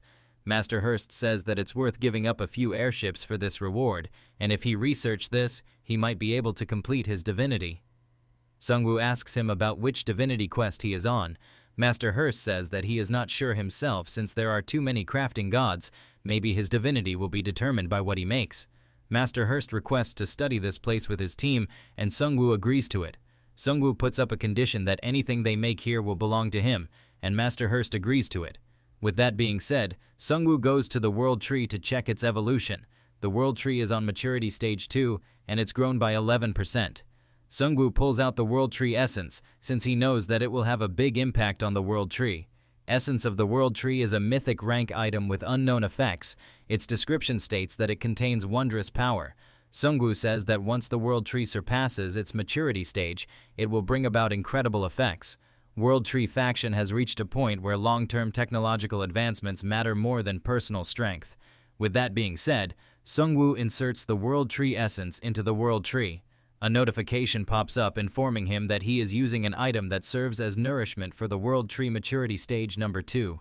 World Tree starts to quickly absorb the essence of the World Tree. In a few minutes, the whole area illuminates with bright light, and a notification pops up informing everyone that the World Tree has reached Maturity Stage 3. Now linking with the World Tree will increase Sungwoo's constitution by 1 point. The World Tree is now on Maturity Stage 3 and its growth rate is 55%. Sungwoo is thinking that the World Tree grew exponentially and the next stage is probably its final form. In a few hours, the Liberation Guild arrives at the World Tree faction in their helicopters. They are amazed to see all of those airships in the sky while they are still rocking their helicopters. Prosecutor notices that the World Tree has gotten massive. Sungwoo welcomes the Liberation Guild and Minhyum Seong asks him about his secret and how he grew the World Tree in such a short span of time. Sungwoo says that he just got lucky after dealing with a massive trouble. Prosecutor asks if the others have arrived and Sungwoo replies with a yes. The Hunter Company was the first one to arrive and they are the most enthusiastic about this war. The Hwarang Guild and the Beastmen arrived after them. Sungwoo tells everyone that in order to fight against the catastrophe dragging the world to ruin, we now have one thing, which is the birth of a central force. After moving to the war room, Sungwoo thanks everyone for their contribution in the last Great War. There are now 6 hours left to choose between all-out war or an event-type battle, but first Li Wei will share information about the Emperor's expected forces. Li Wei starts off by saying that the last time she could not even face the Emperor forces properly. His generals are quite powerful, and he has an overwhelming number of terracotta, and if she has to compare, then they are similar to the Necromancer's army. They cannot be resurrected, but those dolls seem to be produced without a limit. They are probably still being made, and even now at this very moment, they must be piling up beneath Beijing. Prosecutor says that delaying the attack won't do us any good, as it gives them time to build up their forces, and Red Lion asks if we are not going to choose Beijing as the battlefield. Sungwoo is thinking that the one we need to watch out for is the Emperor, since puppeteer are a bad match for him. He can't create undead minion from their corpses, or use bone weapon crafting or corpse explosion on them since they are not living beings. Sungwoo is confident that he can win this, but just in case everything goes wrong and the worst happens, he can still get another chance at life. Sungwoo has a special consumable item called Resurrection Scroll. It revives the player at the designated location upon death. But he must win by any means before it comes to that, since he needs to save the lives of his subordinates once things get dangerous. All of a sudden a world message pops up. It states congratulations. Among the world players, the ruler of the Hell Dimension, the Demon King, has been born. The Demon King's fortress has been established in the world. Its location is in Amazon River Basin, Brazil server. Everyone is shocked to hear it, while Sungwoo is thinking that it must be Han Kang-seok. Jonathan shouts out loud stating that he don't know what the Demon King is, but that place in the Amazon River is exactly where the dragon is. Sungwoo has no idea what Han Kang-seok is up to.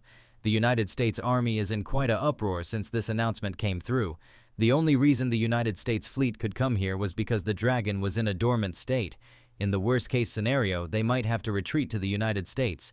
But containing the dragon is important as well, so Sungwoo can't stop them. Spearman Kyungsoo announces a 10-minute break so everyone can access the situation properly and resume their meeting. Sungwoo is thinking that Demon King, Hell Dimension, angels and demons, there are still too many unresolved puzzles. If the demon's lair is from a destroyed parallel world, then what are the others? And what is the real goal of Han Kang-seok? He said that it was to gain independent power, free from the rules of angels and demons, but was that really true? No, the real question is whether he will be someone who helps protect our world or the one who escalates its destruction. After the 10-minute break, Jonathan Cage informs everyone that their agent deployed in South America has sent them some intel. A new quest has appeared in that area, and it's a calamity-level quest. Its name states the two kings of the Demon King's castle. It's a war or submission-type quest with unknown objective and reward. The dragon that spread disaster across South America returned to its nest and went dormant. Then it met an unexpected guest. He was the Demon King. The Demon King and the dragon formed an alliance and built the Demon King's castle over the dragon's lair. That place became the gateway to the Hell Dimension, unleashing countless hell creatures. After that, the two kings began plotting a wicked plan to conquer the world, and they chose North America as their first target. A 14-day war preparation period will be given.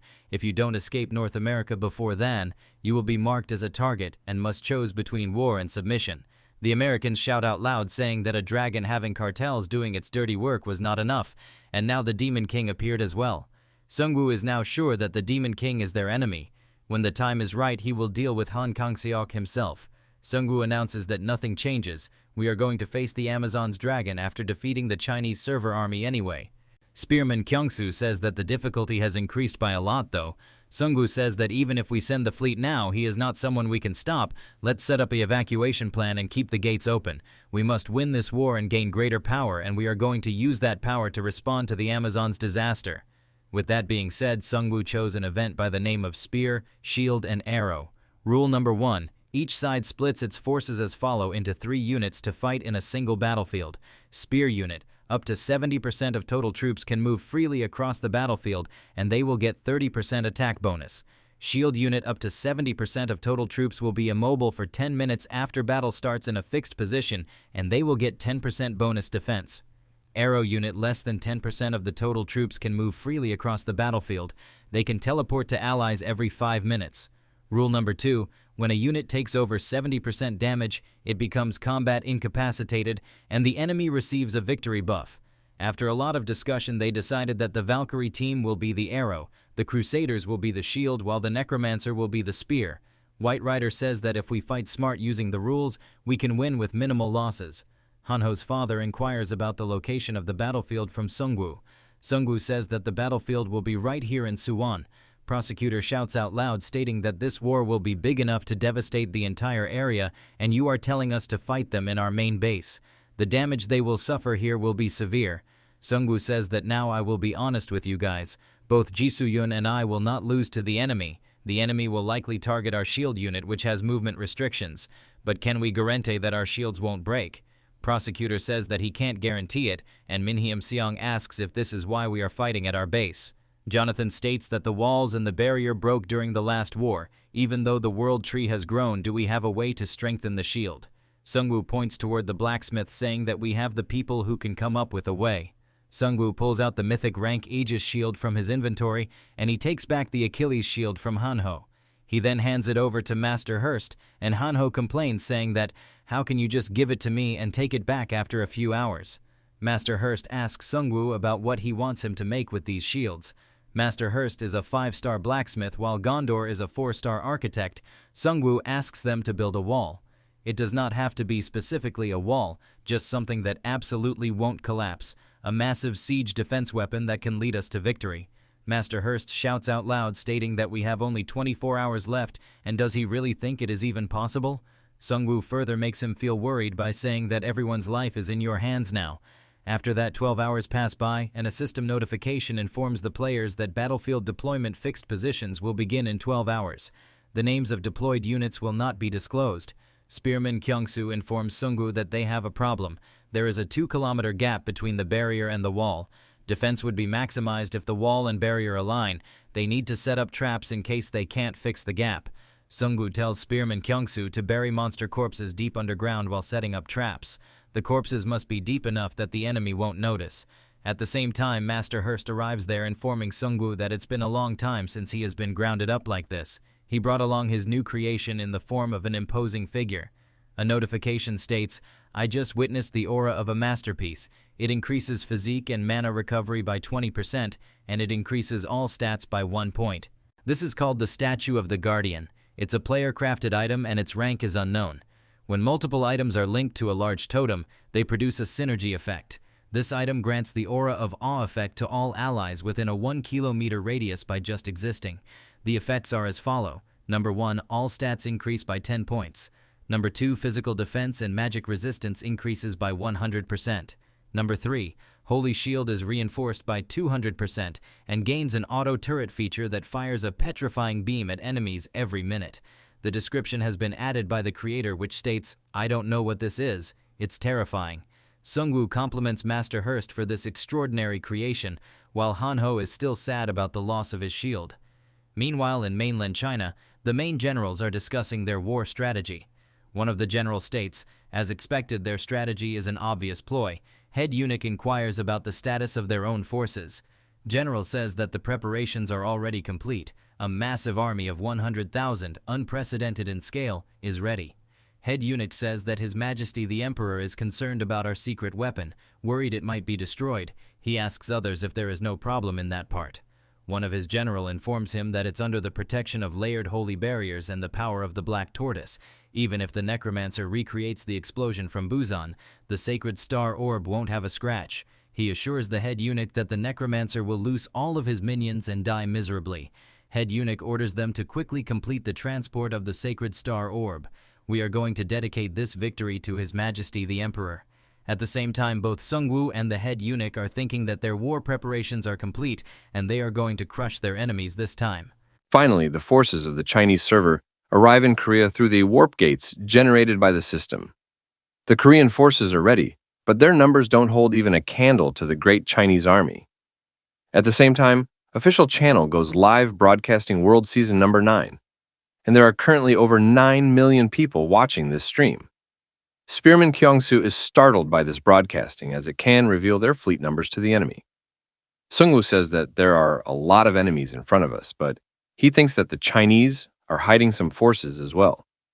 Hanho spots some high-tier golems on the Chinese side. Li Wei says that they must be the reinforcements from the golem master of the Mongolian server. She can spot more troublesome guys in the mix, and it seems like they are part of the arrow echelon. They can summon giant flying horses, and they can use an ignored defense skill that charges in a soul state. It's more like a force optimized to face a fleet or wreak havoc among the shield echelon of the Korean server. The prosecutor assembles his shield echelon, and this time he is fully determined to stop the enemy from breaking through their defenses. The prosecutor has gone through enough defeat and failure. He also admits that it is impossible to succeed as much as the Necromancer. Still, he will try his best to leap over his limits and succeed in defending this place for the first time. Sungwoo informs Ji Soo-yun that the Emperor has the same commanding class as him, which allows them to control multiple subjects, meaning the Emperor has the same weakness as him. If they manage to take down the Emperor, then their whole army will be neutralized. Ji Soo-yun asks Sungwoo if he wants her to assassinate the Emperor. Sungwoo says that it is correct. She just needs to look for a moment when Sungwoo and the Emperor are going for each other's throat in full force. Li Wei is assigned to Sungwoo's echelon, since she needs to find the location of her high-tier spirits. Li Wei flares up as she informs them that she will show them her real capabilities once she gets her spirit back. After a few minutes, the war officially begins, and the American fleet takes off for the skies. The Chinese players are a bit afraid of the numbers of the American fleet, but their General Li pumps them up with confidence while informing them that they have already made a plan to take care of this fleet. Before they can set off for the main base, the General Li informs his men to be careful, since the Necromancer is someone who uses insane traps, and he must have planted some traps in advance. One of his soldiers gets the news that the Necromancer has shown up at the shield echelon side. General Li becomes happy after hearing it, since the Necromancer is moving as expected, not realizing the shield echelon is a giant trap specifically made for him. Meanwhile, on the other side, Sungwoo arrives at the Chinese shield echelon location, and he summons his minions. The head eunuch is confident that they can take out the Necromancer without using the Holy Orb. But today he is not going to take even a single chance, and he orders his men to activate the Holy Orb. Within a few seconds, the Holy Orb gets launched into the air, and a notification pops up informing everyone that a holy power is filling up the target area. As soon as the Holy Orb activates, all of the minions of Sungwoo start to burn down due to the immense holy power present in the area. In a few seconds, the undead minions are wiped out, only leaving behind their bones. Meanwhile, on the other side in the broadcasting station, reporter Ayan informs the audience about the neutralization of the undead army, and she is wondering if there is a way to destroy the Holy Orb. A reporter from the Chinese side is still cocky as he thinks that the Chinese server is now invincible under the command of the Emperor. He keeps on yapping about the greatness of their Emperor, but something related to Ji Soo-yun happens on the screen which leaves a reporter on in shock. It turns out that the Valkyrie launched a surprise attack, and she is going for the Holy Orb. But her attack gets neutralized by the barrier deployed above the Holy Orb. This failed attack allows the Chinese reporter to make more comments about the greatness of their all-knowing Emperor, but at the same time reporter An comments that the Necromancer is pulling something out.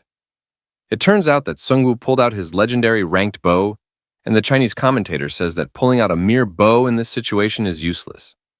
After putting some mana in the arrowhead, Sungwoo shoots the arrow.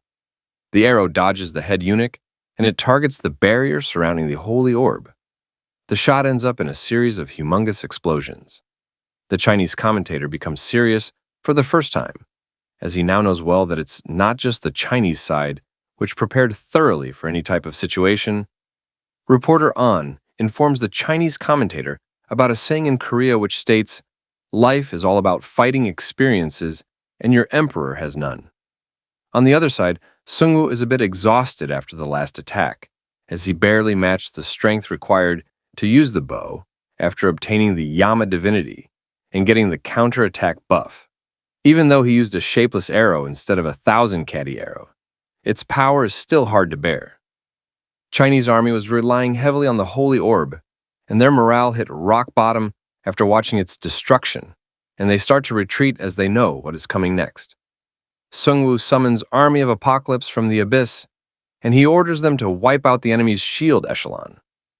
General Li was watching the whole event using the live stream. He quickly runs toward the Emperor to report the destruction of the defense echelon. As soon as he tries to report something important to the Great One, he gets a system notification stating that physical functions shrink due to an unknown energy, and all of his stats are reduced by 4 points. The Great One warns General Lai to show his manners if he wants to see the Emperor. The Great One starts to do a thorough body search, but General Li is thinking that this is not a time to be doing a body search. He knows that they have to do it every time. But this makes no sense in the middle of the battlefield. As soon as the body scan is completed, he is allowed to move in.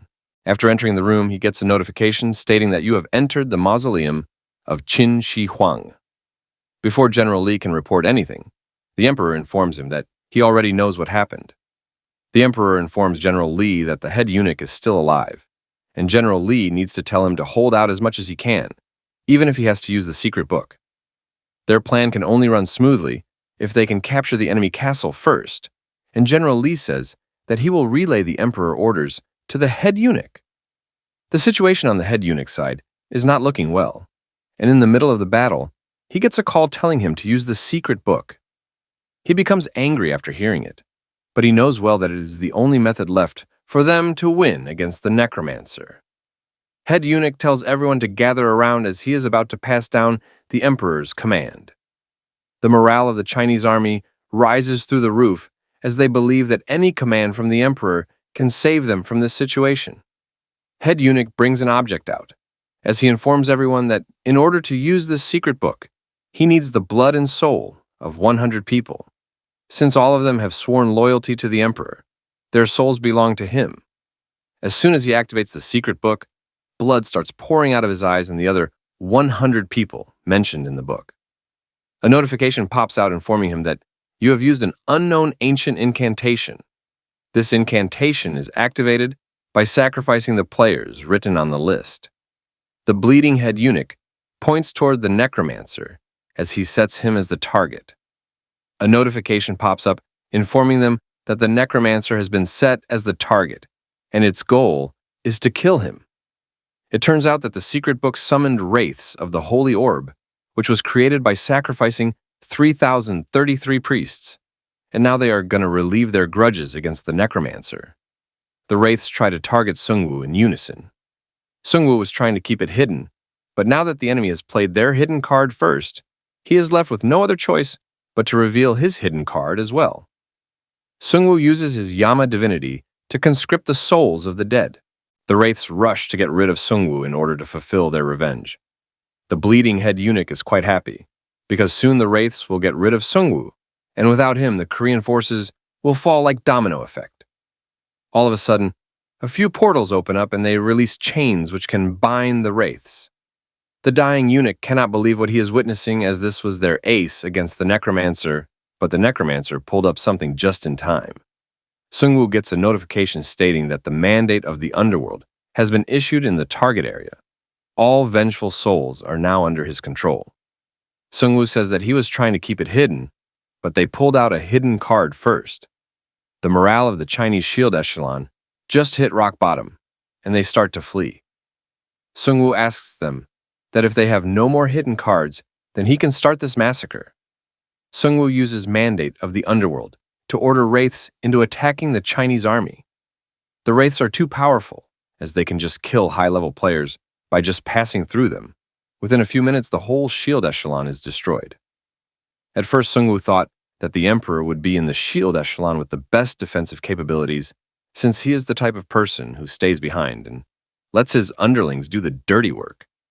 Him not being here means that he is in the spear or arrow echelon. The barrier of Suwon is already being destroyed. Meanwhile, on the other side, the barrier pulverizer ran out of mana. So General Lai orders his men to connect a new mana tank to the barrier pulverizer. The American fleet tries to shoot a laser beam toward the barrier pulverizer, but there is a mana shield surrounding the barrier pulverizers. This barrier pulverizer is made by the greatest facility of the mainland China, and their mainland technology is best in the world. After a few more shells, the barrier around the world tree gets destroyed.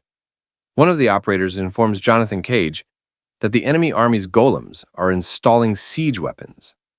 so Jonathan orders all airships to target the golems at once. A lot of golems get grounded by the combined attacks of the American fleet, but the golems keep ignoring the damage and pushing through with pure numbers.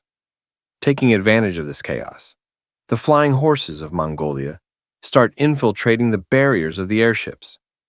The flying horsemen use soul state to ignore the barrier around the ship and infiltrate it. In a few minutes, they manage to destroy airship number 11. Vessel number 9 suffered critical damage to its engine, and vessel number 17 is going off course. All of a sudden, one of the flying horse rider gets beheaded.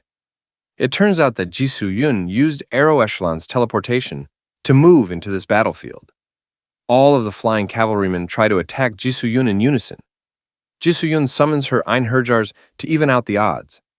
The Einherjar are too swift for the enemy as they keep on incapacitating the flying horse riders. Their captain orders everyone to move back, as he will take them out.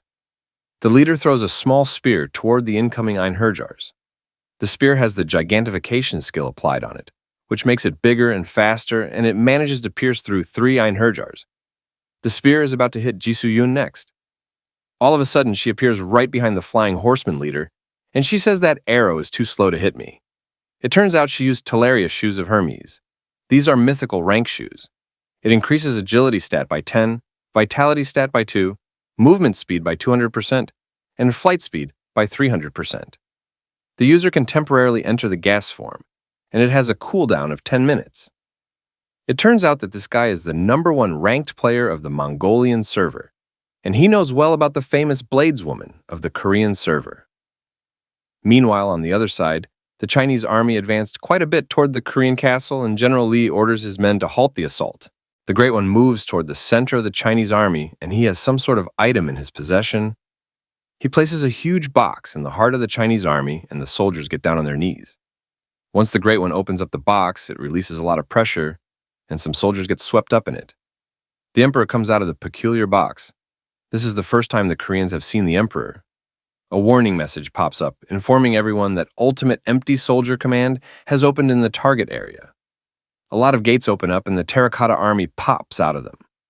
The numbers of Terracotta are uncountable, and they all look on the same level as some professional players. The Koreans are shocked to see just one person controlling this huge number of beings. Prosecutor tells his men to not worry, since they have someone on their side who can pop out these numbers in a minute. It turns out that Sungwoo just made it back on time. He is amazed to see this huge number of Terracotta soldiers. Li Wei says that their owner must be making them all this time, and who knows if he is still making more of them right now. These numbers are a serious threat even to Sungwoo, and he cannot drag it out. Sungwoo asks Li Wei if she has not recovered yet. It turns out that she found her spirits after taking down the shield echelon. Li Wei informs Sungwoo that they were contaminated. It's impossible to recover them to a complete state immediately, but she will still fight because she wants her revenge against the Emperor. She is thinking that she will peel off that haughty look and only leave his bones. On the other hand, the Emperor detected them as well, and he says that he will show them their place for looking down upon him. The Emperor uses a skill of the light attribute. He releases a lot of strings of light. Li Wei warns Sungwoo to be careful, as he can be controlled if those strings catch him. A giant made up of concrete pops out of the ground. He throws a lot of huge stone chunks towards Sungwoo. This is the worst matchup for Sungwoo, since he can't even revive the golem after defeating it. Li Wei uses her spirit to bind the golem in one place. Once the golem is in one place, the bone dragon catches him by his head. He then throws it away toward the Terracotta army in full force. Sungwoo gets 3,000 gold coins for killing the mid-tier Terracottas, and 10,000 gold for finishing the high-ranked golem Terracotta. Li Wei freezes the movement of a lot of Terracotta golems, and she tells Sungwoo to get rid of them using the wyverns. Li Wei is in high spirits after getting her precious spirits back. General Li orders his men to take down the castle walls while the Emperor faces off against the Necromancer. The Mongolian ranker and his men are stuck dealing with Jisoo Yun, but they need to finish her off quickly and join the other advancing forces. Meanwhile, on the other side, Spearman Kyung-soo orders his men to reveal the statue. This is the statue of the Guardian, which imbues the Being of Admiration effect in the target area. It increases all stats by 10 points, magic resistance by 100%, and a 200% holy barrier is granted. A notification pops up stating that the statue of the Guardian is firing a petrification beam every 1 minute. The statue of the Guardian turns its head toward the Mongolian Flying Horseman unit. A lot of players get hit by the petrification beam. Most of the Flying Horsemen get petrified and drop to the ground, while some get their body parts petrified. The Mongolian ranker orders his men to throw all of their bombs toward the statue before it can fire a beam again. Spearman Kyongsu orders the mage unit to deploy a barrier around the statue of the Guardian, but the mages inform him that it's already too late, because all of the bombs have been intercepted and neutralized by Jisoo Yoon. After seeing it, the Flying Horsemen get desperate, and they leap toward Jisoo Yoon to finish her off for good. In a few seconds, Jisoo Yoon gets completely surrounded, and the Mongolian ranker says that you cannot do anything to us at close distance. Jisoo Yoon picks something from her inventory. She then throws a volley of bombs toward the Flying Horsemen. Most of the Flying Horseman unit gets neutralized in that series of explosions. General Lee and his men witness the end of the Flying Horsemen, who were supposed to support the siege from the air. All of a sudden, he starts hearing whispers among his men saying that we know the Necromancer is strong, but they didn't expect the Valkyrie to be this strong, and at this rate, they can lose this war. General Lee tries to lift the spirit of his men by saying that they won't lose. He tells his men to look at their emperor pouring out soldiers even at this moment. He was about to tell his men to hold out until the emperor was done with the Necromancer, but all of a sudden he heard some crackling sound coming from below. It turns out that Sungwoo used corpse explosion on the corpses he had ordered Spearman Kyongsu to hide deep below the ground. A huge chunk of the main Chinese army got swept in those explosions. Sungwoo secretly imbued mana into these corpses so that no one could know what he was up to, and it paid off. Sungwoo summons the salamander, and he knows well that the emperor must still be alive even after the last explosion, so he quickly starts surveying the area for his whereabouts. After a few minutes, he manages to find the emperor inside the sea of flames, ignited by the corpse explosion. Sungwoo imbues his Grim Reaper scythe with the maximum wraith bombardment. He then bombards the emperor, but a barrier blocks the bombardment. Still, the emperor lost his footing due to the aftershock of the bombardment, and Sungwoo is determined to finish the emperor with his next attack. The emperor uses his Holy String skill. The strings are approaching Sungwoo to take control of him, but Sungwoo pulls out the Winter Predator, and it manages to freeze the strings. He then quickly seizes this moment to rush toward the emperor. Sungwoo puts all of his strength into slashing the emperor in half. This turned out to be a terracotta, and one of its eyes is glowing red, which means it is imbued with explosive energy. Sungwoo summons his birds to quickly retreat before he can get caught up in that explosion. The emperor is not a noob. He even put up barriers around his terracotta to make it look real. He quickly needs to find the main body of the emperor, but as he is thinking about it, a strong whirlwind approaches him. In no time, he gets surrounded by multiple whirlwinds. Sungwoo barely manages to get out of this attack using Twilight Raid. He notices that those wind-type attacks were generated by the women next to the coffin. She must have a strong divinity, and he needs to be careful around her. She forms some clouds, and it starts raining, and lightning strikes the ground. Sungwoo has no idea about her class, but she is controlling clouds, wind, and water at the same time. On top of that, Sungwoo is right now stuck in the middle of the enemy's base. Sungwoo falls back for now, and everything is back to square one since he failed to finish the emperor. After Sungwoo retreats, the real emperor comes out. He says that the Necromancer was much more of a hassle than he thought. He orders the Great One that they are changing their plans. They will take over the castle walls before the Necromancer can use more of his trickery. The Emperor orders the Great One to take care of the Necromancer until then, and she says that she will gladly kill him on his behalf. The Emperor warns her that the whole world is watching them right now. He will finish the Necromancer himself. She just needs to move as intended. A war is just like managing a great nation. Not even a single move can go against his intent. The Emperor summons 2 weapons, which are actual relics, and his terracotta warriors equip them. Through Relic Link skill, one of the terracotta becomes a legendary warrior, Guan Yu Yun Chang, while the other turns into Lu Bu. With that being said, the Emperor starts marching toward the castle walls, and he orders her to stall the Necromancer, so he cannot even step near his shadow. Sungu destroyed so many of the terracotta, and he finished off a huge chunk of the Chinese army, but nothing changed. The emperor is moving toward the castle walls. They change their strategy.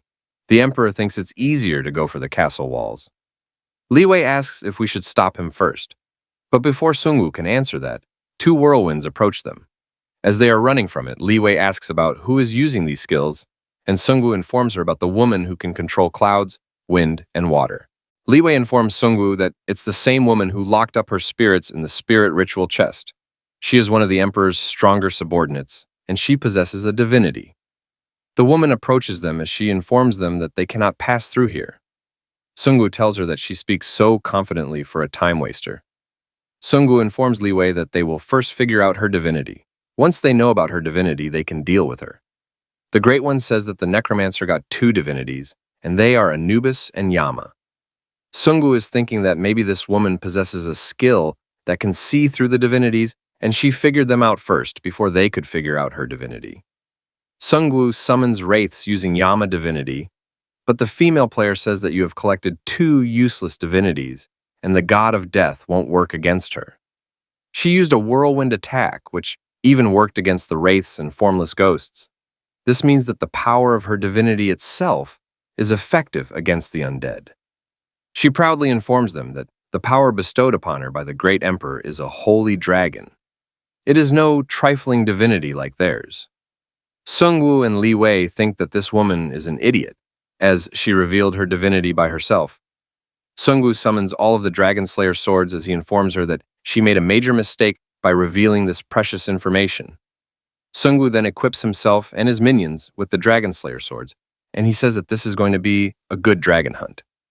Sungu gets a synergy effect through team play. He formed a hidden dragon expedition synergy. It's a weapon-type synergy. It requires 3 or more Dragon Slayer-type weapons equipped in a team. It provides additional damage when attacking Dragon class by 200%. It increases breath resistance of every type by 200%. This skill is limited to the bearer. It increases Dragon fear resistance by 200%. The Great One becomes furious as she wants to teach this outlander what real Chinese horror is. She summons the maximum number of whirlwinds she can summon at one time, and their intensity is over the roof. Li Wei says that this woman has become more powerful than before, and if she fights against her, then her spirits will get bound in no time. Sungu orders Li Wei to fall back, and he will move through with his minions only. Sungu, along with Righty and the Death Knight, heads straight for the Chinese ranker. Meanwhile, on the other side, the American fleet is firing at the incoming Chinese army in unison. The bombardment of the fleet is on a larger scale, and many Terrans, along with Chinese players, get caught up in it. A huge portion of the terracotta have been destroyed in the last bombing, but their numbers keep getting replenished. Spearman Kiangsu orders everyone to bomb the terracotta non-stop, and if these terracotta get closer, then they will easily tear through their defenses. After some time, the terracotta manage to reach the castle walls, and they start climbing up. Huge hands pop out of the ground as they lift the emperor up. The Koreans know that something big is about to happen since the emperor showed himself. The emperor releases a lot of strings, and the Koreans already know that they will be controlled if these strings can get attached to them. Instead of the players, the strings go for the statue of the guardian. Once the strings attach themselves to the statue, it falls under the emperor's command. The statue uses a petrifying beam to petrify some Korean players. The Koreans are thinking of striking the emperor with everything they've got, but Hanho informs them that they can't trust this one to be real since the one Sungu fought against was a fake one as well. Once the fight broke out, the Koreans realized that their buffs were gone and their enemies got stronger as well. The prosecutor says that real or fake, we need to take out the emperor, and Jisoo Yoon informs them that she will take care of him. The prosecutor activates his divinity as well. He is now going to destroy the statue of the guardian and protect the castle walls. Due to the strings, the statue can move freely, and it tries to attack the Crusaders. The prosecutor orders everyone to stay away from the statue, as they will be destroying it through bombardment. The airships fire at the statue, but it blocks the fire using the shield. The statue of the guardian threw its spear toward the airship, and it managed to easily destroy it. The prosecutor now knows well that this statue has become an invincible enemy after it started to move. Master Hurst and the blacksmiths made it too sturdy. Out of the blue, Hanho comes out, and he tells others to move out of the way. He then furiously attacks the statue of the Guardian, using the Ghost Dagger and Fatal Dexterity Ring. The Ghost Dagger is a heroic rank dagger. When swinging the dagger, you may fire a Ghost Blade, which is modeled after a blade and has a cooldown of 10 seconds. Fatal Dexterity is a legendary ranked ring. It increases the attack of one-handed weapons by 20%. Dagger critical chance increases by 50% when injected with mana dexterity of a master, and hand movement significantly increases for 1 minute by 300%. Hanho pulled out his Achilles shield from the statue. The prosecutor now has an idea about how he can destroy this statue. The statue of the Guardian is made by connecting various items through skills.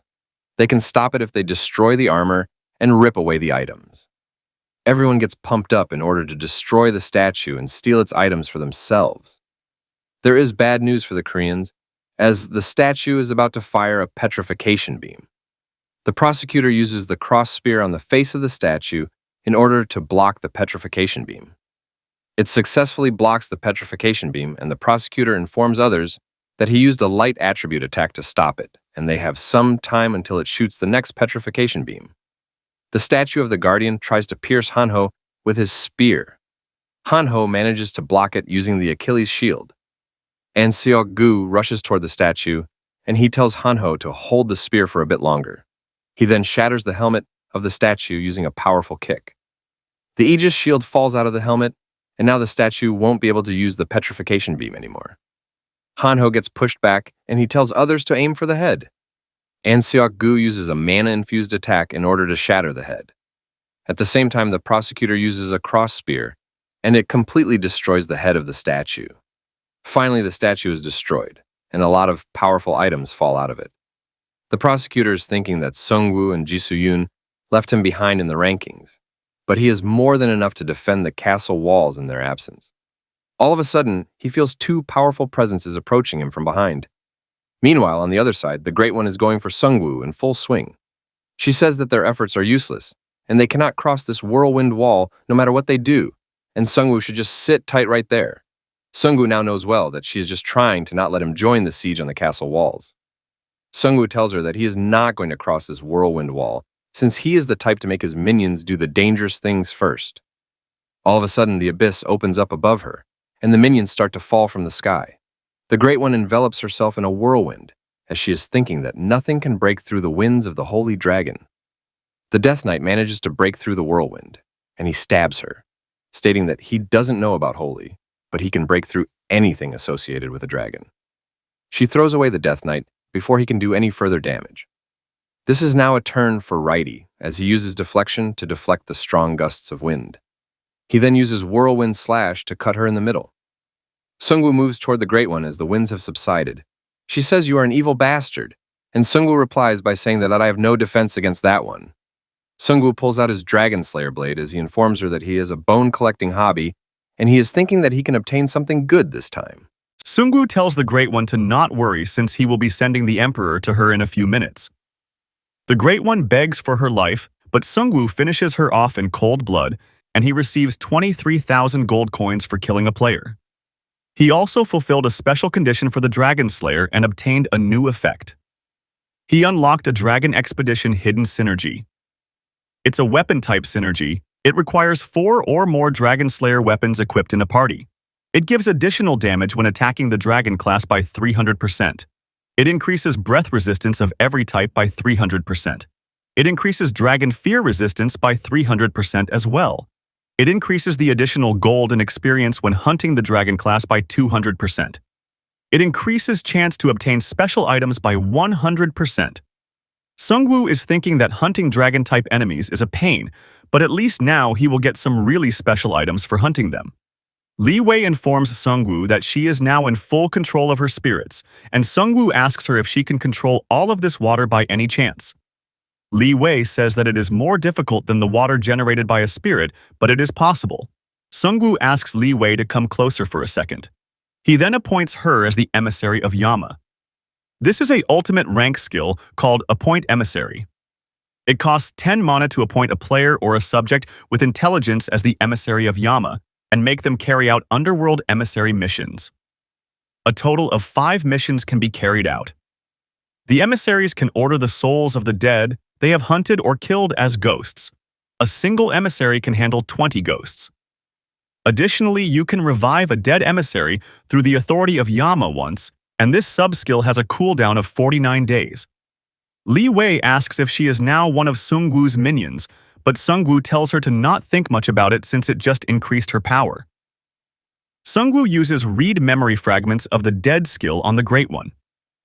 Sungwoo is thinking that the Emperor made a mistake by trying to stop him through his closest ally. Sungwoo just came out of the memory fragment, and now he knows that the name of her divinity was Yin Long, and the Emperor was hiding some kind of a secret weapon. The location the Emperor is hiding at is in there. Sungwoo starts moving as he tells Li Wei that they are going to wipe out the terracottas. Meanwhile, on the other front, the Emperor tries to control Jisoo Yoon through his strings.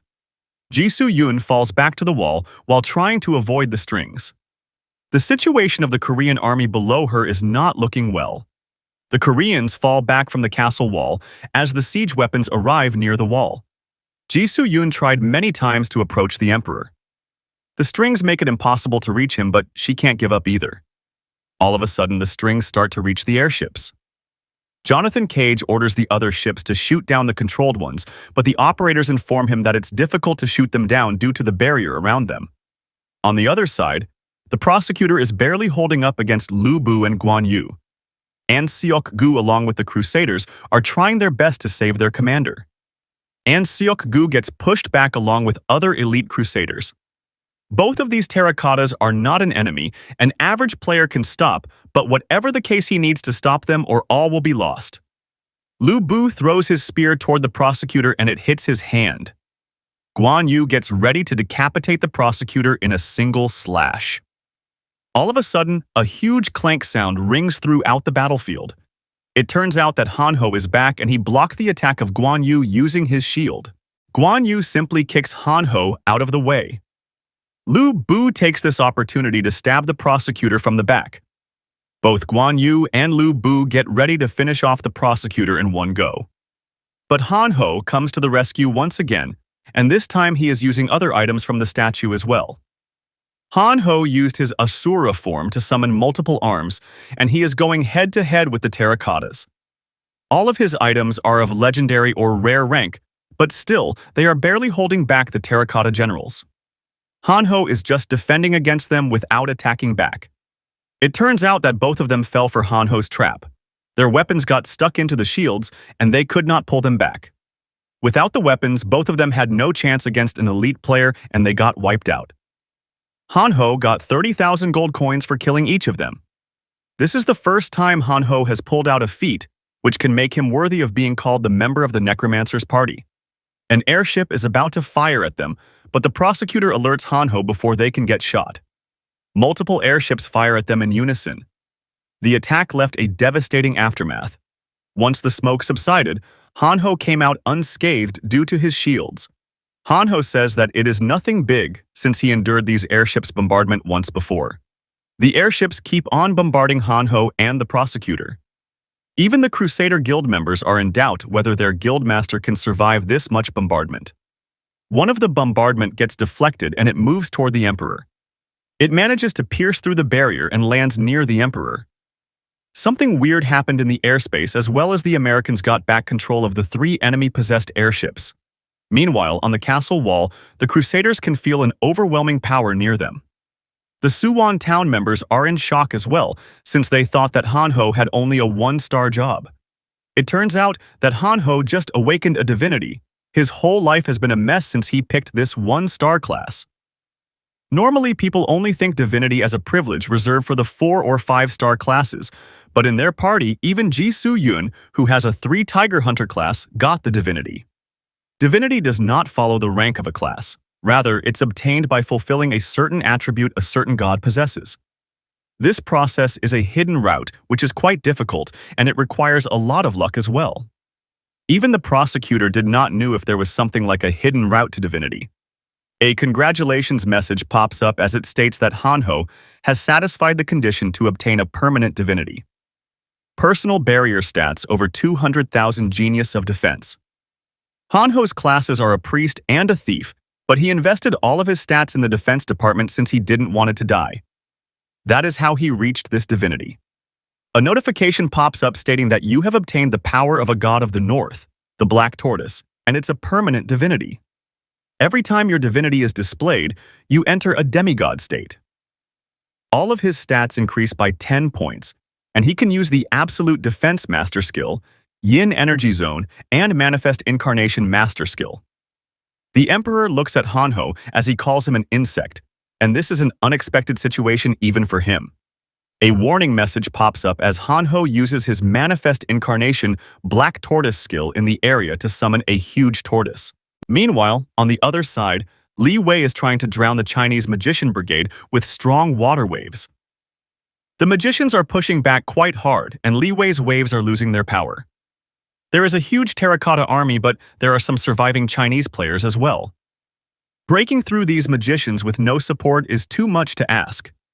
Li Wei informs Sungwoo that she can't approach any further than this. Sungwoo tells her to hold off a bit more. She just needs to buy some more time until the delivery arrives. After a few minutes, Griffin Rider Li rushes towards Sungwoo. She informs Sungwoo that she brought the item he asked for. Sungwoo says that this scenario is perfect and the real fight with the Emperor starts now. Sungwoo moves away from the battlefield and he starts heading toward a certain location. After arriving at his destination, he starts advancing on foot. Reporter An is wondering where the Necromancer is going, and the Baldy informs her that the Necromancer is further away from the battlefield compared to when the war was raging on. After some time, they spot a huge number of terracottas. The minions quickly take care of the terracottas, and the reporters come to a conclusion that the terracottas must be protecting something in there. All of a sudden, a quick slash wave comes toward the Death Knight. Death Knight tries to block it with his shield, but he still gets damaged. A hero terracotta was responsible for this slash skill. The Korean reporters say that he seems like Jiang Yu from the records of Chu Han, who is said to be comparable to Guan Yu and Lu Bu. After hearing it, the Chinese commentator bursts out in anger as he informs them that this terracotta is the Supreme King Xiang Yu. He is said to be the strongest among all the heroes of Chinese legends, and this is it for the Necromancer. Sungwoo orders the Death Knight to hold this one for him. He will leave to take down the Emperor as quickly as possible, and the Death Knight agrees to it. After some time, Sungwoo arrives near a coffin, and he knows that this is where the Emperor is right now. Sungwoo quickly lunges for the coffin as his minions hold back the huge waves of terracottas. As soon as Sungwoo touches it, he enters a new space, and a notification pops up stating that you have entered the mausoleum of Qin Shi Huang. You have been categorized as an intruder and not been forcefully kicked out. Sungwoo realizes that his minions did not get summoned here and this space is off-putting. The Emperor tells Sungwoo that he made a mistake by jumping into his zone by himself. He knows that Sungwoo must have some sort of a plan, jumping in here knowing that where I am is the most dangerous place. However, that thought itself is a mistake. A notification pops up informing Sungwoo that this space is a zone of God that is governed by a specific divinity. You cannot use other divinities in this space. Sungwoo is thinking that this is the same kind of space as the Forge of Hephaestus. The Emperor says that the one who uses death as his weapon walked into death with his own 2 feet. Compared to your successes, you have brought about a pathetic end to yourself. Sungwoo asks him, is it because there are watching eyes? How about you stop acting like you are all cool and come out yourself? All of a sudden, a lot of terracottas start to emerge in that space. The Emperor mocks Sungwoo by asking what he can do in here. His main strength of summoning has been sealed. On the other hand, I have an army. Sungwoo lightens up as he informs the Emperor that it is not his first time in a space like this. Sungwoo activates Special Rank Dragon Lord Red. It requires possession of 3 or more Red Dragon items. Depending on the items composing the set, the usable skills change. Number 1. Breath Field. It activates through Red Dragon Spear. It turns the surrounding of 100 meters where the spear is struck into a lava zone. Number 2. Boiling Armor. It activates through Red Dragon armor. It surrounds the user with a powerful flame tornado. Number 3. Dragon Tooth Soldier Summon. It activates through Red Dragon bracelet. The user can summon 10 Dragon Tooth Soldiers and control them. Sungwoo throws some stones to summon the Dragon Tooth Soldiers. The stones turn into some powerful Dragon Tooth Soldiers. Dragon Tooth Soldiers are skeleton guardians made from dragon bones. They are close to the peak of the undead class made up of bones. The Dragon Tooth Soldiers start wrecking the terracottas and making a pathway toward the Emperor. Sungwoo is shocked to find out that this old man is the Emperor. The Emperor states, "Necromancer, I did not know you still had a paltry move left." Sungwoo says that there is an old man trying to move everything as he wishes while hiding in a safe spot. He should give someone like him a brand new experience. This experience is widely known around the world as death itself. With that being said, Sungwoo strikes the Emperor with the red spear. Meanwhile, on the other side, Death Knight is barely holding back against Xiang Yu. Death Knight is thinking that this terracotta is delaying him, and their plan was set off course. Sungwoo could not take the object Li Yon brought over. It means that Sungwoo can't take his subjects to where the Emperor is. Now, he just needs to use the skeleton backpack. Death Knight uses a huge amount of corpse explosion. Death Knight takes advantage of the debris created by the corpse explosion to get his hands on the backpack. He then quickly throws the bag toward the coffin and it starts to disappear. He just hopes that he was not too late. Their fates depend on the result of the battle between Sungwoo and the Emperor. Meanwhile, right here, either this doll or he himself will disappear forever from this world. All of a sudden, the terracottas stop operating near the main battlefield. Spearman Kayong-su informs others that Sungwoo just struck down the real body of the Emperor. General Lee says that there is no way this can be true, and he informs his subordinates to not get deceived by the words of their enemies. After a few minutes, the terracottas start moving again. But a big part of the terracotta forces are headed somewhere. The prosecutor flares up as he knows that these terracottas must be heading towards Sungwoo, so he orders his men to stop them at all cost. The hand carrying the Emperor's doll starts to move away from the battlefield as well. Jisoo Yoon now knows well that the situation is changing. Since Sungwoo caught the Emperor off guard, the Emperor doll is trying to return to the main body as well. Jisoo Yoon informs Hanho that they need to stop him, and in order to do that, she requires his help to break through the strings. Hanho is happy, since this is the first time he is truly feeling like a real asset to the Necromancer's party. Black Tortoise quickly catches up to the Emperor. He then uses his tail attack on the hand. This attack makes an opening big enough for Jisoo Yoon to move in. She manages to cut the hand in one go. But it turns out she fell into a trap. The strings get a hold of Jisoo Yoon, and a notification informs her that she is bound by Gleipnir. Jisoo Yoon struggles to free herself from the threads of Gleipnir, but all of her struggle is in vain. Once she is sure she can't do anything on her own, she requests Hanho to help her. The Emperor clone uses another to bind Hanho as well, as he informs them that this is the snare that bound Fenrir, the wolf of destruction from the Norse mythology, and it's not something that can be easily undone. Hanho manages to block the threads using the shell of the divine black tortoise. He then tries to crush the Emperor using the tail of the black tortoise, but before he can do that, a huge hand pops out of the ground. The hand manages to tackle the black tortoise. Hanho cannot go head-to-head against the hand, so he calls for others to take action. Jonathan Cage orders all fleets to prepare to bombard, but the operator informs him that it will be risky since allies and enemies are tangled together. Jonathan Cage tells them to still bombard the enemies since Hanho specializes in defense, so he probably won't die. Before they can start the bombardment, White Rider appears on the airship. He informs Jonathan Cage that they are supposed to restrain the target from reaching the Necromancer, so instead of bombardment, how about using the item we brought on the ships? All of a sudden, all airships release branches of the World Tree. They get a hold of the fingers of the hand which is tackling Hanho to the ground. All fleets spread out after that in order to restrict the movement of the hand. But before they can tear apart the hand, it disappears into the ground. Meanwhile, on the other side, Sungwoo just smashed the last terracotta the Emperor had summoned. He informs the Emperor that he just dealt with the last giant terracotta, and now the Emperor is next on the menu. Instead of getting scared for his life, the emperor is relaxed, and he informs Sungwoo that he might have destroyed all of his terracottas, but all of Sungwoo's tricks have already been revealed. All of a sudden, he summons the hand of the oppressor and two giant hands appear out of the ground. Sungwoo knows well that these giant hands can manipulate objects and the emperor must have hastily summoned them here from the Suwon town wall. The hands release a lot of threads toward their enemies. The threads reach the Dragon Tooth soldiers, but they fail to control them. The fire carried by the Dragon Tooth soldiers is the power of the Red Dragon. Not even the threads of Gleipnir can pierce and control this flame. But the main problem is that the emperor got a lot more tricks up his sleeve, and if he underestimates him, then the whole game could flip in an instant. The first move of the emperor was blocked, so he gets ready for the second. He instantly summons half of the terracotta army that was attacking Suwon town, along with the emperor clone. Sungwoo prepares to use the Red Dragon Spear on the emperor. The hands shut tight as the Red Dragon Spear was about to hit the emperor.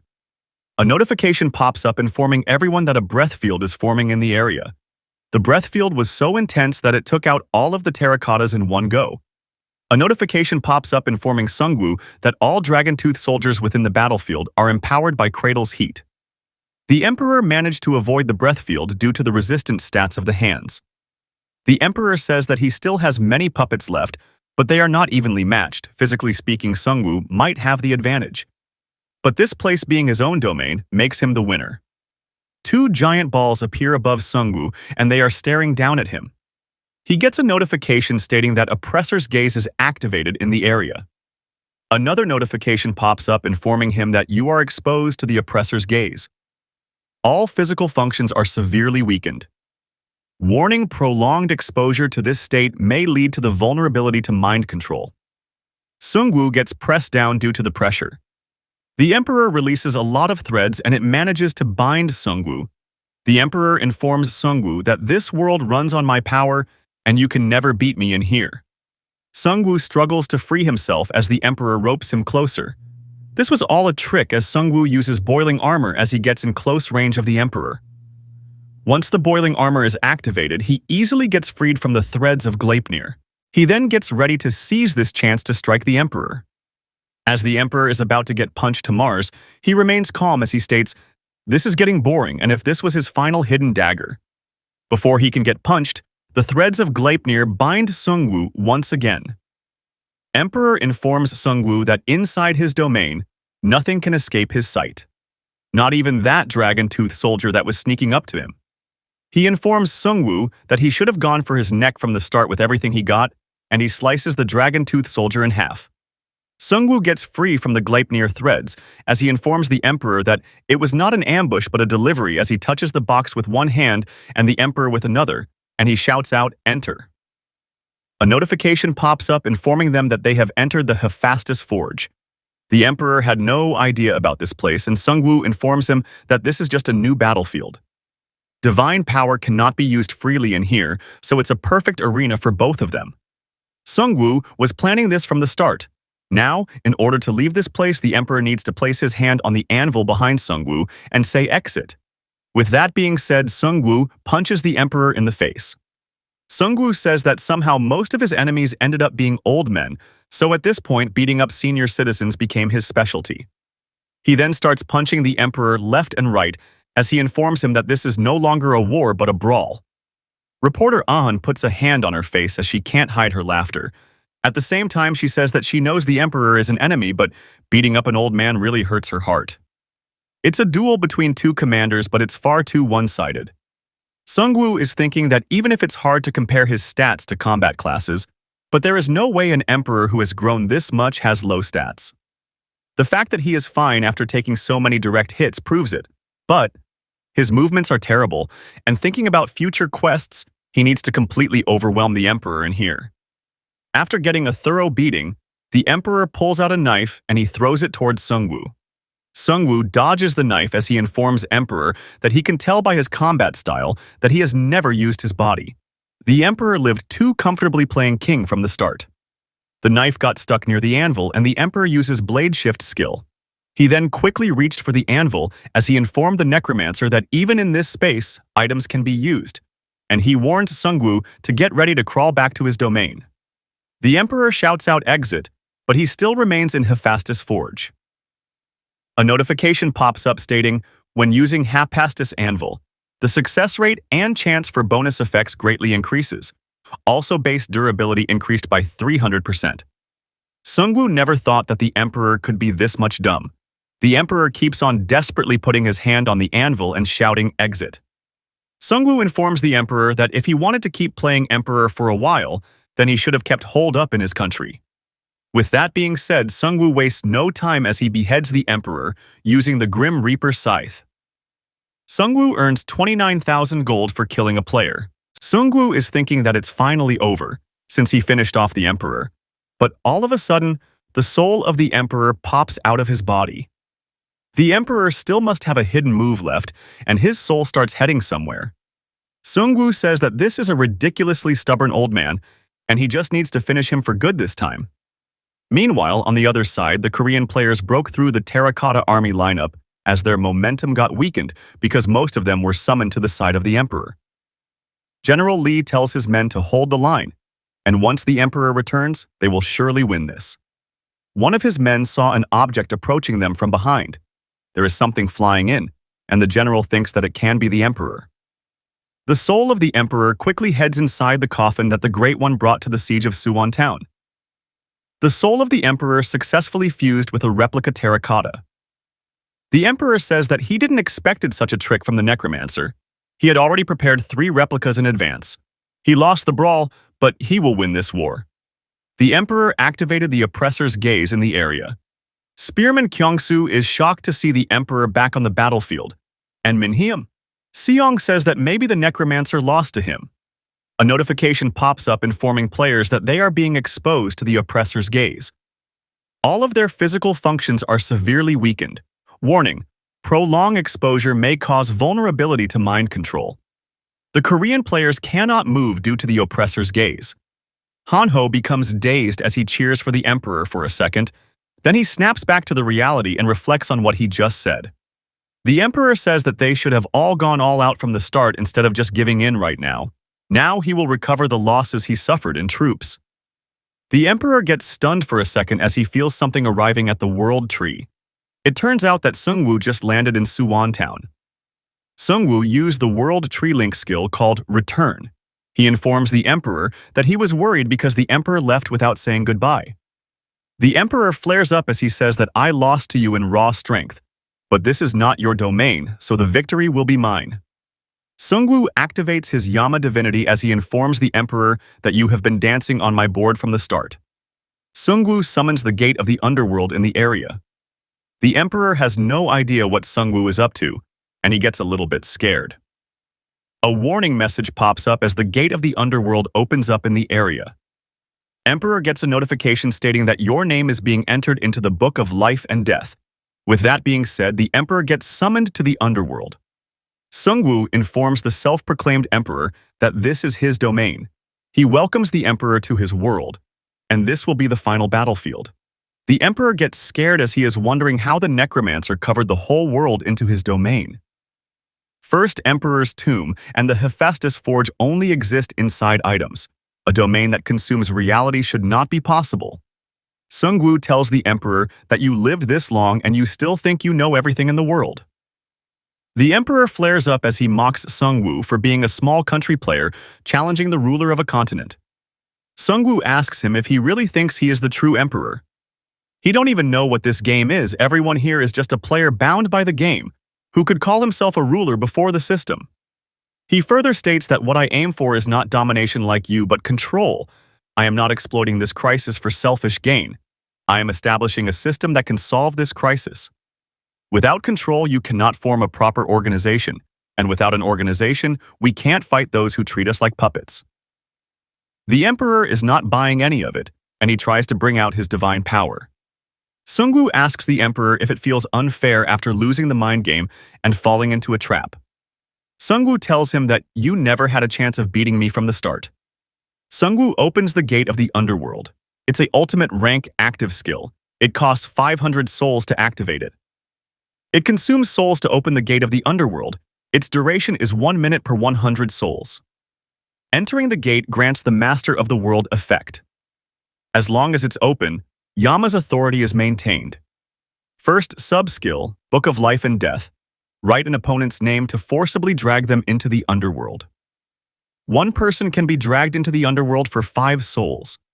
Second sub-skill, Sin Punishment. It sacrifices all wraiths under your control to inflict punishment in the underworld. More souls is equal to larger damage area. Sungwoo flares up as he informs the Emperor that now it's time to end it all. This time the Emperor is scared for his life for real, and he begs Sungwoo to free him, and he will lend him his strength. That organization that Sungwoo wants to build will require a lot of power. The Emperor further says that he is far more useful than tens of thousands of puppet soldiers. He tells Sungwoo to not think of now, but of the grand future. Sungwoo informs the Emperor that he don't deal with living idiots. The Emperor can come talk to him as a ghost once he is dead. Sungwoo uses Sin Punishment skill while the Emperor keeps on begging him for his dear life. A notification pops up informing Sungwoo that Sin Punishment has begun in your domain. The souls of all the dead Chinese players start to gather in one spot. Then those souls target the Emperor in unison. The Emperor writhes in pain as the wraiths torture his soul. After some time, there is nothing left of the Emperor. The Korean reporters start to celebrate their victory as they have gagged the Chinese commentator because of his continuous yapping. There are currently 18 million people watching this stream. Reporter An tells the Baldy to remove the gag from Mr. Wang. She then starts belittling his emperor and their so-called great nation of China. The Baldy says that the war against the emperor is over, but there is still some work left to do, and reporter An agrees with him. The Amazon of the Brazil server, the Demon King's castle, is over there. Reporter An says that the World Tree faction might go to war against the Demon King. After a few hours, there is a huge celebratory party held at Suwon Town. Spearman Kyongsu informs Sungwoo that this war yielded a total of 541 prisoners. Li Wei took this chance to take control of Beijing in her hand. Inside the Emperor's main base, they have secured major facilities, gold, and a huge inventory of items. Sungwoo says that at this rate, we should be able to recover the World Tree faction's damages quickly, and Spearman Kyongsu tells him to not worry about that. This war costed a lot of money, and by winning it, their investment came back as even more money.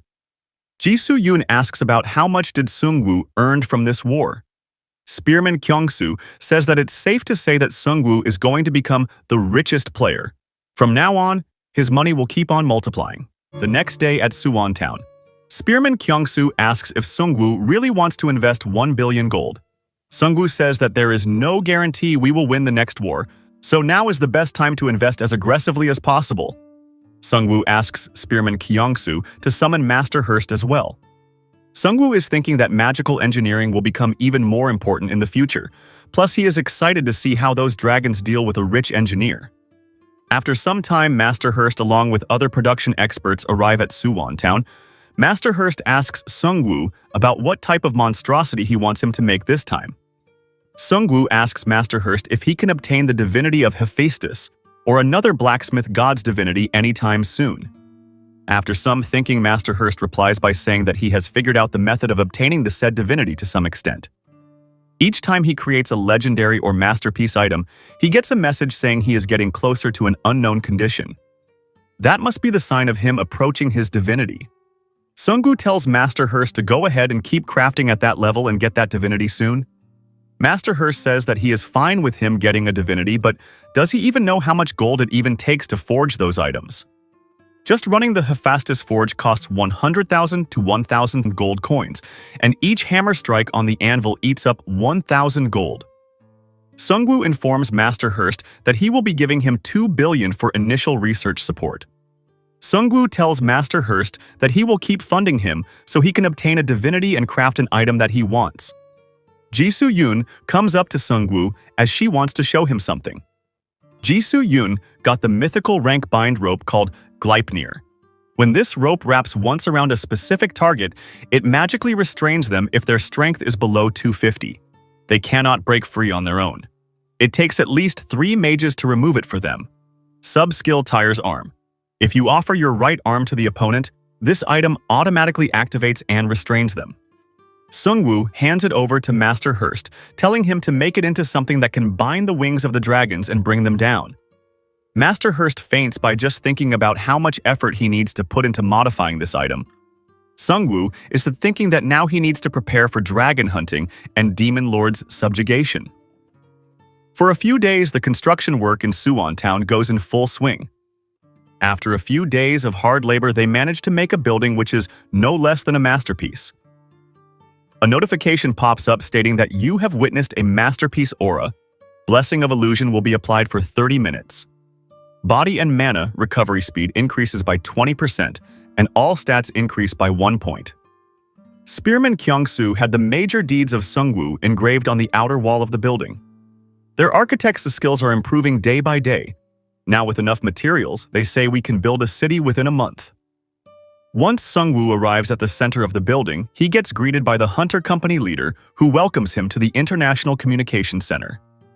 He further informs Sungwoo that this place monitors 24 server communities and lets us get world news quickly, and this room ahead is the most important.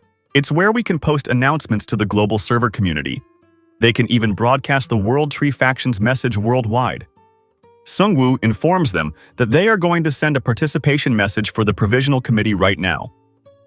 Sungwoo is thinking that this message will be an offer no one can refuse. Since the game started, this is the first international gathering. No leader will want to miss the chance to become a founding member of the control organization. The whole world will gather at the Korean server. A few hours after the announcement is posted, Australia, Vietnam, Mongolia, Russia, and a total of 23 servers have responded.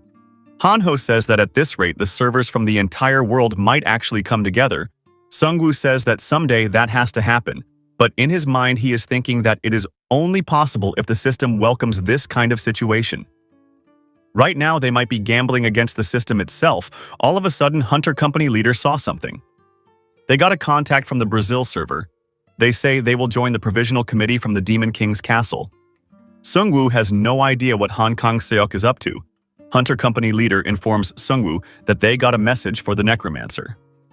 Han Kang-seok said that he will come with a dragon. He further states, "Don't forget, our true enemies are the angels and demons, the two absolute races. The ones I declared war on were not players, but those guys. And 2 hours ago, they opened the gate of heaven." He further tells Sungwoo to prepare for the final war. Sungwoo takes a bit more time to soak all of this information. Angels and demons are split into two factions. Fierce competition and war are one of the main scenarios. It's a situation the one watching this game through the system won't like. Spearman Kyung-soo informs Sungwoo that according to investigations, many servers have been withdrawing from the absolute races. That is, until the absolute races started acting desperately, unlike their usual selves. Sungwoo is thinking that once his control organization is formed, there will be no way to stop him. So that's why the absolute races are getting desperate and starting these extreme events. Sungwoo asks Spearman Kyung-soo about those gates that opened up in the skies. Spearman Kyung-soo pulls up footage from Rome, Washington, and Jongno District in Seoul. It turns out that a new event is about to begin in 1 hour and 28 minutes. Spearman Kyung-soo informs Sungwoo that blue portals have appeared in the skies of each region. Next is Mumbai from India's server number 2. The portal that appeared there is red. So far, the portals appearing are in 2 colors. Presumably, blue is for angels and red is for demons. Sungwoo asks about the community info from each server. Spearman Kyung-soo explains that players still belonging to the absolute races have received a faction quest. The quest says to contribute to conquering each city. Sungwoo says that they got no choice but to delay the Provisional Committee. All of Sungwoo's effort to bring the servers together got crushed by a single interference from the system. Sungwoo tells them to keep in touch with the Demon's King Castle for now. The Demon King's Castle has more information on this quest than anyone else. Jisoo Yoon asks if they are really going to cooperate with Han Kang-seok, and can we really trust him? Sungwoo says that he never trusted Kang-seok from the start. Both of them didn't clash because there was no reason to fight. Whatever his goal is, he has chosen an alliance with a dragon that's going to conquer other servers. He could have proposed cooperation with the players instead of a dragon. He is definitely not a benevolent person. After a few minutes, the players are gathered at Jongno District in Seoul. A notification pops up informing them that the countdown for the event is up. A World Season Start notice pops up. It states World Season 2 Age of Decision. Struggle and submission survivors of the world.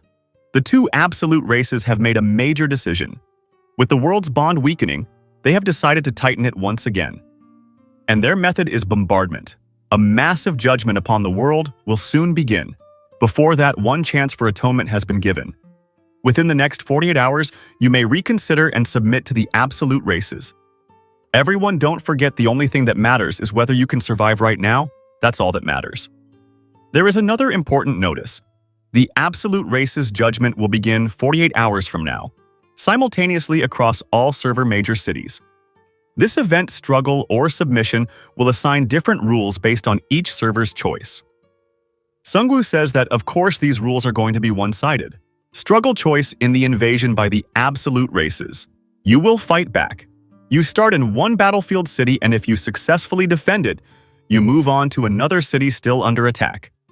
You can move to the next battlefield city. First place will receive 3 mythical grade item boxes. Second place will receive 2 mythical grade item boxes. Third place will receive 1 mythical grade item box. 4th to 10th place will get legendary grade item boxes. 11th to 100th place will get 2 hero grade item boxes. 101 to 1000 place will receive 1 hero grade item box. 1001 to 3000 place will get miscellaneous item boxes. The base victory reward is 100,000 good coins. And Seok-gu and the purple-haired Harry Potter are thinking that these rewards are insane. Minhyam Seong says that even if we choose to fight, it's impossible for the servers to unite. Prosecutor says that it will become a fierce competition where no one can afford to give up. Sungwoo is thinking that even he can't escape being played by the system, even after defeating the Emperor and making a strong impression on all servers. What if we all fall behind in the rankings? Everything will fall apart if that happens, so he tells everyone to prepare for a war. There are only 48 hours left until the invasion. They will mobilize all resources for this battle. After a few hours, everyone starts getting prepared for the upcoming battle. Sungwoo moves to the Hephaestus Forge along with Jisoo Yoon, Lee, and the prosecutor. He informs them that this warehouse holds the most valuable items of our World Tree faction. That's why I want to ask you 3 for a favor. They need to select elite individuals who can handle top-rank equipment like this. They need to form a special assault squad. Griffin Rider Lee says that compared to these two, she is still lacking for this task. She says that would it not be better to choose Hanho in her place? Sungwoo says that guy is basically a treasure goblin all on his own. He further informs her that this is not about high levels and well-equipped troops. Prosecutor says that a special assault squad means a unit for achieving special objectives and what that objective can be. Sungwoo tells them that it's time to see it for themselves. A few minutes later, right outside Suwon Town near a warp gate, Sungwoo tells Griffin Rider Lee that this is one of the special assault squad's objectives. An aerial assault operation using griffins. Jeju Island has also decided to join this fight. Sungwoo asks Griffin Rider Lee if she now knows why she is here. The system gives everyone 2 options. They can either fight or obey the 2 absolute races. Sungwoo chooses to fight the absolute races. He gets another notification stating, "You chose to fight the absolute race. The absolute race will descend upon this land and chase you down." Another important notification with fight rules pops up. Rule number 1. Once the invasion begins, you are automatically moved to the nearest battlefield city. Rule number 2. If you successfully defend a battlefield city, 3 battlefield cities that still have an ongoing invasion will be offered. You can choose one of them to teleport to. Rule number 3. The points reflected on the fight ranking are as follow. Finishing normal angel or demon is equal to 1 point. Finishing a officer angel or demon is equal to 10 points. Finishing a boss angel or demon will yield 50 points. Successfully defending a battlefield city will give 100 points. Completing the hidden condition will give 300 points. Sungwoo is thinking that if we begin the fight in Seoul, then the next place we can look for is either Taiwan, China, or Japan. Ideally, he should quickly finish the fight in Korea and then go around the area to help as many of our allies as possible. Just defending one battlefield city will give them 100 points. As long as he does well during this event, he will be able to line up players of his faction in the global rankings. After some time, the players use warp gates, and the American fleet heads inside the warp gates. Spearman Kyungsu says that they are going back to United States. That fleet was not ours, but it is sad to see them go. Sungwoo informs Spearman Kyungsu that Master Hurst and his team is working hard on making more airships, and right now we got a new aerial squad of our own. This aerial squad includes Jisoo Yun, her summons, and the Griffins from the Jeju Island. The aerial squad is practicing to intercept the enemy as Griffin Rider Lee is leading the squad and Jisoo Yun is keeping watch over them. The prosecutor will determine whether to attack or defend from the center. The prosecutor orders all mages and crusaders to keep defense magic ready at all times. Spearman Kyungsu asks that with the help of World Tree Fleet and the Special Squad, we should not be pushed back in the air, even against the absolute races. After a few minutes, Griffin Rider Lee comes towards Sungwoo to inform him that her Stormy got a new skill. It's called Flight Leader. He got it as they kept doing formation flights. With this skill's effect, the Griffins now follow Stormy better. She raised Stormy since he was a chick, but now he already got a taste of power. One of Master Hurst workers runs towards Sungwoo to inform him of something important. Master Hurst just got rid of the Gold Guard using one of his special items. Once Sungwoo arrives, Master Hurst says that he has good news for him. They opened another vault and got something good. He also developed a technology to revive the Gold Guard. Master Hurst says that they can make something amazing if they apply the Golem technology on the Gold Guard. Sungwoo tells Master Hurst to not release the control of these new golems, since the old ones are too rude. He further asks Master Hurst about the item they got from the storage. Master Hurst informs him that it's an item attributed to time. It's a mythical ranked item called Time Support. Its category is unknown. Its description states, an equation of time that cannot be understood is contained inside. It's not possible to figure out how to use it.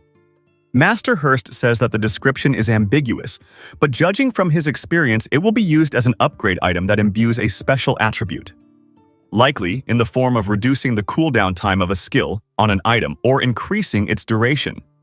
Sungwoo summons his Grim Reaper Scythe, and he asks Master Hurst if it will work on this. Master Hurst says that Grim Reaper Scythe is a summoning item related to a divinity. For something like this, it will be impossible to even put it on a normal anvil. But this is not a normal anvil either, so he will give it a try. But he informs Sungwoo in advance that any sort of hiccup can happen as well. Master Hurst puts both the Grim Reaper Scythe and the Time Support on the Anvil of Hephaestus, and he comes to a conclusion that this can work. The combination cost of these two items is 120 million gold coins.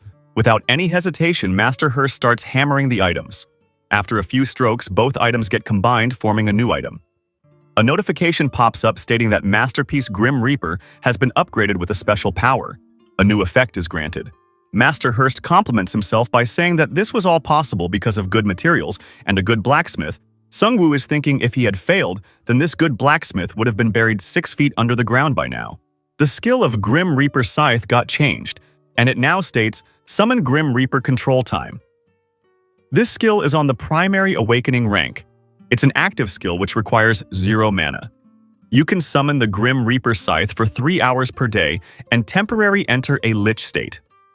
Reaper's Realm, when gaining the power of a Lich, the maximum subject count increases by 50 and all stats increase by 10 points.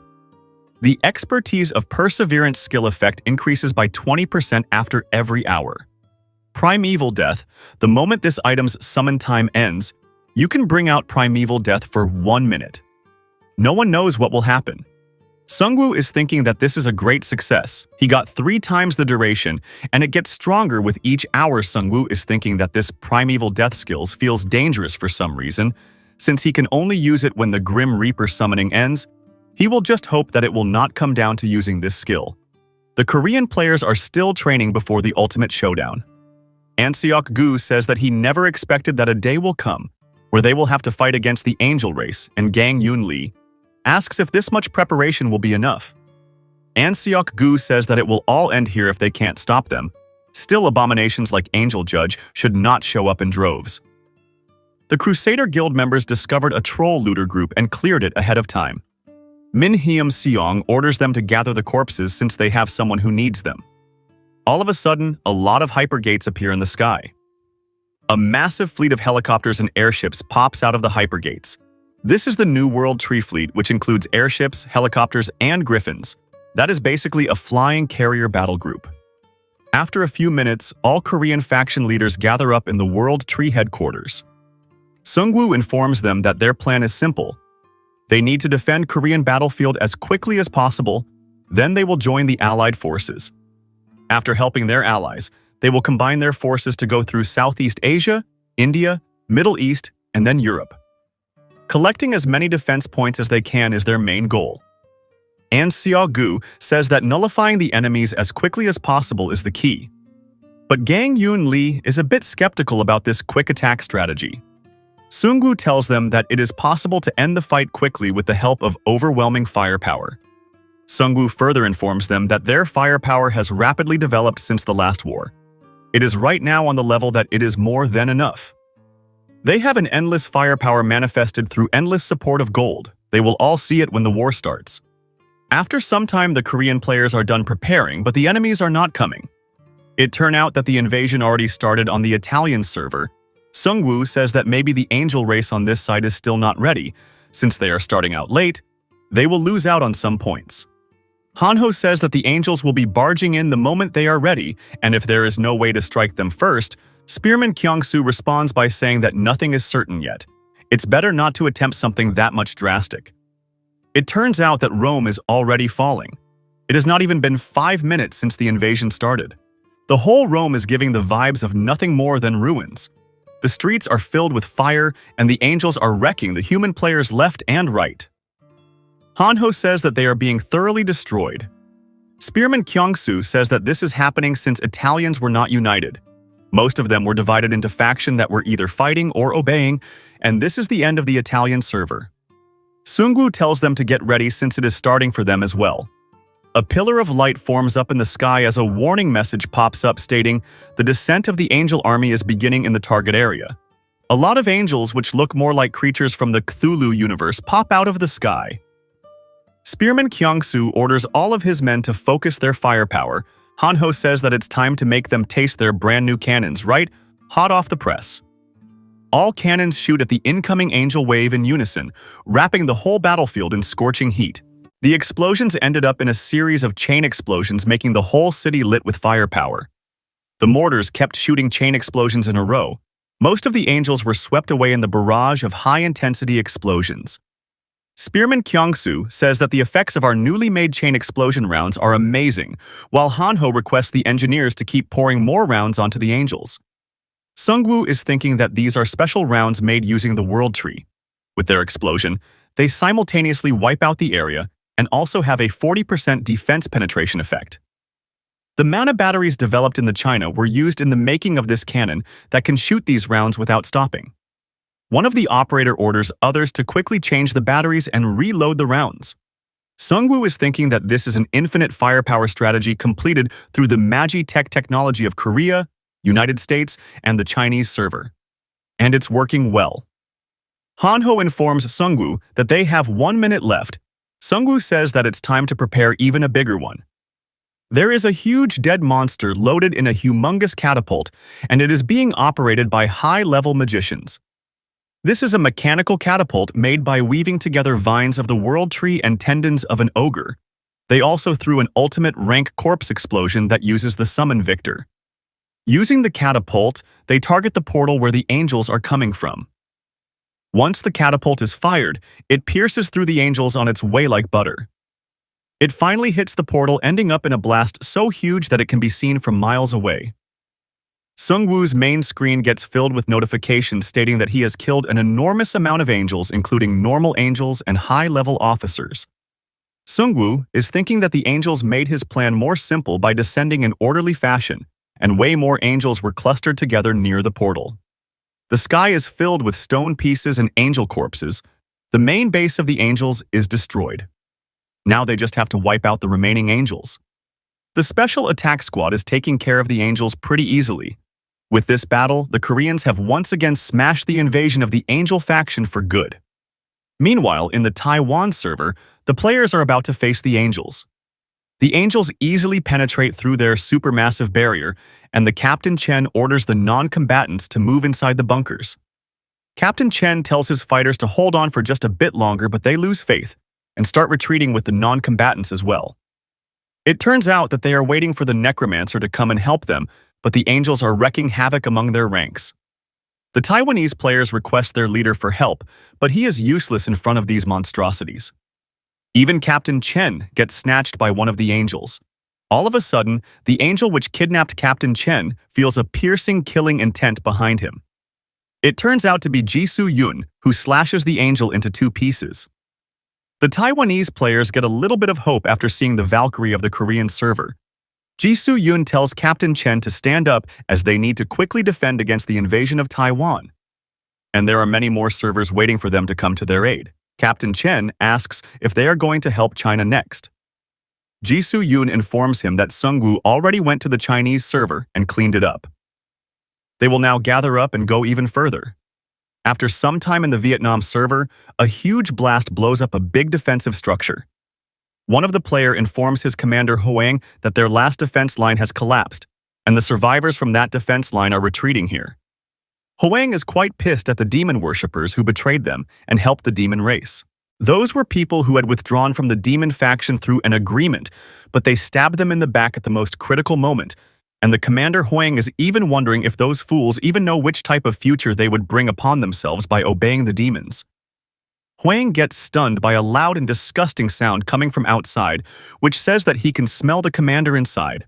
A huge demon tears up the roof of the building, and he tells them that it's the smell of the weak, the smell of prey, and the smell of despair. The demon worshipper tells Hoang that it's his first time seeing him this miserable, and that's why he should have made the right choice. Hoang tells this demon worshipper piece of shit to shut up. Commander Hoang previously told them that they need to join the World Tree faction for the future of mankind, so he mockingly asks Commander Hoang about where they are now. The demon worshipper tells Commander Hoang to die regretting his choice, as he gives the demon a go-ahead to finish him. But before he can do anything, he gets crushed by the divine black tortoise. The crushing wave of the divine turtle was so huge that it swept away the demon worshippers as well. Hanho tells the Vietnamese players to not worry, as the divine Asura Hanho, along with his divine black turtle, is here to help them out.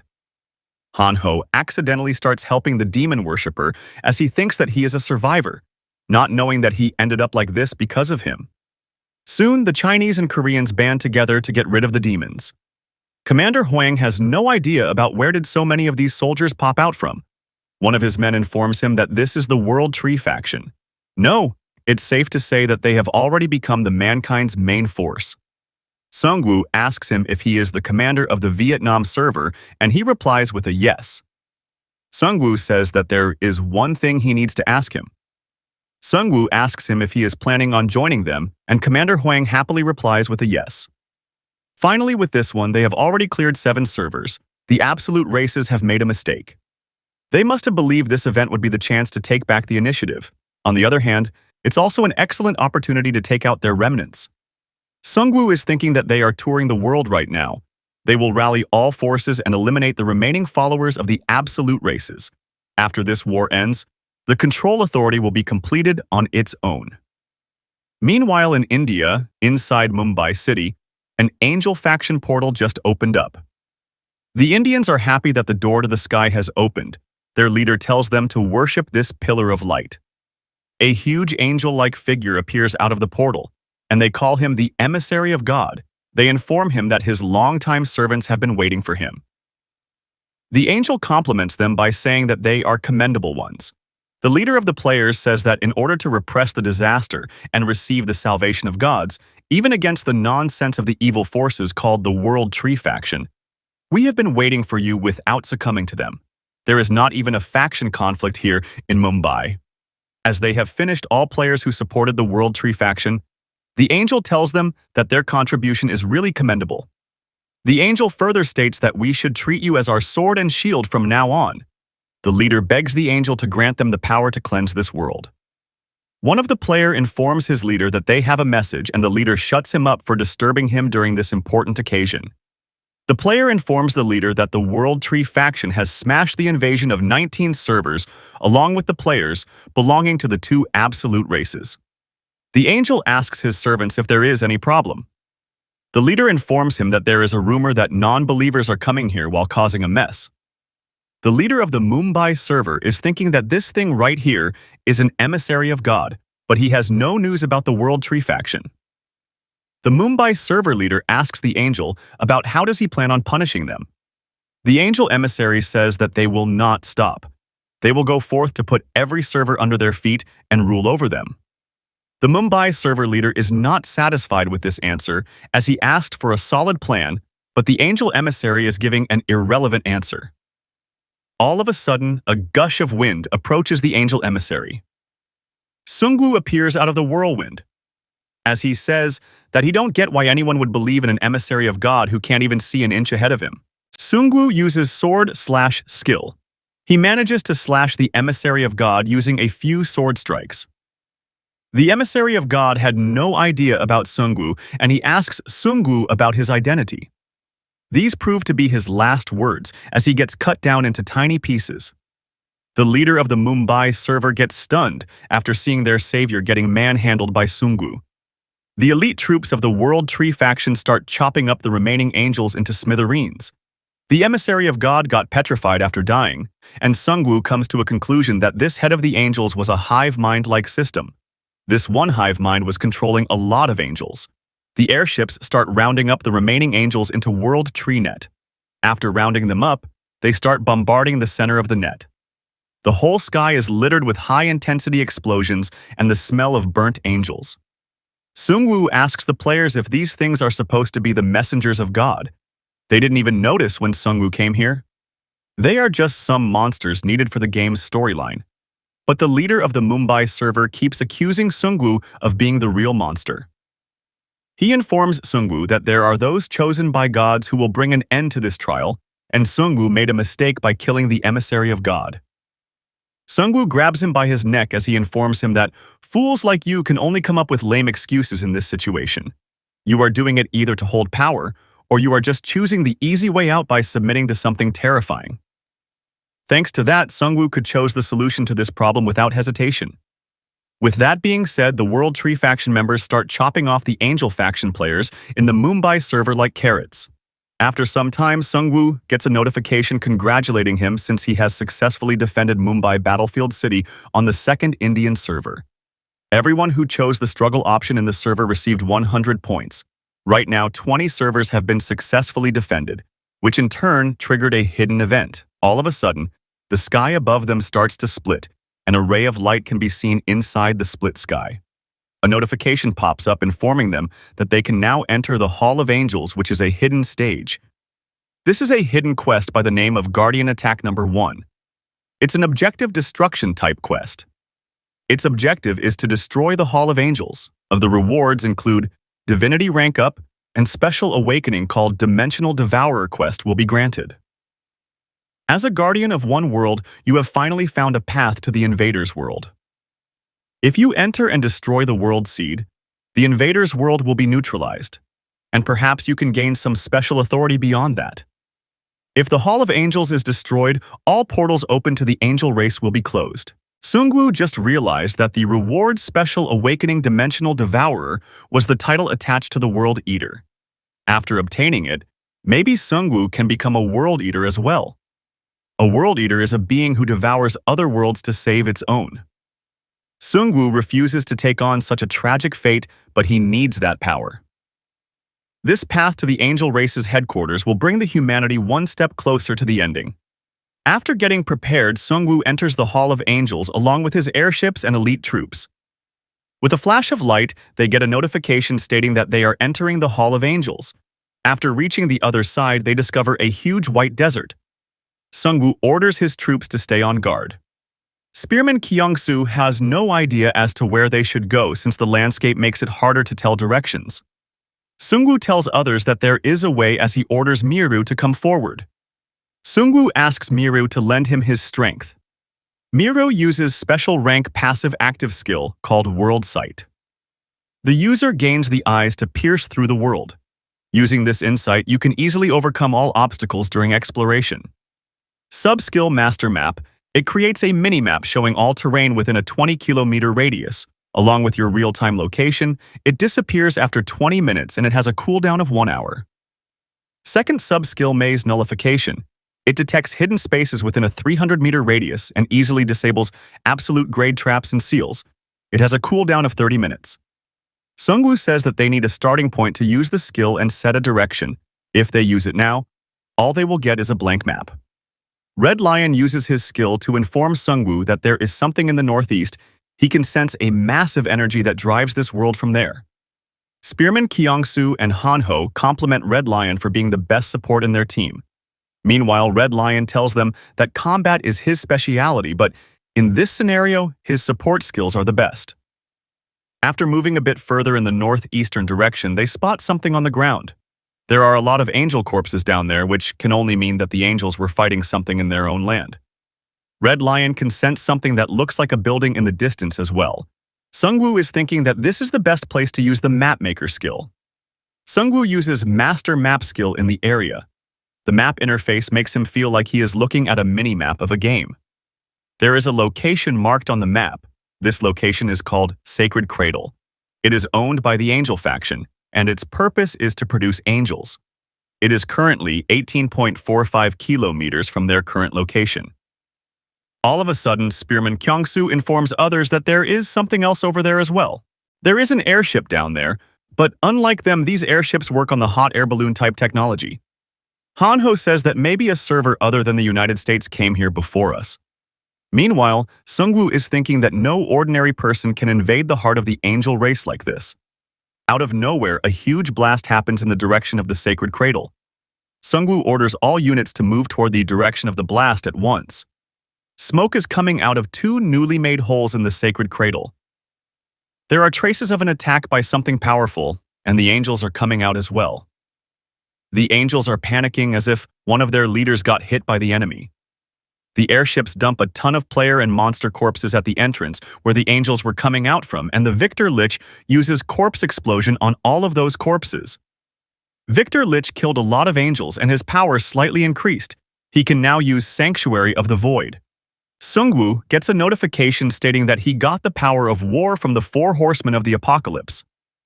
He can choose the unit legion to summon. He can either choose Prisoner Squad, which is currently summoned, or Gigantes, which is available for summon, or the Sealed One, which he cannot summon right now because his rank is too low. Sungwoo is thinking that this Gigantes sounds like a pretty decent summon, and it might come in handy in a few minutes. 2 huge angels come out of the Cradle of Angels. They say that worthless and meaningless beings dare to invade our cradle. You are but specks adrift in a giant vortex of fate, floating endlessly, nothing more than mere dust. Sungwoo is thinking if the ones who arrived before them are inside the building or not. The players are afraid at the sight of 2 angel judges, but Sungwoo tells them to calm down since a lot of things have changed. Sungwoo uses Cheongjun Bow, since it is just the right prescription for big dumb brutes like them. The arrow easily pierces through the barrier and the head of the angel judge in one go. But it turns out that the arrow that got pierced had no effect on the angel judge. The judge informs the lowly crawling things which dare to defy them to get ready for their wrath. Sungwoo is not happy with these results of Cheongjun. Since the arrow just got stuck in the head without doing some real damage, the angels leap towards Sungwoo as they inform him that right now it is their turn. All of a sudden, the Fall of the Sun skill gets activated inside the head of the angel judge. This in turn ends up in a huge explosion.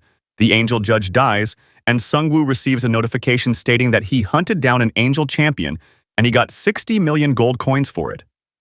The other angel judge gets furious as he gets ready to use a high-intensity skill. Sungwoo tries to use the bowstring of the Cheongjun once again, but he gets a notification stating that the bowstring has used up all of its energy and it won't function for a while. 24 hours are required until the cooldown finishes.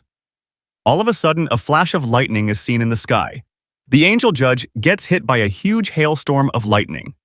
It turns out that Han Kang-seok was the one who caused this hailstorm, and there is an unknown female player with him.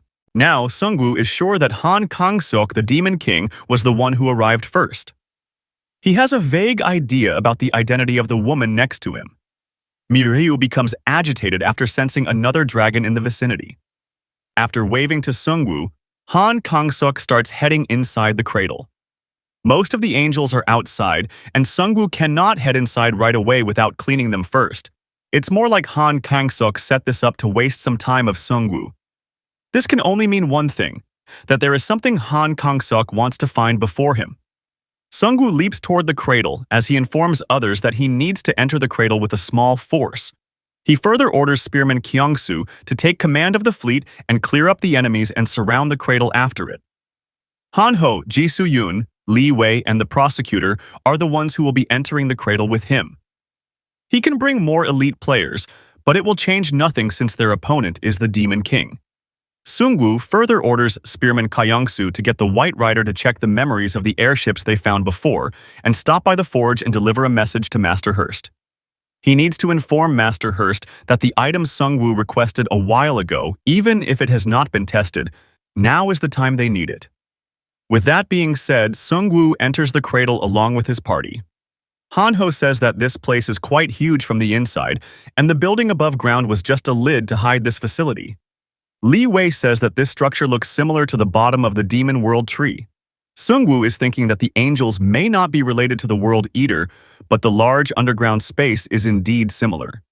In that world, the World Eater was under the corrupted World Tree, and he is wondering about what kind of being they will find at the bottom of this place. After some time, they spot a beehive-shaped structure on the floor. Han-ho cannot bear the bad stench coming from below, and he is wondering if they are roasting angels down there. Prosecutor spots a hole inside the cradle. He says that whatever pierced through the cradle had insane firepower.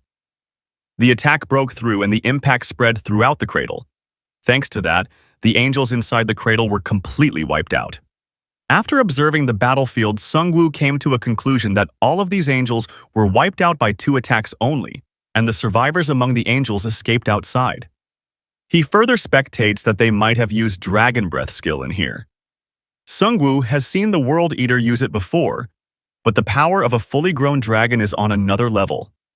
While they are heading inside, the ground starts shaking and they hear sounds of an ongoing battle. Sungwoo says that the Demon King is trying to conquer this place before us, so we need to hurry up. He further speculates that if Han Kang-seok came here, it must be for the World Eater quest line. Maybe he even received the quest even before Sungwoo. Sungwoo says that he will send in a Spectre to scout ahead before they enter, while Death Knight Min-seok and Victor will cover the rear in case of an ambush. With that being said, they start heading deeper into the cradle.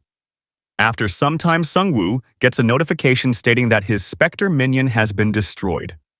Sungwoo informs others that there is something hostile up ahead, and Ji-soo-yoon uses her sense skill and she detects a person. They keep on pushing ahead for some time until they come into contact with that person. The player named Paolo says that he was waiting for the famous Necromancer and the Valkyrie.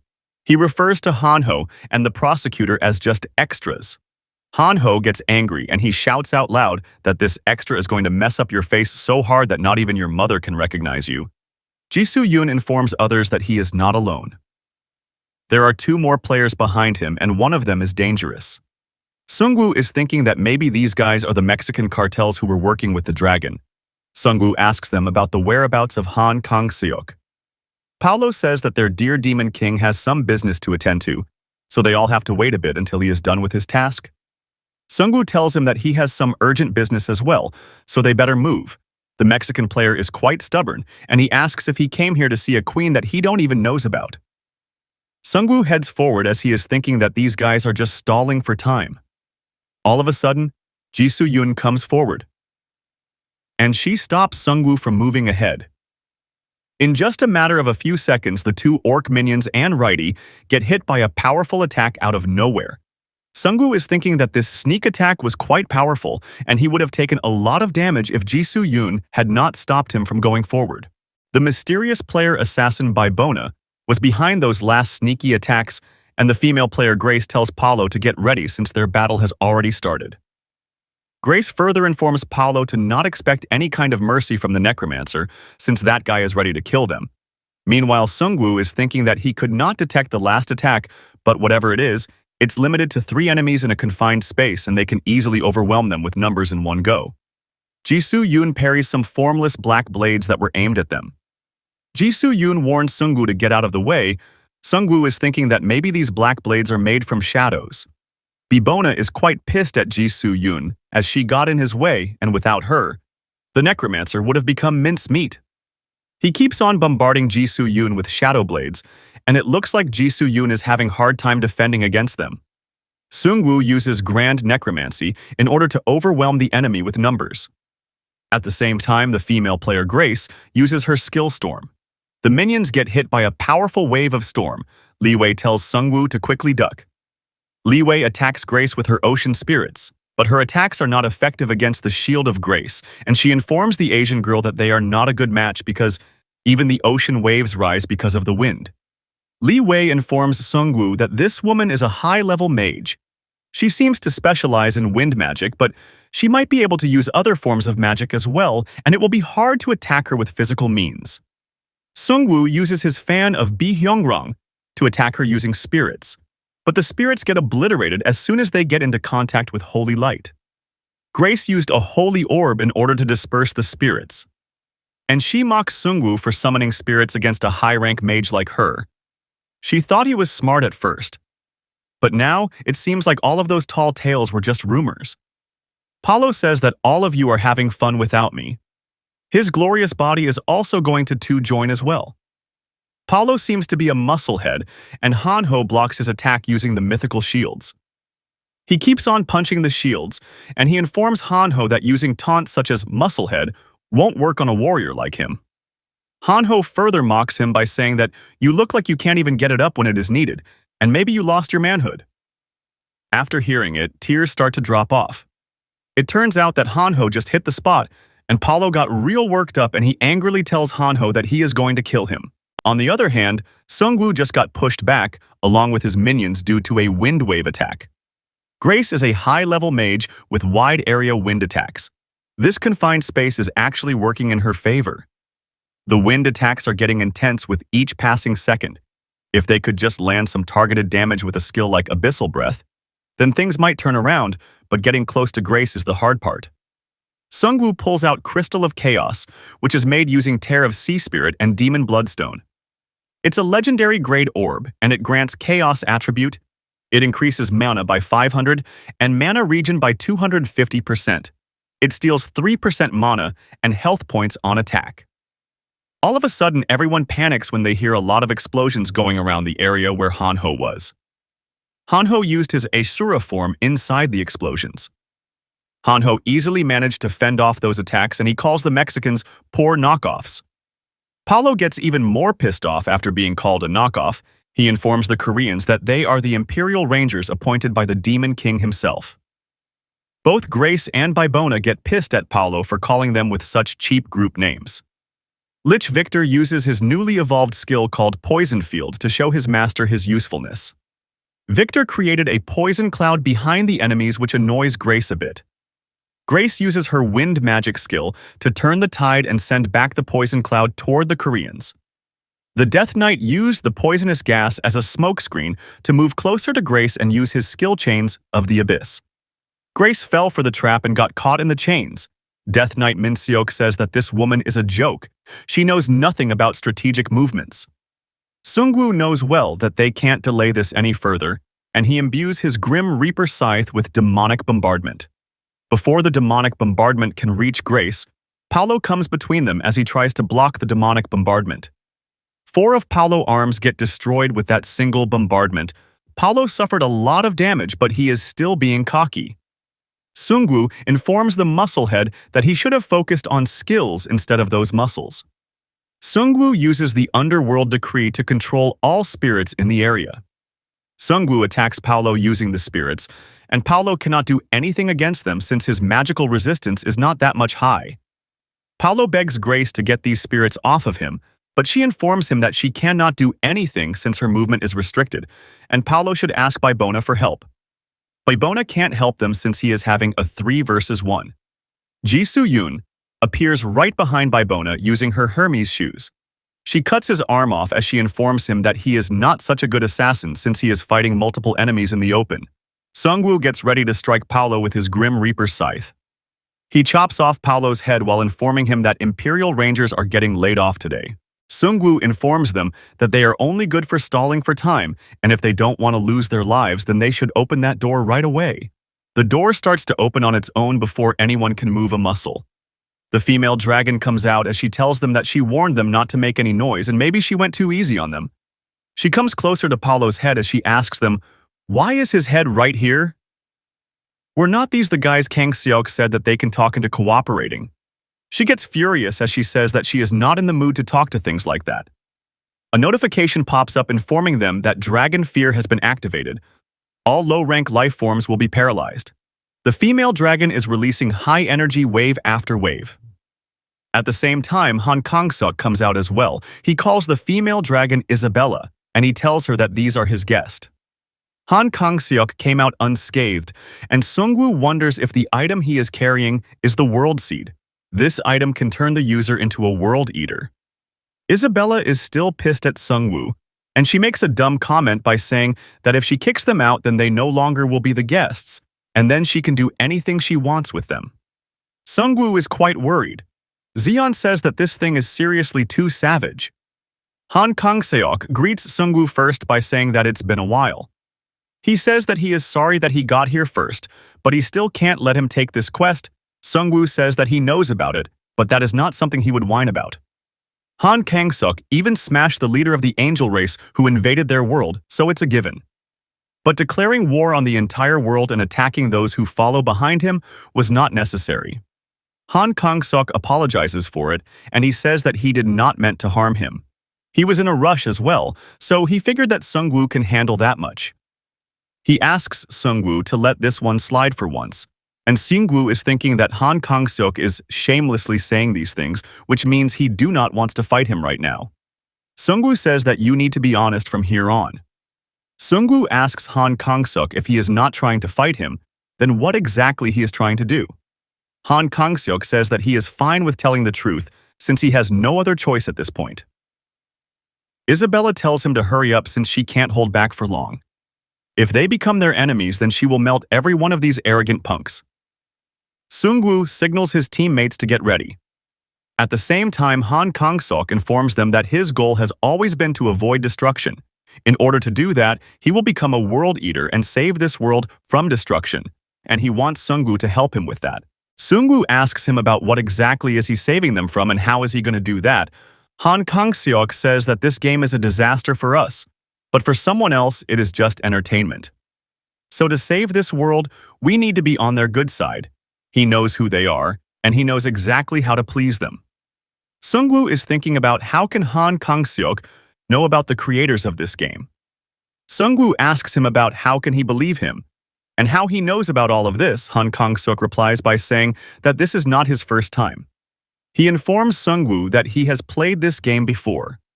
Sungwoo asks him if he has seen the ending of the world of the Demon Den. Han Kang-seok informs him that there are more than one world that ended up destroyed like his homeland. Han Kang-seok says that he has experienced the ending firsthand, and he knows it is true, but he has no way to prove it. Han Kang-seok begs Sungwoo to trust and follow him. He has tried and failed to save many worlds before, but with Sungwoo he thinks that it is possible this time. Sungwoo starts to move ahead as he is thinking that Han Kang-seok might be a guy who went through multiple playthroughs, but he can be making all of this up on the spot as well. All of a sudden, the White Rider and the Red Lion come running towards Sungwoo. The White Rider informs Sungwoo that what Han Kang-seok told them is a lie. He further informs the Necromancer to not believe a single thing Kang-seok is saying. It turns out that White Rider searched the unidentified airships they saw on their way, and he read its memories. Han Kang-seok says that this guy must be a psychometry ability user. White Rider flares up as he informs Sungwoo that this guy is only using you for his own selfish desires. His plan is to bring about the destruction of the world. He was promised something in return for destroying their world. He is practically one of the same kind as those who started this game. Han Kang-seok gets flared up as he calls the Necromancer, asking him if they are not the evolution society they fought together back in Pyeongtaek. He further says that they even sided with the enemy during the Japanese server invasion, and yet he still believes what they say. Han Kang-seok says that he is the one who fought by his side and helped him over and over again, so he asks Sung-woo whether he believes them or him. Han Kang-seok keeps on releasing wave upon wave of pressing energy while asking Sung-woo whether he believes him or these Evolution Society thugs. Sung-woo is thinking that Han Kang-seok is indirectly threatening him to take his side. All of a sudden, the scale from the Mugi starts vibrating. It confirms that Han Kang-seok is lying. The helper, Sung-woo contacts through the scale, also uses him however he wants. But at least the helper has the power to influence the system. He backed up Sung-woo several times, and he claims that he wants to collapse the system. Han Kang-seok once again asks Sung-woo about who he trusts. Sung-woo says that he only trusts the things he can control with his own hands. Han Kang-seok is not happy with this answer, as he is someone who cannot be controlled. Han Kang-seok electrocuted the White Rider with a high-voltage bolt. He says that he doesn't know why they put psychometry-type abilities in a game. This ruins all fun for him. Sung-woo gets ready as now he is sure that there is no other choice but to fight Han Kang-seok head-on. Sung-woo shoots a Winter Predator bullet, but it gets blocked by a barrier deployed by Zeon. Sung-woo already knew that this attack would not work from the start. More than anything, the first target he wants to keep in check is the dragon, so he shoots a bullet toward Isabella. Upon contact, Isabella gets frozen, and it rouses both Grace and Bibona with anger. Ji-soo-yoon and the prosecutor try to intercept the attacks of Grace and Bibona, so Sung-woo can focus on the main enemy. Meanwhile, on the other side, both Sung-woo and Han Kang-seok are going head-to-head. Sung-woo asks Han Kang-seok if he made a deal with the entity behind the system, and Han Kang-seok replies with a yes. He further informs Sung-woo that this game is a giant gambling table and he made a deal with those gamblers. In exchange for destroying 3 worlds, he will get the thing he wants, and this is the 3rd world. He pushes Sung-woo away with a heavy strike. He keeps telling Sung-woo that we are just playthings in this game. So wouldn't it be better to be loved by the real players and become that kind of favorite character? Whether players project themselves onto their characters or just get attached because of the character's story, he is not sure, but a beloved character is hard to throw away. Han Kang-seok once again gives Sung-woo another chance to join him. Sung-woo is thinking that this is just a life of eternal submission to the system, catering to unknown operators and destroying another world. Sung-woo rejects his offer as he informs him that he has played this game for too long, so he will be logging out of this game for good. Meanwhile, on the other side, someone is lying down on the ground. It turns out to be Han-ho, who is pretending to be unconscious so he could sneak attack, but right now the timing is quite wrong. All of a sudden, a quake happens as the fleet starts to bombard this place. Han Kang-seok wonders if they are trying to collapse this place. At the same time, Isabella starts to move inside her frozen prison. She bursts out of the ice prison with a strong flame breath attack. The prosecutor, Victor Lish, and the Death Knight barely manage to dodge the attack. The collapse of the tunnel system is accelerating at the same time. Maybe the last flame breath attack ruined the terrain structure. The whole roof of the tunnel starts to collapse on the players. Sung-woo tells Han-ho to get ready. Sung-woo's party gathers around Han-ho as Han-ho uses avatar manifestation in the area to summon his black turtle. Both sides got separated due to the collapse, but it's only for a brief moment so they can catch their breath. Sung-woo tells Han-ho that they need to get out of here faster than their enemies. Han-ho orders his black turtle to quickly get to work. Black Turtle starts digging through the rocks, and in a matter of a few minutes they are outside.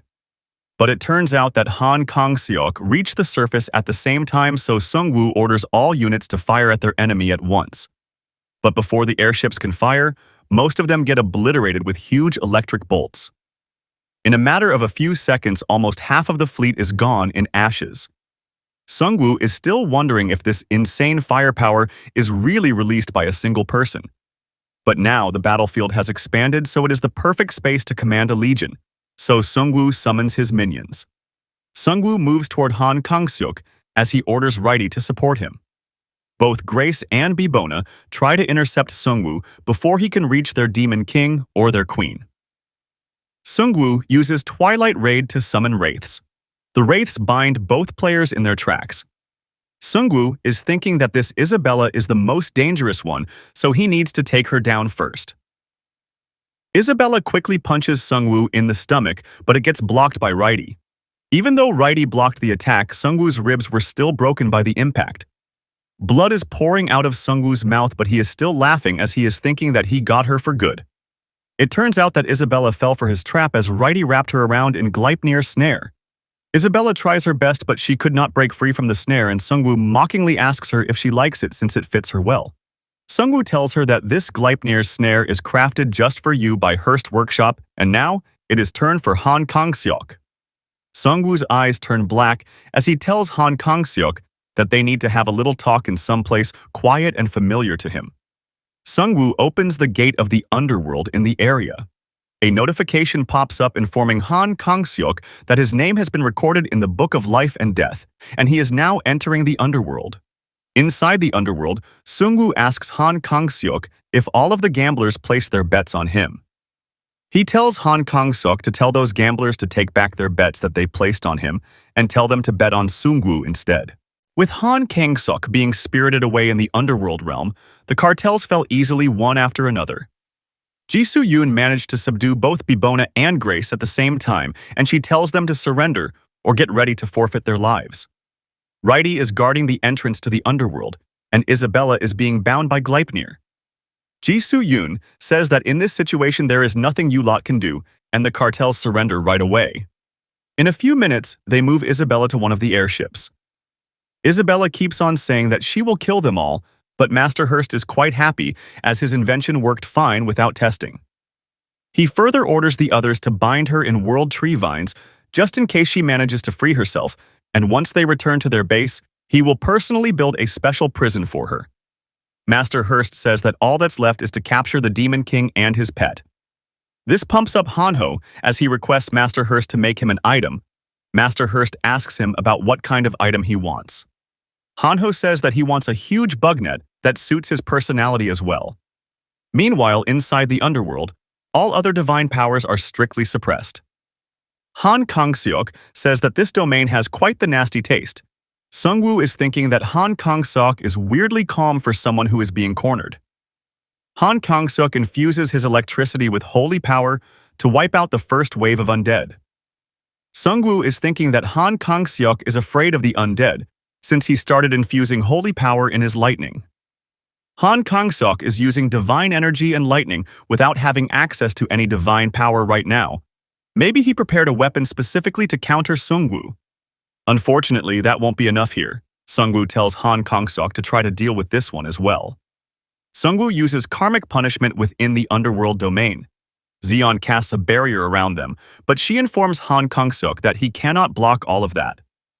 Han Kang-seok gets hit by karmic punishment. The karmic punishment is imbued with demonic bombardment, which in turn triggers a lot of chain explosions along the way. The whole underworld gets filled with explosions and karmic punishment. Han Kang-seok somehow makes it out alive. But he did not come out unscathed, as he is bleeding severely. Han Kang-seok says that he already figured that Sungwoo will be a pain in the arse if he turns out to be his enemy, so he considered taking him out early on. But Han Kang-seok still kept him alive because he was taking care of bigger problems. Sungwoo fulfilled that role well. The Evolution Society, all the other country servers, even the World Eater, Sungwoo handled them all in his place. Sungwoo asks him if this situation was part of the plan as well. He further says that this does not seem like a successful plan, since he is on the verge of death. Han Kang-seok says that it is still going according to plan. Sungwoo has no idea about what Han Kang-seok's minions are even doing right now. Sungwoo has no idea about what type of minions he is talking about. Han Kang-seok says that he is the Demon King, and does it not seem strange that he had no followers? Right at this moment, his minions are conquering the demon race. He planned to conquer the angels later, but Sungwoo's speed was faster than expected.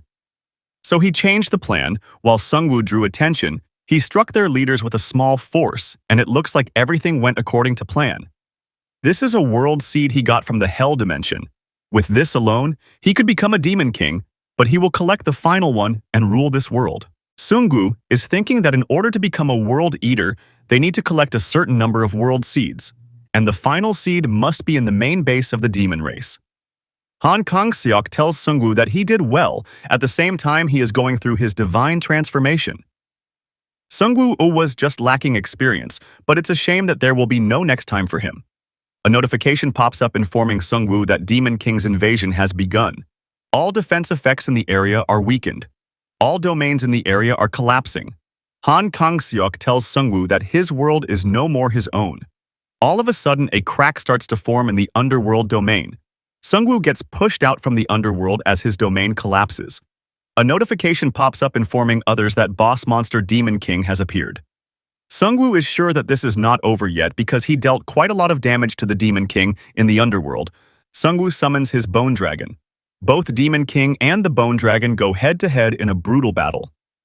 At the same time, Sungwoo gets ready to activate the demonic bombardment. Zeon gets worried as she is thinking that Sungwoo is targeting her. All of a sudden, Sungwoo disappears into the shadows. He uses Shadow Shift skill to move right next to Han Kang-seok. Sungwoo then uses demonic bombardment on the Demon King. Sungwoo is sure that this is not over yet, and he will release all of his firepower. But this turns out to be a mistake as Han Kang-seok unleashes a huge electromagnetic wave attack which covers Sungwoo and all of his minions. Sungwoo gets severely hit by the lightning attack. Both Bibona and Grace beg their Demon Lord to free them. The engineers threaten the Demon King by saying that they will behead the dragon if he comes closer. Zeon brushes them away using Isabella as a boulder. Han Kang-seok orders Grace to release the restraints of Isabella. Grace tries her best, but she could not undo these restraints. They need an ultimate level dispel spell, but they cannot do it right here without the proper items or time at their hands. Ji-soo-yoon tries to intercept them, but she gets brushed off. Demon King tells them that they will just take her with them for now. Zeon opens up a portal and they start to move toward it. But all of a sudden, Isabella gets pulled back. Master Hurst asks them if they thought that the best blacksmith in the world did not prepare any anti-theft measures. The portal is about to close, so Han Kang-seok says that they have no other choice but to leave without her. Isabella begs them not to leave without her. As they are moving toward the portal, Hanho appears behind them as he asks them whether they are forgetting something. Including him, Sungwoo's party has 3 members and they should not disrespect him. Hanho gets pushed back with a single kick from Han Kang-seok. The portal is closing, so they are in a hurry, so they start to move again. Hanho remains still, while Han Kang-seok moves inside the portal with the cartels. As soon as the portal is about to close, Han Kang-seok hears a similar voice. It turns out that Hanho used himself as bait to capture Zeon. He tells Han Kang-seok to keep ignoring him since his moth collection was successful. Han Kang-seok is still the #1 player in the Korean server. He conquered Hell and obtained the Demon King class. He is a malevolent being trying to destroy the world. Hanho cannot even dream of going up against someone like him. He knows well what his limits are. So that is why he baited Han Kang-seok and went for this bug instead. Hanho asks Zeon if she is one of the 4 Demon Lords, or if she is more like a parasite or a pet. Zeon angrily says that Hanho should talk to her with respect and she is the companion of Han Kang-seok. Hanho asks her about why should a divine being like him show her any respect. She is the one who treated him like trash in the past. Meanwhile, on the other side, Isabella is angry at the Demon King for abandoning her. It seems like she has developed a grudge not only against the World Tree faction, but also against Han Kang-seok. Sungwoo says that this is a good situation because a living dragon is more valuable than one made up of bones. But what's important right now is stopping the Demon King from obtaining the final world seed. White Rider, who survived the electrocution, says that they need a lead to track down Han Kang-seok. Sungwoo tells him to go ahead and just read the memories of Zeon. Meanwhile, Zeon tells the filthy mutt to get away from him. This was the second time White Rider got attacked by Han Kang-seok, so he informs Zeon that this memory reading session is going to be extra rough for her. With that being said, White Rider gets to work. After some time, White Rider informs Sungwoo that he has read all of her memories. He informs Sungwoo about everything he just found out. Sungwoo orders Spearman Kyungsoo to reorganize their forces and they are heading straight for the Demon King's castle. After some time at the Great Mountain Range, the Tiger brothers are almost done with harvesting the potatoes. They are still confused as to why their king only eats potatoes. He grumbles about them being undercooked, but he still eats them all. The younger one says that he has no answer to this question since he became a hero a few days ago. On their way, they find a cave. Purple smoke is coming out, so they quickly head inside to find out what is going on.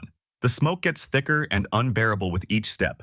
After a few more steps, they find their king. King asks them about why are they here, and the Tiger brothers inquire about the thing King is wearing. King informs them that he is wearing a gas mask which nullifies the effects of the breath of the abyss. At the same time, the Tiger brothers beg for help as their health points are about to hit their limit. King provides them both with a gas mask, and after wearing it, they ask King about what is he doing here.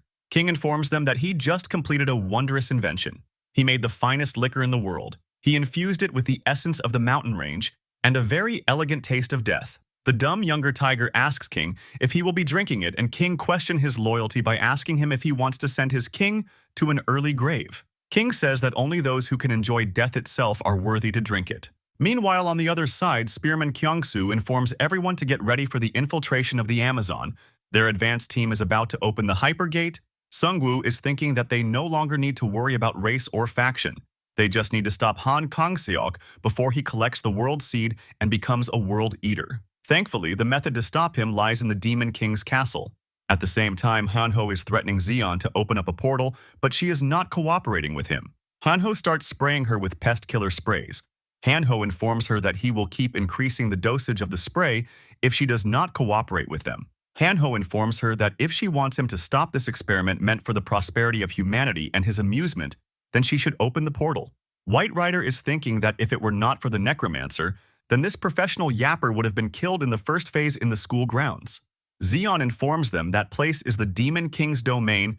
It's not a place which can be conquered by anybody, and Sungwoo seems to agree with this statement. He is thinking that the item Han Kang-seok summoned temporarily that showed such overwhelming power, it's the World Seed that sustains the Demon King's castle. To the Demon King, nothing is more important than the World Seed. So if they attack the Demon King's castle, Han Kang-seok will have no choice but to rush back. At the same time, Hanho manages to crack Zeon by torture, and she agreed to open a portal. The atmosphere inside the Amazon is quite grim. All of a sudden, a small portal opens up in the Amazon. The Demon King's domain is quite huge. A small advance party arrives in the Amazon through the portal opened up by Zeon. The Demon King's castle is in their sight, and it feels more like a ruined relic than an actual castle. The advance party completes the installation of the Hypergate, and they get ready to summon the World Tree faction. Within a few minutes, the fleet along with all elite forces of the World Tree faction arrive at the Amazon. Spearman Kyung-soo informs Sungwoo that all of their forces have arrived and their preparations are complete. Sungwoo starts going ahead as he orders everyone to demolish the Demon King's castle. At the same time in the Devil Race realm, the cartels just finished a few high-ranking demons. It turns out that Grace used some high-rank magic to revive Paulo by reattaching his neck. At the same time, Babona got grave news through his phone. Babona informs the Demon Lord about the invasion of the Demon King's castle by the World Tree faction. Grace asks Han Kang-seok if she should open a portal leading back to the Demon King's castle. Han Kang-seok tells them to calm down and focus on their current job. He further says that the barrier around the Demon King's castle is quite thick due to the help of the World Seed. With enough guards stationed there, it won't be breached easily. And in that time, if he acquires the World Seed and become a World Eater, then those petty challengers can be easily dealt with. Babona raises his concern by saying that there is another crisis that even you didn't see coming. It turns out that the World Tree faction has two dragons. One is real, and the other one is made up of bones. Han Kang-seok becomes concerned after finding out that Isabella betrayed them. She'd rather be killed than be controlled. She is a walking time bomb. Meanwhile, on the other side, the airships start to open up fire on the barrier around the Demon King's castle. The prosecutor says that barrier is stronger than any we have encountered before, and it must be related to a divine power. Sungwoo is thinking that he would like to test if it can block the Heaven Piercer bow, but it's on cooldown. But they are in luck since they have a live dragon on their side. Isabella sprays the barrier with a lot of dragon breath attacks. Hanho says that he was surprised how easily that dragon came to their side. Prosecutor says that Isabella must be deeply disappointed in Han Kang-seok. It turns out that Hanho was the one who played with her emotions and converted her to their side. Sungwoo knows well that emotions alone cannot control a dragon that much powerful. That's why they are still using Master Hurst's leash on her. If the dragon goes against them, then the leash would inject a Dragon Slayer spike into her neck with the press of a remote. It might not kill her instantly, but it will definitely inflict a fatal wound. Right now, Jisoo Yoon is riding Isabella and she is watching her every move. After a few minutes, the barrier around the Demon King's castle collapses. Hanho gets ready to loot the place before the Demon King comes back. they get a notification stating Demon King's castle raid has begun. The elite forces of the World Tree faction are the first one to move inside the barrier. This event is being broadcasted online for the whole world to see. Reporter An informs the audience that no matter where the Demon King is, the World Tree faction has made their move and they are charging straight into his empty home. Demon King will be quite pissed when he comes back from the world seed hunting, and he will find his home in ruin. The Baldi informs reporter An that a player is about to deliver a world message through the official channel. They quickly change the broadcast to stream that channel. It turns out to be Han Kang-seok, who is the #1 ranked player in Korea. Han Kang-seok states, "As the top-ranked player in the Korean server and the Lord of the Demon King's castle, I issue this warning for all players of the World Tree faction. Once I return to the castle, I will kill every last one of you. Not a single one of you will be spared." The reporters are being overwhelmed after hearing this warning. Han Kang-seok further states, "If you want to survive, there is one way. Prove your loyalty to me by killing the Necromancer." Reporter An knows well what this broadcast means. It's a declaration of vengeance against the World Tree Alliance for attacking the Demon King's castle, and it's also a declaration of war against the entire world. Some media analysts say that a chance to join the Demon King could be seen as the rise of a new faction, but they all know well from experience. Since the start of the game, the Demon King's actions have mostly remained in the dark. Despite numerous incidents and quests, it was always the Necromancer who fought alongside players in times of crisis. Reporter An says that she knows the correct answer to this broadcast. Once again, she will be giving a biased broadcast. Meanwhile, on the other side, the World Tree faction comes to a halt. A hidden quest pops up with the title of the Demon King's Castle Subjugation Battle.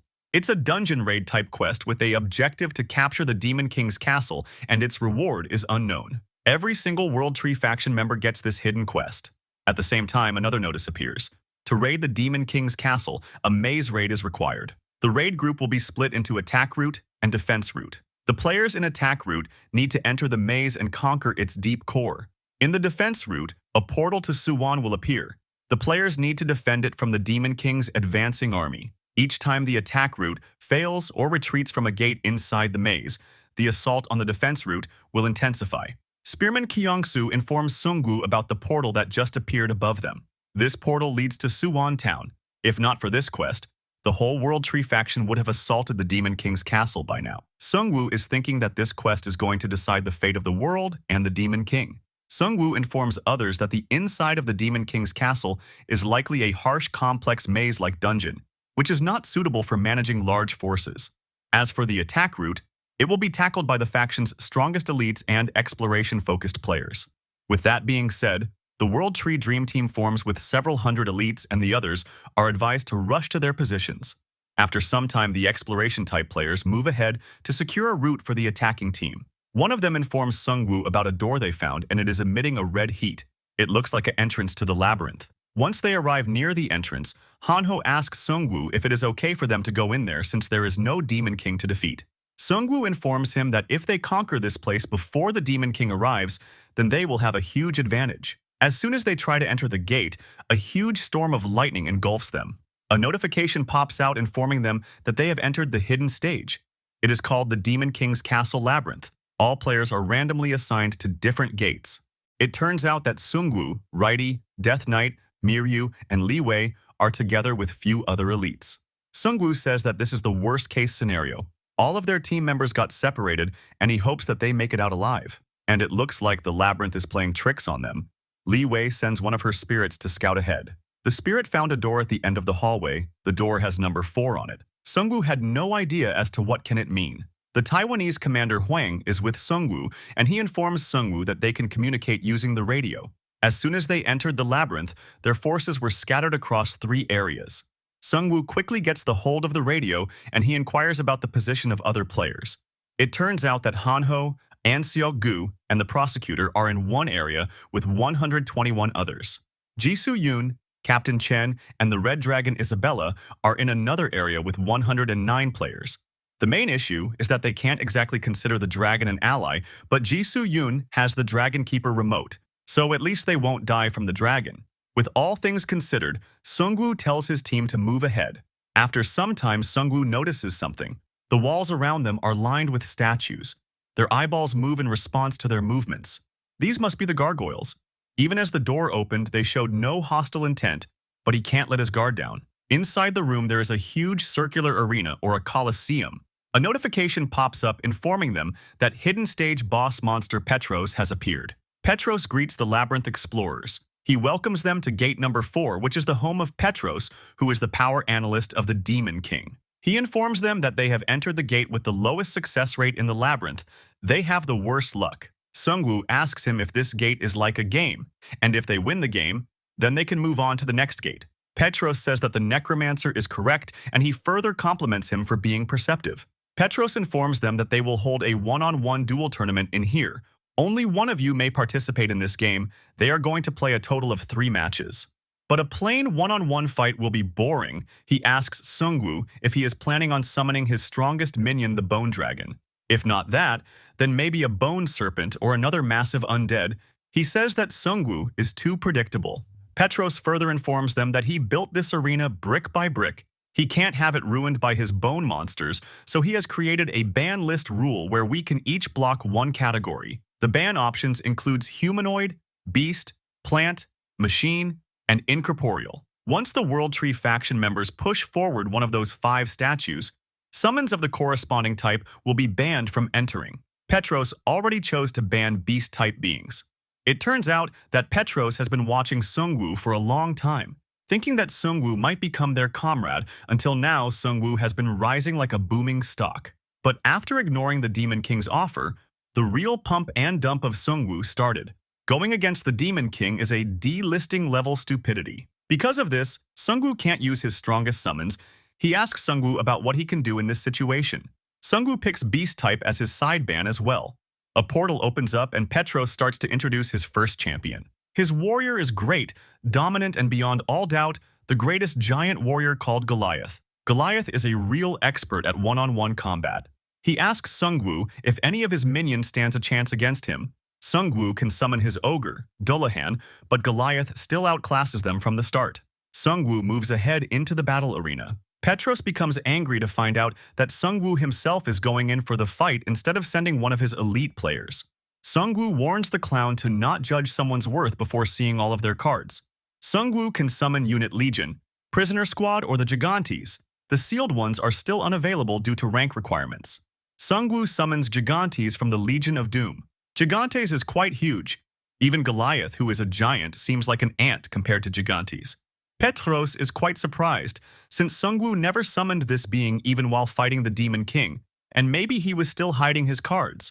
Sungwoo tells Petros to get ready since they are going to check the true worth of the Goliath in a real one-on-one fight. As soon as round 1 begins, the Goliath gets thrown away with a single slap from the Gigantes. Isabella is thinking that the World Tree faction members have been scattered throughout the labyrinth. That damn Demon King threw her at the enemies, and these guys have the nerve to restrain and use her for their castle raid. She is boiling over with humiliation and rage. In all the countless years she has lived, she never experienced anything like this. All of a sudden, she realizes that something about her memories is not making sense. Her first memory is waking up angry in the middle of a jungle. She can clearly remember that she killed all those so-called players around her that day. Maybe she is getting these thoughts because she is restrained, but she has no idea why she is always angry. Is not that a flaw for a higher being like her? The constant voice in her head is telling her to destroy and conquer. Ji-soo-yoon tells Isabella that it's time to get moving. Isabella is thinking that Ji-soo-yoon is decent for a human, but she means nothing to her, and she can kill Ji-soo-yoon with the flick of her finger if she wants to. As soon as Ji-soo-yoon brings out the remote, Isabella stops scheming, and she tells Ji-soo-yoon that she will start moving, and she knows well that she will die if she don't. Ji-soo-yoon informs her that she don't want to kill her. Isabella replies by saying that dying or letting someone take my life is my decision. I act according to my emotions. If I want to kill, then I kill, and if I want to rampage, then I will do it until I die. No one else gets to decide what she does. Ji-soo-yoon asks Isabella if she is really moving based on her will and thoughts. Isabella asks Ji-soo-yoon about what is her problem. Ji-soo-yoon asks her about why did she allied with the Demon King in the first place. As soon as she was about to answer her, she felt a surge of anger in her. Ji-soo-yoon tells Isabella that she knows someone like her.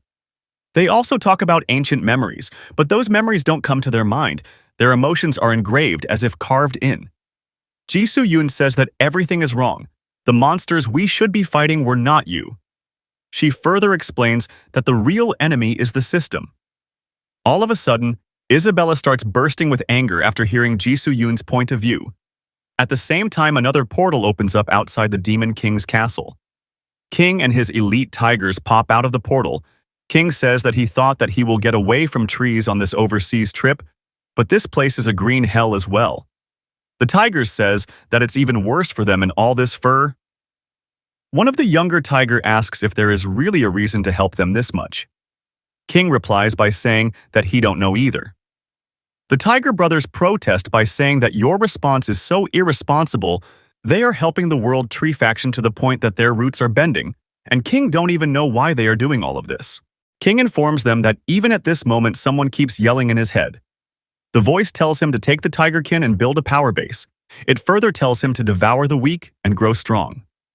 It wants King to kill all of the human players. All King is doing is the opposite of that voice, because he knows this is what his heart wants. At the same time, the battle on the outskirts of the Demon King's castle starts. King tells his tiger minions to hurry up. Since the voice tells him to kill the players, they will do the opposite and help them. Meanwhile, at the arena, things are not going in Petros' favor. Gigantes belongs to the giant race, which was defeated in the war against the gods, and they were sealed in Tartarus. In an instant, Gigantes defeated the 3 champions of Petros. Sungwoo informs Petros that he will be taking the bones of his champions. Sungwoo says that a clown that no longer laughs is no clown at all. Petros replies by saying that I am just not in the mood to laugh right now. Sungwoo pulls up his Grim Reaper scythe. As he informs Petros that he knows well that you are just stalling for time, Sungwoo quickly chops his head off as he wants to move to the next gate right away. A notification pops up informing them that they have cleared 2 out of 7 gates. Sungwoo is thinking that Ji Soo-yoon or Hanho must have broke through the other gate. At the same time, Captain Huang informs Sungwoo that the door just opened. Meanwhile, on the other side, Asura Hanho is blocking a lot of attacks. There is a fire trap above, poison darts on the floor, and acid is pouring from both walls. But none of these things are effective against Hanho's divine turtle, and he charges right through the traps. Soon, he found the gate core and destroyed it. A notification pops up informing them that they have cleared Maze Gate 2 with, that being said, a total of 4 gates out of 7 have been cleared. Hanho is quite pumped and proud since he was the one who cleared this gate in record time. Prosecutor tells Hanho to not let his guard down. They don't know what's coming next. Hanho inquires about the status of other parties. Prosecutor informs him that Sungwoo cleared a gate, and Ji Soo-yoon has cleared 2 gates, and she is currently on the 3rd one. While they are chatting back and forth, some of them notice that there is heat coming from above, along with some rumors of a dragon going berserk. Meanwhile, on the other side, Sungwoo enters the 2nd gate. Li Wei says that this place is too humid. Her spirits hate this place and there must be polluted water around them. Captain Huang informs Necromancer about a pool near them. Something starts coming out of the pool. It turns out to be the hidden stage boss, Basilisk. Basilisk welcomes the unfortunate little creatures to gate number 7. The rules. Here are quite simple. All of a sudden, the water level starts to rise. Basilisk informs them that they need to defeat him and escape this room before drowning, though he doubts that they can manage it. All of a sudden, Basilisk finds out something. He asks Sungwoo about why he is looking at him like this. Sungwoo says that you are not as good as Imugi, but he is still worth a shot. Gigantes pops out of the water, and he quickly gets a hold of Basilisk. In response to that, Basilisk bites Gigantes with his poisonous fangs. Sungwoo summons another Gigantes, as this is not an arena, so he don't need to stick with a single one. The other Gigantes grabs the Basilisk from his back. Sungwoo notices that the fangs of Basilisk are quite good as they secrete a potent poison. Sungwoo orders Gigantos to rip off the fangs of Basilisk. After ripping the fang, Sungwoo says that Master Hurst will be pleased with this item. Sungwoo has an item called Red Dragon Bracelet. It's an item that summons Dragon Fang soldiers. After fusing the poisonous fang with this item, something good might come out. Captain Huang informs Sungwoo that they just received a message from the messenger ship outside. It turns out that the master of the house, the Demon King, came back. The demons start to swarm the airships outside the Demon King's castle. The fleet is ordered to release a full barrage of cannon shots. They need to defend the portal to Suwon Town at all costs, and if they somehow break through, then it's all over. Master Hearst says that they are just pouring in endlessly. Spearman Kyongsu replies by saying that the Demon King's minions can't be infinite, and if they keep coming like this, then they will be finished in no time. All of a sudden, the minions come to a halt. A crack starts to form in the direction the minions were looking at. A portal forms in the crack. Han Kang-seok along with the cartels make their entrance through the portal. Master Hearst is quite worried since the Demon King has arrived, and Spearman Kyongsu orders the fleet cannons to directly target the Demon King. Deep inside, Spearman Kyongsu knows well that no matter what they try, they cannot picture stopping the Demon King without Sungwoo. He is using that powerful lightning non-stop, which means it is not even consuming that much mana for him. Maybe it's not even that much of a powerful skill for him. And if that is true, then all of them can be wiped out in an instant.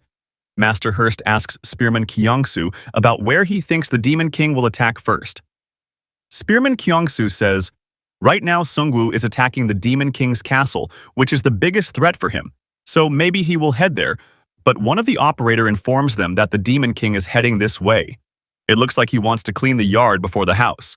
Master Hearst informs everyone that it's time to unwrap the homebody gift they prepared. Spearman Kyongsu starts praying for its success because cannons alone won't stop him. Master Hearst tells him to not worry about it, but in his heart he knows well that if he fails, then they will all go down together. Han Kang-seok prepares a mega bolt of lightning. He then shoots it toward the fleet, wrapping most of the airships in his lightning strike. But something seems to be off as none of the airships got destroyed. It turns out that their homebody gift was a success, and they even managed to fully charge their mana batteries with the huge amount of mana supplied by the lightning bolt. Spearman Kyongsu orders the fleet to use the charged mana immediately for attacks, and they need to feed some of it into their shields as well. With that being said, the airships start to strike the enemies left and right. Master Hearst says that he is not a fool to fall for the same attack twice. He further says that you are not a real engineer if you don't fix problems after finding them. Spearman Kyongsu is quite happy to know that their fleet is no longer at risk of sinking. They just need to hold out until Sungwoo finishes his assault on the castle. If they cling to this strategy to the very end, then victory will be theirs. Paolo says that they made something annoying, and Grace asks the Demon King if he has seen this kind of thing in the worlds he destroyed before. Han Kang-seok is in shock as this is the first time. He has never seen a skill or item like this before. In the previous world, they only had cannons and firearms before he destroyed them, but this time the Magi tech has advanced quite far. This is just one technique, but to bring it this far, it requires constant resources, manpower, and time. Han Kang-seok says that he let that guy go free for too long, and he made some bizarre things. All of a sudden, Han Kang-seok senses something in the Demon King's castle. Bibona asks the Demon King if everything is right, but Han Kang-seok says that Sungwoo is faster than he expected. Han Kang-seok orders the cartels to split up the World Tree faction members in the Demon King's castle and finish them in one blow. At the same time, Han Kang-seok will head straight for the core. Han Kang-seok opens up a secret space in the outskirts of the castle. He then descends through the newly opened space. But inside, he can see some specters. Before he can get his thoughts together, he gets hit by a lot of demonic bombardments. Before the demonic bombardments can finish him for good, he retreats into the ground. It turns out that Sungwoo was already waiting for him with an ambush planned, but inside the Demon King's castle there are countless paths which Kang-seok can take. But he is not fast enough to escape as a huge fist approaches him and destroys all of his cover. Han Kang-seok had no idea about the existence of Gigantes, and he gets hit by them. Han Kang-seok finally comes face to face with an entourage of Gigantes. The Dragon Fang soldiers head for the direct kill. Han Kang-seok roasts them with high voltage. He is thinking that there were necromancers in the previous worlds as well, but they didn't have anything like this. Sungwoo asks Han Kang-seok if he burned through a lot of mana somewhere, his power is still strong, but Sungwoo can see a hint of exhaustion in him. There must also be accumulated damage from those hits he received in the underworld. If it's now, then Sungwoo can finish him. Sungwoo pulls out his White Devourer. Han Kang-seok gets angry after watching Sungwoo. He surges with lightning as Sungwoo's minions were about to punch him. While he was busy with the minions, Righty made his way to his back. As Righty was about to strike, he gets hit by a bullet from a revolver. Sungwoo uses Twilight Assault in the area. He uses Shadow Switch to grab the hand of Han Kang-seok, as he says that you are pulling out a sub-weapon you have never used before. Han Kang-seok, you are really backed into a corner. Han Kang-seok gets angry as Sungwoo gets a hold of him.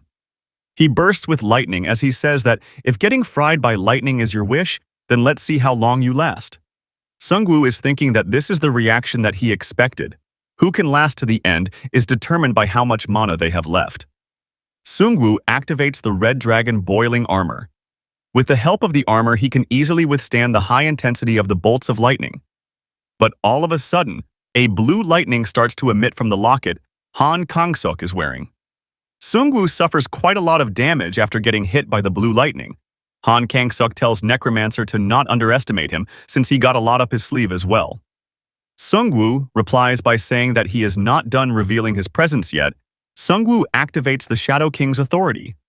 The shadows quickly grab Han Kang-seok and restrict his movement. Sungwoo gets ready to behead Han Kang-seok using the Grim Reaper Scythe. But before he can strike, Han Kang-seok's locket releases a lot of blue lightning, destroying the shadows holding him and roasting Sungwoo along with them. But later, to his surprise, he got hit by the fang of the basilisk. Sungwoo gives off a bleak smile. Sungwoo informs him that this basilisk fang bone fragment is the real gift he prepared for him.